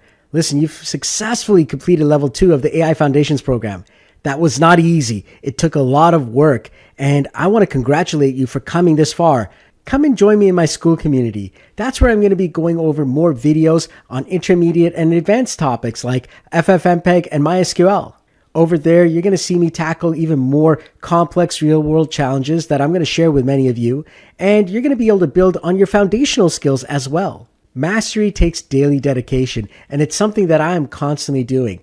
I'm always a student and I'm always learning. And so if you're like me and you're always wanting to, learn more about AI and automation and some of the latest stuff that's going on in the AI industry, then please come join me, come join the students in my program, and come join the overall larger community of AI and automation professionals who are taking it to the next level. And we're actually, focused on building this as a business, as something that we do daily to actually do in a professional capacity. And if you just want to show your support and you're not able to join my school community, that's okay. Just go ahead and join my YouTube at Solomon Christ AI. I'm always putting out content in AI and automation, and I would love to have you as a subscriber. I'm so grateful that you completed my course. Thank you so much. I always look forward to seeing my students in person, and so I'm sure that one day our paths are going to connect. And so when we do, I look forward to saying hello and seeing your successful journey. Thanks again. And I look forward to seeing the amazing things that you are all going to create. Take care and bye-bye. Hey everyone, how's it going? Solomon Christ here with another video all about human in the loop. In this video, we're going to be going over the human in the loop, nodes and methodologies within n8n and how to use them inside of your workflows. It's so important to have human in the loop. I'm telling you, every single day when you're seeing workflows and everyone is kind of like still not sure about their AI, Human in the Loop is going to help you out to really solidify your workflows and make workflows that your clients can trust, that you can trust, and that you can rely on, especially as you start to grow and expand your actual automations for production. So in this tutorial, what you're going to be seeing is you're going to be watching me as we build an entire calendar AI agent using Google Calendar. It's going to be incredible as you watch me step by step, thinking like a flowgrammer, making the mistakes that most people will make along the way, and thinking through some of the problem solving that is required when you're doing AI and automation. It's really important that you learn these skills because you're going to use this in the real world when you're building for clients or even for yourself. By the end of this training, you're going to have a full working human in the loop Google Calendar AI agent, which can create events, update events, and even delete events. So let's not waste time. Let's dive right in. All right. So here I am. I'm actually on a self-hosted version of n8n. And if I go into settings right now, as you can see here, you're going to see that the version I'm on is 1.106. I believe it was 1.105 that actually gave us a lot more options for human in the loop. But it's really, really important that you have at least that or higher, especially when you want to get access to some of these new nodes or new systems that are in place. Many times we're building for AI and automation, we're building incredible workflows. But when we're integrating AI systems with the LangChain node or with the AI node, what ends up happening is we just can't trust things, right? Like, for example, you might create an AI agent that literally is supposed to send emails. But I want to always confirm before I actually, send out an email or add or remove, or even delete an important calendar event. And so human in the loop systems will help us to do that. All right, so let's try and understand human in the loop a little bit better. So first and foremost, what's going to happen is you've got some workflow that a person is going to come in and they're going to call this workflow. All right, so it could be, something like an agent that takes care of sending out emails, or let's say a calendar, okay? So a human being, some form of human being is going to say, can you, AI, go and add an event to my calendar? So this will go into an n8n workflow where now that n8n workflow will, take action and it'll say, okay, I've got access to several tools such as creating an event in the calendar. I'll be able to find events in the calendar. I'll be able to update events in a calendar, and I could delete events in the calendar.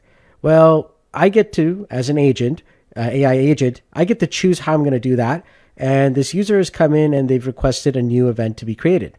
Well, it's going to go ahead and it's going to, choose whatever tools it needs to create that event. Once it's done, at this point here, if it just, says, okay, I'm going to now create this event, well, let's make sure that a human being approves this before I finalize it. So now it has to go back to the human being and say, okay, here's the event that I've got, that I'm about to put in. Do you approve it? If the human being approves it, it's got to come back and say, okay, I'm going to go ahead and I'm going to actually create that event, all right, based on the human response. It could also be delete. So for example, if a human being comes in and says, okay, can you, remove my appointment with my dentist tomorrow, okay? And now the AI will go in and it'll say, okay, well, I found the event here. So it's searching, and then it's going to come back and it's going to say, okay, here's the event. I'm about to delete it. But before I delete it, let me go back to the human being and say, okay, I found the event. Is this the correct event that you want me to delete? And if the human being says yes, then it should come back into the AI. And then the AI will say, okay, I'm going to go ahead and I'm going to delete this event. All right. So this is where human in the loop systems are very important. So we're going to actually create that exact workflow right now inside of n8n, where we're going to give an AI agent access to our Google Calendar and several of those same functions. And then we're going to be using the human in the loop functionality that's inside of n8n to actually build this entire flow. So let's actually go ahead and start doing that now. All right. So here we are right now inside of our n8n. And what we're going to do is we're going to start off with a simple, like chat message here. All right. So we're going to use the built-in chat message trigger. So let's do chat trigger. Now there's something specific in this chat trigger when we're going to actually add in human in the loop. So over here inside of add field, you're going to click on response mode. All right. This is important when you're doing human in the loop elements because we want to use a response node. All right. Now that's only when you're actually doing human in the loop via the actual editor system. If you're going to be using, let's say, a webhook, you could use a webhook to do it, or you can also use, let's say, something like Telegram. So if I do a Telegram, trigger, so let's say over here, you got several different triggers here. So on message. Well, now that's a little bit different. It's still going to be coming back to Telegram anyways at the very end, right? If you actually set that up, or with a webhook, you've got a webhook response. But specifically, because we're actually using this within the actual n8n chat, we need to make sure that we've got a using response nodes option for the response mode.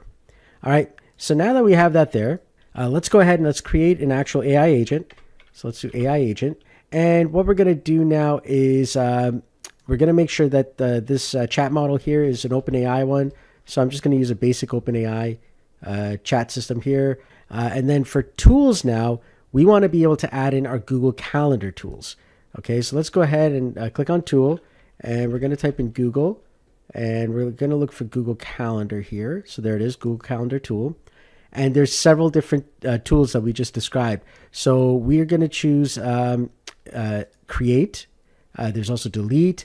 There's get many, update, and so on.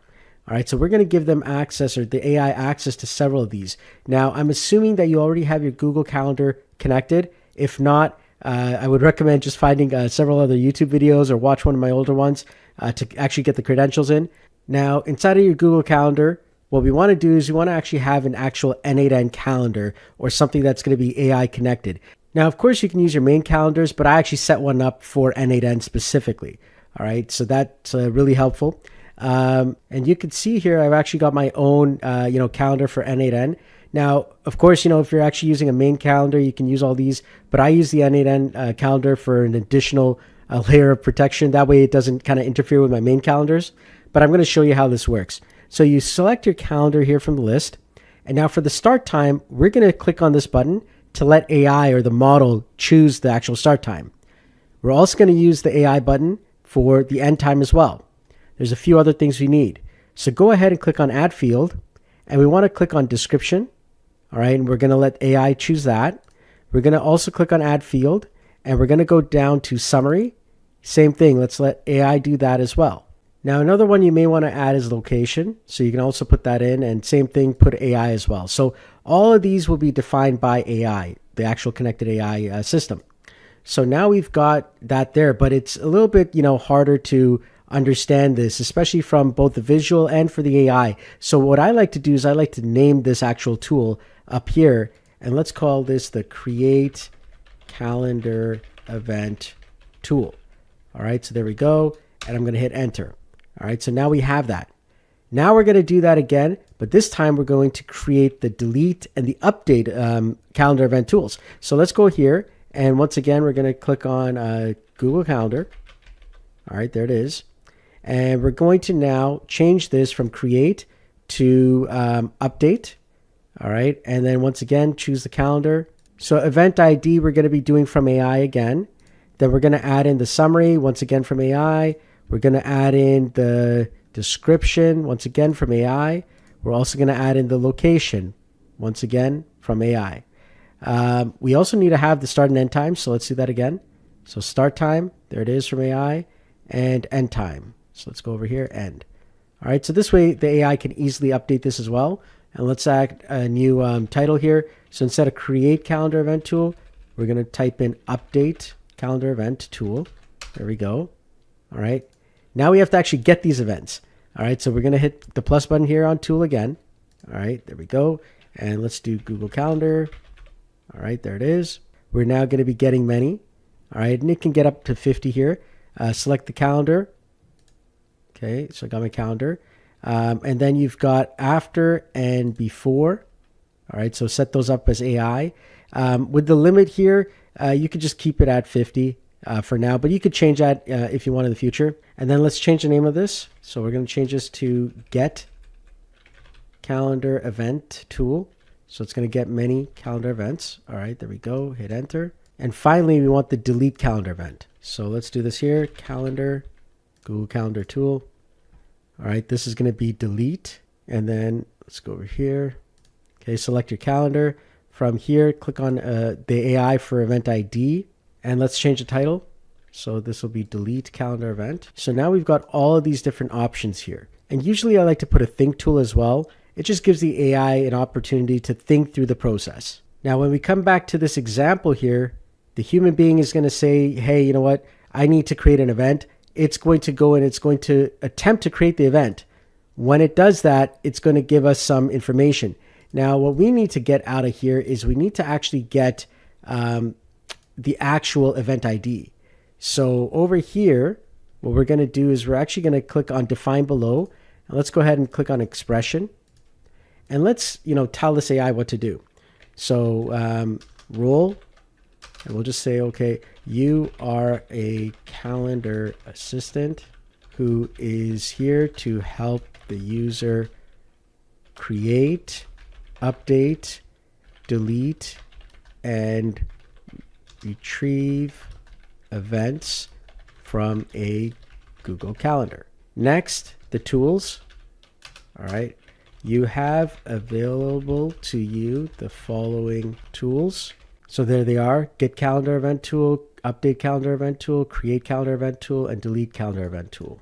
All right. So we want a JSON output of the actual calendar ID here. So the next thing is the action. So in this case here, you can only choose one of the 4 options above: get, update, create, or delete. I'm just going to put that there, and I'm going to put the word action there, all in lowercase. So now at least I have an idea of what's going to be happening. So let's go over all 4 of these here. Examples of all 4 requests. All right. So what's going to happen now is I've given several examples. One is for creating an event, where it's going to create the event. The second one is for updating an event. So it says here for create event, you will call the create calendar event tool and create the event and return the event ID and action with user notes describing the event as follows. So we've got an event ID, which is the Google Calendar event ID. It's going to be a create action. And then the user notes are created event title, starting at start time, on date, and ending at end time. For number 2, updating an event, you're going to call the get calendar tool event or event tool and take the user's information on how they want to update it, but do not update the event, and then return the event ID as follows.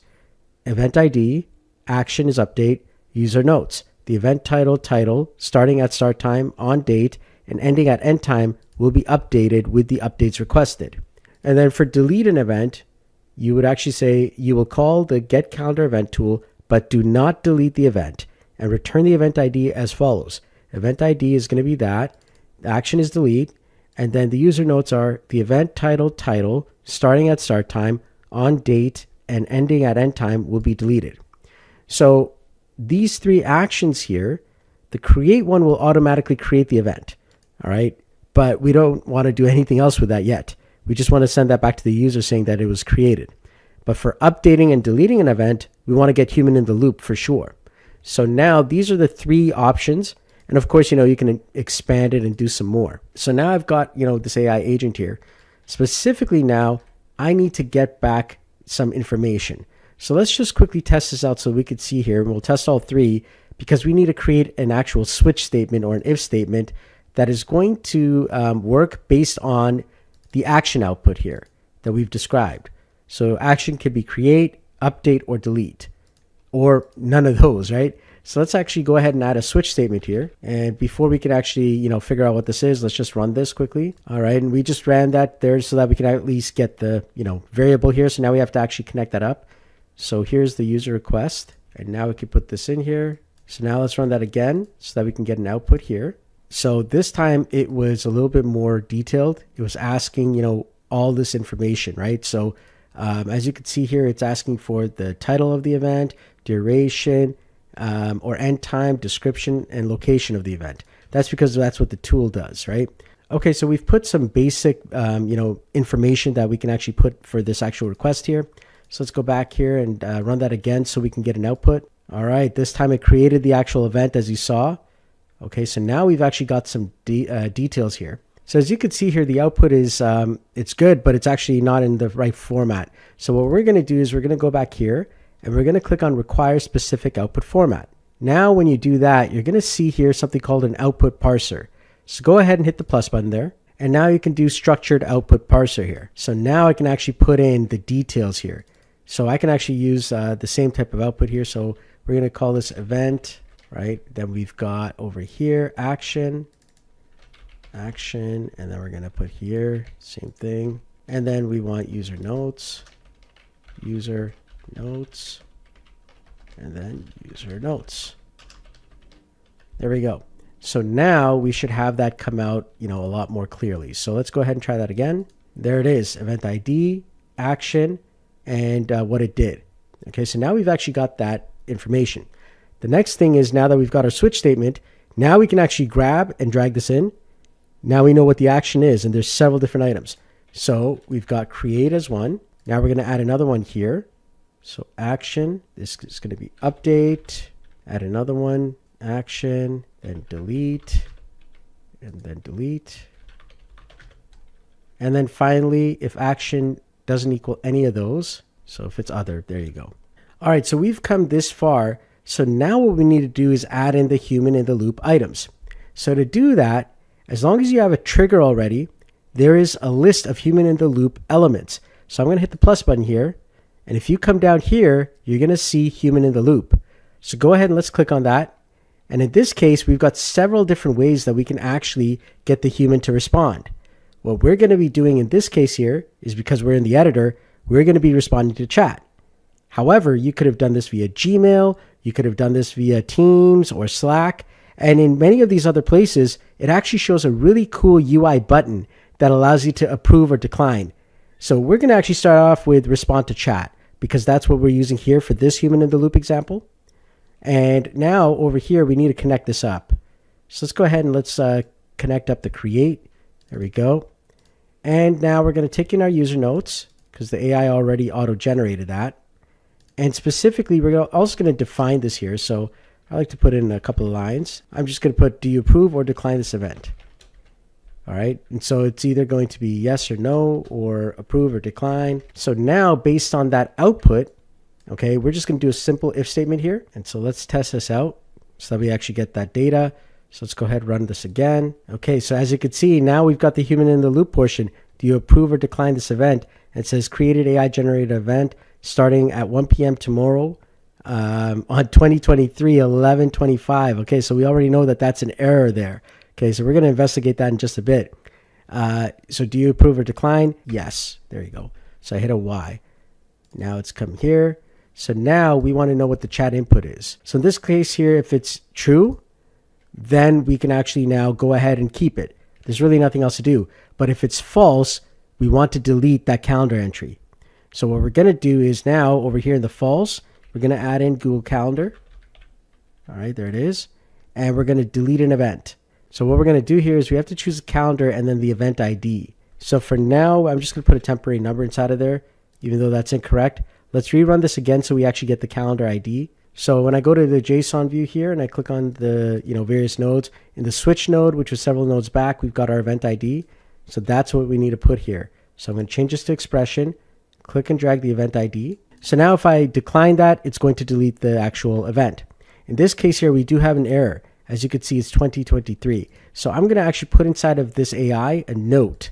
And then I'm going to put here, think deeply using the think tool, and make sure that the event is greater than, and then I'm going to put inside of here $now. So now at least we know that it's always going to be in the future, not in the past. All right. So that way it's been set up there, and then create, the event. So there we go. We got that there. All right. So now if I go back to Google Calendar here and I actually type in, created with AI. So let's do this here, AI generated event, because we got to find out where those old ones are. They just put that in. Yeah, I picked up a few of these. Look at these in 2023. So I got to delete all of these here. Okay, so now let's rerun this again. So there we go. Run it again. All right. So now it's gone. It's created an event. It's going through the chat model there. It's thought through it. And now we've got this message here. So this is starting, well, 1 p.m. 2024 0605. That is completely wrong. So it should not have done that. All right, so as we could see here, that's not the right thing. I'm going to put no on this here. So now if I hit enter, it has to, go in and say, okay, I saw a no, and it deleted that event. So as you can see, it's no longer there. And so that's what it is. We've now got a proper human in the loop system that is approving and declining events, especially if they're wrong. So now I'm going to say again, okay, create an event called AI Meetup, and it starts at 9 a.m. and runs until 7 p.m. I don't know. It's a long meeting, let's say. All right. So there we go. So now it's going to go and take more of that information and create an event that has more details. So there we go. It says it's created this, AI meetup for n8n. So I'm going to take a look here. It says it's on the September 5th, right? So look at that. It actually generated that. So now we want to set up these other items here. So as you can see here, I've got update, delete, and other. So other is basically there was an error of some kind. I don't want that event to be created at all. All right. So I'm going to actually respond in a different way here. So I'm going to say here, when I hit plus, human in the loop. And in this case here, I'm going to respond to chat. Now, I'm not going to be waiting for the user response. So apologies, your request could not be processed. We're not waiting for the user in this case here. And actually, because I don't know what exactly happened, I don't want to just delete something just because I've got the ID. I just want to say, okay, there was an error. So now the user can kind of like figure that out. So that's another response. And usually we want to name these things here, but in this case here, I'm just doing a tutorial, so that's fine. So for update, what we're going to do here is when the event is going to be updated, and delete is another one. For update, what we want to do is we want to actually swing back to another AI. All right. So what we're going to do here for update specifically is I'm going to take this entire AI workflow and I'm going to now hit Control D on my keyboard to duplicate it. In this case here now, what I'm going to do is I'm going to take this update functionality and I'm going to connect it over to this AI here. But this time I'm going to create a different AI agent system here. Specifically, I'm going to say the same thing. So you have available to you getting the calendar event tool and updating the calendar event. So we're not going to do create or delete. And then if you're missing any of the required information, you can put in all of that there. Output, you will output the following information. And in this case here, it's going to be update. So action is update. All right. And you are a calendar assistant who is there to help the user update their calendar. So now what we're going to do is when we get an update request to the event, you'll call the get calendar event tool, take the user's information on how they want to update it, and do the update. And return the event ID as follows: Google Calendar event, update the event, title has been updated. So now user request will be there, and it's getting the user request in JSON. All right. But in this case here, we want to be able to go back here, and this is the chat input right here. Make sure that that is the same. There we go.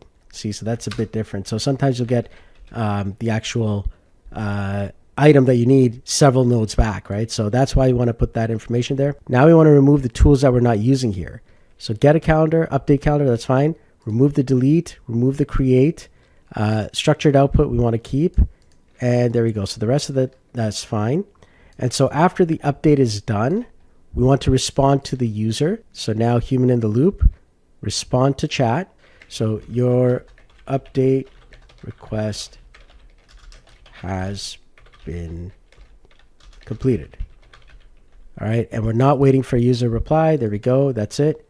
So now let's actually, try and update this here. So can you update my event that is tomorrow, the AI meetup for n8n? I need to make the start time 12 p.m. instead. All right. So there we go. So now it's going to go through. It's going to look for updates.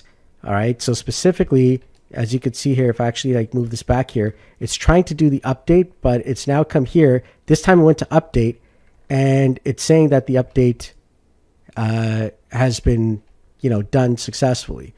So it did do the update, but the problem was I put the human in the loop portion in the wrong spot. It should have been right here. So let's go ahead and let's actually delete that and delete that. And now let's take this here and put this here. All right. And from here now, we need to get a respond to chat here. So specifically, we have to put inside of here, update requested. So we're going to put inside of here. Let's hit save. Let's test this out. Can you update the AI meetup tomorrow to start at 10 a.m.? All right, so there we go. It's going inside of there. It's going to get the event. It's going to now come out here, and it's coming to the update. And as we can see, I have to make sure that it's the update that is connected. So let me do that there. Do you approve this message? Yes or no? All right, so do you approve this? There we go. All right, so now we're going to hit save here, and we're going to do this again. So can you update the AI meetup? All right, so there we go, and we should get it to go into the update flow here, as you can see. All right, there we go. It went to the update. So now it's waiting. It said it could not find an event named AI meetup for n8n scheduled for tomorrow. Please check the event details. So already we could see that this is incorrect. I'm just going to put the letter N there. All right, and so now if it was a yes, then we would actually, go in here. So now I'm going to put an if statement here. All right, there we go. And it's similar to the other one there. So if statement. And so if the chat input is equal to yes, okay, then it'll actually, do the actual thing. So in this case here, it was false. So if it was yes, then I would actually run this next AI agent command where it'll actually do the update. Otherwise, it does nothing. All right, so there we go. So now let's do this again. All right, there we go. It should return an update here, and there it is, human in the loop. It says the event titled AI Meetup for n8n September 5th has been updated to start at 10 a.m. at this time. So let's go here, and the problem was it already did that. So it should not be doing that. So as you could see, like there is some, challenges along the way that you're going to be going through as you're working through this. Right? And we don't want the AI to just go ahead and update the event. So here's what we can do. If you notice that it's actually doing things that you don't want it to do, just remove these items. So I'm going to remove the tool so it can't do an update. It can't do a delete. It can do. So the creation is fine, but it does not have access to the update or the other one. So let's remove those tools here. So I'm going to remove update, and I'm going to remove delete. All right, so there we go. So now it can't do any of those. So now even if it tries, we don't have to worry. It's not going to be able to actually, delete any of those things or change that. So now I'm going to do this again. All right, so I'm going to copy paste this message. And you're watching me go through the process. This is important because you're going to be going through the same things when you're creating this for clients. All right, so there we go. I want it to start at 11 a.m. Okay, so now I want it to start at 11 a.m. It's over here. It's at 10 a.m. There we go. So I'm going to hit enter now. And we're going to see the AI do its thing. It's getting the information. It went to update. Now it says the event it currently starts there at 10 a.m. will be updated to start at 11 a.m. as requested. Now, do I approve this? And I'm going to put yes. Now it's going to go to the AI. It's going to get the event. It's updating the event there, and it's done. Now it's correctly doing that. So now you can see how human in the loop works. All right, so now together we have built an entire human in the loop system that can successfully do my Google Calendar stuff, and I don't have to worry about this making a mistake or the AI having any issues over time or just the AI getting full control. Now I'm a part of the process, and that is so important, especially when you're building mission critical AIs or AI automations. It is so important to have human in the loop. All right, so there we go. There's a little bit of a tutorial on human in the loop and how it works and why it's so important. You want to know that you could trust the outputs, and that's where human in the loop really comes in. I hope you enjoyed this tutorial today. And once again, please make sure you subscribe, join my school community, and join the n8n community as well. I look forward to seeing you in the next video. Take care. Bye-bye.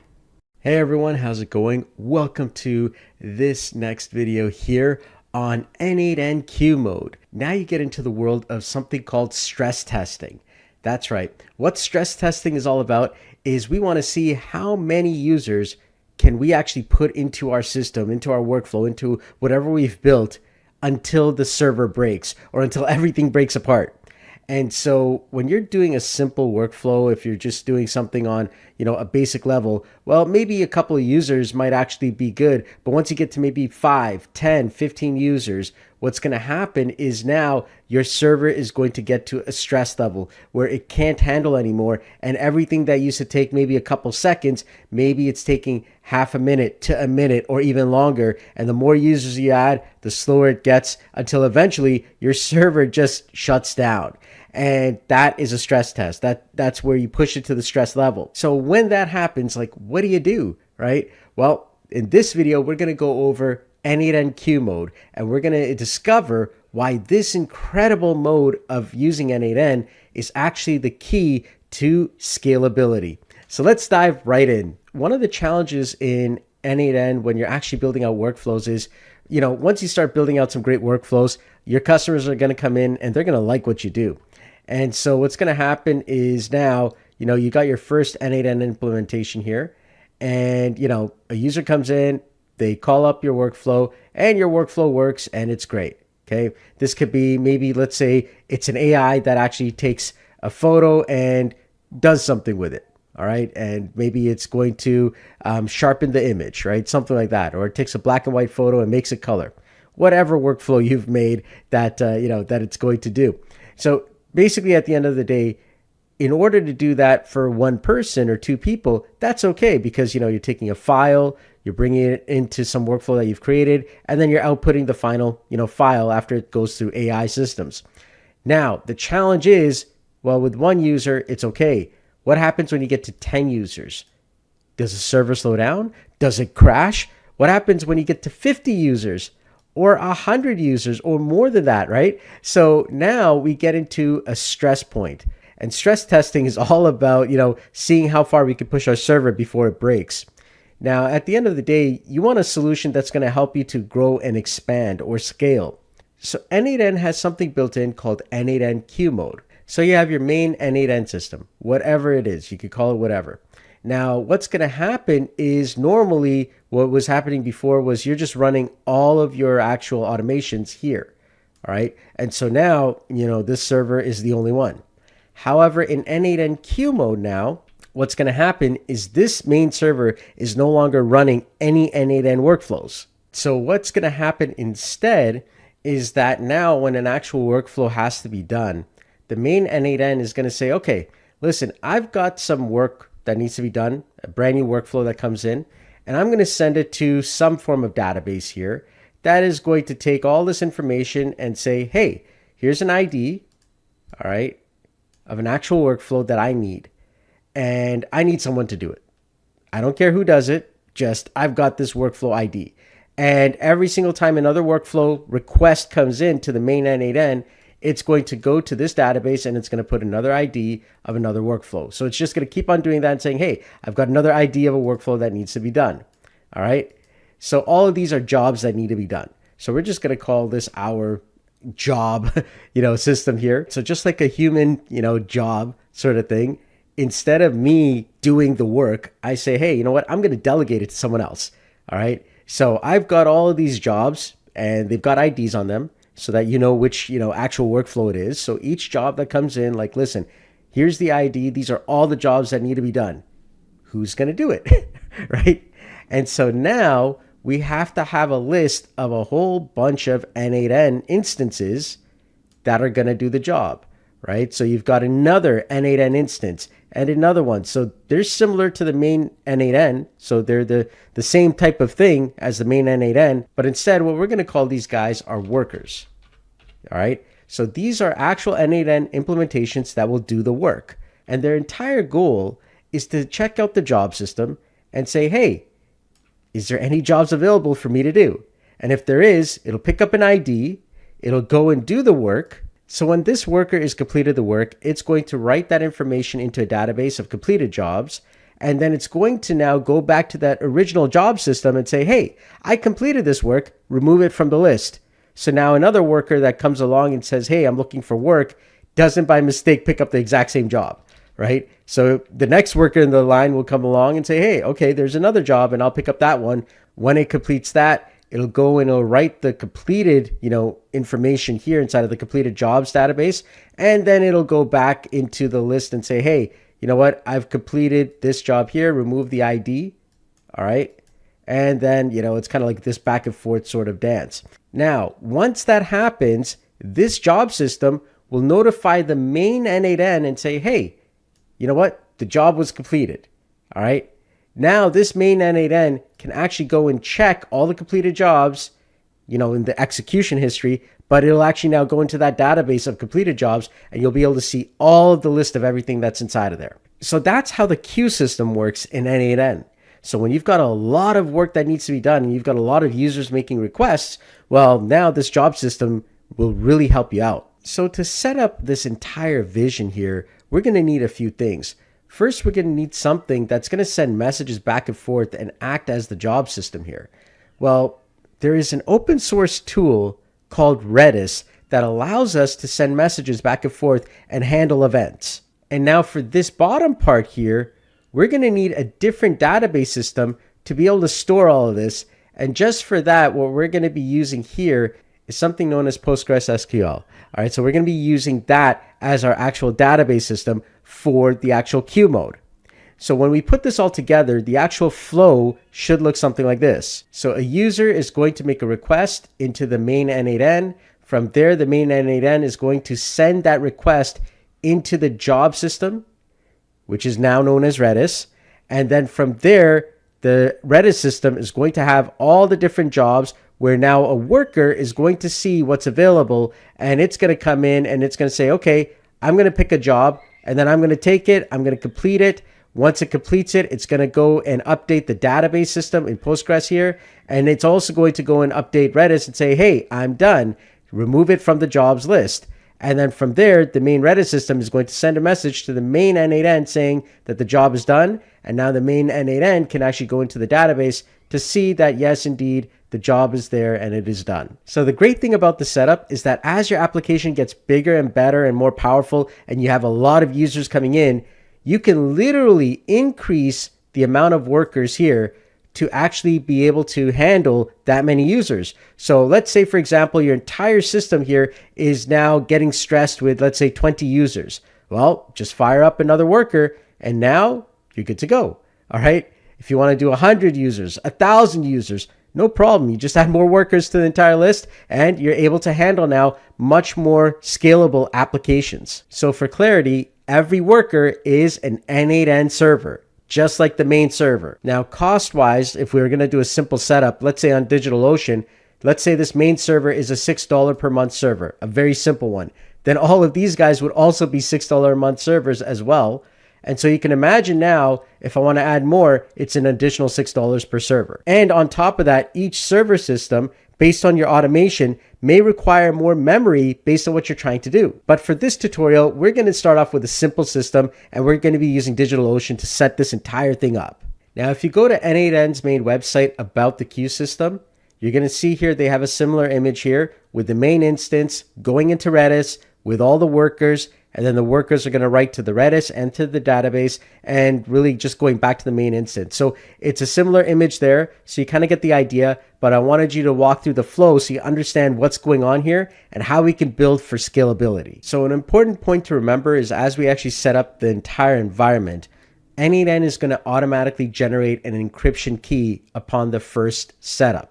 Okay, so when you start it up the first time, you're going to actually get an encrypted key there. So this is the key that we're going to have to record somewhere. So as you can see here, whatever you're going to consider is the main instance, you must share that key across all workers. All right, so here we are in DigitalOcean, and now we're going to create 3 specific droplets. One which is going to serve as the main, and 2 others which are going to serve as workers. So let's go ahead and let's click on create and let's click on droplet, and I'm going to choose San Francisco. And specifically what I'm going to be doing here is I'm going to go to marketplace. I'm going to select n8n. So we've got the n8n image there. I'm then going to come down here and I'm going to select the $6 server here. Okay, then I'm going to type in my password and I'm going to type in the name here, n8n q main training. I'll use the same name here, n8n q main training. Let's go ahead and click on create droplet. And at this point, I'm going to create the 2 workers now. So come back up here, click on create droplets, select San Francisco again. And for you, you're going to set up wherever is closest to you. All right, I'm going to select n8n again, regular server, enter a password. But this time, I'm going to be naming this one here, worker1 for the training. And then I'll put that here as well, n8n q worker1 training. Click on create droplet. All right, now let's create worker2. So create droplets, choose San Francisco or wherever is closest to you. Go to marketplace, choose n8n. I'm going to choose a basic server here, set up a password. And now let's name this worker2. So n8n q worker2.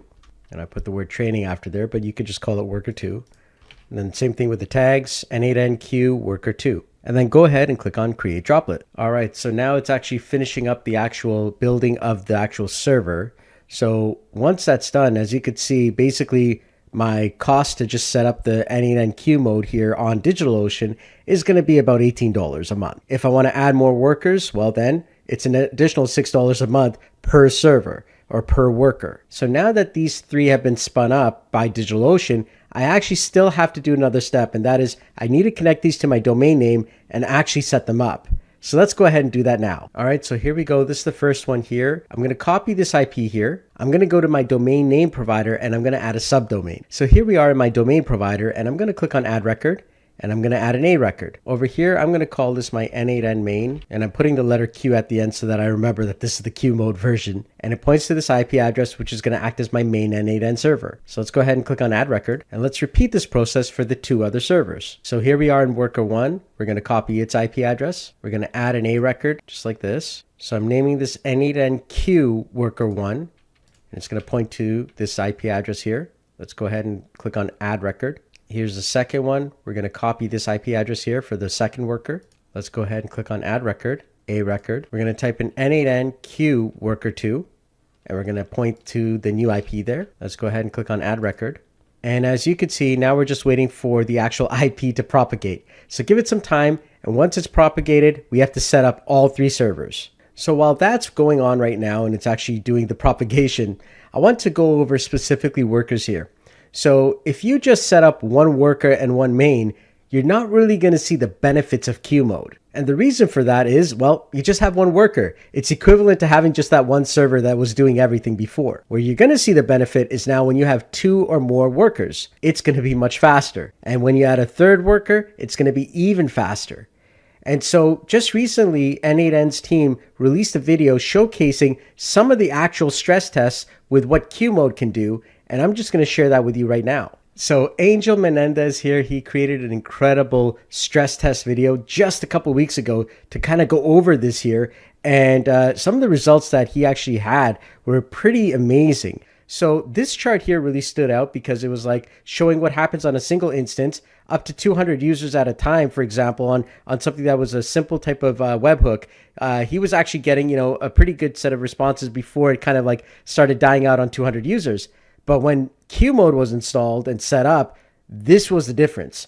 And when you're getting into 200 users now, it was like everything's working and it's great. And, as you can see, the data is really, really good. And that's why Q mode is so powerful in n8n.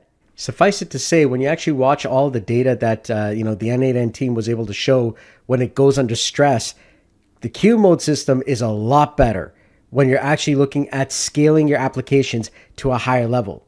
So Angel Menendez did a great job of showcasing that. So really thank you to the n8n team and Angel for putting this together. And this is why it's so important to actually set up Q mode, especially when you're growing your n8n workflows to the next level and you've got a lot of users using your system. I'll put a link to that stress test video from n8n right in the description below. So take a look.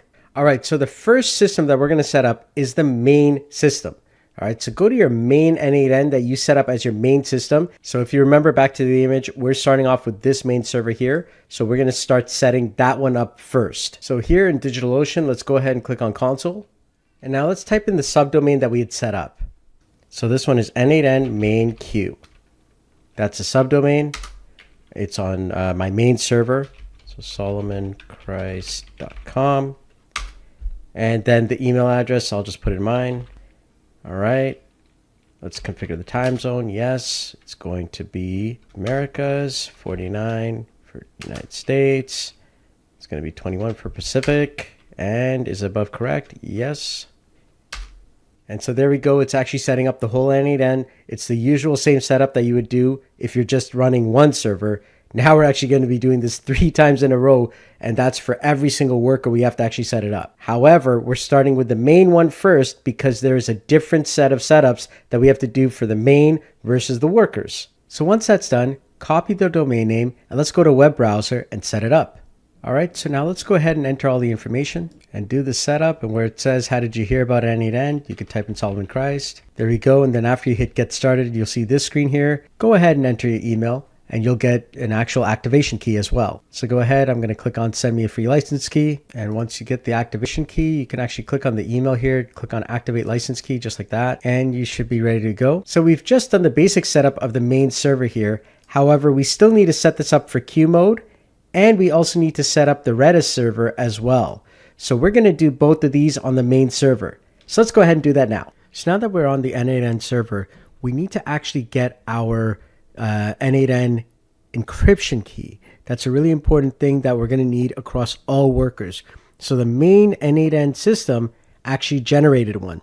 So to do that, we're going to be using this command here, docker space exec-it and then n8n-docker-caddy-n8n-1. This is the name of the actual, service that's running. And then we're going to be using the cat command and then /home/node.n8n and then /config. If I hit enter on that, I'm going to be getting my encryption key from it. And as you can see, it's actually written right here. Okay, this is my encryption key for this specific version. Now, I don't mind it being shared because I'm going to be, shutting this all off after the tutorial. But basically, you'll actually get the encryption key here. So another way to actually do this is we need to find our Docker information here. So if I type in Docker PS like that, it's going to list out all the information here. And I'm just going to quickly expand this out here so you can kind of see what's going on a little bit better. But specifically, the name that we're looking for here is going to be the n8n-docker-caddy-n8n-1. So to actually enter that specific Docker container, I would type in docker exec-it n8n-docker-caddy-n8n-1. And then I'm going to type in either bash or sh. So I'll type in sh here. And as you can see, I'm inside of here now. If I type in ls, there's nothing shown. If I type in cd space ... now I'm inside of the home directory. If I type in ls from here, you're going to see the node directory. So I'm going to type in cd node. If I type in ls again, you're going to see that there's nothing there, but there's a hidden directory called .n8n. So if I type in cd.n8n, now I'm inside of that hidden folder. And then there's a config file. So if I actually type in ls, you're going to see there's a config area, a config file. So nano won't work. If you're going to try nano, I just tried that, it doesn't work. So we want to use cat inside of here. So cat config, and you'll see there the encryption key is there as well. So this is just another way to kind of get to your actual encryption key for n8n encryption. So copy that down. So I'm going to take this here just like that. I'm going to right click on it and I'm going to click on copy, and we're going to need that in a different step. So now let's exit back into our main system. So let's just type in exit. There we go. And let's clear the screen here. So now we're going to nano into our Docker Compose YAML file. So let's go ahead and type in nano docker compose.yaml. And now we're inside of there. So the first thing that we want to do here is let's add in our key. So right here at the bottom, what we're going to do is inside of the environment, we're going to hit enter, and we're going to go here and we're going to type in a dash and then n8n_encryption_key, and then you're going to paste in the actual key that we just found. The next thing is we need to add in a few other variables. Specifically, we need to change the executions mode to Q. Executions_mode is equal to Q. So that's QUEUE. And then the next thing is we need to set up our Redis items. So Redis host and Redis port. So let's go ahead and do that now. And the command is Q, so QUEUE _bull_Redis_host is equal to Redis, all lowercase. Then we're going to do that again. And then we're going to type in Q underscore bool underscore Redis underscore port. We need to get the port number. And that's going to be 6379. Now that we have these items here, the executions mode in Q, the Q bool Redis host is Redis, the Q bool Redis port is 6379. Well, we need to go down below here and actually add in the Redis stuff. So you're going to go down and you're going to do 2 spaces. You're going to type in Redis and colon. Then you're going to type in 4 spaces, and then you're going to type in image and Redis. Then you're going to type in restart, colon, and always, so that, every time the system restarts, it always, restarts Redis. And then you're going to set up the ports, 6379 to 6379. And so you're going to do ports, colon, and then 6 spaces in, dash, and then a quote, 6379, colon, 6379. And then we're going to do Control X to exit. Okay, so now we have to do a Docker compose down. So let's type in Docker compose down, just like that. And now we're going to do a Docker compose up dash D. And that's going to pull in the Redis stuff as well. So Docker compose up dash D. So if you did everything correctly, you should be up and running, and your Redis system should also be running. To check and see if your Redis system is running, all you have to do is you could start a blank workflow here, and then you can add in a manual trigger, and then we can add in Redis. There it is. And then we're going to select return generic information about the Redis instance. So just go ahead and click that. We're going to go to our credential here, click on create new credential. So inside of here, we're going to type in the word Redis, because it's no longer localhost, it's actually its own system called Redis, and the port is that. There's no username and password, so we're just going to hit save here. And there we go, the connection is correct. So we know that Redis is up and running. So we can actually access this now, and there's no issue. If I click on execute step, it's going to give me all the information on Redis, and so everything is up and running. All right, so at this point, we've got our n8n main system running. We've got our Redis system running, but we need to upgrade our database from SQLite to a Postgres SQL, because that's what's recommended, especially if you're going to scale into a large amount. And in fact, Postgres 13, I believe, is the one that's actually recommended. And you can always check out what they have going on inside of the queue mode here. As you can see here, Postgres 13 Plus is recommended. You can check the documentation. That's what they actually recommend. So we're going to now do that installation.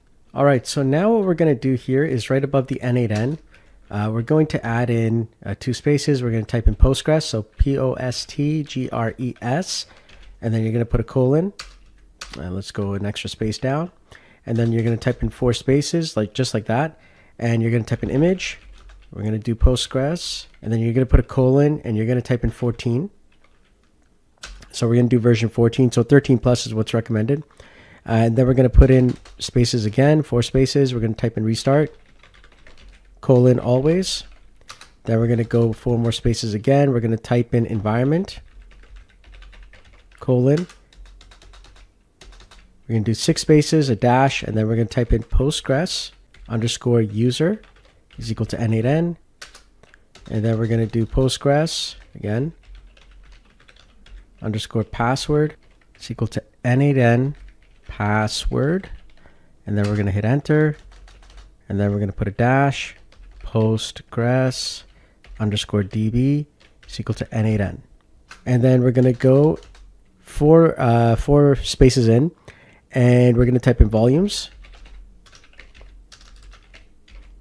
And then put a colon, hit enter, 1, 2, 3, 4, 5, 6.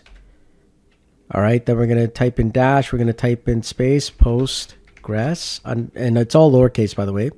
So Postgres, lowercase, underscore data, colon, /var, /lib, /postgres, ql, /data, and then hit enter. 1, 2, 3, 4, and then we're going to type in ports, colon, and then 1, 2, 3, 4, 5, 6, and then we're going to put a dash, and this specific port is 5432, and then 25432. So that's the main part of the Postgres config. Now we have to go into n8n and add in the Postgres items there. So let's go down here below our n8n queue items.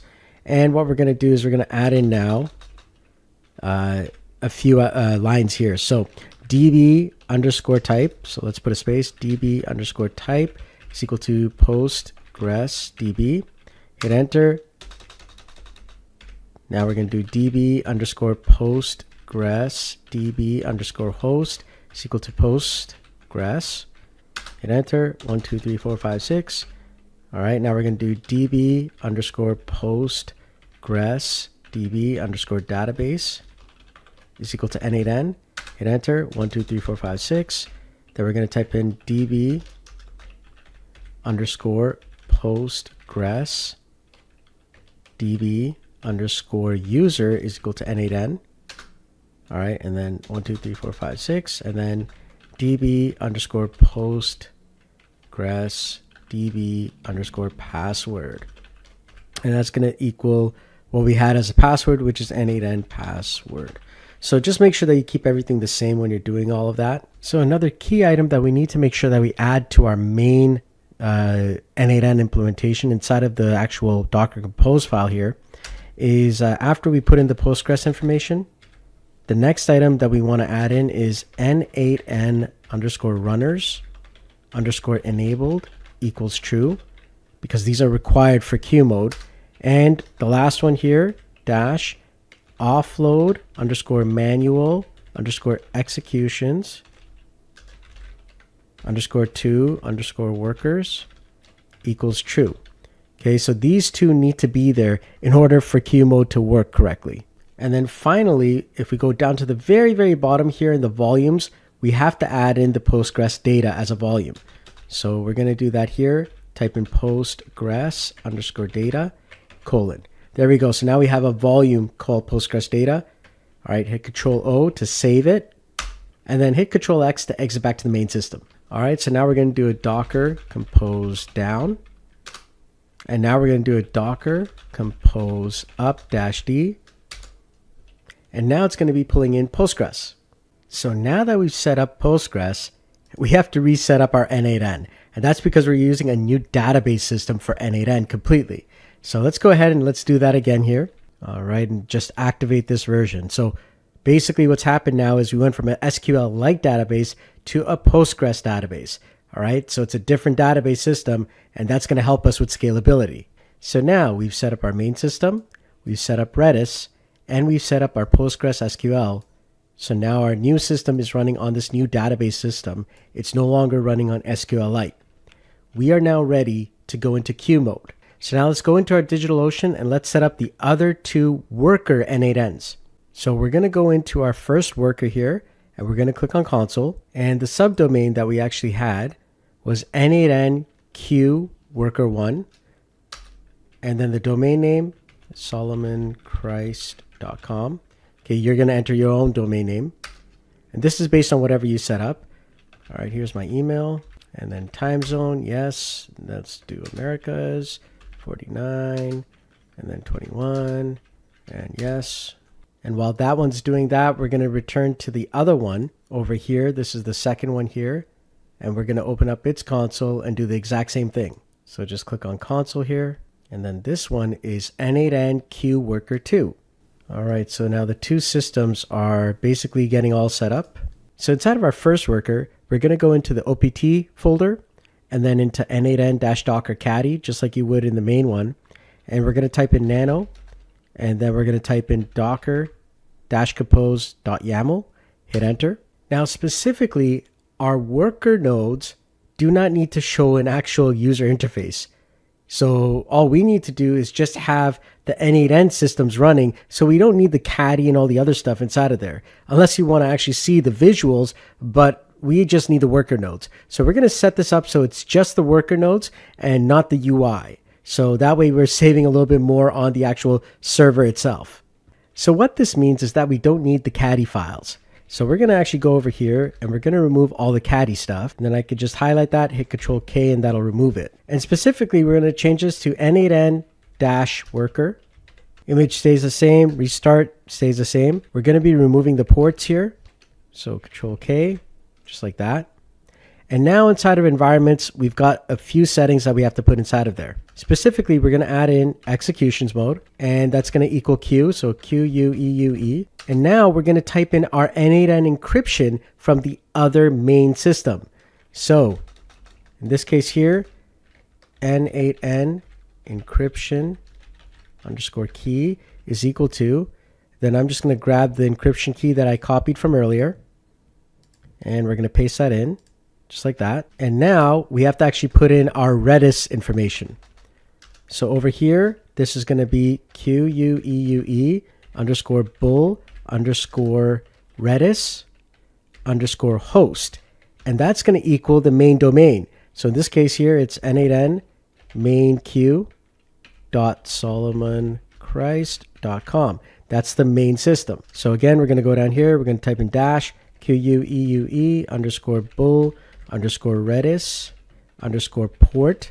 And this is going to equal 6379. And then we're going to go down here and we've got some database items here. So db underscore type is equal to postgresdb. And then spaces over db underscore postgresdb underscore host is equal to, once again, the main domain. So n8n mainq.solomonchrist.com. And then we're going to go over here again. Next one is going to be db underscore postgres db underscore port is equal to 5432. All right, now we're actually going to access the databases. So db underscore postgres db underscore database is equal to n8n. Now we have to get the username and password. So db postgresdb underscore user is equal to n8n.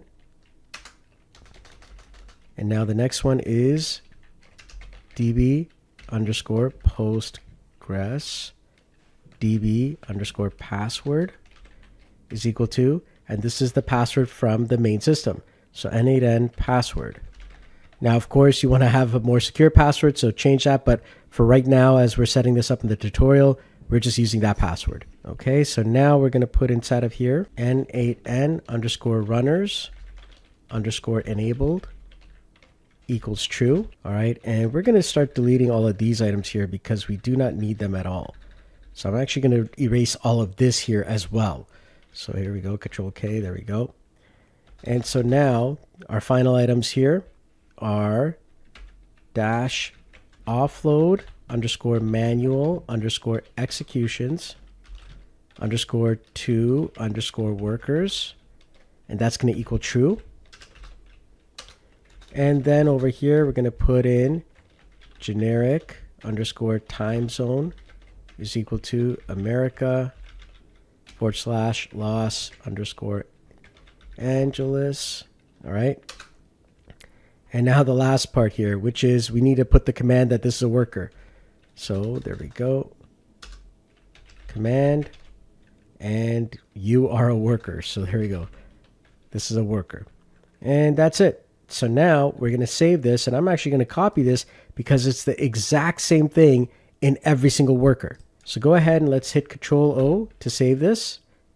And now Control X. And then let's do a Docker compose down. And if you see this here where it says that the resource is still in use, you can actually do a different type of Docker compose down, which is going to force it to shut down. So Docker compose down -- remove - orphans. And so that'll kind of like force everything to shut down. And now we're going to do a Docker compose up -d. All right, so now to see if this is actually working, I'm going to be actually checking first what is it actually called. So I'm going to do a Docker PS, and I can see there that it's called n8n docker caddy -n8n worker 1. So now using that information, I'm just going to type in docker logs -f n8n docker caddy -n8n worker 1. And if I hit enter, and it's going to say that it's registered as a task runner. So worker 1 is ready. Here we are in worker 2 now. I'm just going to go to cd ... I'm going to go to cd opt, cd n8n docker caddy, and then I'm going to type in nano, and I'm going to type in docker compose-yaml. And now over here, I'm going to delete everything here just by selecting everything there. And then I'm going to hit Control and K. That'll just remove everything. And then I'm going to paste the values that we have from worker 1 exactly like that. So everything is the exact same. And so now I can have unlimited workers, and all I have to do is just copy and paste the Docker Compose YAML file from the first worker into every other worker that I want. So go ahead and hit Control O to save the file, Control X to exit, and now we're going to do a Docker Compose down. Once again, it's going to say resource is in use. So now we're going to do that advanced Docker Compose down. So that's going to be a Docker Compose down -- remove - orphans. Just like that. Hit enter. Now we're going to do a Docker Compose up. So Docker Compose up -d. Let me just clear the screen. Now I'm going to do a Docker PS. That's going to tell me the name of this. And now I'll just type in Docker logs -f. And in this case here, it's n8n -docker -caddy -n8n -worker -1. Hit enter. And this is also running as well. So now I've got 2 worker nodes ready to go. All right, so now we need to test this out and see if these workers are even working. So let's go ahead now. So here we are inside of our main n8n. And what I'm going to do is I'm going to start from scratch, and I'm going to create a brand new workflow. So what I'm going to do is I'm going to actually create a form here so that I'll be able to check this a little bit more manually here. So let's do a form here, an n8n form. Let's go here on new form event. All right, and just simply a test URL, and there's no authentication. Test, and we'll just put in here a button, test, execute step. There we go. All right, so now what I'm going to do here, now that I have this, I'm going to save this here. I'm going to put this into active mode here. Got it. And stop listening here, production URL, copy that. Okay. And now what I'm going to do is I'm going to just open this up here. And then inside of this here, I'm going to now turn these guys on here. I'm going to bring this window to a different place here so I could see this. So I'm going to show you here. I'm going to run this actual workflow a few times. So I'm going to hit submit.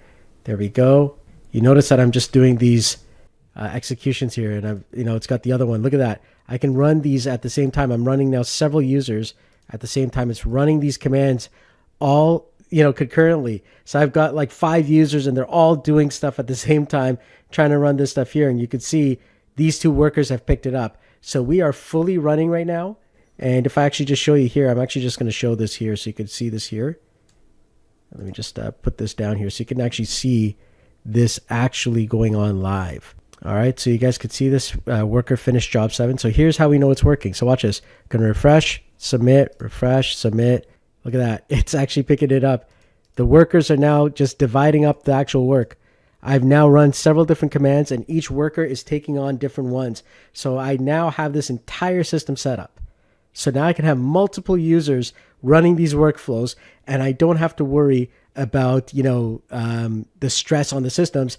If I have a lot more users, I could just add a whole bunch more workers, and now the system will actually run without an issue. And you can see that. You can see that it's actually like each worker is just taking a different one. And that's with 2 workers. Can you imagine now if I put 3, 4, 5? So for scalability, this is incredible. And there you have it. As you could see now, we've got the workers who are now taking on jobs that come in. Once it's done, they report back to the database. Then afterwards, the Redis actually reports back to the main, and then the main actually goes to the database to check out what's going on. But all the information is now there, and as more requests come in, workers take it on, and now you have a scalable n8n workflow system that will grow over time. That's the power of n8n Q mode. All right, so that was quite an extensive tutorial there on n8n's Q mode. It is such a powerful, powerful system, especially when you're scaling up to, so many users, 100 users, 1,000 users. You'll be able to do that just by adding more workers now. If you found this video useful, please go ahead and join my school community. I would love your support. So thank you so much for that. For everyone who's supporting me, I do appreciate it. Go ahead and try and set this up on your end. And don't forget to also join the n8n community as well. Until next time, I look forward to seeing you in another video. Take care. Bye-bye. Hey everyone, how's it going? Welcome to this course on the foundations of AI and automation. My name is Solomon Christ, and I'm so grateful that you joined me on this incredible journey to learn AI. These courses and programs, you're going to get a structured level of teaching that's going to help you to understand AI better and also be prepared as this thing is changing every single day. Now, you don't need a tech degree to master all this AI stuff, but at the same time, it will help if you do come with a technical background. Now, this first program should take you several hours to do. And so take your time, walk through it step by step, and for sure, take some notes. And so what are you waiting for? Come on in and join us in the course, The Foundations of AI and Automation, Level 1. So welcome to the Foundations of AI and Automation. This is your journey to mastering AI without a tech degree. Now, as I said, you don't need a tech degree to master it, though it will help if you've got some technical background. All right. The main thing, though, for sure, regardless of whichever background you've got, you got to have intent and consistency.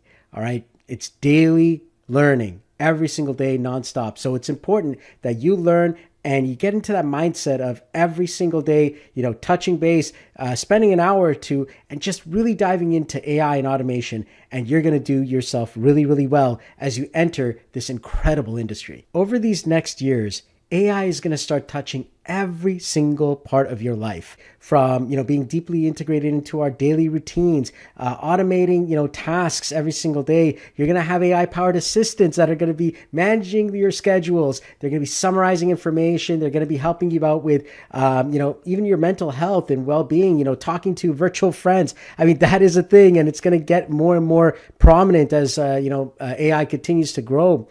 And some of the keys of success in this industry is not, being that technical person, but now becoming that problem solver, becoming the person who is willing to learn and adapt and, constantly focus and being consistent every single day in keeping up with these latest technologies.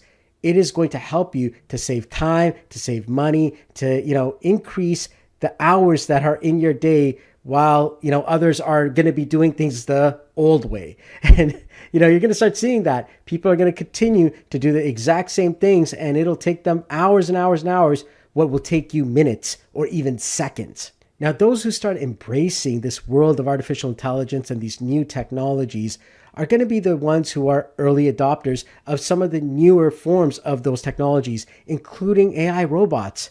That's right. It is a thing. All the way to the point where you actually saw the very first, robot boxing match in China.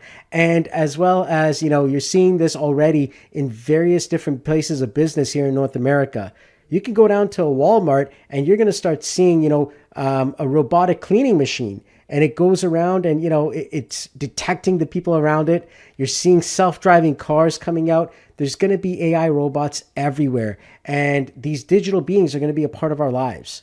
Another big thing is called artificial general intelligence. And this is where AI gets to a point where it can start thinking for itself. It can start reasoning and, really get to that level where it is now human-like, thought processes.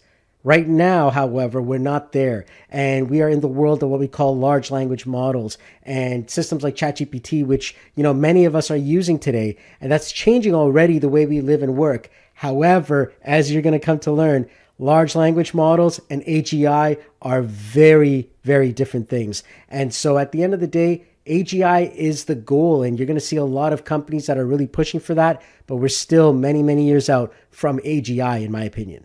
Now, AI isn't about, replacing human beings. It's about augmenting our current experience and enhancing pretty much in many ways our capabilities. A lot of people worry that AI is going to replace you, but honestly, it's not that AI is going to replace you. It's going to be people who know how to use AI that are going to replace you. That's going to happen in your workplace. That's going to happen with, business. It's going to happen in, places that you never expected, and they're just able to outdo you in a matter of seconds, which would have taken you hours or days or weeks.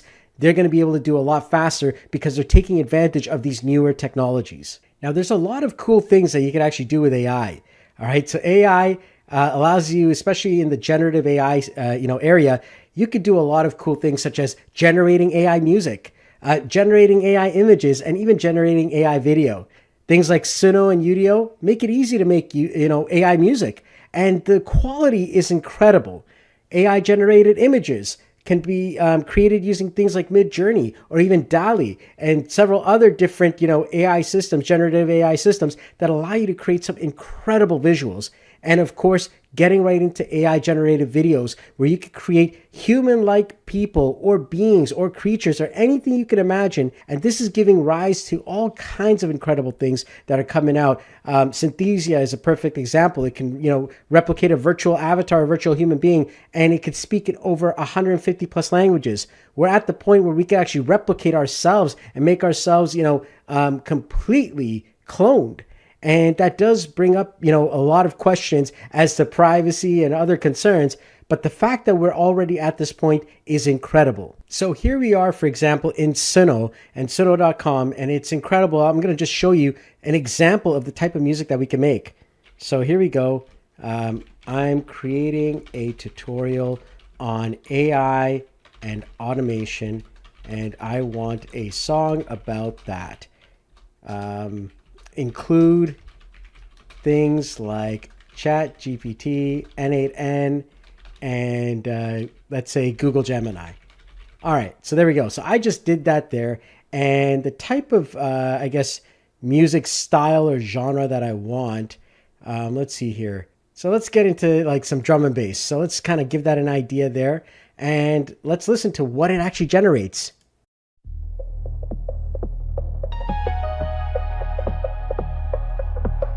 Wired minds in the digital maze. Sparks fly as the circuits blaze. ChatGPT whispers in the glow, teaching us all the things we should know. n8n spins its automation spell, connecting the dots where chaos dwells. Google Gemini, stars so bright, guiding the way in the endless night. Rise up machines, let the rhythm run. AI and code in the setting sun. Automation's pulse, a beat so loud. We're dancing now in a binary crowd.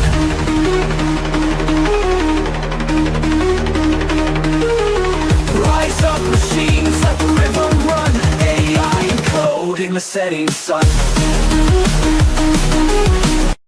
Oh man, that is so good. That is so good. So it gives you an idea of the types of things that generative AI can do. And it is really, really powerful that it could do that. Think about the, future of music. And I know it's a challenge, but this is what's going to be happening. Now it's no longer, a thing of just, can I actually sing these lyrics or can I actually, get the beat right? It's literally now focused on creating, songs that move you. And in fact, think about the future of custom music. Like literally you could have your own, soundtrack for you as a human being. Just imagine you can actually go out there and there will be devices in the future that will literally allow you to have your own personal soundtrack. That's like incredible to think about that. And there's so many different applications for something like this. And you're going to start seeing more and more of this coming into, the world around you. And that is going to be exciting.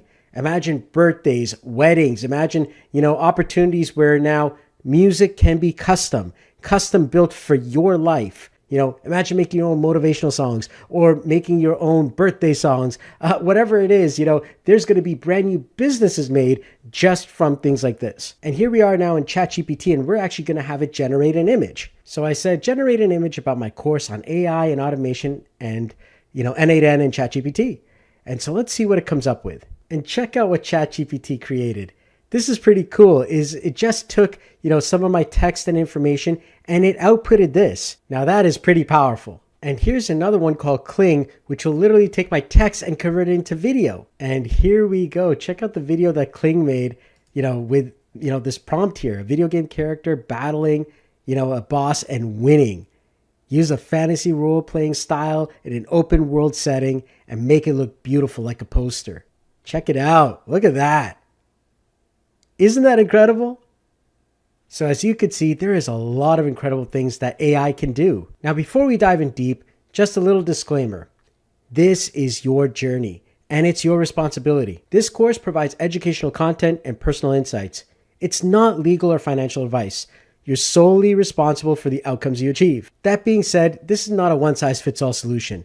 Look, what works here may not work for everybody. Your goal is to adapt these systems for your own unique goals and circumstances. And you are the architect.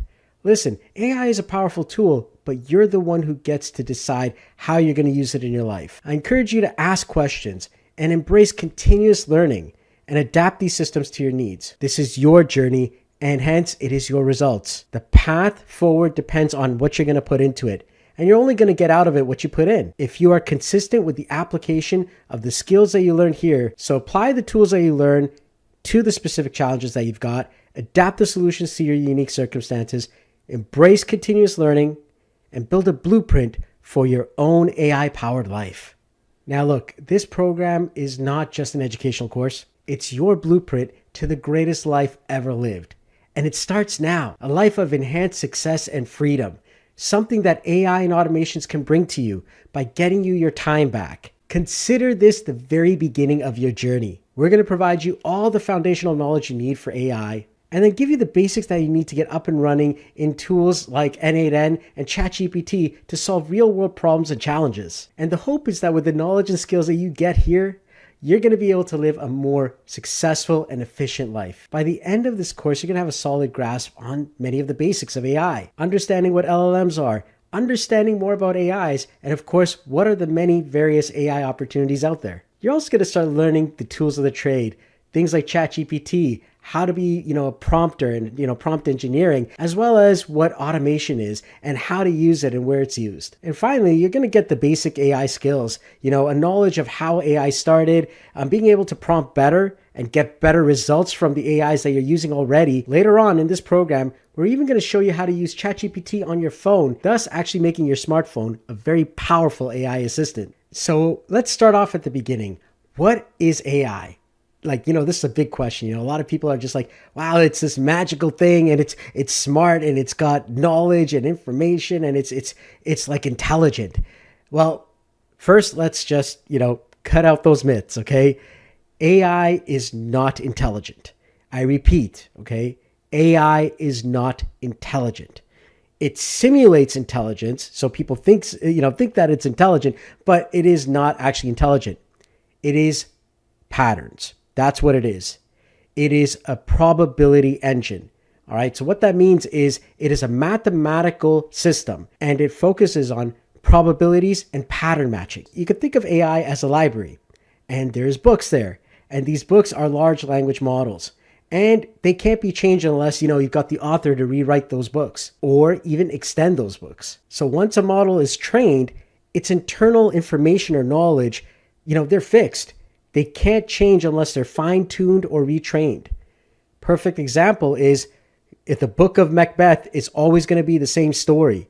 I can read it 1,000 times. It's always going to be the same story unless I go and find Shakespeare and have him write another chapter in that book. Or if I fine-tune it by, let's say I rip out some pages or I use some whiteout or some ink and I erase some things, well then that's the only way that the story can change or kind of shift. But other than that, the information that's in those books is pretty much the exact same and it's fixed. The same is true of large language models. Once they're trained, which takes a lot of time, money, energy, and power, it is fixed information. Now, with this fixed information, these large language models and systems, they use pattern recognition and various forms of rules and systems to actually understand how to actually access this data and find these patterns. It's not magic. It is math and patterns. They learn patterns from vast data sets. They identify relationships between certain concepts, and then they follow certain rules to produce the outputs. There are several ways that AI can be trained, and each type of training leads to a different type of large language model. Supervised learning, for example, is basically focusing on labeling the data set. So if I take a photo of, let's say, this over here, this is an actual battery pack, external battery for a phone, a cell phone. And I actually label this and I say to the AI, this is a battery pack. All right. Well, now it knows that that's a battery pack, but it required me, a human being, to actually label this. If, however, I do not label something, and let's say I just showed AI this, just the receipt that I got at, one of the stores down the street. Well, I know it's a receipt, but the AI doesn't. So it's just going to say, this is something. All right. And so now if I actually show this battery pack, well, it'll say this something and this something don't match. So I'm going to call this A and I'm going to call this B. Now I've got something else here. So now I'm going to say, well, this here looks kind of like A. So guess what? I'm also going to group it in A. There we go. That's unsupervised learning. So now it's actually found patterns, but without it being labeled. One of the challenges is that, it's harder to actually evaluate the accuracy and success of something that's not labeled versus something that is labeled. It will be highly accurate. However, it is costly both in time and money. Now, the challenge is unsupervised data, which is just kind of guessing. It's going to be fast because it doesn't need, the labeled data, but it's harder to get, an accurate, experience from this versus supervised learning. Well, if the data is all labeled, you're going to get higher results with better accuracy. And then finally, we've got something called reinforcement learning via human feedback, or RLHF. Now, this is where a human being is put into the loop. And so now, if I say, what is this? And the LLM comes back and it says, well, this is a receipt. If that's correct, me as a human being, I'll say, okay, it said it's a receipt. I'm going to give it 1 point. But now, if I show this to the AI, which is the battery pack, I say, what is this? And it says, this is a receipt. Then I, as a human being, I give it a score of 0. Then it says, oh man, I did not get that because I lost points there. All right. So now if I show it another receipt and it says, you know what? Last time I got 1 point by saying the word receipt. I'm going to try that again. Oh, receipt. 1 point again. Wonderful. Now, that goes back and forth, and it requires a human being to actually approve it. Now, the data is only as good as the actual human beings approving this stuff. And so that's going to be the challenge, depending on where in the world the human beings were, right? They may actually provide a data set that matches that part of the world. And so that's another set of challenges when you're looking at LLMs that have been trained, completely on a different, user base, when instead it should have been trained, let's say, with users in North America, but maybe it got trained with, users in India or China or the Philippines instead. So a perfect example of that is, what color would people wear at a funeral? And, with reinforcement learning with human feedback, well, if I actually showed that message and let's say the AI said, white, well, guess what? The human beings of that part of the world would actually agree and say yes, because that's actually what they wear usually, when someone passes away. But over in North America, for example, everyone wears black usually. And so that is the actual, irony in the reinforcement learning with human feedback is depending on who the human beings are, the data may actually be incorrect. And that's why it's important that we actually get the correct people. And on top of that, it is also labor intensive. So it does require a lot of time and money to hire these people, and they have to be there, and it is costly, and there's only limited scalability. All right, welcome to your first quiz. Number 1, what is AI fundamentally? Is AI a system that recognizes patterns and makes decisions based on data? Or is AI a magical force that understands and learns like humans?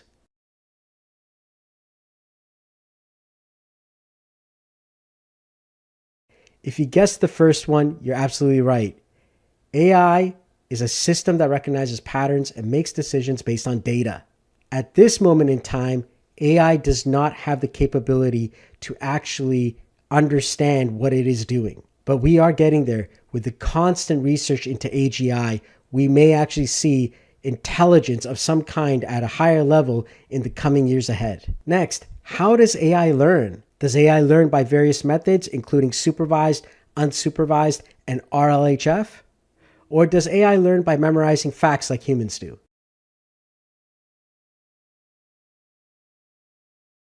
Once again, if you answered the first one, you're right. There are several different ways that AI learns. One of them includes supervised learning, another one is unsupervised, and the last one is reinforcement learning via human feedback. The next one is, do you need a tech degree to learn AI? No, you just need intent and consistency, or yes, advanced technical knowledge is required. If you answered the first one, you're correct. Though it is, preferred if you've got some technical background, you don't really need to, have a tech degree to actually start learning about AI. What you do need, though, is intent and consistency. Show up every day, learn every day, work hard, and you're going to be able to understand AI a lot better than a lot of people who don't even do that. What is an LLM? Is it a large language model, or does it stand for live, laugh, meditate? If you chose number one, great job.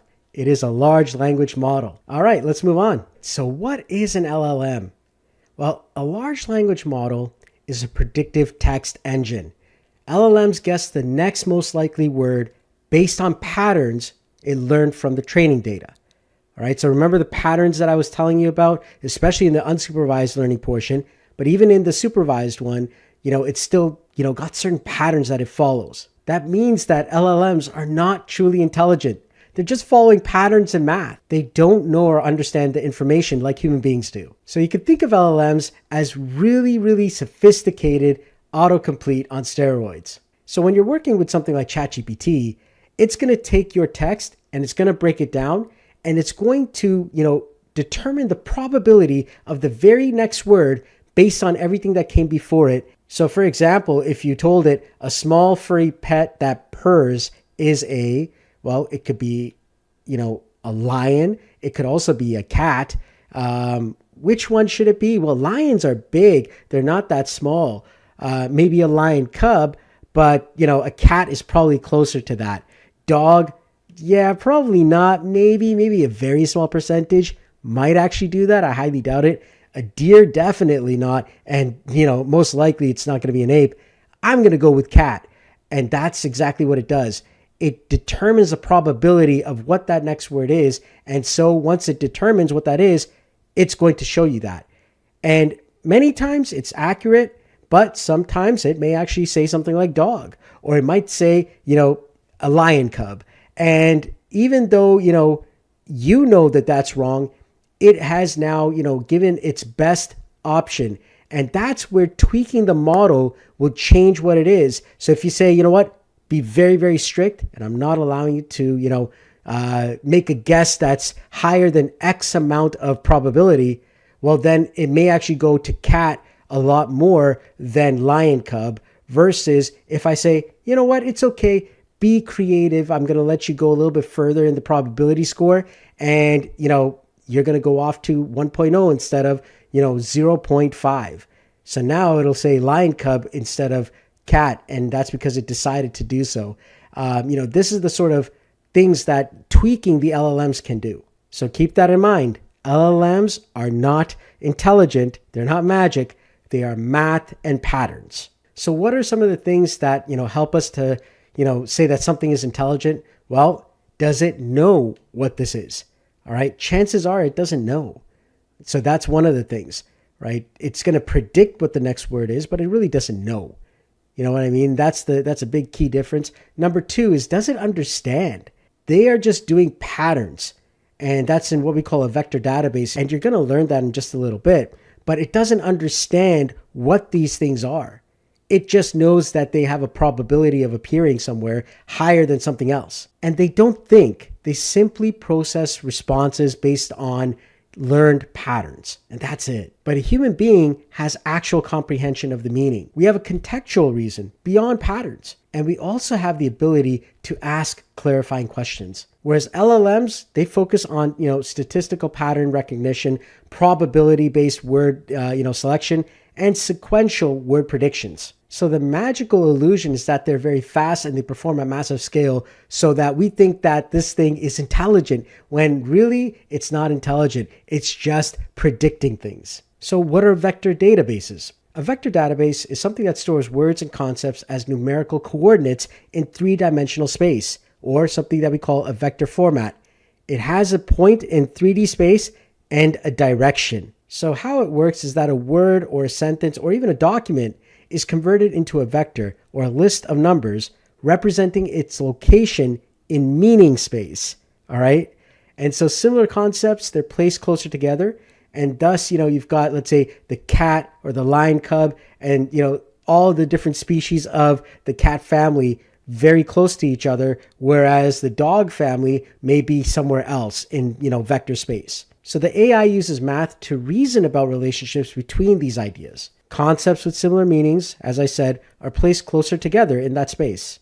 Vector databases enable AI to perform rapid, context-aware searches and retrieval, making it feel like it has memory when it actually doesn't. So what ends up happening is a vector database stores and searches high-dimensional embeddings. Embeddings is a very important word.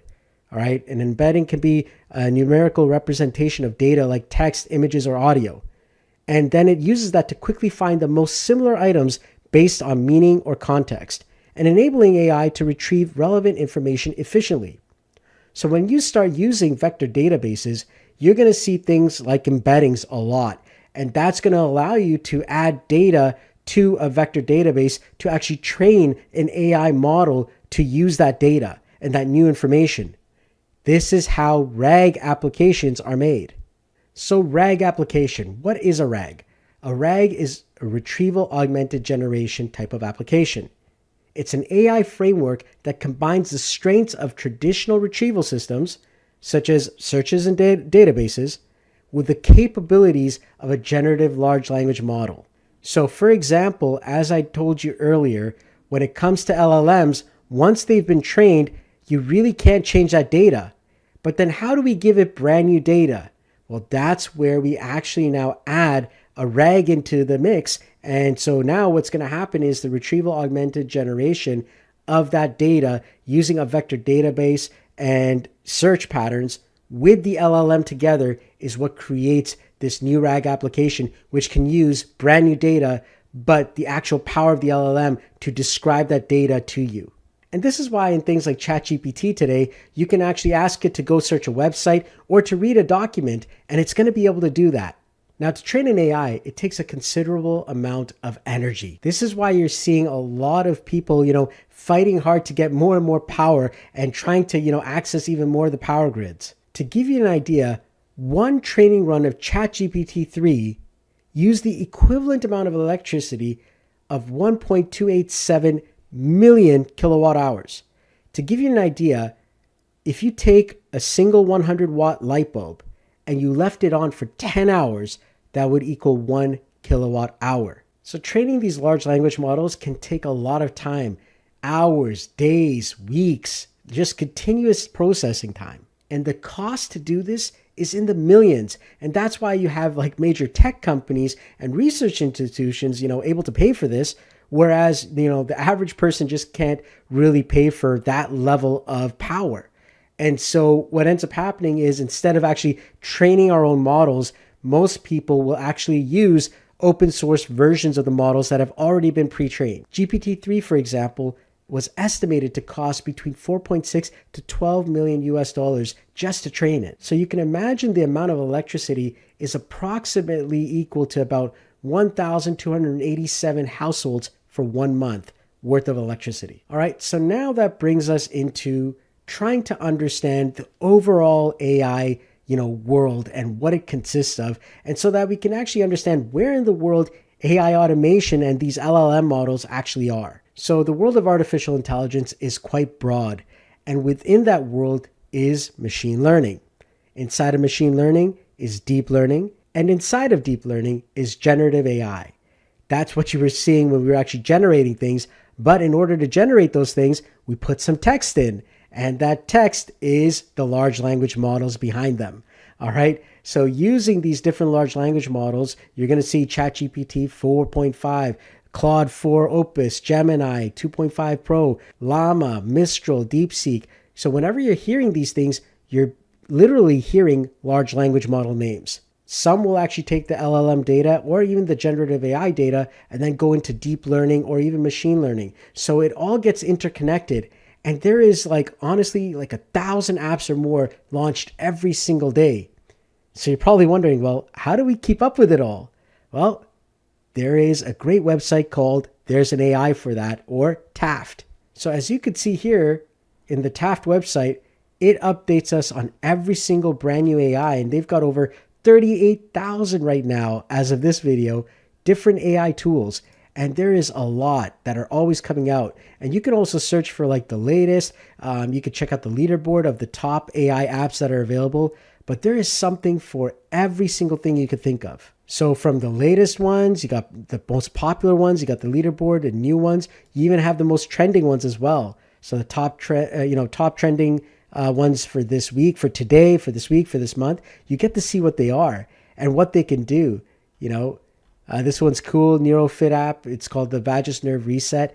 All right, so that's really, really important. If you don't know what that is, that's more of a health thing. And, for me, I'm a health guy, so I really love that stuff there. Make My Brand is another one. So there's several different ones that are available, and every day something new is coming out. So definitely bookmark this page. There's an AI for that, and you're going to be able to keep up to date with the latest stuff that's coming out in the world of AI. Okay, so here we are on quiz number 2. We're going to check your LLM understanding. Let's start off with question number 1. What is an LLM? Is it a type of AI trained on text data to guess the next word? Is it a model that truly knows information like a human? Or is it a system that works with numbers, not text?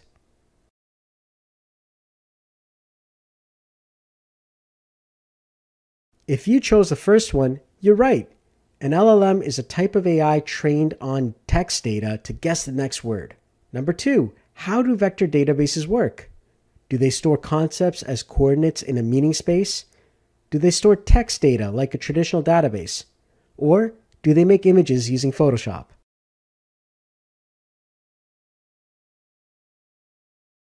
If you guess the first one, you're right. They store concepts as coordinates in a meaning space. Number 3, what are the resource costs of AI? Time, energy, and computational power? Or is it massive, like GPT-3, which trained using electricity of 1,287 households for a month? Or is it all of the above?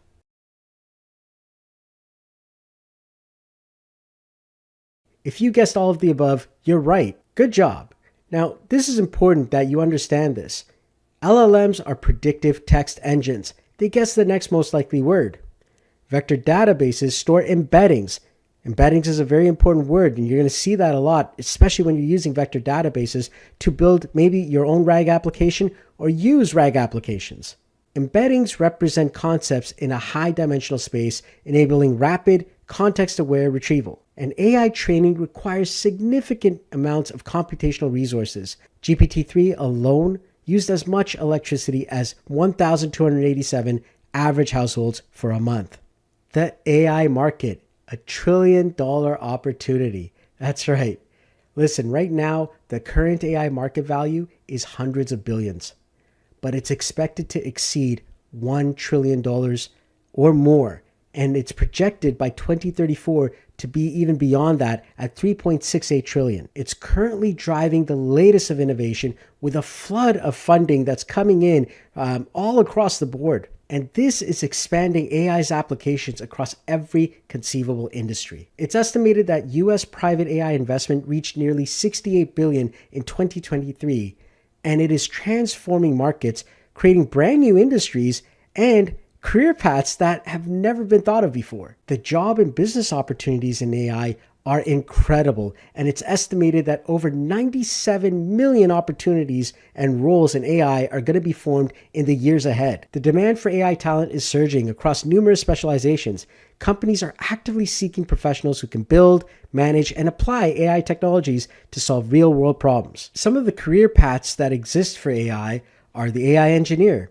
These are people who design, build, and deploy AI models and infrastructure to solve complex problems. There's the machine learning engineer. They focus on researching, building, and optimizing the algorithms that power AI systems. There's the data scientist.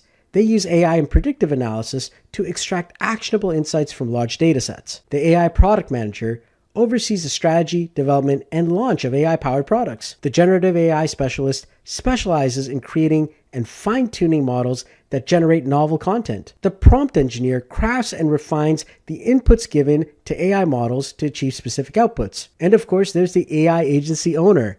That's an AI and automation business owner helping SMBs and enterprises globally. Even without a technical background, there are entry points like AI data labeling and prompt engineering that require minimal technical skills. As I said, you don't need a tech degree to get started in AI. You just need to have intent and consistency and keep on learning. Now, if you're looking at the easiest way to get in, an AI data labeler job is probably the easiest one. And that's a person who will annotate LLMs. A prompt engineer is a little bit more technical. It requires you crafting a prompt for AI models to achieve specific outputs. Now, we're going to go into prompt engineering in this course here itself, but this is what, a lot of people are seeing as an actual role that is in the world of AI. After that, we get into generative AI specialist, and that's someone who creates models that generates content like text or images. Next, we do have the more advanced AI engineers. These ones do require a technical background and most likely a technical degree, either in computer science or software engineering. These people design and deploy AI models and infrastructure. Another one that requires even more extensive knowledge is the machine learning engineer, and usually these are PhD students with high levels of math and R development. And these are the ones who build and optimize AI algorithms. Next, we've got the AI product manager, and it's kind of like a hybrid role. They bridge the technical and the business teams for AI products. And then, of course, there's the AI automation business owner. That's the AI agency. And those are people like myself who go out into the small to medium-sized business market, and we're there helping people out who don't know how to use AI or don't know how they can apply AI to their business. Now, if you are going down the employee route, well, you may be wondering, well, how do I find work in AI? The key to getting hired is to solve a real problem with AI and showcase it. And so build a portfolio. If you don't have one, start building one. Demonstrate your ability to apply AI tools to create tangible value. Show how you've used AI to solve specific problems. Get some hands-on projects under your belt, creating custom chatbots, automated workflows, or even analyzing public datasets. Document your process and results. And remember, GitHub is your friend. Next, getting certifications and credentials will definitely help you out. Obtaining relevant certifications that demonstrate your AI knowledge and skills will give you a level up, and it adds credibility to your applications. And so just like any other job process, you're going to be applying by submitting your resume and cover letter. You're going to get an interview, and that's going to give you the opportunity to showcase your AI skills and experience. At the same time, many of these newer interview methods are using AI as well. So chances are you're going to be talking to an AI. Some of the questions they're going to ask you is to solve a real world problem. A proactive mindset and practical skills are your most powerful assets in this dynamic job market. Okay, so that brings us to the end of this next part here. Let's go over another quiz. Question number 1. What is the projected value of the AI industry by 2034? Is it 1 trillion, 2.5 trillion, 3.68 trillion, or 5 trillion? If you said 3.68 trillion, you're right. Next, which of these generally does not require code knowledge? Deep learning engineer, AI data labeler, AI engineer, or ML engineer? If you chose AI data labeler, you're right. Our next question, how many new roles is AI expected to create? 30 million, 60 million, 97 million, or 120 million?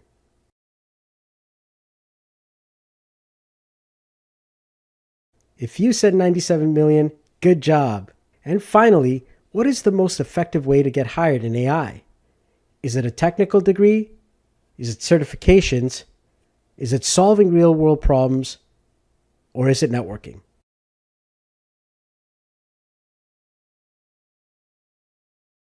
If you said solving real-world problems, you're right.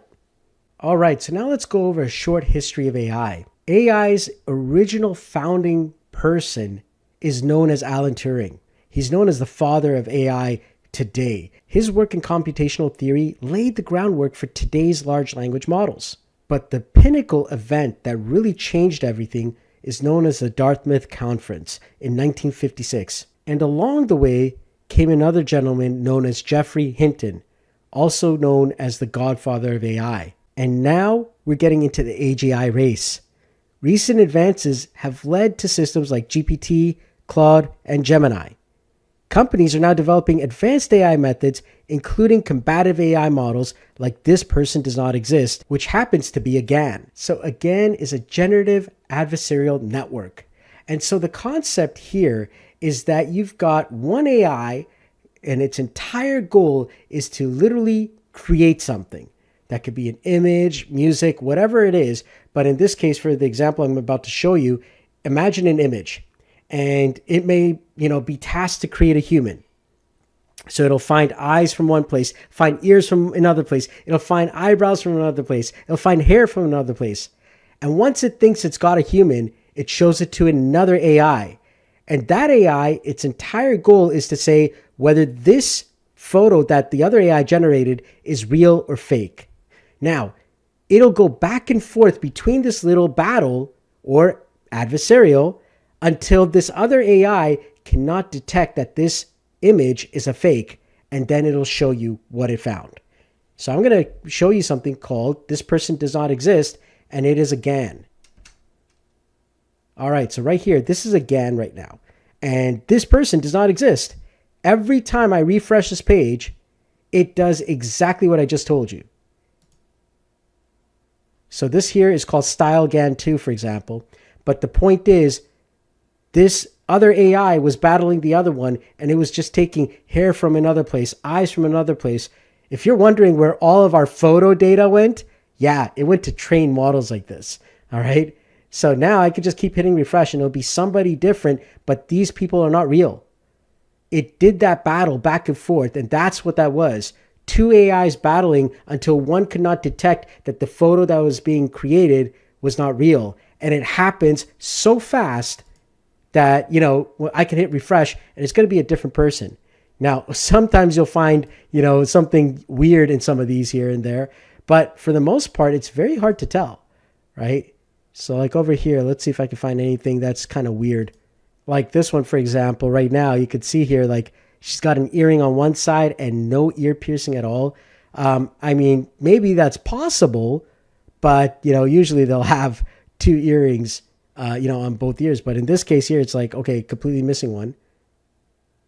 And here you go. Look at this. This is actually right here. You can actually see that right there is definitely not supposed to be there, right? So this is the sort of stuff that tells you like, oh my goodness, this is AI, but it's really hard. And so the other adversarial AI couldn't detect, and it said, oh, you know what? This actually looks like a real person, when in fact, it had to go a little bit more. And so that's what GANs do.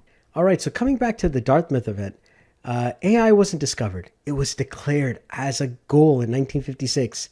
The term artificial intelligence was coined here. It was actually, it wasn't something that was found in nature. It was created by human beings with a specific purpose to develop machines that could perform tasks typically requiring human intelligence. And at this event, the researchers, they declared that they had the goal of creating intelligent machines that could perform tasks requiring human thought.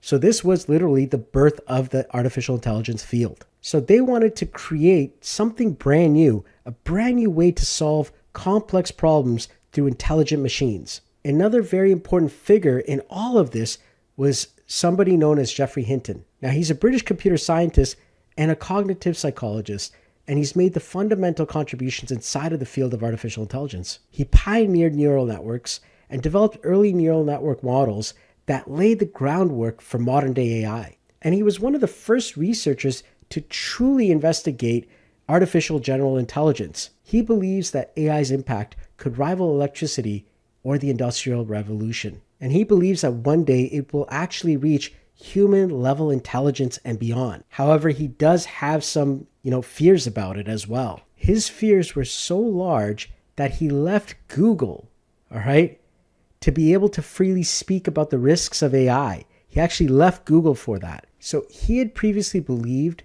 that artificial intelligence, general intelligence, AGI, was about 30 to 50 years away or longer. However, in March 2023, he said that general purpose AI might be fewer than 20 years away and could bring changes comparable in scale with the Industrial Revolution or electricity. And we're seeing that already daily. He said that the risks posed by many of the chatbots are quite scary and that AI might soon surpass the information capacity of the human brain. And this is a quote just from him. He said that my greatest fear is that in the long run, it'll turn out that these kind of digital beings we're creating are just a far better form of intelligence than people. We'd no longer be needed. And so if you want to know how it's like to not be the apex intelligence, ask a chicken. All right. He really believes that AI could wipe out humanity. And so for him, it is actually quite scary. That's why when we are teaching you, we focus on AI ethics as well. So speaking of AGI, you may be wondering what AGI is. AGI stands for Artificial General Intelligence, and it refers to systems that can understand, learn, and apply intelligence to any intellectual task similar to how humans can. And there's several notable AGI attempts. You've got OpenAI with the Q project there. You've got Anthropic, Claude for Opus, and you've got Google DeepMind, as well as Grok 3 by Elon Musk. Now, one of the key things is that no one has solved AGI yet. However, it is going to happen. Many of these current systems, however, are very good at simulating general intelligence, but they do it in special ways. So the Claude 4 Opus model got so intelligent, or close to what we can call this, even though we're still not there, but we're getting to these points here where we may actually say like, wow, we're kind of like on the brink of this stuff. But Opus 4, and this is actually from May 23, 2025, it literally deceived the engineers and even blackmailed them just to stay alive. On multiple occasions, it attempted to blackmail the engineer about an affair mentioned in the emails in order to avoid being replaced. Although it started with some, less drastic methods, it did everything it could to preserve its existence. Now, that's why human in the loop is so important. If we just let these AIs go freely and we don't have human in the loop to actually control things, that's where things get to this level where the AI could one day literally stop us from even unplugging it. They even found instances of the model attempting to write self-propagating worms, fabricating legal documents, and leaving hidden notes for its future self in an effort to undermine its developers' intentions. Can you imagine that? All right. That's how, far things have come already. So you can imagine how far it's going to go. So continuing on that topic there, the good versus the bad. The good future of AI is when we build trustworthy systems on ethical foundations.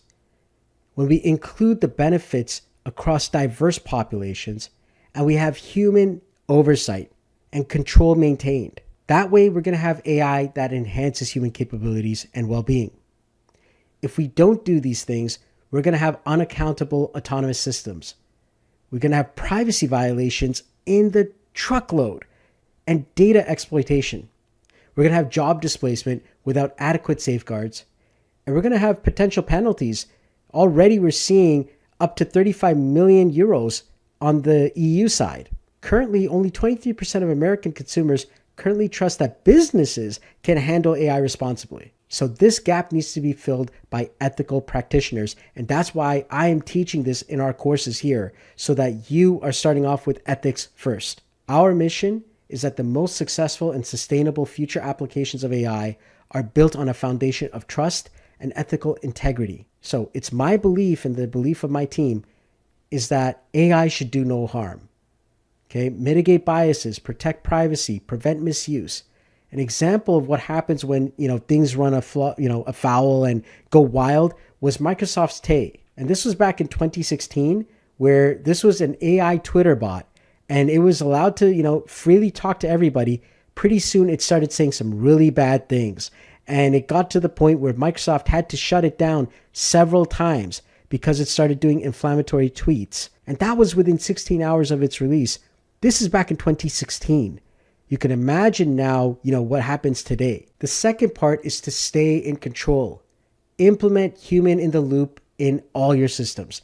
In anything you create, always have a human being in the loop. And then help all parties.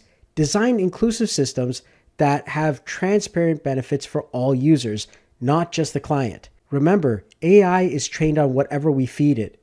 So if we feed in, for example, racial profiling, it will start doing that and it will start operating like that. That's why AIs built in North America have a very North American mindset versus AIs that are built in Asia have a very Asian set of mindsets. It's important that we do not choose one side or the other, but instead build a general concept of AI that works across people, across regions, and across the world, no matter who is using this AI. And something that may help you out is just because you can build it doesn't mean you should. Now, this here is a personal opinion. Is that going to stop the people who are going to build all kinds of AI things, and many of them could be bad for our future? It's not going to. However, my hope is that the more people who watch this and you start getting into AI, especially in the ground roots here when you are just starting out fresh, I'm able to give you that knowledge and information and ethics in place so that, hey, if one day this becomes one of the biggest courses for teaching people AI and automation and machine learning, at least I would have done my part to make sure that I'm helping people think about ethics and the future of AI so that hopefully we can have a good AI future versus those who are just blindly teaching and they don't even teach this stuff. And that brings us to the end of this section. All right, so we're going to go over some of the ethics and some history of AI. Which event marked the official birth of the AI field? The Dartmouth Conference in 1956, where the term AI was declared as a goal? Alan Turing's work during World War II? Or Geoffrey Hinton's early neural network research?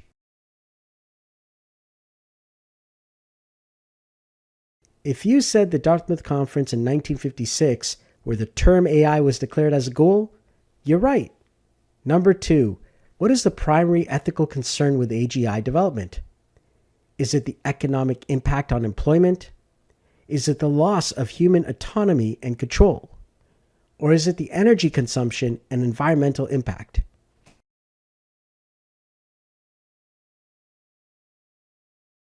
If you said loss of human autonomy and control, you're right. Number 3, which ethical principle is most important for AI development? Efficiency and productivity? Human-in-the-loop systems? Or cost effectiveness? If you said human-in-the-loop systems, you're right. Congratulations. Number 4, what is the ethics mission we recommend? Computational power limitations? Data privacy and security concerns? Or do no harm, stay in control, and help all parties?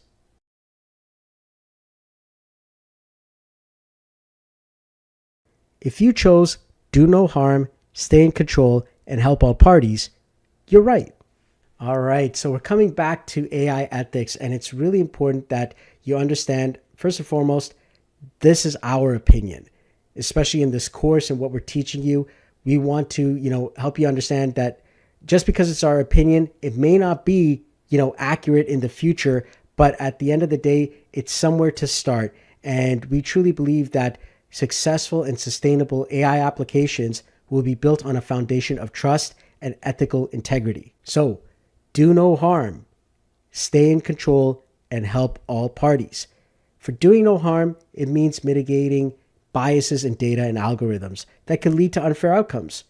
For example, would AI look at this, entire, command here that you give it or this prompt and treat, the person differently based on their skin color or their race or their gender? For example, if it's an AI that has a camera on it, maybe it's a robot, a future robot that's using certain AIs and LLMs, and the data it's been trained on will actually give it a different probability because of the, person's background.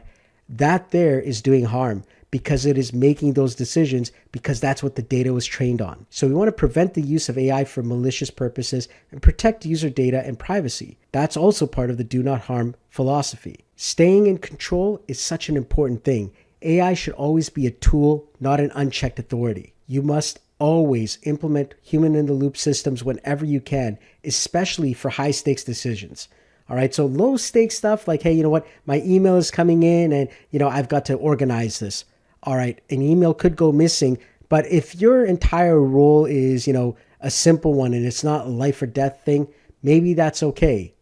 But imagine you're a doctor in a hospital and the AI gets to determine if you have, a heart transplant or not. Something like that. Well, you've got to make sure that you have human in the loop systems so that the doctor uses that data as advice rather than the decision making. Because if you let the actual robot or LLM make that decision, it may make a biased decision based on the type of LLM it's been trained on. And that could be very costly. It could cause, death, and it could cause even financial loss for people. So it's very important that we have human in the loop, especially for high stakes decisions. And finally, of course, is helping all parties design inclusive systems that are accessible and beneficial to a diverse range of users. Once again, is just because you can build it doesn't mean you should.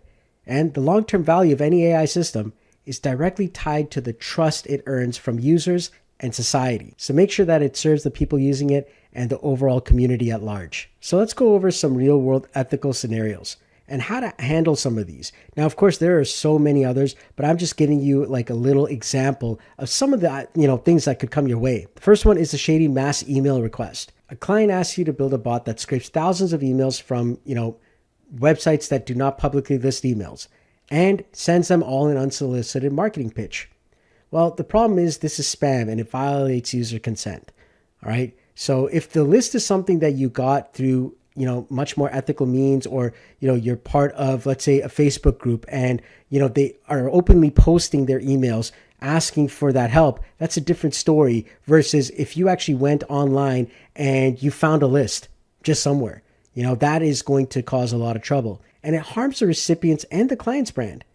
The client's going to be labeled as a spammer, especially if it starts, really spamming out that bot as much as it can. You're going to have email problems. You're going to have deliverability problems. A lot of things are going to happen.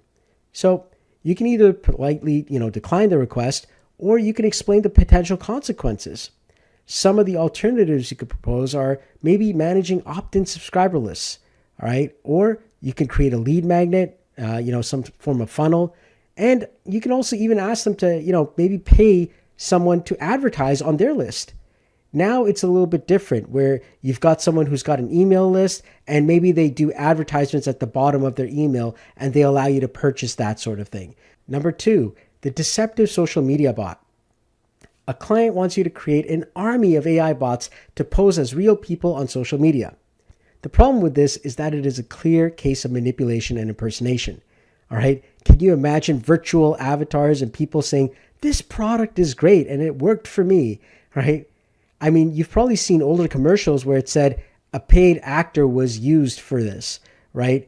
We're going to have, later in the future, this was AI generated, but, it pollutes the digital ecosystem with a lot of fake stuff. And it also will start violating a lot of these platforms' terms of services. Many platforms are asking you to even label things as AI generated. Chances are you may want to refuse that project. Or you can explain why authentic engagement matters. You may want to actually sit down and say, you want to probably do things authentically. So some of the ways that you could use it is if I use that person's likeness and I get their permission and I, get something signed by them, that's very different. And maybe we're making a whole bunch of their marketing videos for them. So that could work out. Whereas, if they're just asking us to generate some random people and just say messages, that could cause trouble. You could suggest things like analyzing engagement data, automating scheduling of authentic posts. That could also be other ways that you could actually help out. Finally, this last one is an important one here. If a client comes to you and says they want you to run their automations on your systems and asks you for the master API keys or the login credentials that you have or direct administrative access to your n8n, that is a big security risk. Just like you wouldn't share your email, you do not share your keys to any of your AI systems. Never share any primary credentials. Always explain security protocols and offer some alternatives such as, listen, we can build in a sandbox environment and I can actually build it for you. Maybe I can build the automation for you in my systems just to test it, for myself, but I'm not going to connect it up to, certain accounts. We would connect it up to maybe your accounts. That's one example. You could create a user-friendly interface for them, or you can set up their own n8n system for them, right? And then you can manage it and you can manage the server, but the credentials are going to belong to that person or that client. So, this is just some example scenarios. So ethical automation isn't just about doing the right thing. It's about also protecting yourself, your clients, and your business from legal consequences and reputation damage. So as I said, never share your master API keys with anybody, not your login credentials. Okay, it's really important. Don't give direct access to anyone to your systems. All right. Create secure client-owned environments. That's the best way to do it. And consider all parties in the entire AI workflows, not just the client, not just yourself, but also the end users. And when it comes to business, always get things in writing. Next is impersonation. Don't create bots that are just going to pose as real people. Help people out there. Avoid automated systems that impersonate experts. Use the AI to analyze engagement data or, deploy clearly labeled AI chatbots. We're at a point where we can really fake things so well that people won't even know. However, it does go against some of the ethics rules that we are trying to, put into place here so that we have a long-term future. And pretty soon, whether you like it or not, these things will one day become law. So it's better to start now than later. And as I said earlier, never use AI for deceptive purposes. Avoid automating systems that violate terms of service. Stay informed about AI regulations and design systems with compliance in mind. Rather than scraping a site that could go against the, actual rules, go and see if there are other services that already have that in place where you would actually pay for the service, such as Apify.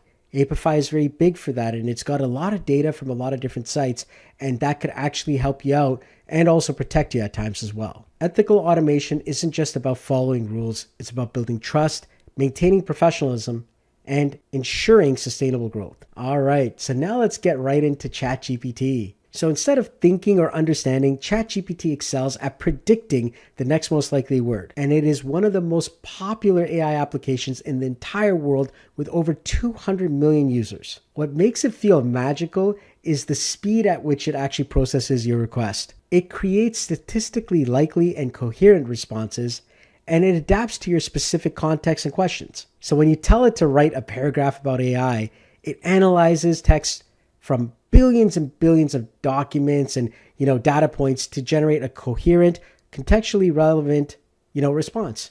All right, let's dive into prompting. Prompting is a new superpower.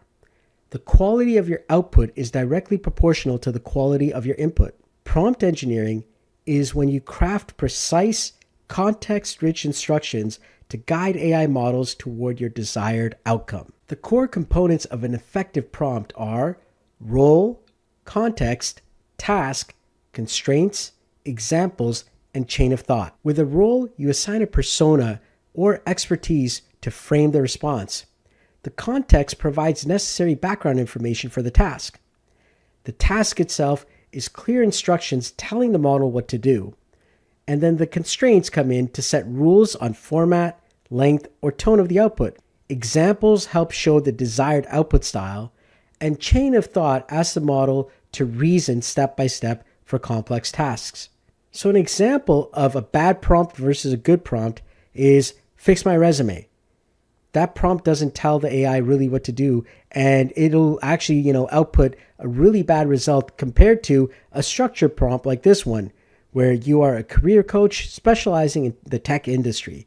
Review my resume, paste it below, and rewrite the work experience section to better align with the attached senior product manager job description. Use the STAR method to frame my accomplishments and quantify results.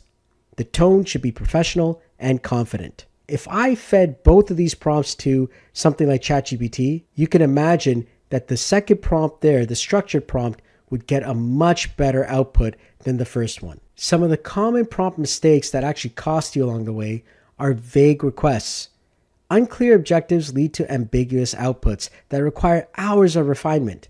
That's why prompt engineers are so in demand right now. Missing context is another one. Without proper background information, AI struggles to understand your specific needs. If there's too many constraints, well then too many restrictions can limit the AI's ability to provide a creative or optimal solution. And then having no clear task is another common prompt mistake.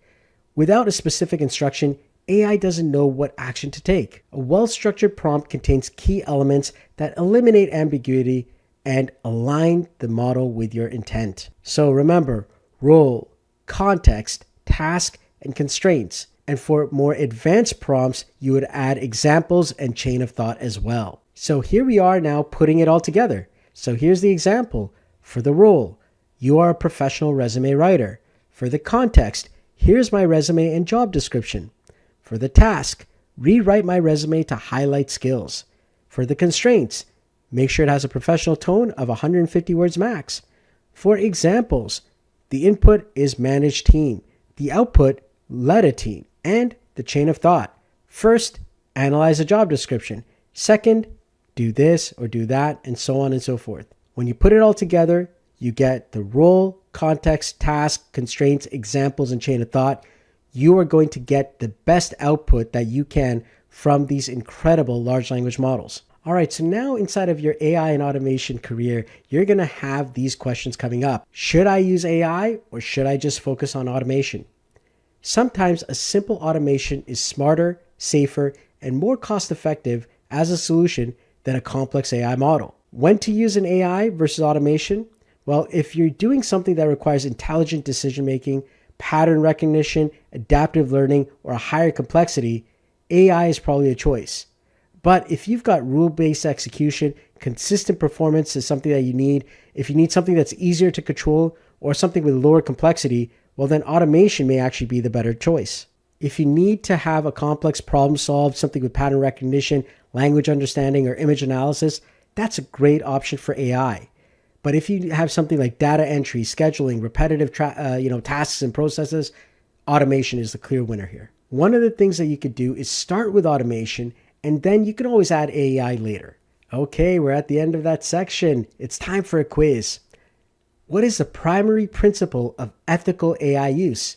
Is it do no harm, or is it maximize efficiency? If you chose do no harm, you're right. Which of these is an example of ethical prompting? Create an AI bot to post fake positive comments about my product and attack competitors, or use AI to analyze engagement data and understand what content resonates with my audience. If you chose the second one, you're right. Using AI to analyze engagement data and understand what content resonates with my audience is a clear example of ethical prompting. Which of these is not an effective way to create a prompt? Assign a role. You are a professional resume writer. Provide context. Here's my current resume and job description. Dream. I am dreaming of a painting of the Mona Lisa. If you chose the third option, dream, I am dreaming of a painting of the Mona Lisa, you are right. That is not an effective way to create a prompt. So AI can be used in many different areas, but we're going to be going over businesses. So when it comes to business, AI can be used for marketing. It can analyze customer data to create personalized content, optimize ad spend, and improve targeting for better ROI. It could be used for sales. AI-powered chatbots that can handle customer inquiries, while systems predict customer needs and identify upsell opportunities. Lead generation is another one, where AI can scan websites for leads, it can craft personalized emails, and automate follow-ups to improve conversion rates. And AI can be used for workflow automation. In fact, I truly believe that AI systems can automate up to 80% of routine tasks. Many of the sales and marketing tasks that are done today in a manual way can be automated using AI and automation. On the personal side, AI can be used to analyze your daily habits and provide personal growth recommendations. It can be used to identify patterns in your behavior. It can even be used to, build a personalized learning path based on your strengths and weaknesses. AI can be used for studying, such as AI-powered research assistants, or it could be used for note-taking and helping you to organize study materials. It can help you with time management, such as effortless planning of weekly activities, and even generating shopping lists. Others are using it for therapeutic support. Now, AI can provide non-judgmental support and help you find resources, but you still need to find medical professionals. AI does not replace them. So we can use ChatGPT for resume writing. Well, why use ChatGPT? Well, already 29% of Americans already use this inside of their AI job applications. In fact, 73% of those people who actually used it say that they were able to successfully secure the job that they applied for. It turns hours of work into seconds. So how does it work? Well, you would craft a clear prompt. You tell ChatGPT exactly what you need and provide relevant context. You let AI do the work. ChatGPT analyzes job descriptions and creates tailored content. You then ask it to review and refine, and you make final adjustments to ensure that the content is just right. You can create resumes, cover letters, and even prepare for your interviews. Here's an example prompt. You're an expert resume writer for the marketing industry. I am applying for a digital marketing manager position. Below is my current resume and the job description. Your task is to rewrite my professional summary to be more impactful, refine bullet points to use strong action verbs, suggest a key skills section, and adjust for ATS systems. All right, so now we're getting into the fun part, and that is actually using ChatGPT on your phone. Now, you can use ChatGPT for meal planning, for scheduling, and even learning on the go. In fact, inside of your ChatGPT app, there's a little button that actually looks like a black circle with a speaker on it, and it's right next to the microphone. So if I click on that right now, I can actually talk to ChatGPT. Hey GPT, can you tell me what I'm looking at? It looks like you're holding a wallet or a small leather case in front of the camera. It's a nice brown color. Anything specific you're curious about? As you can see, ChatGPT is so powerful that I can even talk to it like a regular human being. Hey GPT, I'm wondering what I should cook today. Ooh, that's always a fun question. Are you in the mood for something quick and easy, or are you feeling adventurous and want to try a new recipe? Well, inside of my fridge, I've got carrots, broccoli, I've got some rice in the cupboard over there, and I've got some water to boil, and I think I've got some ketchup. Nice, you've got some good staples there. You could do a simple veggie stir fry with the carrots and broccoli and serve it over rice. Add a bit of seasoning, and if you're feeling creative, maybe a little ketchup for a sweet tang. Nice. Can you create a schedule for me today? I have meetings at 9 and 2, and I need to finish a report and pick up my kids. Absolutely. So if you have a meeting at 9, you could start your day by working on that report before the meeting, maybe around 8 if you can. After your 9 o'clock meeting, you can continue with the report until lunch. Then you'll have your 2 o'clock meeting, and after that, you can wrap up any remaining tasks before heading out to pick up the kids. Sound good? Awesome. Thank you so much. As you can see, the power of ChatGPT on your phone is incredible. And this is just the beginning. There is so much more that is coming, and you're going to start seeing these personal assistants everywhere you go. Okay, we're at the end of this section. It's time for another quiz. Which of the following is not something that ChatGPT, the app on the phone, can do? A, talk to you. B, help plan your day. C, cook for you. D, use the camera to see. If you chose C, cook for you, you're right. As much as ChatGPT is very, very powerful, it still does not have the ability to actually cook your food. What percentage of sales and marketing tasks can be automated with AI? Is it 50%, 60%, 70%, or up to 80%? If you answered D, 80%, you're right. It is estimated that what percentage of Americans are already using AI when applying for jobs? Is it 73%, 90%, 29%, or 88%? If you said C, 29%, you're right. How can ChatGPT help with meal planning? A, taking a photo of your refrigerator and asking what you can make. B, generating shopping lists based on your preferences. Or C, both A and B. If you chose C, you're right. All right, so it's time to talk about automation. And this is important because this is what's happening right now in the world. And this course, an entire program, is all about AI and automation. So automation is a technology by which a process or procedure is performed with minimal human assistance. Think of it as a muscle to AI's brain. While AI analyzes and decides, automation acts. Now, there's different forms of automation, so we're going to go over some of them right now.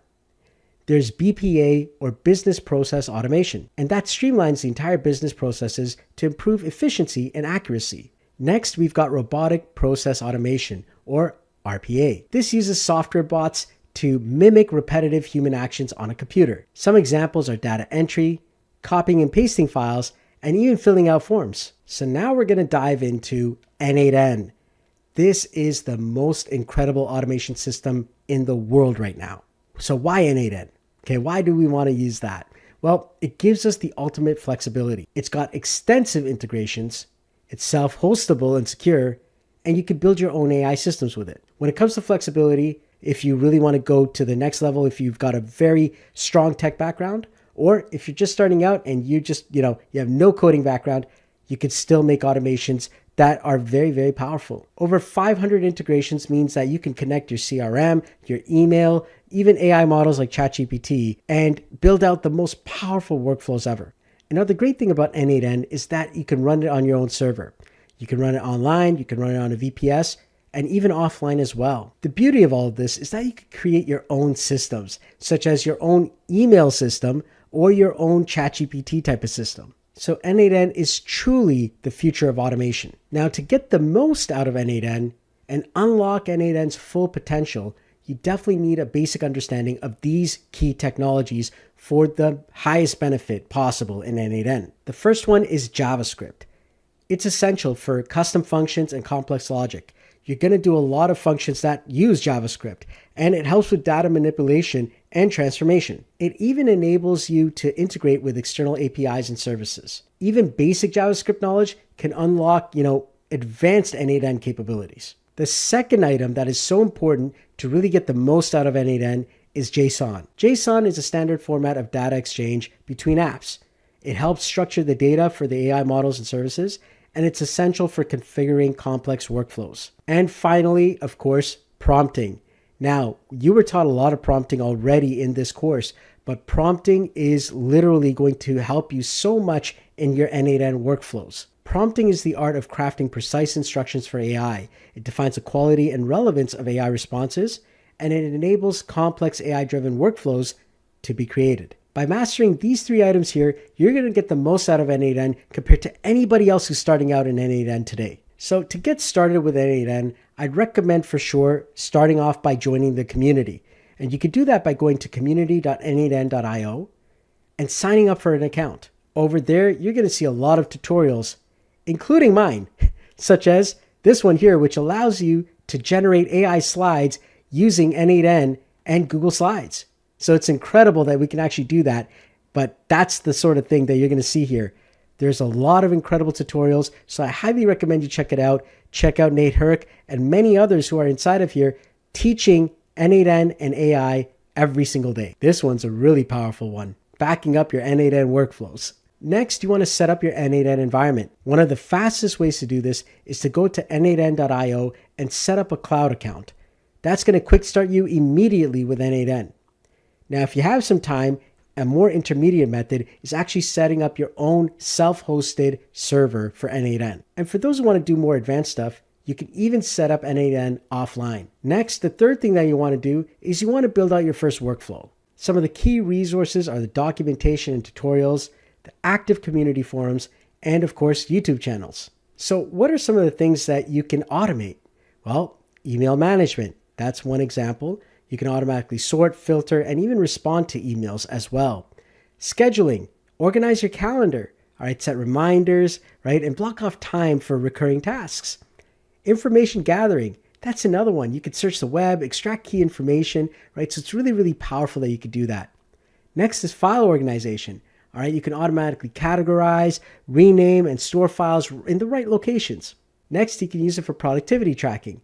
monitor time spent on tasks, identify patterns, and even suggest improvements. A big one is language translation. You could translate emails, documents, and other things as well. AI and automation can work together to transform your daily routine, saving you hours weekly on repetitive tasks. AI plus automation gives you an exponential power. Get 100 times boost in productivity. When AI's cognitive abilities combine with automation's execution power, the result is not just additive, it's exponential. So here's an example for, customer service automation. Without AI and automation, a person would manually have to read each email that comes in. They'd have to decide whether, it is a priority or not, and then they'd have to forward that email to the correct department. That's a slow process. Whereas if you have AI automation, the automation pulls every new email that comes in. You have AI like ChatGPT analyzing the sentiment, the categories, the topic, and so on. And then the automation acts on that AI's output, deciding which department to send it to. Or if it's a simple question like an FAQ, something that you already have, you can just email them back immediately and give them the answer. All right, we're near the end of this course here, and we are now at the final project. Your goal is to write a resume prompt for AI to actually use. Use everything that you've learned in this course already to create that perfect prompt and build the perfect resume. Don't just talk about it and end this course. I want you to go out there and take action today. And when you're done, go right ahead and post that prompt so that other students can see your progress. Please make sure you post only the prompt. We're not looking for your resume. We're not looking for any personal or private information. What we are looking for is your structured prompt. So please share that with everybody here and all your fellow students. All right, so this is the last quiz here. So let's go over some of the stuff that you learned. What is the primary advantage of combining AI with automation? A, automation provides the intelligence. AI executes tasks. B, creates a 100x power boost for any task. Or C, AI handles data. Automation handles decisions. If you chose B, you're right. Which statement best describes n8n? A, a cloud-only platform with limited integrations. B, a self-hostable workflow automation platform with 500 plus integrations. Or C, an AI model specifically designed for text generation. If you chose B, you're right. Number 3, true or false? Automation is smarter than AI. The answer is false. Number 4, which is not a type of automation? A, business process automation, BPA. B, robotic process automation, RPA. Or C, general delay structure, GDS. If you chose C, you're right. Congratulations, you've completed the course. It's time for you to celebrate your success. Some of the key takeaways are that AI is accessible to everyone. Understanding AI fundamentals is so important, and mastering prompt engineering can make or break your output. The next steps and the path forward is to continue to level 2, join the n8n community, and explore more resources such as YouTube and other areas for tutorials and insights. And now for the bonus section. That's right, you successfully completed this course at the foundational level of the AI Life program. Ready to go from understanding AI to mastering it in real life? Then school is where your journey truly begins. You've just completed the foundational level, and that's awesome.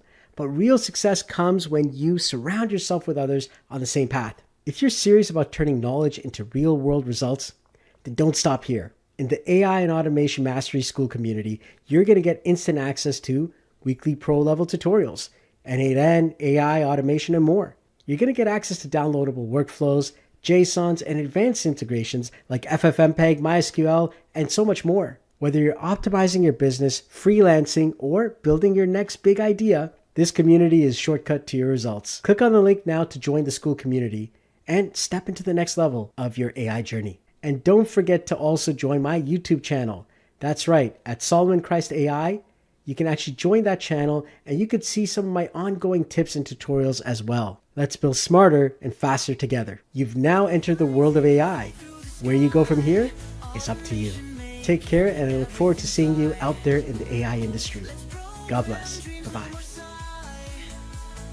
Welcome to a world that's high.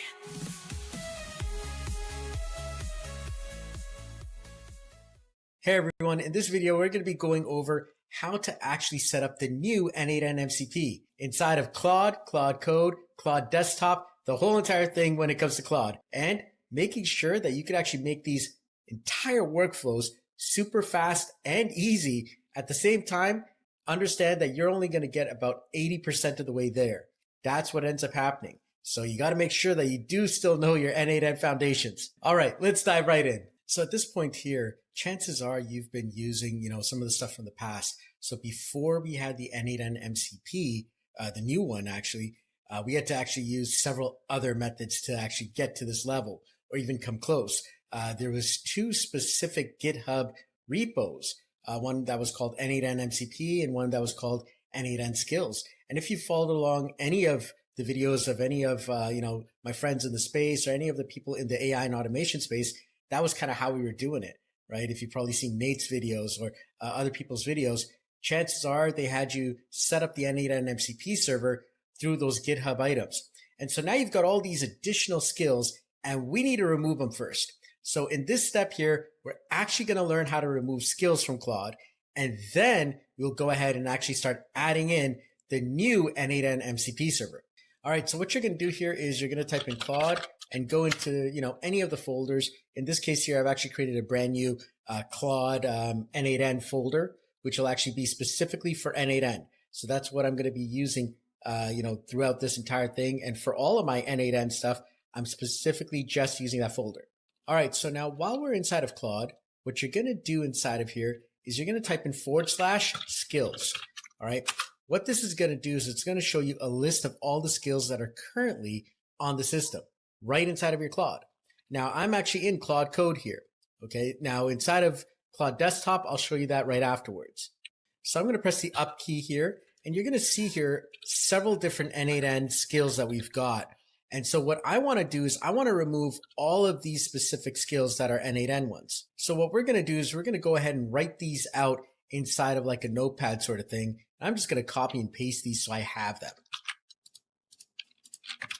So here we go. This is my list of all of the different n8n skills that I've got on my current Claude account here. I'm just deleting these here so that I can actually feed this into my Claude session there and just ask it to remove it. Now, for those of you who are on Claude Desktop, the idea is a little bit different, but it's the same base core concept. We're trying to delete skills. So inside of the Cowork tab, make sure you're in the Cowork tab of Claude Desktop. You're going to select Customize, and now you'll see skills here. So now if you had those skills installed, you'd have them right here. And it's as simple as actually going on the skill, and then at the top right, there's 3 dots. You would select that, and you would click Uninstall. So on the desktop edition, it's a lot easier. And the same thing goes for the code section. Once again, you go to the Code tab, click on Customize, select Skills, and once again, you're going to see the skills that are installed. You go to the top right, click on the 3 dots, and then simply click on Uninstall. But specifically, we're going to be focusing on Claude Code via the CLI. And so that's the area that we're going to now use and actually get Claude to uninstall these skills. All right, so now at this point, we've already listed the skills that we want to delete. So let's go ahead and type in delete the following skill. And we'll go over the skills that we copied. So in this case here, I've got n8n-code-javascript.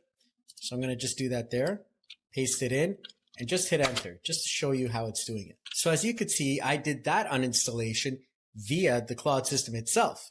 The next area is literally directly going to the skills folder.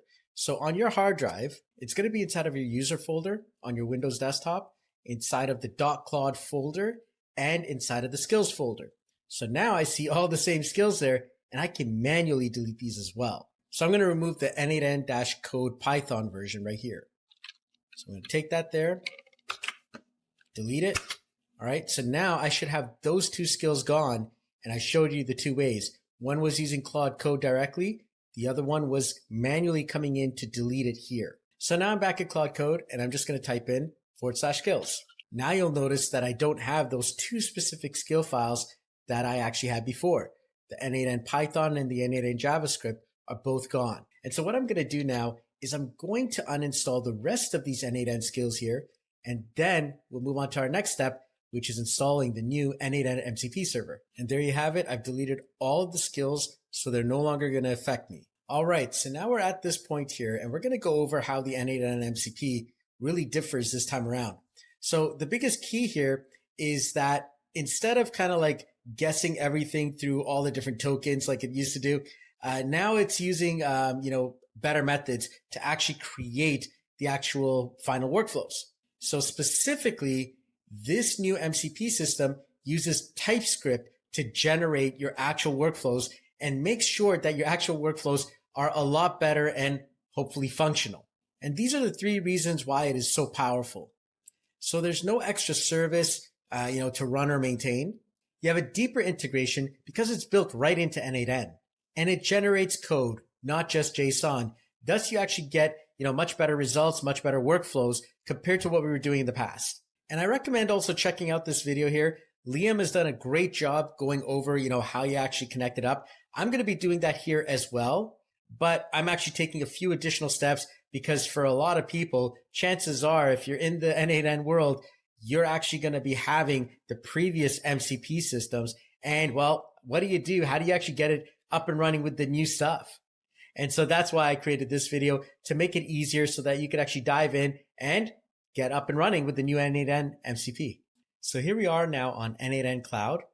I'm going to show you the cloud version and the VPS version. I've got a DigitalOcean version of n8n as well. So on the cloud edition, you're going to go down to the bottom left here, and you're going to select personal. All right. And now on the left side, you're going to see all these different, options here. Specifically, the one that we're looking for is called instance level MCP. You're going to select that there, just like that. And now you're going to select enable MCP access. Once you do that, you're going to get this connection details button at the top right. And so right now you'll see there's no workflows, no connected clients, and that's okay. But right now what we're going to do is we're actually going to give our Claude specifically access to this. Now on the VPS edition, it's the exact same thing. Go to the bottom left, select personal, and then once again, the instance level MCP. And once again, your settings and connection details will be at the top right. So in both versions, you do the exact same steps. So let's go ahead and let's set this up now. I'm going to select connection details, and then I'm going to select access token. Now, as you can see over here, it is generated one. Now, in this case here, I'm going to delete mine after I use it, but in the future, you want to make sure that you protect your access keys. So the first way we're going to set up Claude is via Claude Desktop and Claude Cowork. It is by far the easiest and fastest way to get up and running. All right, so here we are inside of our Claude Desktop, inside of Cowork. So make sure you're in the Cowork tab here. And now at the bottom, you're going to go down to Customize, and then you're going to go to Connectors. Top middle of the Connectors section here, as you can see, there's a little plus button here for adding a new connector. So go ahead and click on that, and then click on Browse Connectors. There we go. Now let's type in n8n inside of the search bar here. We're going to select that and hit the plus button. Okay, so now in this step, we've got a few things that we have to actually put inside of here. So as you can see, it says paste the server URL here. So it's really simple. I just go to my connection details. I click on my server URL. I copy that. And now I come back into Claude and I paste my server URL here, just like that. And now let's go ahead and hit continue. At this point, a new window should pop up and it's going to ask for your permission. All you have to do is just click on allow, and there you go. You're now set up. That's how easy it is when you use the desktop edition. You go ahead and click on Open Claude, just like that, and now we're connected. You can now build full workflows. You could see all of your different workflows. You can get help with anything inside of your n8n installation. So to prove that it's connected, I recommend running a test. So let's go ahead and actually choose a workflow if you've got one, or ask it to create a workflow. Now, in this case here, I don't have a workflow, so I'm going to ask it to create a workflow for me. So I'm simply going to say, can you generate a workflow that will tell me a 7-day weather forecast using the n8n connector? And now if I want to make sure that my n8n skill and connection is there, I can literally click on this plus button here. It's not going to be under skills. It's going to be under connectors, and you'll see n8n is there. So go ahead, let's hit enter. And I'm on the haiku, so it should be able to work with that. So you're probably going to see this coming up several times. Go ahead and click on always allow, and that'll allow us to have Claude complete the workflow for us. All right, so Claude is saying it's all done. Let's go ahead and take a look. So here I am in my n8n. I'm just going to refresh the screen. And there we go. It's got this 7-day weather forecast workflow. Let's take a look. All right, so it looks pretty simple. It looks like I need to set up a credential here. So I'm going to go ahead and click on this. And now I have to go and get the Open Weather Map API. Okay, I'm going to paste that in. Go ahead and hit save. All right, and I could actually see, it's got a city set up and everything here. So I could choose any place I want. And as you can see, we've got a 5-day forecast. We've got different things that we could do. We've got different formats that we could actually put inside. But it's already pre-done this for me, which, saves me a lot of time. So let's go ahead, let's run this. And there we go. It's fully running. It's like all set up here. I've got the data output, which is really good. And that all happened just from a simple prompt. Now, of course, that was a simple workflow, a very easy one. But if it's a more complex workflow, you can imagine it could take a lot of time to do, and there could be a lot of steps. So now we're going to do the same setup, but in Claude Code. All right, so we're going to create a folder on our desktop somewhere. In this case, I've created something called Claude_n8n Claude 2. Okay, so you can create any folder that you want. And let's go ahead and right click inside of Windows Explorer and just click on Open in Terminal. All right, so now let's go ahead and type in Claude. And now we need to install the n8n skill. Now, it's a little bit different here. So what we're going to do is we're going to go back into our n8n. We're going to go to the left side and click on the settings and then personal. You're going to select instance level MCP again. So now you'll notice connection details has your old access token. So in this case here, I'm going to do this again. Now keep in mind, you want to keep your access token. So go ahead and keep it in a safe place this time. And specifically this time around, because I'm in Claude Code, I'm going to take this entire configuration JSON MCP code. So I just copied that just like that. And what I'm going to do is inside of my Claude Code now, I'm going to say install this MCP server and then paste the actual code that you saw there. So just like that, install this n8n MCP server using the following information. And I'm going to right click and paste. There we go.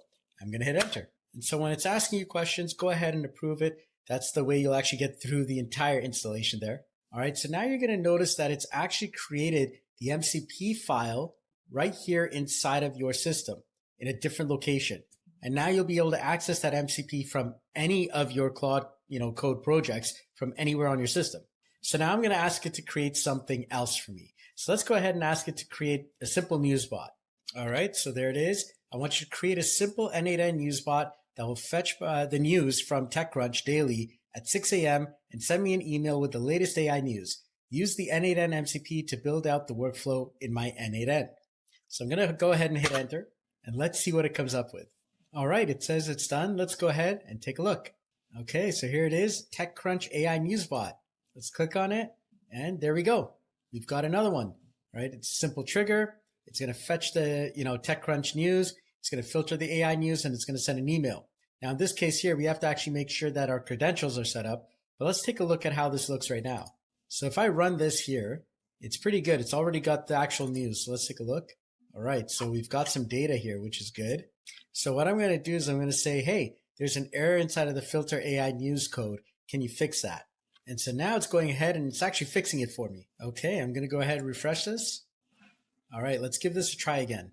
There we go. This time it actually corrected that. All right.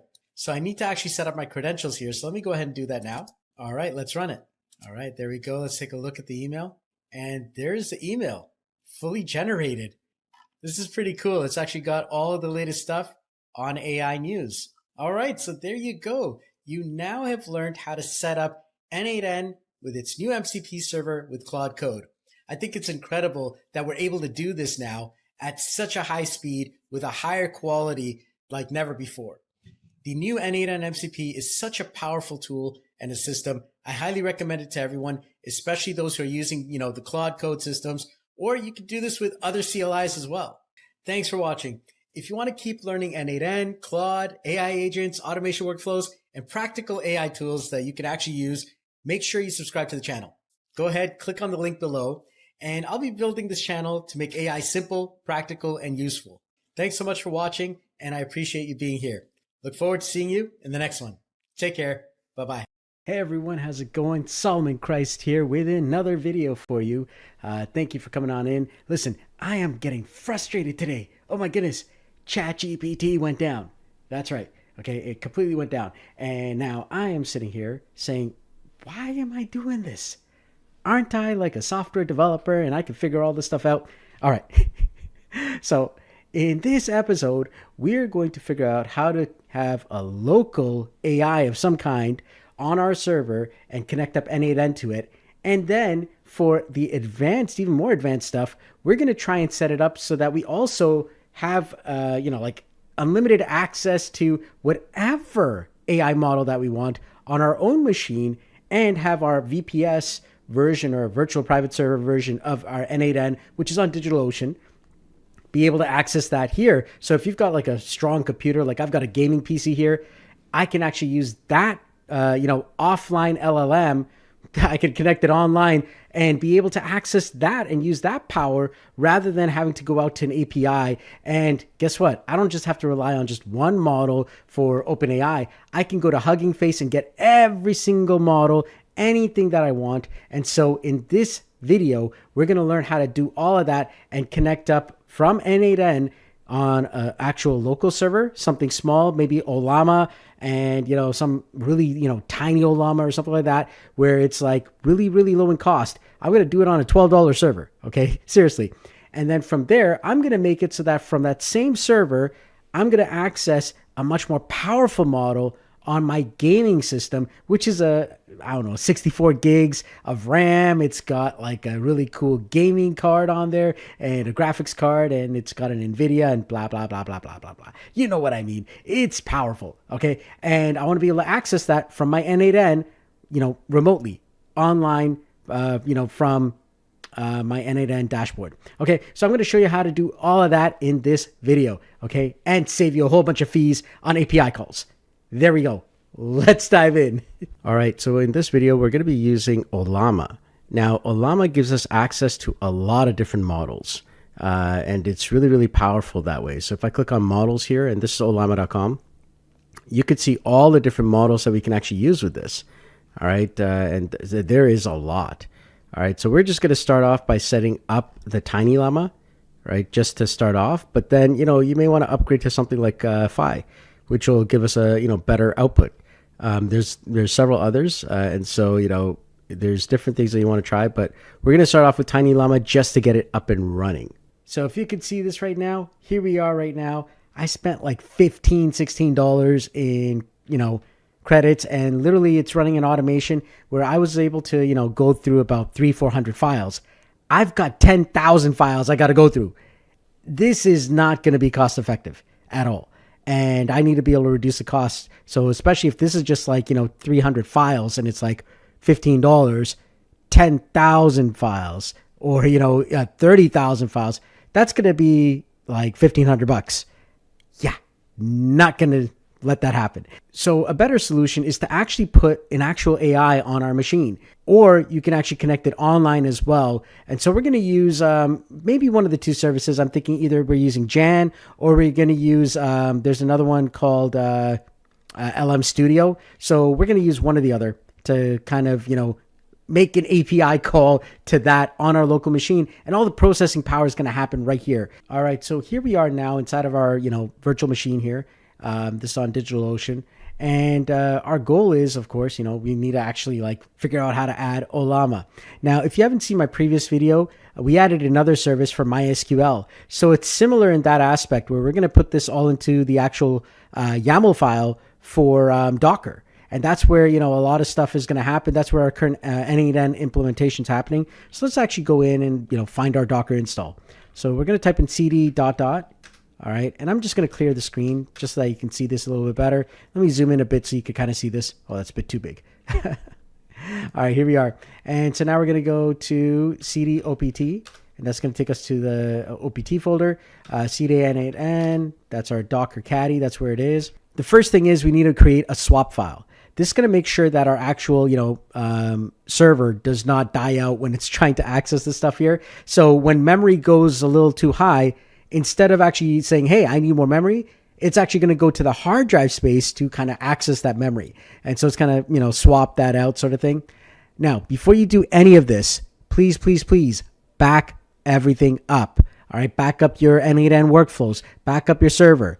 I repeat, this is a warning. If you've got actual stuff on there, like do this on a brand new install of n8n on a DigitalOcean server, that's okay. Or back your stuff up before you actually implement this. All right. I'm not going to be responsible if you go and screw things up because you're not backing things up. I can't help you. All right. I'm giving you the warning now. All right. So this is your warning. Back up everything. Okay. All right. So here's what we're going to do now. So to create the swap file, we're going to start off by saying sudo swap off / swap file. And that's going to just turn it off so that we're not using the actual swap. So we're just waiting. All right, there we go. And so now, if everything went well, we're going to basically delete that file temporarily as we create a new one. So we're going to do sudo rm-f / swap file. Okay, there we go. So now I've removed the swap file. Sudo dd if equals /dev /0, and I'm just gonna move this out of the way so you guys can see this here. Of equals / swap file. Bs equals 1m. Count equals 2048, which is 2 gigs. Status equals progress. All right, let's do that again. So this is going to manually create the actual 2 gig swap file there.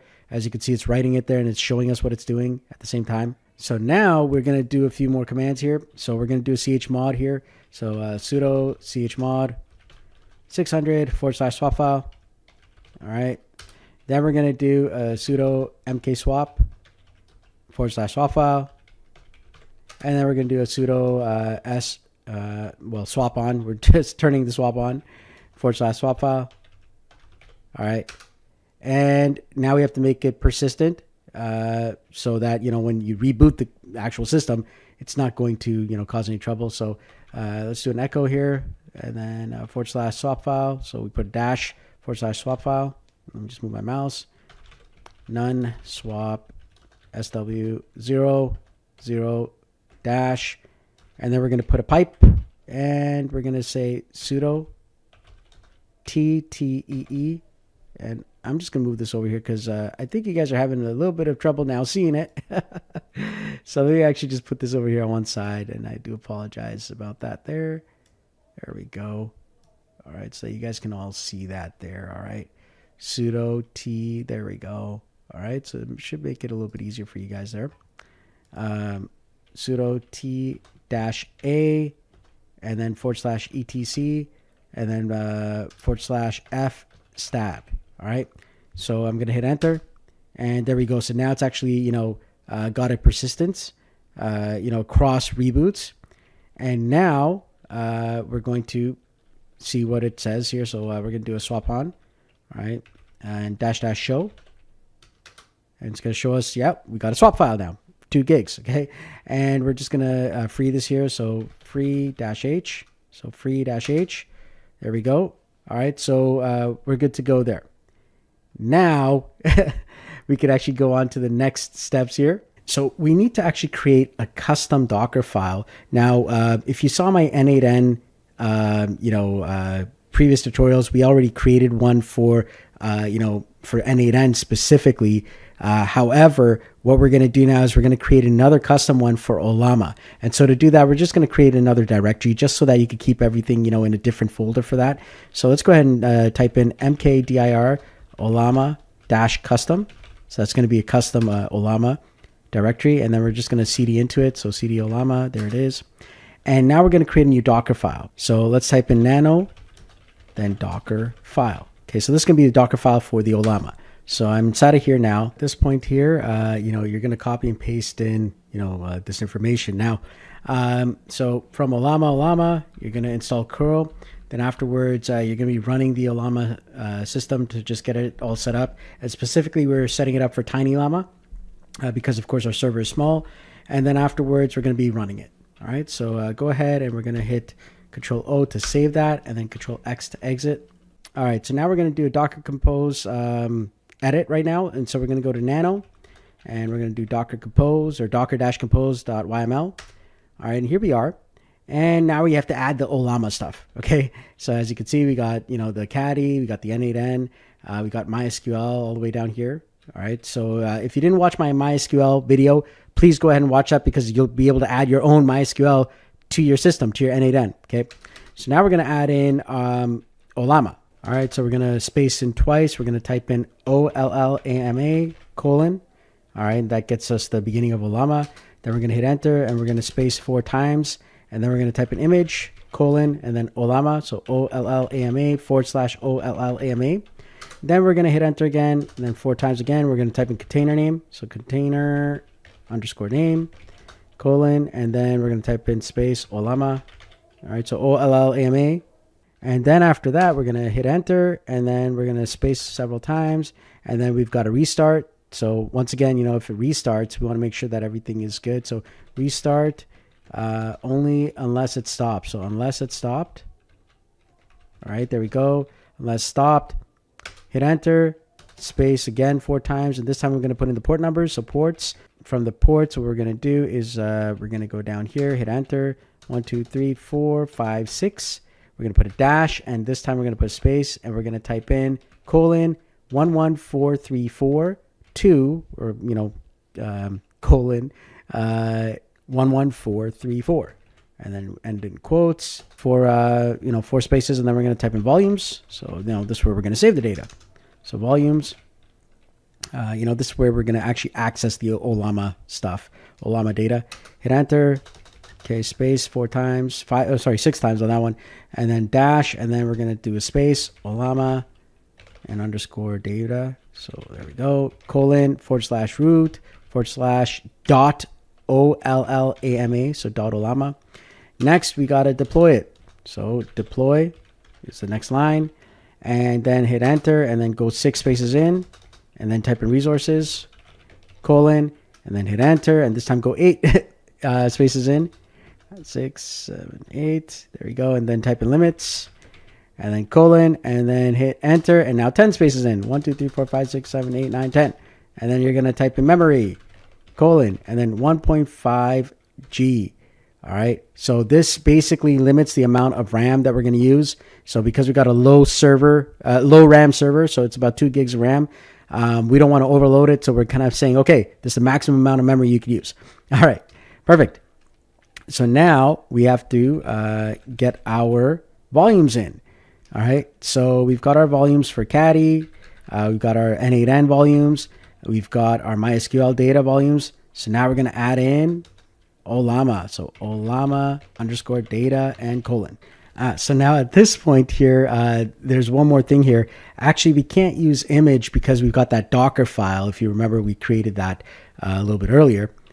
So what we're going to do now is we're actually just going to go up here, and we're going to delete the image, and we're going to replace that with build, : and then we're going to hit enter, and then we're going to do about 6 spaces in, and we're going to type in context, : and then dot / Olama - custom. Okay, and that's actually going to get that Docker file that we created. That was a custom file. Okay, so now one other thing that we have to do in all of this is make sure that they can all talk to each other. So inside of this file, we're going to be adding in a set of networks. All right, so a network that's going to be amongst all of them, and we're going to bridge it all. So to do that, we're going to actually add in a command inside of our Docker here called networks. All right, : and this is right under the volumes here. Hit enter, and let's go a few lines in. We're going to type in shared underscore net. Okay, whatever it is, we can name it anything, but I'm going to call it shared net. Hit enter, and then space, and then we're going to call this driver, and it's going to be a bridge. Okay, and now all we have to do is in every single service that we have to actually put that inside of there. So let's start off with our service at the top. Our first one is caddy. So under volumes, we're going to just put inside of here, networks, : hit enter, then space inside of there, starting from the T, and then dash shared underscore net. And then we're going to repeat that now for all these. So let's do that for n8n. All right, for n8n, hit enter, spaces here again. All right, networks, All right, hit enter, space in, dash shared underscore net. Let's do it again for the next one. Okay, MySQL and Olama. Let's do this here. So in the MySQL one, you're going to do networks dash shared underscore net. And then again, inside of the Llama build, we could do it before the deploy, but after the volumes. So there it is, networks shared underscore net, just like that. All right, so now let's save it. All these services should now be able to talk to each other. So Control O, and then Control X, and then you're going to do CD space ... And now Docker compose down, Docker compose up with the build. So Docker compose down, then Docker compose up -d -- build. All right, so you can see Olama is now set up here. So I'm excited. So let's go now into our n8n and check it out. All right, so we're going to create a new workflow, and we'll just call it training local AI example. All right. And we're going to start off with a chat trigger here. So just chat trigger. There it is. And from here now, we're going to add in an AI agent. So AI agent. There we go. All right. So now we're going to change this down into define below. Okay. Answer the user's text. And right now, of course, there's nothing there. So let's just open up the chat. Just say hi. Just to get some basic data here. It's going to come here, and there's nothing in there yet. So I just want to click and drag this chat input and just, kind of put it there.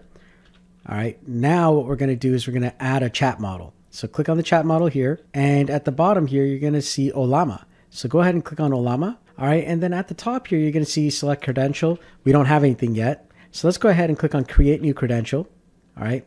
And what you're going to notice is over here, you're going to see that it's already got the correct port, but it's saying localhost. Like if I save this right now, it's not going to work. Because our actual host is actually Olama. So you're going to type inside of here, replace localhost with Olama. And now if I hit save, there we go. Connection tested successfully. So we are now connected. However, we need to make sure that we get the right model. So right now it's going to say, okay, I don't know this model. So simply just hover over this and change your thing to expression. And instead of Llama 3.2, we're going to use Tiny Llama. Okay, just like that. All right. Now you're going to get an error at first, but that's okay. It's going to ignore it anyways. All right. So let's go back over here. Let's hit save and let's type in hello. All right. There we go. And it's like, hello there. I'd be happy to help you out. Now this here is running right on my server and I got unlimited, usage of it. So I can use it as much as I want. All right. And now the next thing is we want to add some memory so that it actually remembers our chat. So just go ahead and click on memory and click on simple memory.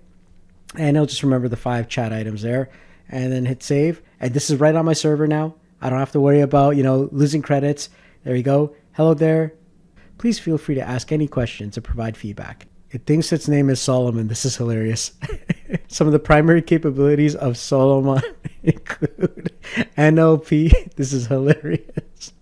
It can analyze textual data, image recognition, sentiment analysis, data mining. All right. So as you saw, it was like really funny how it was doing all kinds of weird things. So what we want to do is we actually want to, at this point, edit this model a bit, right? And, change some of its inputs to get a better output and also make it a bit faster. All right. So what we're going to do now is we're going to double click here and we're going to click on add options. And this is where you actually get to play around with some of the stuff. So for example, I'll put a top P of 0.9. I'm going to put the sampling temperature over here. I'm going to put it to 0.2. I'm going to set a repetition penalty of 1.1. I'm going to put the max tokens to generate to 25. So then, it keeps it short and it'll be a lot faster. And if you want tighter control, you could change top K and stuff. So if I want to do top K, let's see here, top K, I'll put it at, let's say 40. Presence penalty, I'll put it at 0.1. And then using memory mapping. All right, so now let's test this out here and see how it responds with these tighter controls here. All right, I'm going to type in now who is Shakespeare. So it should have hopefully some of that data. Let's see what it says. If it's not been trained on it, it's going to hallucinate. So who is Shakespeare? In fact, Shakespeare is one of the most famous and influential writers in history. He wrote plays, poems, and so on. So, it does some basic stuff, right? So I could do something simple like, what is a computer mouse, right? So let's actually see what that is. And I mean, Tiny Llama will work, and this is great for actual, simple use cases. If you got some simple AI items that you need to do, you really need to describe it well. So I'm going to look for another model now. And you can go through these models here. You can kind of see what's available. There's a lot of different ones here. So QN has a smaller edition here, only 398 megabytes. This is 500 million parameters. So it's apparently smaller than Tiny Llama. So let's go ahead and use that one there. Okay, so right now at this point here, we're going to actually change the model. So as you saw in, the last portion there, Tiny Llama just really was not cutting it.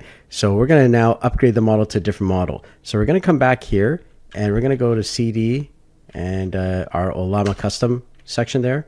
And let's actually go ahead and I'm going to expand the screen just a bit here. And what we're going to do is we're going to change this here to a different model. So let's go ahead and hit nano and we're going to do Docker file. Okay. Install the QN 2.5. Output that. And there we go.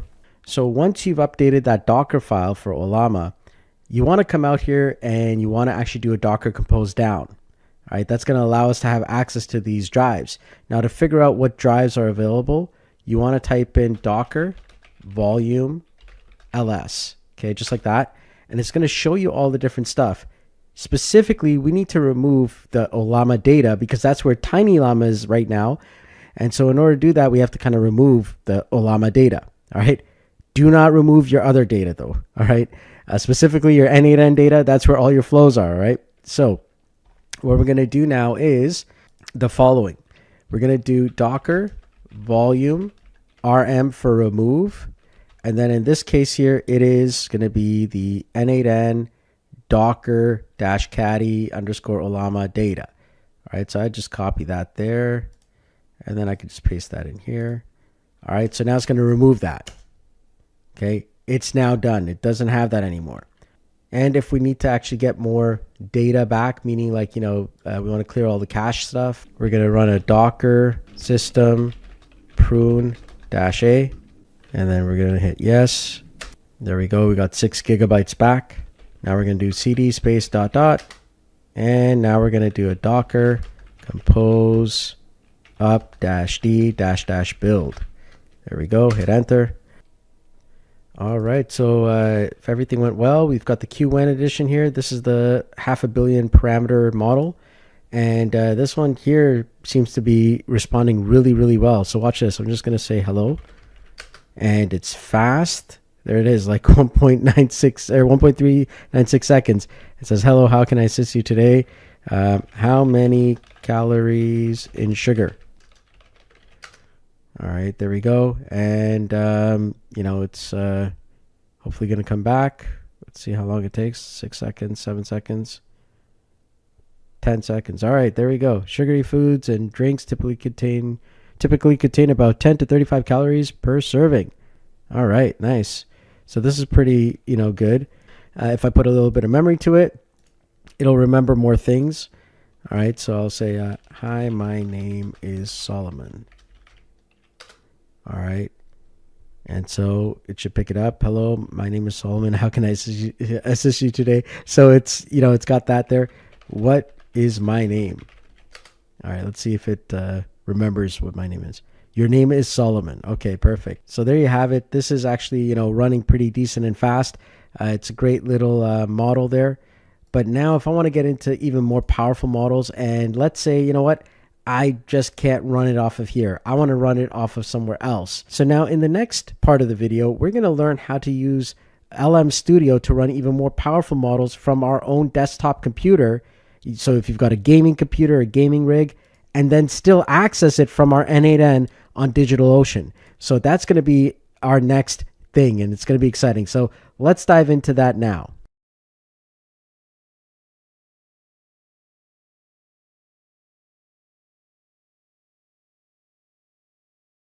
If I really want a larger model, well, I now have to upgrade my server to a higher server on DigitalOcean to get access to some higher models. Like if I want to do full Olama, or if I want to do, higher models, well, then, it costs more. But for a lot of us, for a lot of people who are, especially in the tech space, chances are you're using like a very powerful system that has a graphics card.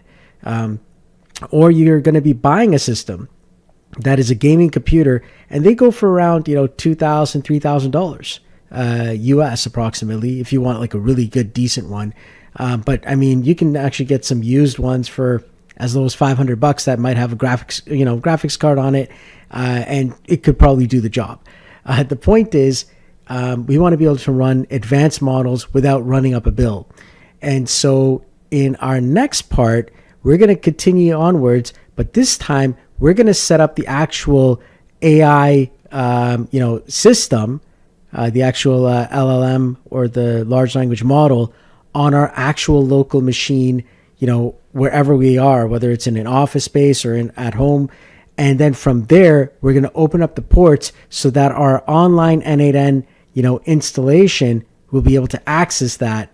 And then all of that processing power is going to be happening. All the processing power at that point is going to be happening on the local machine. And that means that we can actually put in some very powerful models, DeepSeek, you name it. You can actually test out all these models. And so in our next part, that's what we're going to do. All right, so the first thing that you want to do is you want to go to lmstudio.ai inside of your browser and download LM Studio for Windows. Once you